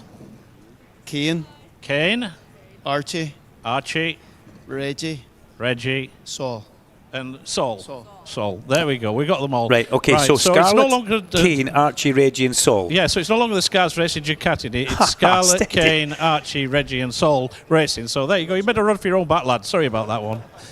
So well done, Larry. I just knew there was an acronym to something, but there we go. So, Larry, we've had a win for Charlotte and Kane. We need to get one for Archie, Reggie and Saul. Moving on. Scarlet, yeah. Scarlet, sorry. Yeah. Ben, congratulations, mate. Double podium. You'd have took that as you came through the gates, wouldn't you? Absolutely, Larry. Another step as well in that race there. Getting down into the 36s is, it's, to be honest, way more than I could have ever expected. But just shows how good this outfit is of the race. McCam's Yamaha and Steve Rogers. They put an unbelievable team together, and it just shows the hard work there paid off, and I'm over the moon with my effort this weekend. I feel awesome on the bike, and I just know we're going to keep growing and keep working hard, and we've got an absolute fight on our hand, that's for sure. Luke looks unbelievable on the Ducati, and Jack's riding the wheels off on the Honda on his 3rd year, so we've got our work cut out, but I'm up for it. Yeah, well, I can't believe you've never ridden for Steve Rogers before. You've been around the block a little bit, but anyway, that is very much the case. And here is Cam Swain as well.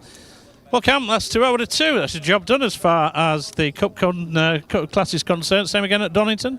Yeah, hopefully. I mean, at Donington, hopefully we can be in the points in both races overall. But, yeah, to win the Cup is just an extra bonus. And, you know, the team's done a great job. Dave, my mechanic Colin, even my dad's helping this weekend. And, yeah, I couldn't ask for much more. I'd like to thank a sponsor of mine, Dux Moto. He come on board to support me this this weekend, and yeah, I couldn't do it without all the people that support me.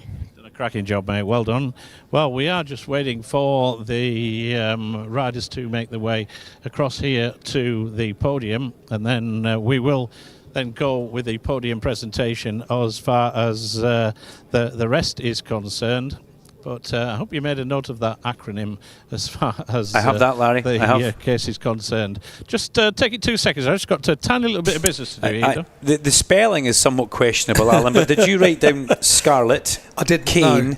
Archie, Reggie and Sol? Well, No, I have. I didn't, because I trusted you to do the job. I know that's not how you spell Scarlett. Trust me, I know, but it works. I've got a little message here. On you go. From Artie. He says, I think this one got missed, or we didn't hear it. How dare you?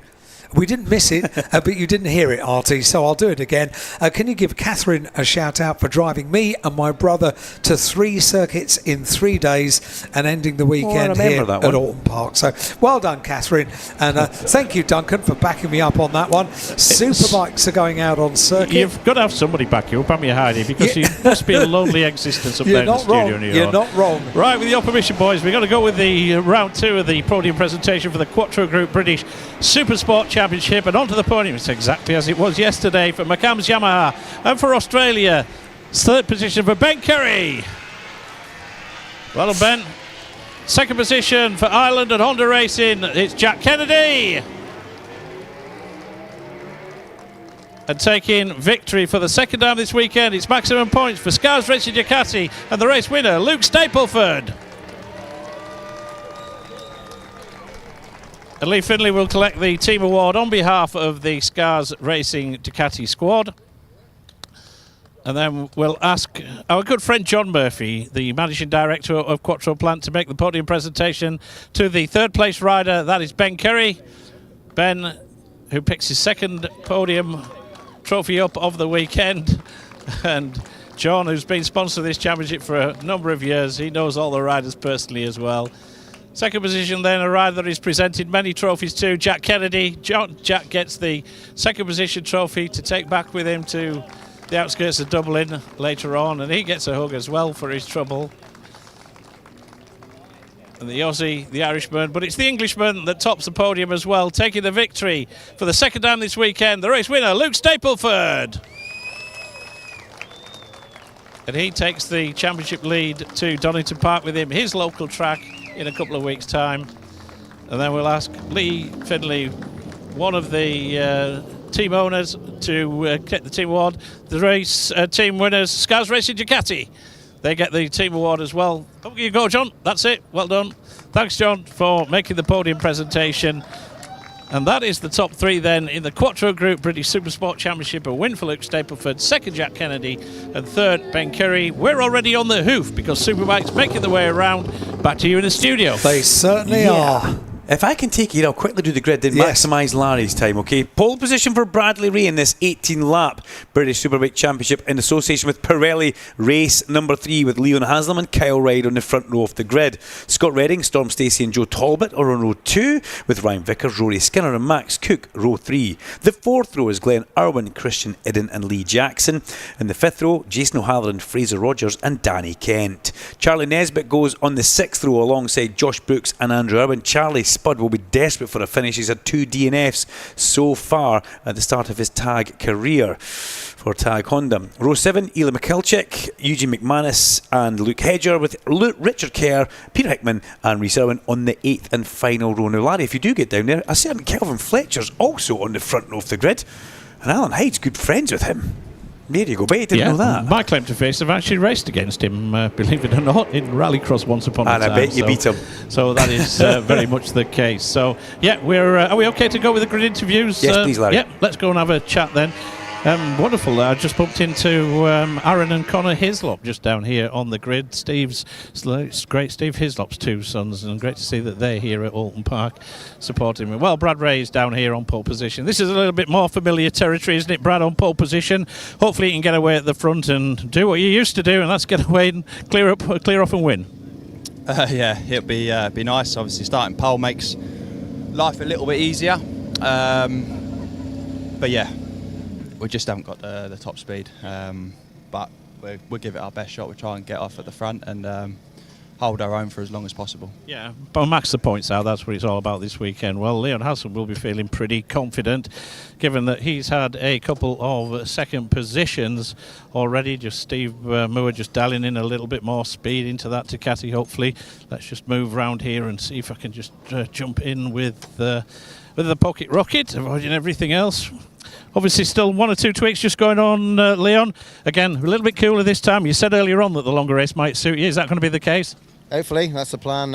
Yeah, we're making fine-tuning. Like I say, pace is there, just need a bit more consistency. So, well, hopefully we can get another good start and hopefully be up there. Yeah, try and get to the top of the box there. Then the tyre wraps just going on that one. Let's move in and have a chat with Kyle Ryder in familiar position of the outside of the front row of the grid. Well, youth, you've done it twice now. The treble is pending. It's going to be a little bit difficult because a couple of guys quicker than you in that earlier race, but are you worried about anything? No, obviously the biggest job we've done already is done. Got a handful of points. Whatever we can get in this race is a bonus. I'll be trying to win again, but yeah, like I said, I've won 2 already. Don't want to ruin the weekend with something silly, so yeah, get this race over and done with. Everyone's a bit tired, so yeah, if we can get away with a win or a podium, we'll be going home a happy boy. Absolutely, into your local round as well, Donington Park, in a couple of weeks' time. There's Paul Curran. It's been a tough weekend for him. There is Scott Redding. Sadly, he's not got the old cowboy hat on at present. They're still working away at the front of that, the Hager PBM Ducati. 1 or 2 last-minute adjustments there, Scott. All okay? Yeah, all good, mate. Like I said, just using this as a bit of testing, to be honest. So doing 2 sighting laps just give me that little bit extra track time, should we say, using every minute we can. And yeah, feeling a little bit better. Super Pole race was a bit better for me again, but still not where we want to be with the bikes. Quite a handful to ride. So made some changes now, and hopefully we can make another step. We'll get him, cowboy. Yeah, baby. Super Pole race there. That throw back to his World Superbike heritage, doesn't it? The fact is that he meant the sprint race earlier on, which was a little bit less of a distance. Here's Joe Talbot, P10, P9, 2 top 10s so far, Joe. This, you tell you what, mate, you're impressing an awful lot of people out there with your attitude, your prowess, and everything else. But here we go, race 3. It's time to round off hopefully a good weekend for you. Yeah, exactly that. This is, I'd like to say, when the hard work starts. Obviously, it's the final race and it's a long race, so hopefully what I can put into practice, what I've learned in the first 2 races, will help me in this race, so we'll see how we get on. Good luck, mate. Thanks for that. Well, Storm Stacey is still just undergoing the interrogation from James Whittam. We'll see if we can grab a quick word in a second with Storm. Yeah, just seeing if they're just about to finish that off. We'll go and have a quick word with Flying Ryan Vickers down here. What we had for Ryan this weekend, 8 and 7.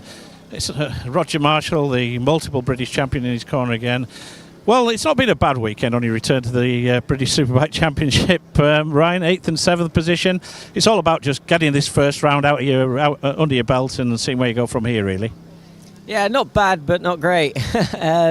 It's one of those. We knew it was going to be a difficult track.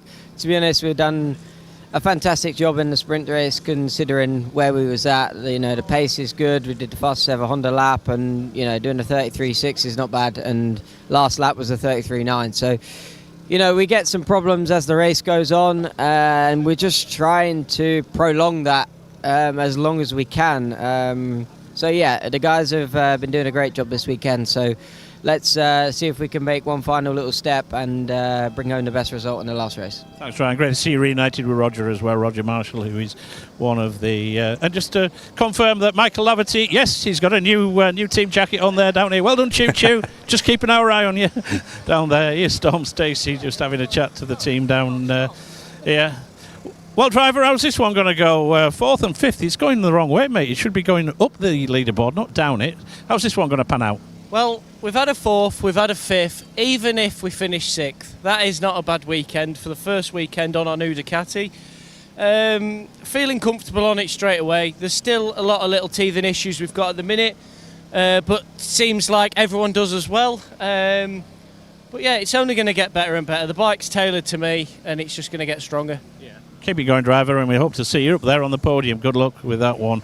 Well, that's the first 2 rows of the grid. We've had a chat with Ryan Vickers. A rider I've not really spoken to much this weekend is Rory Skinner. It's been one of them weekends, hasn't it, Rory? First time out on the R1 and just getting everything in order for a championship push. But it'll be good to challenge for a podium in this final race. Be nice, Larry. I mean, Oulton Park's always going to be my Achilles heel as of late, so yeah, making some progress through the weekend, which I'm really happy about. And yeah, it's not quite where we want to be position-wise, but honestly, the steps that we've been taking have been really good, and I'm looking forward to getting another race under my belt now. Looking forward to see how we get on, Rory. Thanks for that. And the other rider that we're going to get a chat to down here, given that there's 3.5 minutes to go, is Max Cook down here. Max, P6 and P6. He's making that 6th position. Max, it looked like there was a bit of frustration creeping in, understandably so, because you've ended up 6th on 2 occasions now. You know you've got to put pace for the podium, so can you make it count in this one? Yeah, I really hope so. I just want to piece together a solid race. I've had 2 where I've just had a little bit of a dodgy mid-race and been overriding the bike a little bit, so I just need to chill out and have a good solid race. Absolutely. Well, that's what it's all about. Well, there goes the 3-minute board, and that is my cue to leave the grid. Not going to get a chance to have a word with any of the other riders down here, but Glenn Irwin is there. Hopefully they've ironed out all of the problems that they've been having this weekend. It really has been a testing weekend for Glenn Irwin. Remember, he goes across to the Northern Irish race, Northwest 200 tomorrow, to race there this weekend. So hopefully they can get that point sorted out. And prior to the next round at Donington, Christian Innes there as well, looking to try and improve on what his best result was, the 9th of yesterday. Lee Bob Jackson. Lee Bob, he's had a top 10 already this weekend, but he'll be looking to do a bit more. Danny Kent and Jason O'Halloran on the next row of the grid, 2 world champions, just have a little bit to find in this final race, and they're sandwiched by the number 89 of a former Talent Cup rider, former GP rider, and that is Fraser Rogers. Charlie Nesbitt, who's had a little bit of a tough weekend, he'll be looking to put things right. Josh Brooks, who won here the first race win for Dow Racing last October, and he's just had a little bit of a tough weekend. He'll be looking to try and get back up to speed. Great to see Andrew Irwin resplendent in the Concours d'Elegance, number 18, Met Phonacab racing Ducati, the ex-Scott Redding bike. Then we go back another row of the grid, the Ukrainian, first ever Ukrainian to race in the British Superbike Championship, and that is Ilya Mikhalchuk, the reigning Superstock champion. Then we've got Eugene McManus, Luke Hedger, and then we go on to the back row of the grid where we've got Richard Kerr, we've got Peter Hickman, and then right at the back we've got the number 69 of the reigning Quattro Group British Supersport champion, and that is Rhys Irwin. We are just about ready to go. 1.5 minutes till we go green on this one. This is the 3rd and final thrilling instalment of the 2026 opening round of the British Superbike Championship. Can Ride make it a treble, or can somebody else take it to call it the voice of British motorcycle sport once again this year? All the way down from Scotland, Duncan Vincent. Thank you very much, Larry Scoop Carter. This is race 3. It's a long race. We had a 12-lap race earlier on today for the sprint. This, though, is full action. What will happen? Can Kyle Ride show his dominance that he's held through the course of this weekend? Can he maintain that? What we have seen is steps in performance from the likes of Scott Redding. He said that. We've seen a step from Leon Haslam. We've seen a step from Bradley Ray. It's time for Max Cook. It's time for Ryan Vickers. It's time for Rory Skinner and Storm Stacey. Storm says if he finishes 6th, it's still a good weekend. Well, it is. A lot of points on the board straight away for the Batham's AGN Ducati team. They will be very happy with that. But Storm, rather than going the other way, I think he would love a podium. Time will tell. We're getting ready for the final green flag lap of today for the British Superbike Championship. Are the hairs on your neck standing up? But they should be.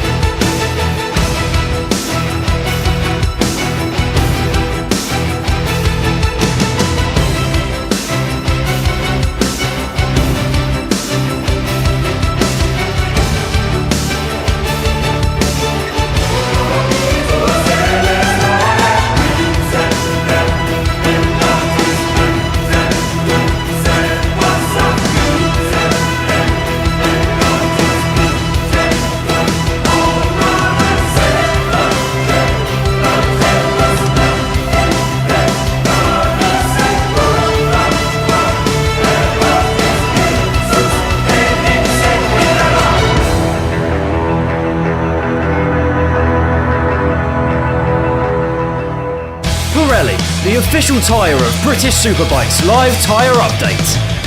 And what I can tell you is the track temperature's at 18 and the air's at 13. That's -1 degree for the track and -2 degrees for the air. So the temperatures are coming down, but all riders remain on the SC1 front and rear. The Storm Stacey flag, which I just saw coming out the back of the hospitality suite, is held aloft out the back.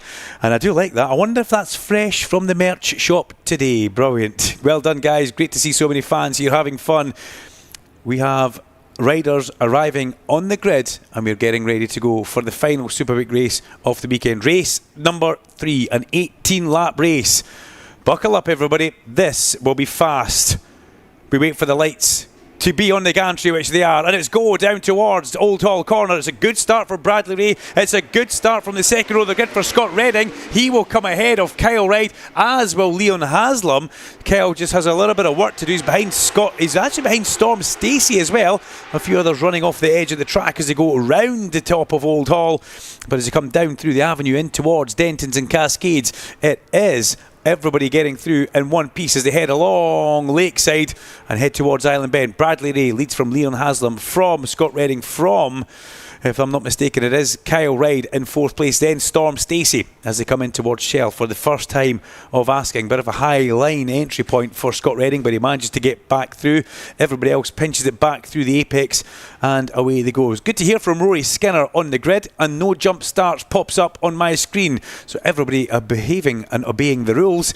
And away they go. Peter Hickman right at the very back behind Richard Kerr as Kyle already trying to make a manoeuvre on Scott Redding as they come down towards the Hizzy chicane, but Redding not letting that one happen. Oh, Andrew Irwin across the grass. Oh, can you keep it up there, Andrew? Yes, wow. What avoidance by everybody down there, letting Andrew Irwin come back on the track. Heart was in the mouth there for a couple of seconds as Andrew was coming across, but that was really, really well dealt with. I think it was possibly, was it one of, maybe Ryan Vickers, if I'm not mistaken. It could have been in that area, but that was really well dealt with from those guys. It could have been Jason O'Halloran, actually. Vickers further up on the Honda. Then Vickers, actually, not Vickers, yes, it is behind him, the two Bimotas.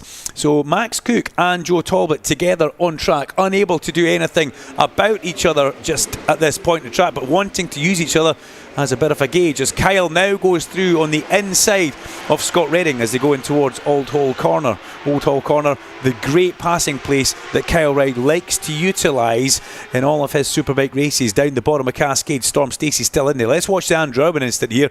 He goes straight on. Oh, lifted up by Lee Jackson. Oh, lifted up big time. And was O'Halloran. Great work from O'Halloran and Fraser Rogers to avoid Andrew Irwin coming across there. But that was a manoeuvre from Lee Jackson, which gave Andrew Irwin no opportunity to go through that corner, put him wide across the grass, and then he comes back on ahead of everybody else. But thankfully, no harm, no foul, as he came back on track. Brad Ray leads with a little bit of a buffer as they come through the Britons and accelerate up over Hilltop down towards the Hizzy chicane. Now, we've seen Kyle Wright just pull passes at will.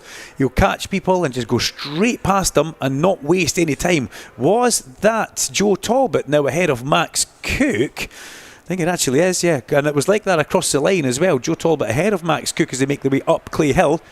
But Kyle Wright, with Scott Redding very much on his tail. Max Cook won't be liking his young teammate being ahead of him, but he knows how fast Joe is as they make their way out of Druids underneath the Carroll Nash Bridge down towards the last corner. That is Lodge. The legs go out. Cook up the inside of Talbot. He's going to run wide. He's not going to stop that. He's rushed it. He's gone wide. He just keeps it in the park. That was close to being a disaster for Max Cook there. Joe Talbot knew that was going to happen. And I've got to say, a rush of blood to the head, unfortunately, for young Max Cook. Not the thing to be doing. That's effectively blowing his race. I would imagine Darren Fry and Nigel Snook will be too happy with that when the FS3 team bosses. Not like Max Cook to do that. Race control message, incident involving 14 and 18 on lap 1 under investigation, yes. So Lee Johnson is being looked at for lifting Andrew Irwin and giving him nowhere to go at the Hizzy chicane. Thankfully, though, there was no crash after that, but let's see what Stuart Higgs, Eddie Roberts and Claire Neat come up with as they review that situation that happened down at Hizzy's on the very early stage. A 33.7, the first real offering from Brad Ray. The fastest lap off the race, and he's got half a second in his pocket. So the McCams Raceways team, Brains and everybody else down there have really worked away diligently in between races, and they've got a pretty good setup in that bike, as has Leon Haslam.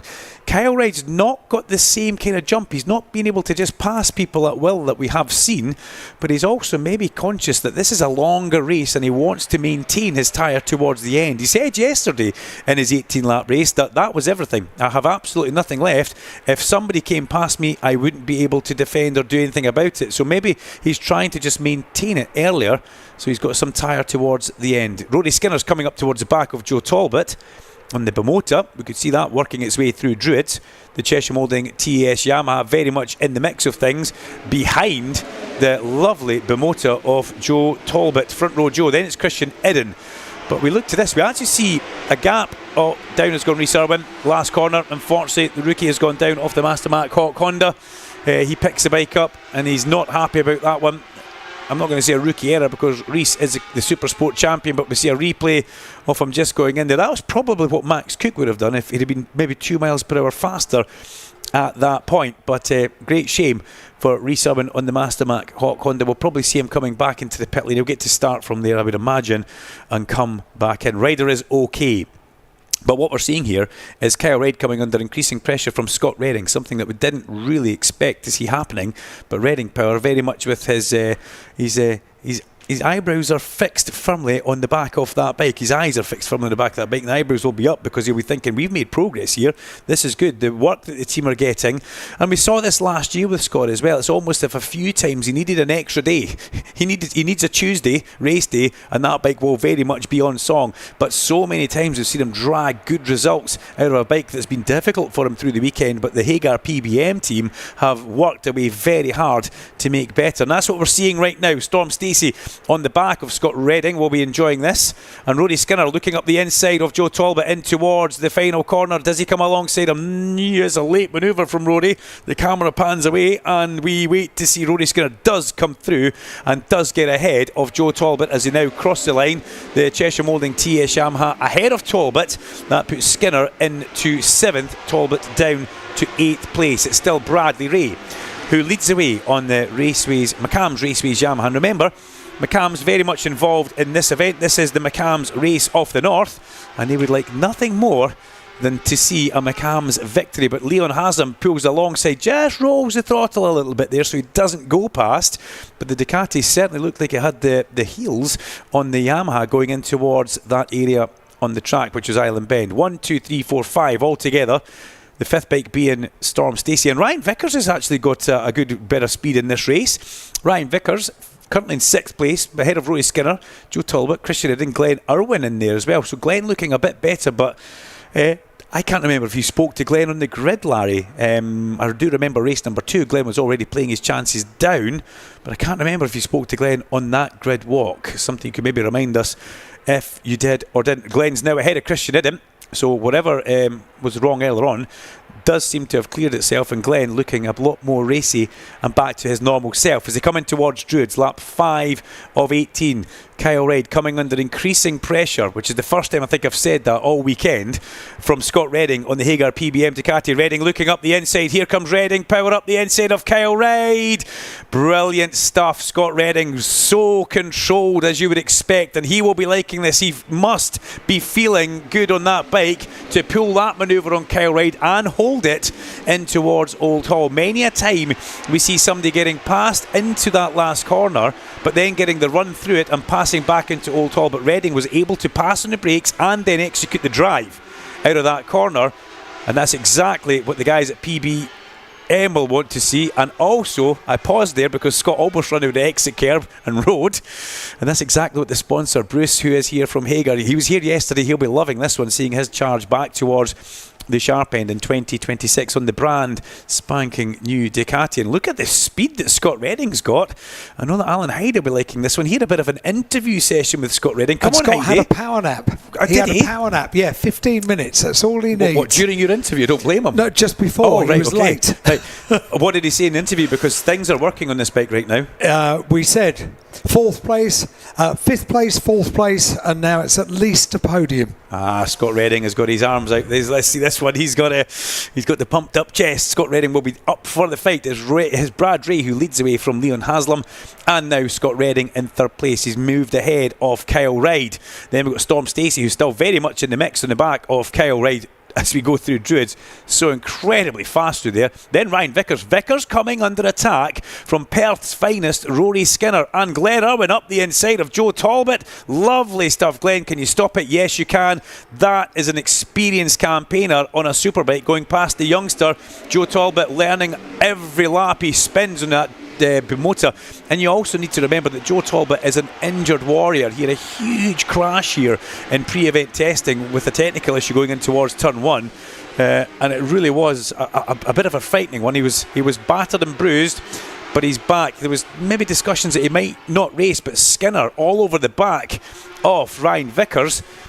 Vickers, I would like to know if he's any happier, because he wasn't happy when I spoke to him a couple of days ago, and it was just all about trying to get the bike to work for him. Instability, too much vibration, and that is basically what holds a rider back from going any faster. Max Cook's regrouped, we should say, in the second Bimota, and he's now beside Christian Eden. So Cook is in 11th, Eden in 10th. It's not going to be a good result for Max Cook being down there, but it definitely shows that he's got potential to come back, as Kyle Ryde has potential to come back on Scott Redding. Scott was defensive out of Britain's there. Didn't look like he got a good run out the corner, so he just covered the inside of the track, which is a kind of a good move from an experienced man. If you know you've not got through the corner on a good exit, just make sure you cover the area where your competitor will come past you. That's what Scott did. Placed that Hager Ducati on the white line, and Kyle Ryde was unable to go through. So that's what you like to see. That's when you know you're thinking about your racing. You're not just racing in the moment, you're actually trying to preempt and stop something from happening. As they come in towards, once again, Lodge, and I think the danger man could still be Storm Stacey off the back of this.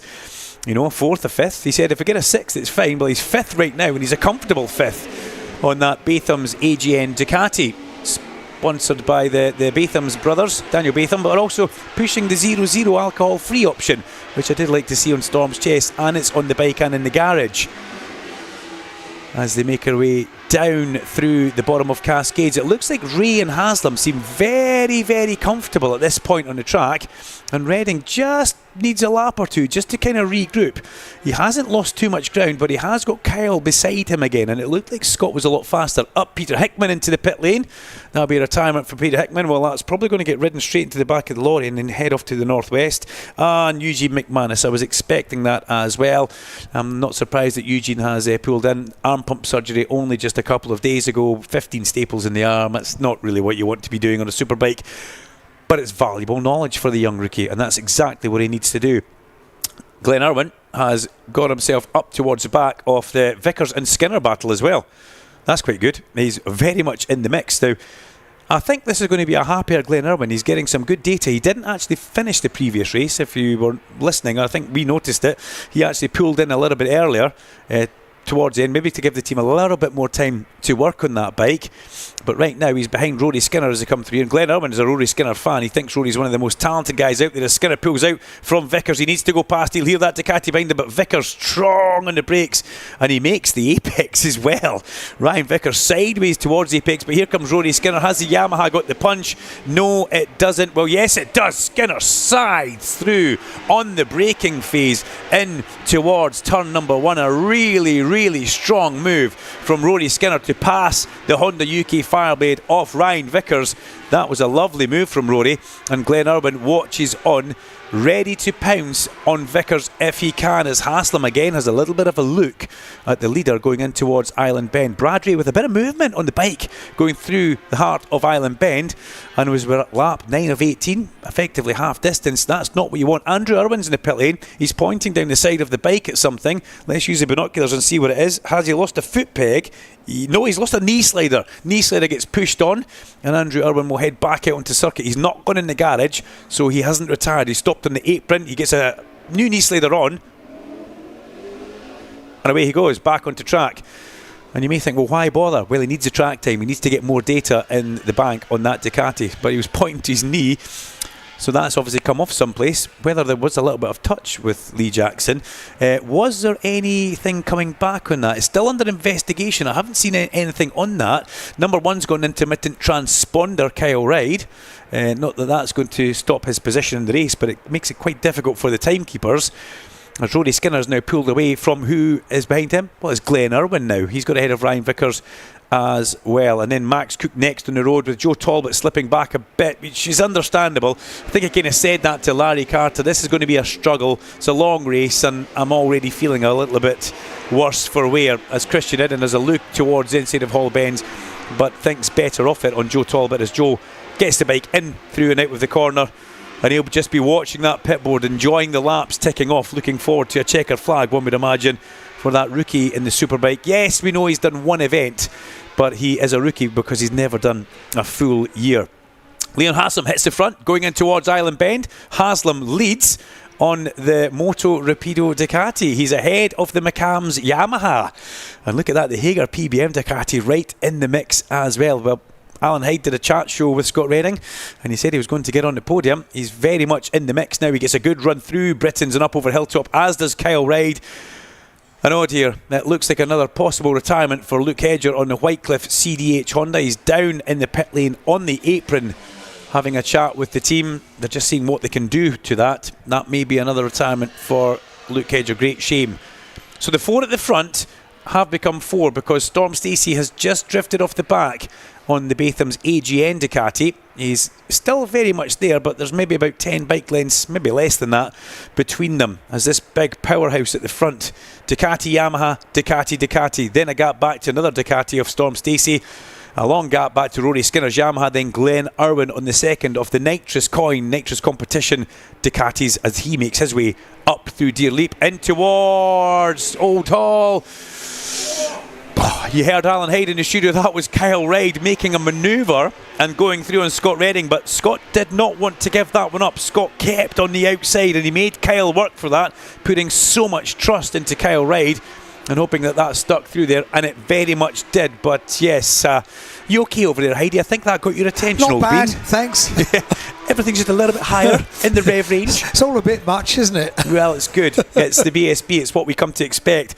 So there's one of Kyle Ryde's hit list. The next man's Brad Ray. Let's see if he can do Brad in the same lap that he's just done Scott Redding. It'd be interesting if he can. Ray, again, with more movement on the back of that Yamaha as he goes round towards Britons on the way in. What's it like on the way out? It looks not too bad. It drives well. It's not pumping. But here comes the Ducati up over the crest hill. He's just in the Ducati lane. Through he comes. And there's nothing Brad Ray can do about that. Kyle Ryde, yes, he's a bit more power over the hill, but he controlled that on the brakes. And he's going to go for the lead as well. Whoa, he needs to hold back from that one. That was a little bit tasty and spicy. Leon Haslam was having none of that as he just dropped the bike across the nose going through Knickerbrook. Now if Kyle Ryde overtakes all 3 of these guys on one lap, I will eat Storm Stacey's top hat, because this is a sensational run. It's like he's waited and waited just to make sure that he has got enough tire towards the end. He's looking up the inside. Thankfully I will not be eating a top hat after this race. Thank goodness, as Glenn Irwin.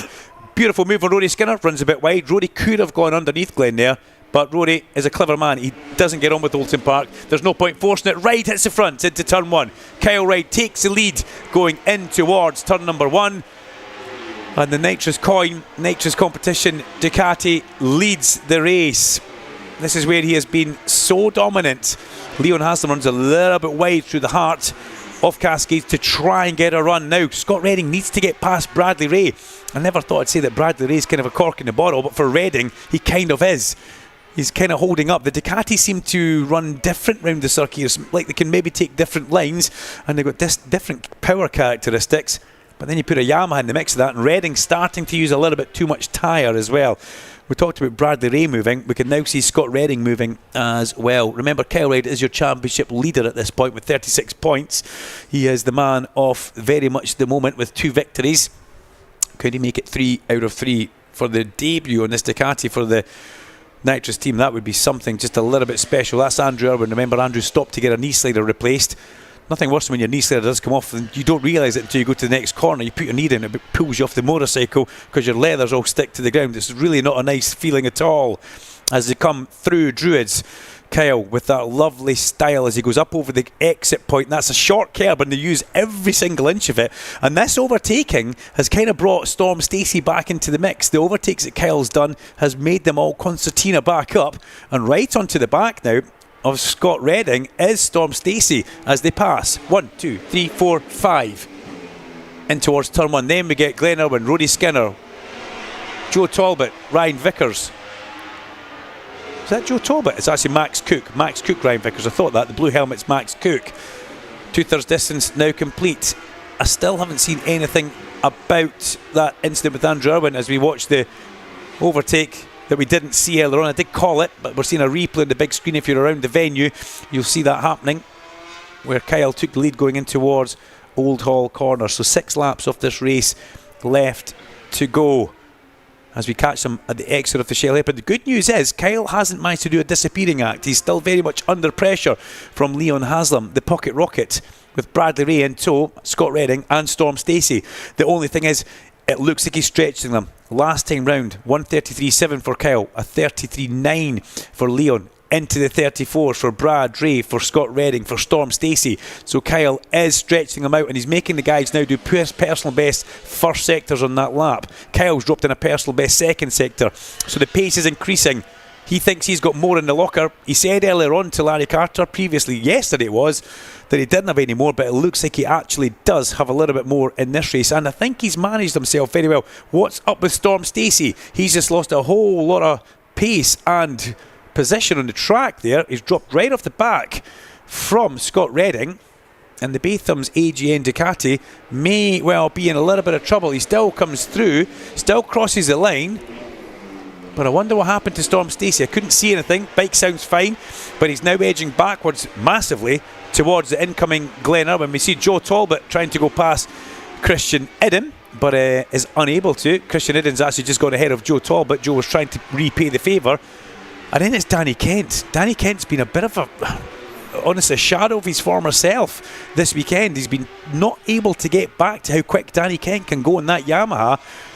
And that's not something I expected to see. I expected that to be extremely strong, so they've got a bit of head scratching to do on that side of the TAS Cheshire Moulding Garage, and I think they will manage it and come back stronger for Donington. A strong Danny Kent is what they do need. They'll probably look at some of the data that Rory's got with Stuart Shenton and see if they can make anything work on the number 52 Cheshire Moulding Yamaha. But down towards Hizzies we come, with Kyle Ride leading from Leon Haslam. Haslam's got that lovely style, the way he changes direction, and he's right on the back of Kyle Ride. He's not been able to escape. Kyle has got issues, and they're coming his way in the form of the warrior himself, Leon Haslam. He's all over the back of Kyle, and that looks so steady, that Moto Rapido Ducati. As he comes out, he's going to pop out. He might have a look at the lead in towards Lodge. He does. Up the inside of Kyle, Leon Haslam. Beautiful stuff. Through he goes, and inside Kyle retaliates as they come up Deer Leap. They come past and underneath the bridge in towards turn 1. It's Haslam who takes the lead and holds the lead from Kyle Ride. You've got no idea how tight that is coming up through Deer Leap to be side by side across the line. Fabulous BSB racing as we now see a change of lead. The defending reigning champion down to second place. He's got to regroup and he's got to try and come back through the pack if he can.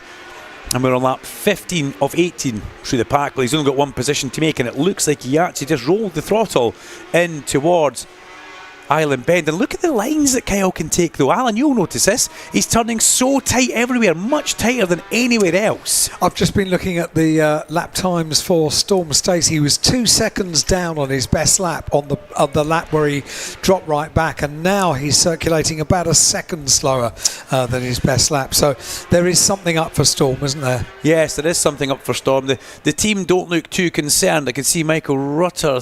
I can see somebody from the team on the pit wall. Is it maybe his tyres? Yeah, but here comes Kyle again. Ooh, that was kind of a half look going through in towards Knickerbrook, but the pocket rocket, he's tried that already, Kyle, and you know that Leon's just going to drop the bike across your nose.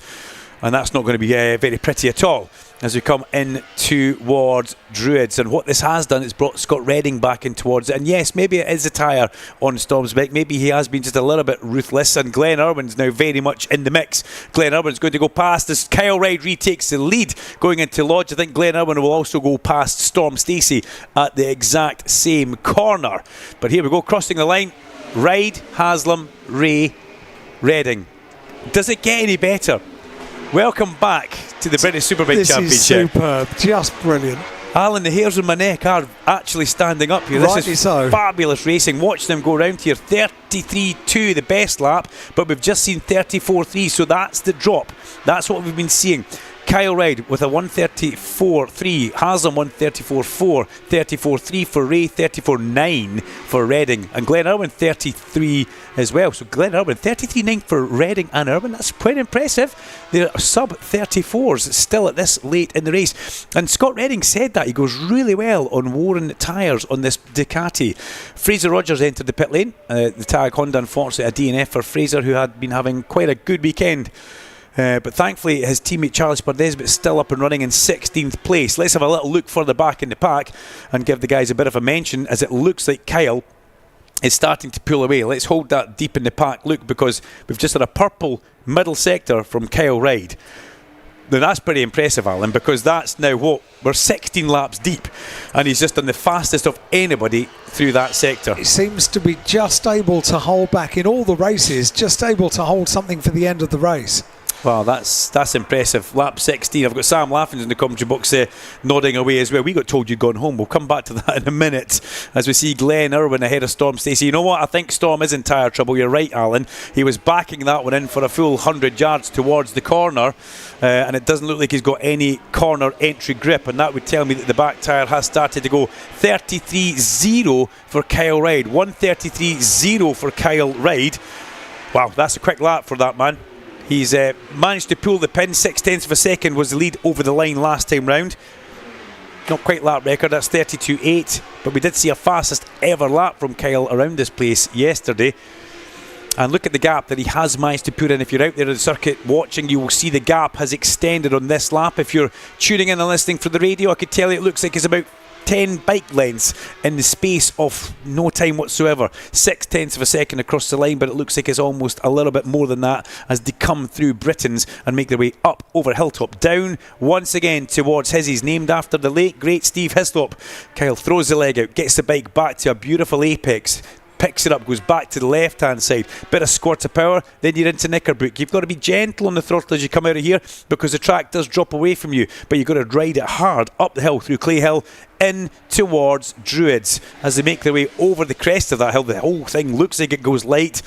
And I have to say that Nitrous Competition Ducati is very much in the hands of Kyle Ryde, as we see Bradley Ray with a lot of movement mid-corner from the back of his Raceway Yamaha.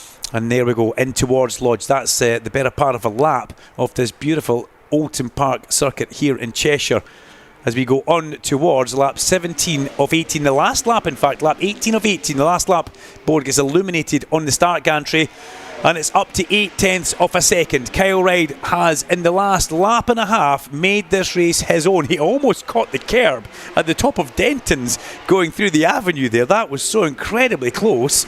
Shows you that he is leaving nothing to chance. He wants to make sure that Leon Haslam is not in striking range, as the champion from last year comes through Island Bend. And what's going to happen with Brad Ray and Scott Redding? That's the one we need to keep our eye on. So Scott's bike has been moving about a little bit, which might suggest that tyres are maybe an issue now. Well, I'm moving about as well. I've got an issue. Well, your tyres are. Yes, that may well be the case, but Scott can ride so well on worn tyres, and he's dragging that Hager PBM Ducati up towards the back. I've got to say, second, third and fourth are all coming together on this one towards the end of this race, and it looks like Kyle is pretty safe as they come through the last part of Hizzies in towards Knickerbrook. This is a telling point out of here. So let's see who gets a good drive up the hill and in towards Druids. And really, does anybody want to lay it all on the line for another position this early in the season? Yes, they do. Let's see what happens as they come through. Of course they do. Of course they do. As we come through, Brad Ray's going to line this up. Brad Ray will be having a bit of a look in towards Lodge up the inside. Haslam so strong on the brakes. Nobody can do anything. Leon Haslam very strong, heads to the apex. But it's all about Kyle Ryde. He's done it once, he's done it twice, and he's just completed a treble here at Oulton Park. He looks over his shoulder as he goes into turn number 1, and that was utterly brilliant from Kyle Ryde. He wins again on the Nitrous Competition Ducati. Second place for Leon Haslam, third place for Bradley Ray. Pushed across the line though by Scott Redding on the Hagar PBM Ducati. A really good recovery from Glenn Irwin. That will do that man a world of good as he goes round to celebrate 5th place. A good 6th for Rory Skinner. Considering the luck that Rory Skinner's had here over the past X amount of years, that will feel like a race victory for that young man. 7th place for Max Cook. 8th place for Ryan Vickers. Storm Stacey faded. I think you're correct, Alan. I think that was tyre issues that Storm got into. Yeah, that I reckon one. you're right. Yeah. It hurt him towards the end of that race. 10th place for Christian Eden, Lee Jackson, Danny Kent, Joe Talbot, Jason O'Halloran, Josh Brooks, Charlie Spud Nesbitt and Eli Michalczyk down to 17th place. But it's all about the man on the Nitrous Competition Racing Ducati. He came, he saw, and he has very much conquered. The king reigns supreme here at Oulton Park. I doff my cap to Kyle Ryde. That was absolutely fabulous to watch. And also, I give Steve Wolf-Moore and the Motor Rapido team and Leon Haslam a big round of applause because they dug deep. When they first had their bike here for testing, it didn't work at all, and they've completely transformed that bike, and they deserve a massive, massive round of applause. Scoop, what do you think of that? By the way, fastest lap of the race, Kyle Ryde, 1:33.099, and he did that quite late in the race, Larry, on lap 16. Well, we've just seen history made because that is the first time that the 1-2-3 has been exactly the same in the opening 3 races of the championship in its modern incumbent.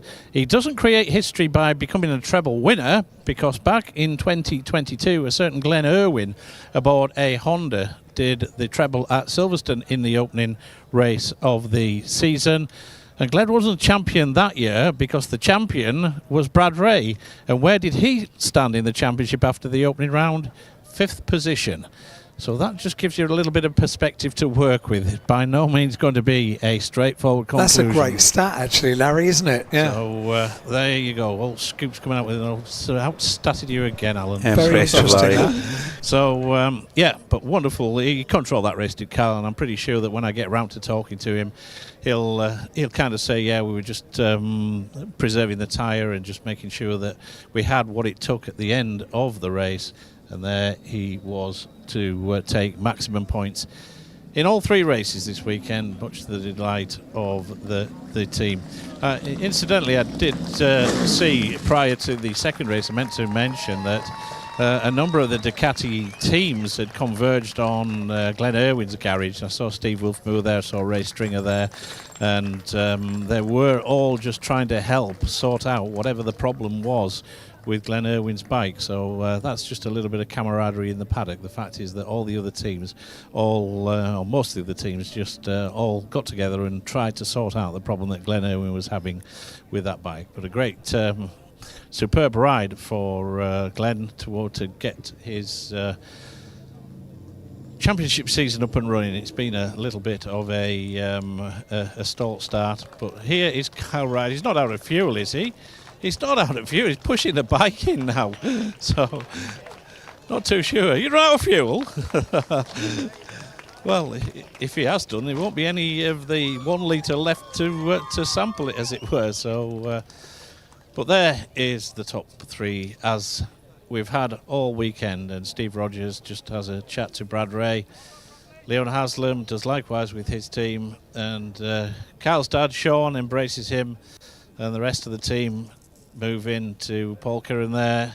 See Tommy Hill, the rest of the squad who were just congratulating him on this superb treble that he's got here to take that championship lead into Donington Park in a couple of weeks' time. Let's go and see if we can grab a word with Brad Ray just whilst he's talking there. There's Marco Brains Woodage as they move in. Well, Brad, we thought that you were going to stamp your trademark lightning start and hang on there, but obviously, just as you said to me on the grid there, it's sort of like it kind of is a little bit of work in progress. Yeah, that's it. That was the best chance I had to try and stay in front as long as possible, try and go for the win. But we held on for as long as possible out front, and the pace is strong. We're doing mid 34s, and when someone comes past you and does a second slower, then it brings the group together. So the pace is there. We're riding the best we can be. Just a little bit short at the minute, but 3 podiums, 3 thirds. Good way to start the year, and we'll go to Donington and try again. Yeah, absolutely. We'd expect nothing other than that. A very mathematical approach to it from Bradley Ray. There's Leon Haslam just having a chat to his dad, the Rocket Ron. As Leon, well, that's not a bad result for the weekend. I guess that you would have taken that 3 second places when you were rocked up here at Alton Park. Championship's never won in the first round, and those are important points at the end of the season. Yeah, 3 seconds is always a good weekend, and where it was in race 1 was he pulled away quite comfortably. Race 2, we half that gap, and in that race we actually managed to make a pass on him with a few laps to go. It was still more to improve, but we're definitely going in the right direction. Yeah, thanks, Leon. Yeah, absolutely. All right, going in the right direction with the new Ducati. And there's Carl. That's Mum. That's Janine. That he's got their girlfriend Kat and the rest of the squad down here as well. You're getting around in the pub later on, Mrs. Yeah, no, not today. Well, Carl, it looks like you controlled that. You were quite happy to let the boys just go away at the front, then bang, you pulled the pin, and that was it. Well, yeah, it's not that easy, but obviously my start was the best I've had all weekend, but from starting third I was never going to be an old shot, so it was always going to be a longevity thing. I could do a 33.0, but I couldn't do it for 18 laps, not after what we've been doing all weekend, so I was happy to sit in. It was still hard work, and obviously when Scott passed me I thought, I'm done here. I thought I was going to get stuck in 4th, but then I think Brad had a real big effort at the start to try and pull away, and it slowed down in the middle, and then I picked a few people off, did my thing, and Leon, being Leon, kept up with me for a few laps, then made a move at the last corner and then went 1.5 seconds slower on the next lap, so I just tried my best to get back to the front, did a 33 flat, and my dad put 0.7 on the board, so I knew at that point I'd got it. So yeah, mega weekend. Jack Stelmass will be out in force at Donington, won't they? Exactly, Chinese and a pint tonight, and then we'll get ready for Donington. Yeah, expect nothing else. Well done, Carl. Well, there you go, that was the cheers in the background of the team, and what a cracking job you've done down there.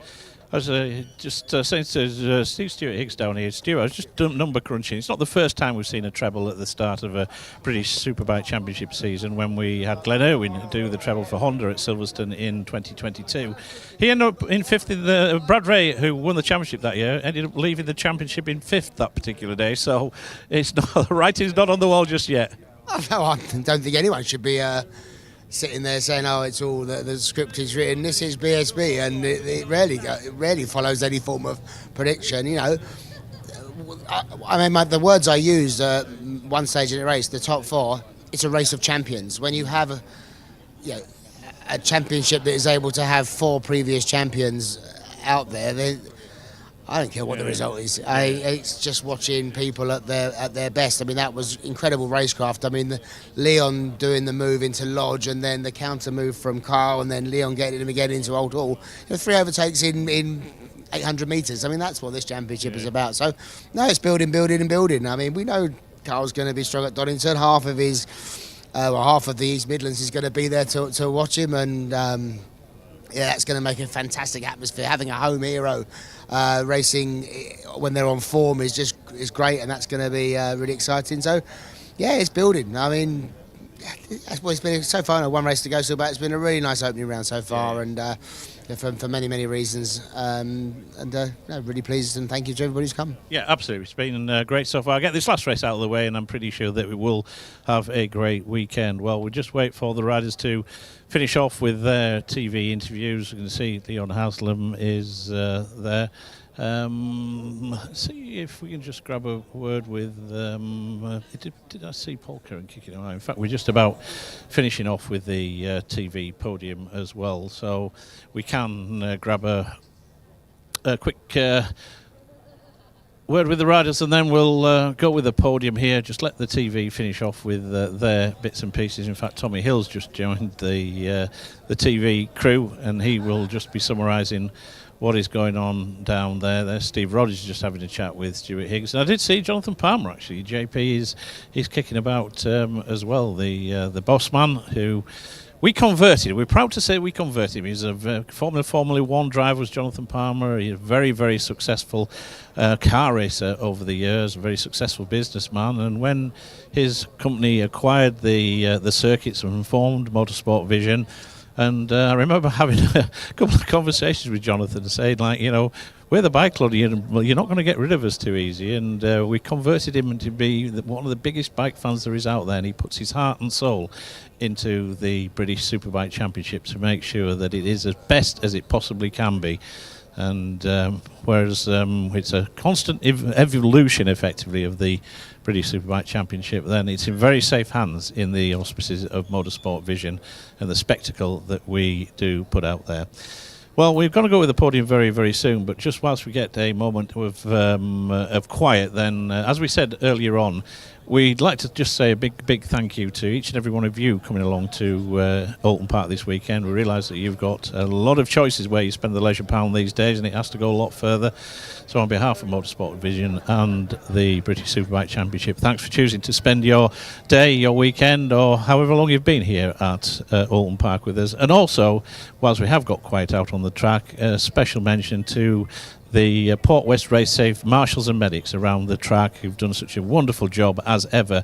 We have the very best in the world, in my opinion, and we always extend our grateful thanks to them for doing such a wonderful job. All volunteers, not a penny gets paid in wages or anything. They do it for the love of the sport. Well, we have been given the thumbs up to go with the podium presentation for this, the third and final round of the British Superbike Championship here at Alton Park. So let's get them up here then. Let's give them a rapturous applause down here with the packed Victory Square. Onto the podium for a third time this weekend for McCann's Yamaha, Bradley Ray.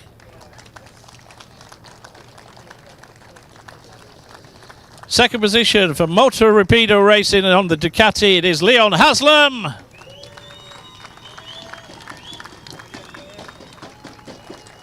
And making it a treble victory here with 3 wins in the course of the weekend, and the championship leader for Nitrous Coins, Nitrous Competitions Ducati, the race winner, Kyle Ride. And we've got to get the team as well. Are going to collect the team award. That is the Nitrous Coins, Nitrous Competitions Ducati squad. And we'll ask once again Natalia Mill, the brand engagement lead for Zinn PMI, the title sponsors, who presents the third place trophy to Brad Ray 58 times in the career and 16 at Alton. Leon Haslam 126 times on a BSB podium and a 30th here at Alton Park. And a 27th career win and a 5th at Alton Park for the race winner, Kyle Ride. And the Nitrous Coin, Nitrous Competitions Ducati team get the team award to make it a treble in that department this weekend. So now, ladies and gentlemen, your respect please for the race winner's national anthem.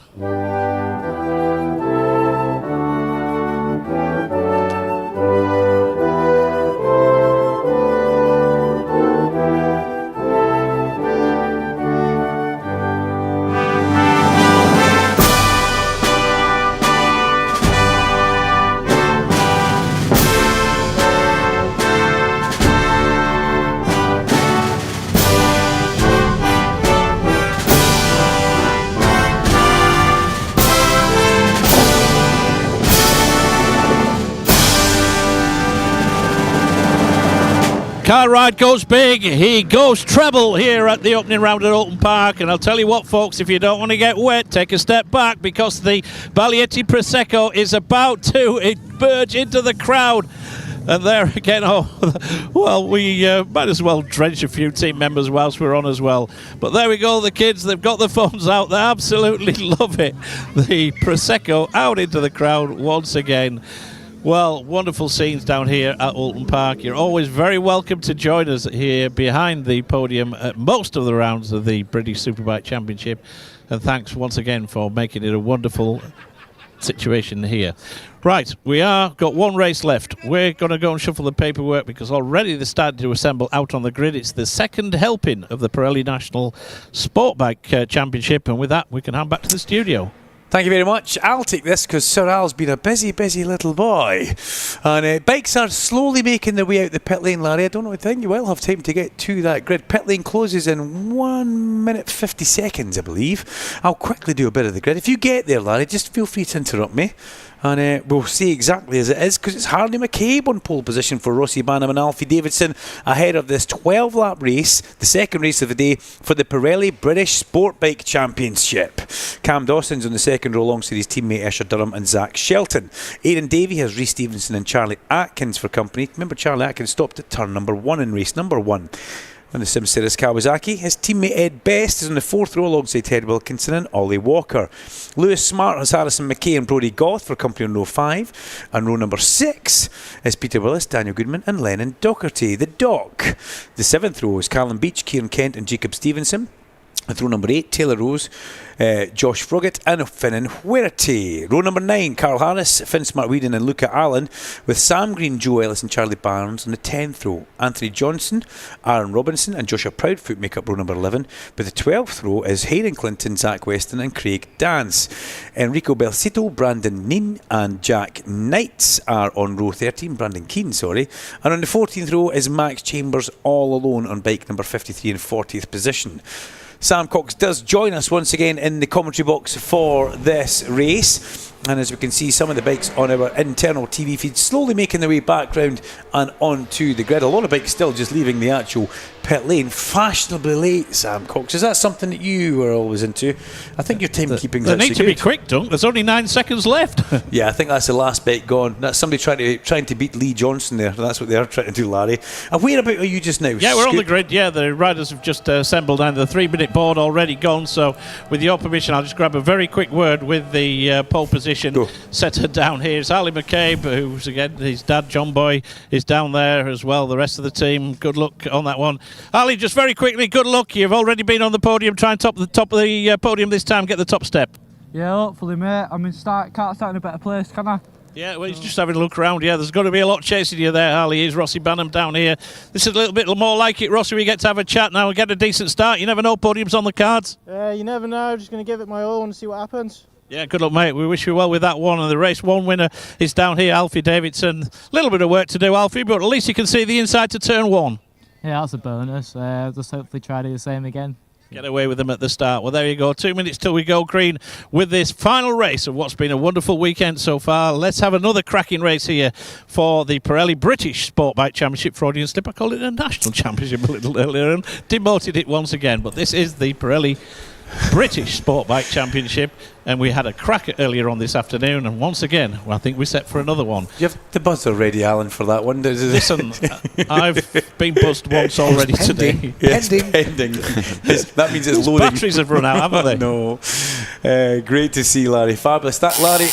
Oh, well, there we go. We see Rory Skinner just leaving a grid. It's like University Challenge, isn't it? Oh, yes.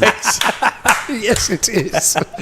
Or Universally Challenge. Challenge. Bambergas going in the commentary box and we'd be sorted. Brilliant, Larry. Brilliant. That is so true. There's so many funny clips of that, especially when the young ones take it on. Okay, we just saw Rory Skinner leaving the grid. He would be on there having a chat with Lennon Docherty, I believe, and nothing like that for a young rider to have somebody from the Superbike class still in their leathers come on and give you a bit of a pep talk before a race. No pressure there then. yeah. I bet there's a bit of added extra pressure. But here we go. We're sitting on the grid. We have had a fabulous race earlier on. Alfie Davidson was in fine form. But so was Harley McCabe. If Harley McCabe hadn't have made not the greatest of starts and also got caught up through that long lap, was it the long lap penalty, or did he went through the chicanes? Yes, self-imposed long lap penalty, yes. But you're going to have to watch out for these Suzukis because they're hunting in packs. We've got Rossi Banham on the front row of the grid, then we've got Cam Dawson and Escher Durham side by side on row number 2.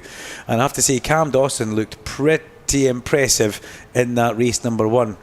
Alfie Davidson will be the man to beat, as we see Craig Dance at the very back off the grid on his number 19. Joshua Proudfoot just in front of him, who has had a change of manufacturer. Zach Shelton. Zach Shelton pushed off the grid scoop. Number 17, the XMT.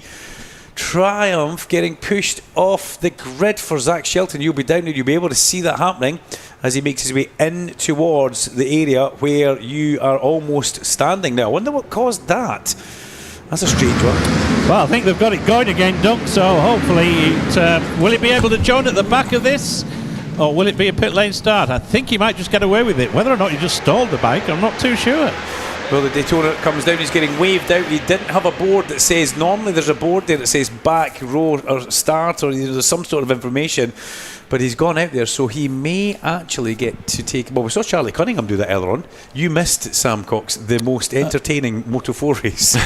Larry, you want to say something? Yeah, Charlie Cunningham. I think we were perhaps errant in suggesting it might have been the back of the grid. The very fact is that he did the warm-up lap. Yes. Meant that he was eligible to take his correct position on the grid. So perhaps it was just an error on our part, thinking he should have been at the back row.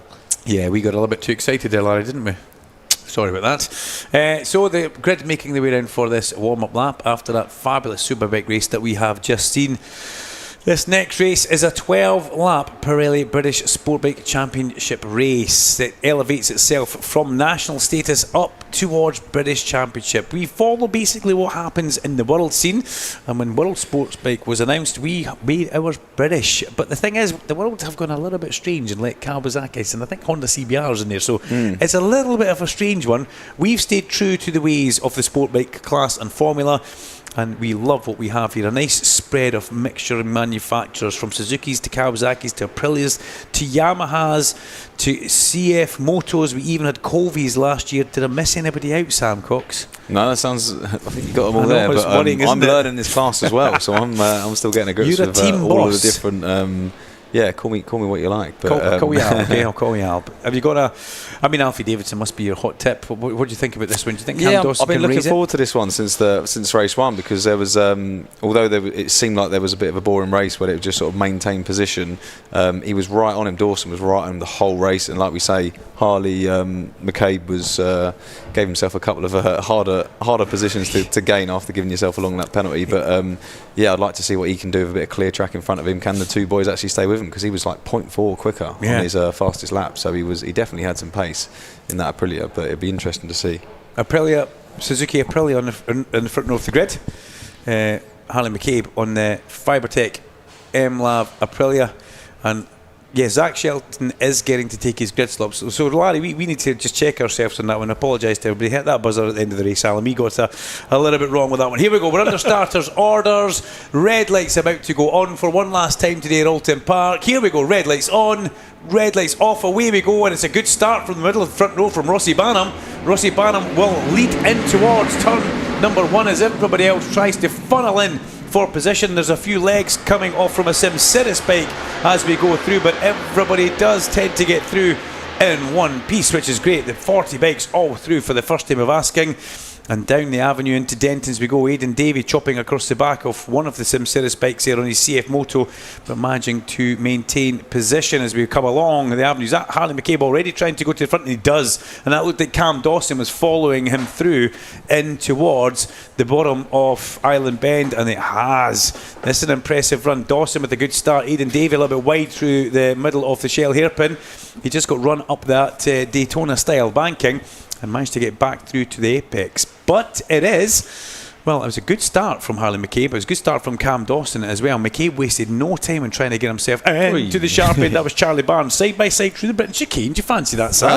That is a very close move there. Is one line through there, that's for sure. So I'm not sure how he made room for two bikes, but yeah, they both got through okay, which is the main thing in this class. Yeah, exactly the main thing. That's what you want to see as they funnel their way through the bottom of Hislops and the Knickerbocker. Just hold my breath just to make sure they all get through there. We have seen a few of them being a little bit excited as Lennon Docherty flashes through on his number 60 Aprilia, the dock from Lochore in Scotland and Fife. Lochore, lovely meadows you can walk around there, lovely part of the world in central Fife. And Lennon and his dad, his family, full family here this weekend. They're parked under a speaker, Sam, so they're listening to everything we say. Perfect. And they're hanging on our every word, which is really quite something as we come to the end of lap number one. Double long lap penalty for starting in the wrong. There you go. Started the warm-up lap from pit lane and took original grid position rather than back of the grid, Larry. Zach Shelton, double long lap penalty. We were correct, Larry. We were correct. So Charlie Cunningham maybe didn't get that message earlier on and probably picked up a little chat from race direction. But yeah, long lap penalty ×2. Started the warm-up lap from the pit lane and took original grid position. Zach Shelton should have gone scoop to the back. So see that buzzer, Alan Hyde. You can cancel that. As Alfie Davidson sighs through into third place. McCabe, Dawson, Davidson, Banham. As we come through the heart of Shellows. Let's pick up where your man is. Harrison McKay in 14th place. In amongst the mix of it, in amongst with Lewis Smart and Lennon Doherty. Good men to be around. Yeah, he's held his position well. Obviously, he qualified in 20th, so nice to see him make some progress in the first race.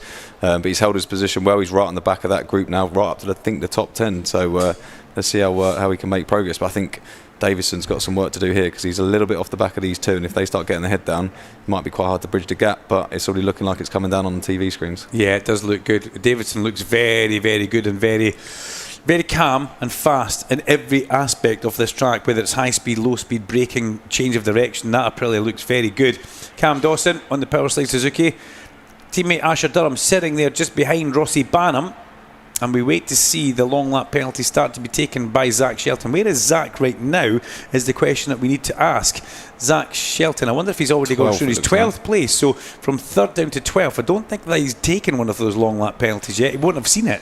It's only gone out now, so this will be the first as he comes past, seeing he's got a double long lap penalty. Chris from XMT won't be too happy about that as they make their way round and through Old Hall Corner. Let's have a little look further back. Aidan Davey, in fact that's Peter Willis, trying to go underneath Lennon Doherty. Willis tried to go underneath Doherty but was unable to do so. There's quite a gap ahead of Lennon Doherty to Harrison McKay, who's the next man up the road. Double long lap penalty. So here we go, we've got some graphic on the screen. Long lap penalty 2, right through and time added. So right now we know he's got a long lap penalty ×2, which shows up on your screen tower on the left if you can see on TNT Sports. You may be listening to us, but then again you may be listening via the radio. We're telling you that 17 has a long lap penalty ×2, and it's a rider you think, oh, it really kills the race for you. I'm almost thinking he might not see it because obviously he knows there was that drama at the start. He's already pumped up with all that going on. He's got back to his grid position, and let me tell you, this is not a pit straight. Oh, is it not? As you come down here, you're coming out of that left-hander at the top there onto the start-finish straight. The bike's moving on. We got a rider got his hand up. That's a Kawasaki again. That's Charlie Atkins. Charlie Atkins over the crest of the hill. There goes, was that Zach Shelton? It is. Yeah, Zach Shelton goes through. Okay, he did see it. He is going through one. They get tighter towards the end as well with the long lap, so it's not just an easy thing to do. So there's one. Then you got to rejoin without being danger. Oh no! That's horrible to see. Yeah, having to stop. He's doing the right thing there, though. He's not pulled out into traffic, so that's really good to see. Really smart riding from the rider because you don't want to make a crash out of it. But yeah, that's completely ruined his race, unfortunately. Yeah, that's very difficult for Zach. And he's Shelton. got another one to take as well. However, that's the right thing. Well, he won't have to wait for anybody to pass him next time. As we see going through Rossi, is that Rossi Ban? That's Asher Durham with the foot off. This typical style of Asher Durham. Ed Best behind him. Then Ted Wilkinson, Super Ted. Then Aidan Davey, the CF Moto, going pretty well. CF Moto actually going back to the Isle of Man TT this year, not with those bikes. Can't just remember the riders that are going to be on them. I think it's a Maxman. It might be Ryan Kringle that's going to be on that bike. I think I saw Davidson, making a move Davidson into on Dawson. Yeah, you called it, Sam Cox.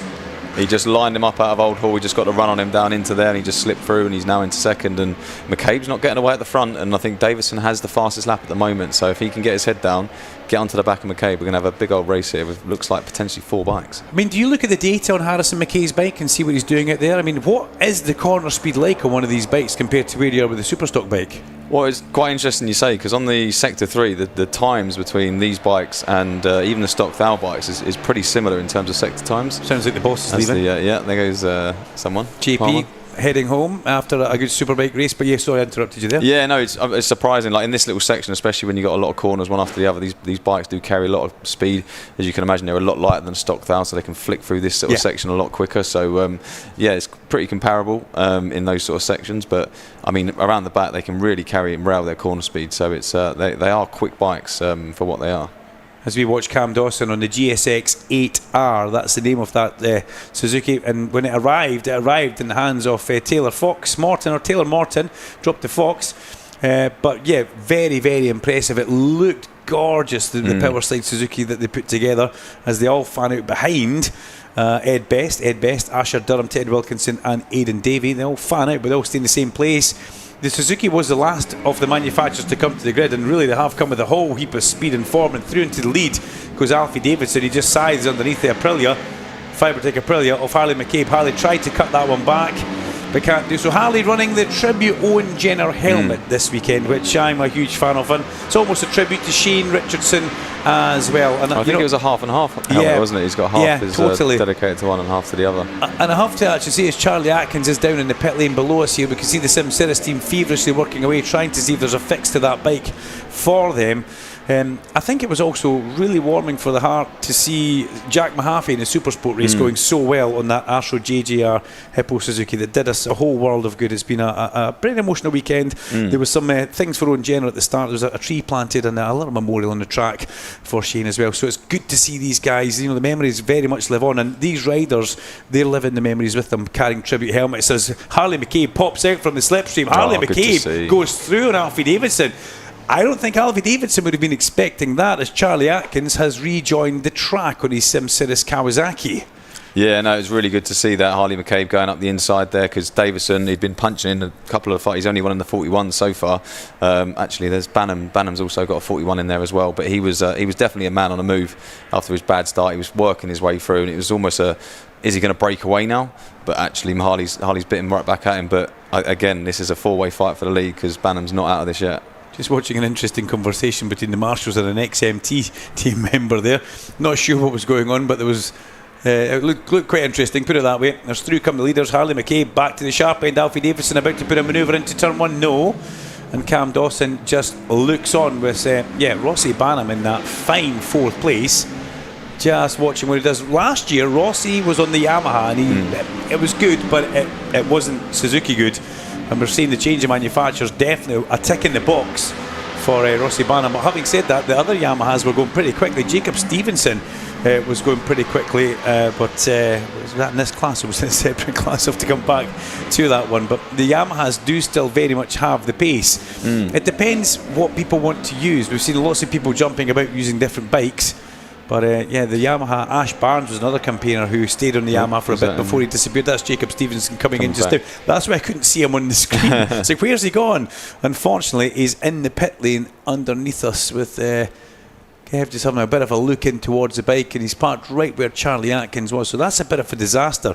As we look further down, we can see Jacob was right at the back anyway. So he's obviously a problem because he's a much, much faster rider than 35th, 36th position. Through the middle of his they come, and Rossi Banham starting to put a bit of a charge on to get back up towards these guys at the sharp end as they make their way up Clay Hill. It's Harley McCabe on the Fibertech Aprilia by MLAV that leads the way from the Iron Competition Aprilia of Alfie Davidson, and then it's a Powerslide Suzuki with Cam Dawson. That was a bit of a rider moment, cowboy out of the Druids. And then the Rossi Banham Suzuki as well. Looking for the back, Aidan Davies managed to get through this pack. That's Asher Durham with the CF Moto of Aidan Davey behind him. Aidan says he just got compromised a bit through the course of qualifying. But sorry, I thought Davison having a little look there into the first corner. He's already can't believe already in 7 laps in. It's such a frantic race, but yeah, he was having a little look into the first corner there, because he'll see from his pit board, I've got plus nothing behind me. Oh, and he's looked, there you go. Yeah, he's through on Cascades. A good manoeuvre that. You go over a few rollers on the way and you almost drop over the last one and hit the apex, but he's lost a little bit of exit speed. Here comes Harley McCabe straight back up the inside. Harley McCabe. Wow, lovely stuff. Such a good move, that. Look at the lean angle on Harley McCabe. You can tell that he's come through the Moto 4 class. Knee on the ground, elbow on the ground, massive lean angle, huge corner speed, which is what these bikes actually do like. And Harley McCabe gets past and then goes straight back to the front on Alfie Davidson. So Alfie passing in a fairly unconventional place, cost him his exit speed. And before you know it, McCabe capitalises, and we saw a little wheelie from Alfie Davidson there. Cam Dawson can't use that to his benefit, can't go through and inside towards his. But you're correct, lap 7 out of 12, where's the race gone? It's so quick. Here's Dawson maybe having a bit of a half look. Maybe that's a look towards the end of the race, but he can't afford to do anything too rash, because if Dawson does do that, Rossi Banham will be straight through. Yeah, exactly. This is so difficult when you're in a four-way fight. This is for the lead, but it doesn't matter where you are on the grid. You're having a four-way fight. You've got to think about the people behind you, also trying to pass the guy in front of you. You try and line someone up. Before you know it, you're getting lined up, and it's really, really difficult to try and plan out one of these races. And I think for me, if I was out there, Harley McCabe is my guy. You just get at the front and just keep staying, just keep fighting. As soon as someone comes past you, you get straight back past. There's another little battle going on in the mid-pack there. Yeah, it's Ted Wilkinson having a look at your good friend Ed Best. Yeah. Head best on and there. there we go. He's looking into the first corner, and Davison takes the lead again. I was going to say the sole remaining Simsir is Kawasaki, but that's not true because Charlie Atkins rejoined. But yeah, McCabe with a bit of a look over his shoulder back to Cam Dawson. And that was a good overtake from Alfie Davidson because he's not lost any momentum through that area. So unless Harley McCabe can do something really good on the exit here, which it looks like he has, but Davidson just a little defensive, go back to the inside. Harley McCabe's not going to go around the outside into Island Bend, is he? Oh no. Good grief. What a move that is. Davison is going to be fuming in his helmet. It's never nice to have someone go around the outside of you like that, especially at Island Bend. That is a big boy move, that, and he's paid off. We need to bring the eyebrows down a bit here. That was incredible stuff from... I was holding my breath. I don't know what Harley has done in his helmet as well. But yeah, Harley McCabe, I mean, well done that young man. Round the outside of Island Bend. I mean, you know, I wouldn't want to go around there two abreast anyway. What we're going to see a replay of here. This is looking a little bit further back into the back. Whoa! Is that Mr. Belsito again? It is Enrico Belsito in all shapes and sizes.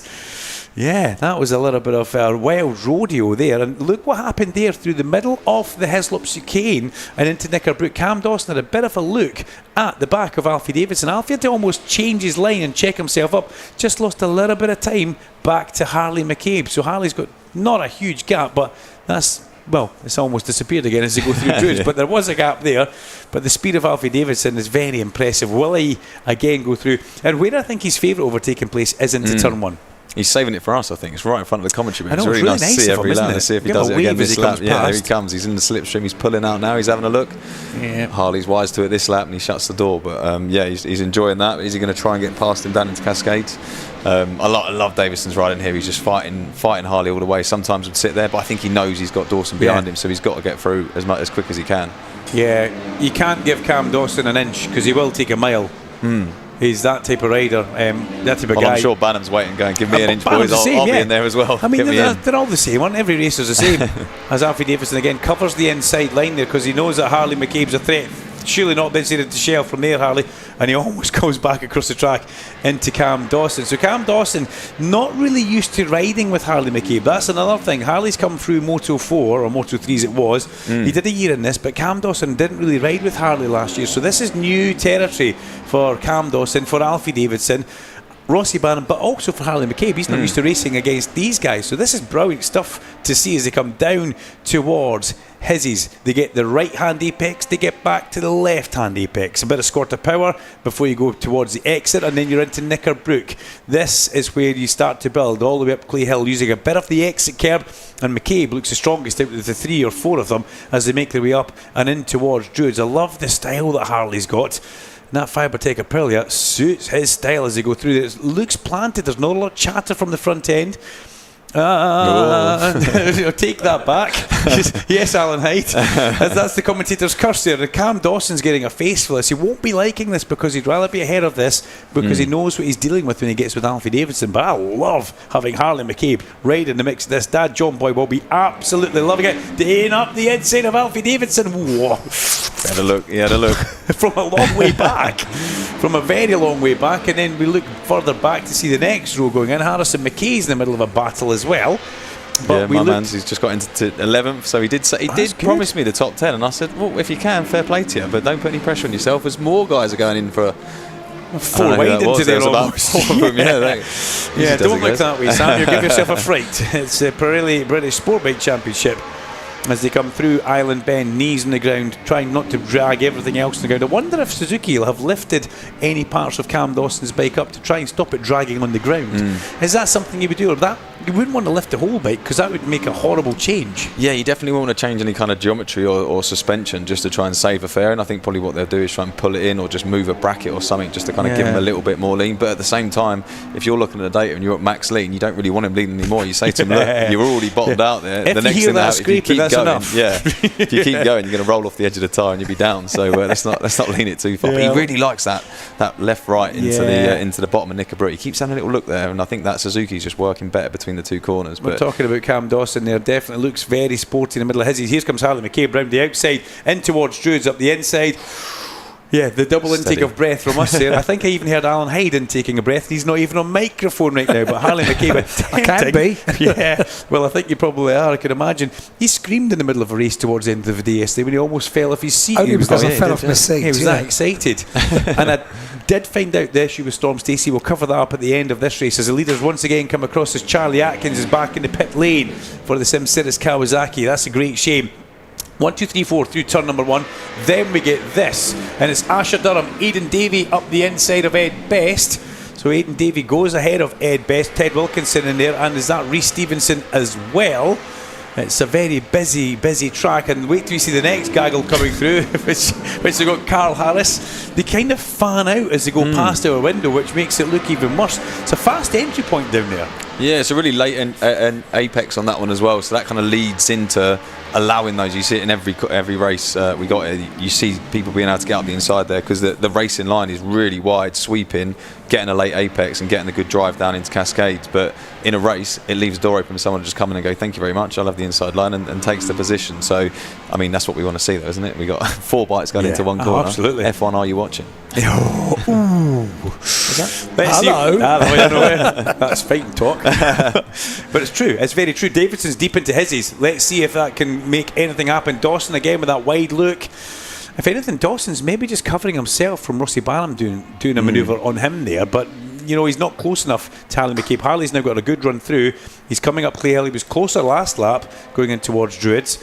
And it does kind of look like this is going to run right towards the end. We're on lap 11 out of 12 already. We're about to start our last lap. I mean, these boys are working hard. I'm just looking at the TSL here, like all out of the top, 4? They've all just put in... McCabe up the inside. Sorry to cut across you, Sam. No. Let's hold it. Don't know what to say Davidson's got there. his favourite move coming up. Alfie Davidson back towards the sharp Over to end, you. side by side on the braking zone. Davidson up the inside, leads in towards turn number 1, Old Hall, last lap. They've tripped each other up. Here comes Cam Dawson. Can he make a run on that GSX 8R work on the Power Slide Suzuki? No, he can't as they come down and in towards the bottom of Cascades. This is fabulous sport bike racing. This is what we want to see, what we expected to see as this gets elevated to British Championship status in towards Highland Bend on the final lap. Again, look at the lean angle, look at the styles. I'm thinking Cam Dawson, Knickerbrook. Oh, good shout. Yeah. Well, I was thinking Harley's gone early there because he's shown his hand to Davison there by coming past him on the last corner. So Davison's going to be covering that off. But you're right. Is Harley thinking about the guy behind him? Is he too focused on the guy in front? Let's have a little look and see if Dawson can get the drive. Well, he's got a good run there. He needs to be very tight. Needs to be tight on him as they come in here. Look, Dawson's wanted to take the ideal racing line. McCabe's got the thing dancing about in the brakes. They all going, McCabe goes right. This is Dawson's been practicing this. Here's Dawson. He's been Cam practicing it. Dawson. Beautiful. There it is. Lovely. Cam Dawson. Stunning stuff. And that was helped by a small mistake from Harley McCabe as well. But Cam Dawson had been eyeing that up for quite some time as Harley McCabe tries to come around the outside as they come back up. Dawson's a big wobble on the Suzuki as they go in and through Druids. But look at the speed of Dawson. Dawson's going to have a run for the line here. He's going to have a run up the inside. He goes back to Alfie Davidson on the outside. Davidson played a blinder on the defensive run on the way in towards that, and through they come. It's going to be Alfie Davidson as we run towards the line, up to make it a nice cheeky little double for Alfie Davidson. Davidson, Dawson, McCabe across the line with a fabulous showing from Rossi Barnum. Then we get Asher Durham ahead of Aidan Davey across the finishing control line. Ed Best, Ted Wilkinson and Rhys Stevenson. Wow, and here there's more battles happening. We have to try and identify them as it all comes out. That looks like it's Charlie Barnes on the Sencat bike about to cross the line. He does so. And we can all take that one. Brilliant stuff. Fabulous British sport bike racing. That Alfie Davidson wins. Fair play to Shelton there, getting in the top 20 Yeah, after but his double long lap penalty and everything that went on at the beginning. That's worthy of a shout out. P11 for your man. Very happy. Well, he promised me a top 10, so I'm going to have a word with him. So what the hell was going on here? You've let him let you down. No, that's a fantastic ride from Harrison. It's great to see. But that battle at the front was. I mean, it's the same result again. What's going on here? Exactly, Larry Carter's picking up something here, but got to say that manoeuvre from Cam Dawson, we talked about it, he executed it, but then the speed and the run he took through Druids, Alfie Davidson like line up the lead there, wasn't he? Played a blinder on the defensive run towards it. Alfie Davidson wins for Iron Competition Aprilia on 28 from Cam Dawson. Really good, solid run from Cam Dawson there. Third place for Harley McCabe. Well, we've seen this young man arrive, and he's arrived with a blaze of glory, that's for sure. He gets another interview with Larry Scoop Carter, which we all look forward to. And Rossi Banham, a good fourth place. Asher Durham, fifth. Aidan Davey in sixth. The drive down from Preston Pans, definitely worth it on the CF Moto. Ed Best, Ted Wilkinson, Rhys Stevenson and Lewis Smart rounding out the top 10, with a special shout out to your man on the Armada SE31 Aprilia as well. Harley McCabe wins the Wheelie Award, that's for sure. Harrison McKay in 11th. Sam Cox, thank you very much. Thank you very much. It's been a pleasure. I do hope everybody has enjoyed what we have had here today. We've seen some fabulous Superbike racing in all the classes. For one last time, I will hand over to my esteemed colleague in the studio, and he can bounce it down to Larry Scoop Carter. So once again, Alan Hyde, take it away. Duncan, Sam, thank you very much indeed. Standing by for Larry Carter down in the winner's enclosure, and all of it here on BSB Radio, powered by Kawasaki. It's the sound of the British Superbike Championship. All the news, all the stars, all British Superbikes. This is BSB Radio, powered by Kawasaki, the sound of the British Superbike Championship.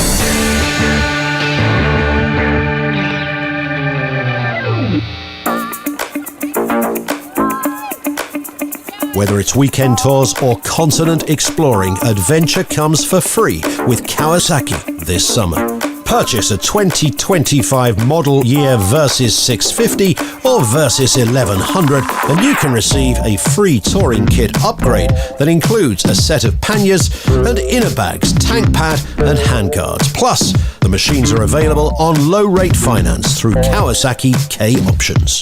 Visit your local Kawasaki dealer to find out more. The 2026 Zinn British Superbike Championship in association with Pirelli. 18 plus, Zinn is not risk-free and contains nicotine which is addictive. Only for use by adults who would otherwise continue to smoke or use other nicotine products.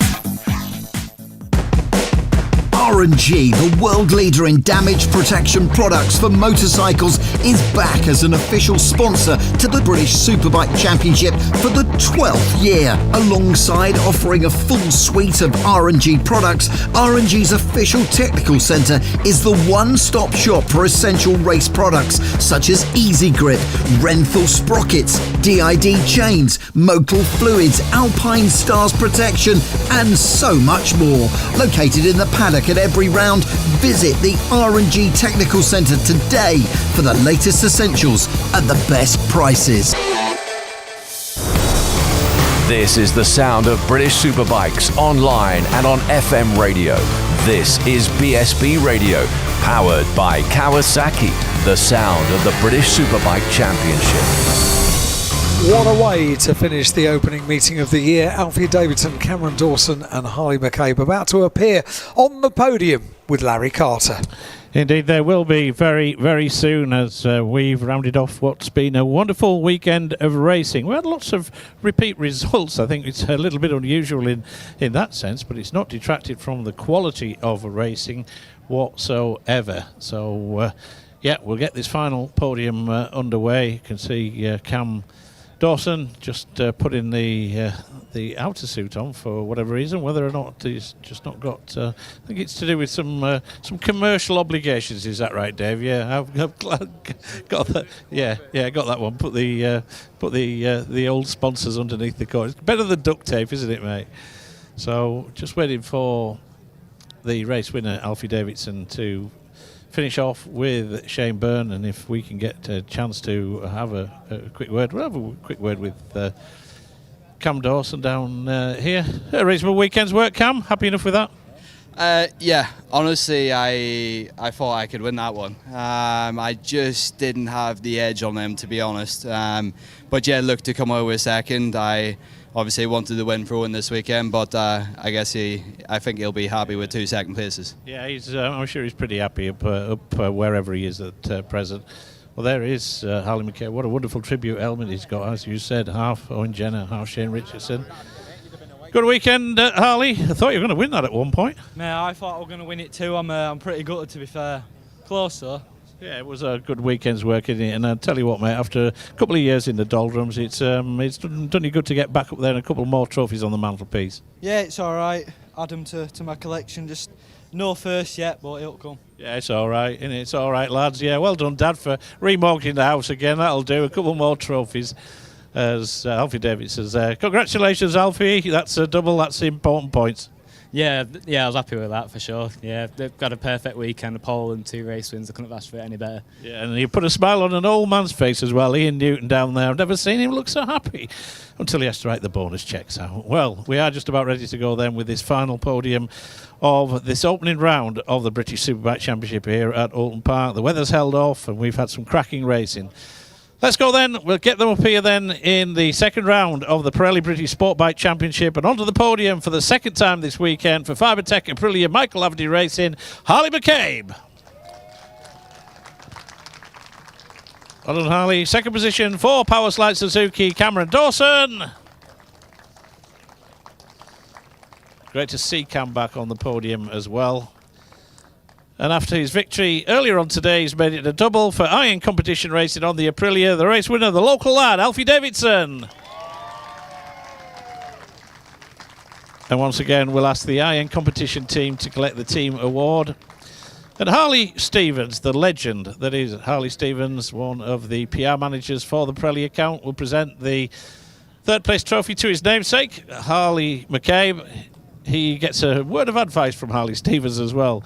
So that's a double podium for Harley McCabe this weekend. Likewise it is for Cam Dawson. He's back on the podium for the first time in 3 long years. And that's a good weekend's work for Cam Dawson on the Powerslide Suzuki. But you can do no better than win both races, and that's exactly what Alfie Davidson's done for Ian Newton on the iron competition Aprilia. He has got the race winners trophy. And likewise, it is the iron competition trophy team that get the team award as well. Well, they just pose for the final photographs, and whether the Baglietti Prosecco is indeed going to go, it looks like that's the case. Thanks to Harley Stevens for making the presentation there. We found a job for him eventually. That's good to see. Right at the end of the day. Right at the end of the day, when everybody else had gone home, Harley, you're quite right. Well, that concludes just about everything here at Oulton Park as far as a pit lane is concerned.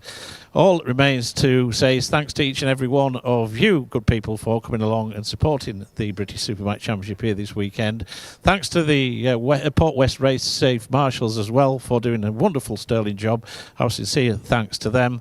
And we look forward to doing it all over again in 2 short weeks' time when we reconvene down there in the East Midlands at Donington Park for round 2 of the British Superbike Championship. So for the final time here at Oulton Park, this is Larry Scoop Carter handing you back to the studio and Alan Hyde. Larry, thank you very much indeed, as ever. And Duncan in the commentary box as well, just tidying his things up before he makes his trip back to Scotland. And we'll meet you all again in 2 weeks' time when we go down to Donington Park. What a weekend, everybody. Thank you so much for joining us. If you were here at Oulton Park, thank you.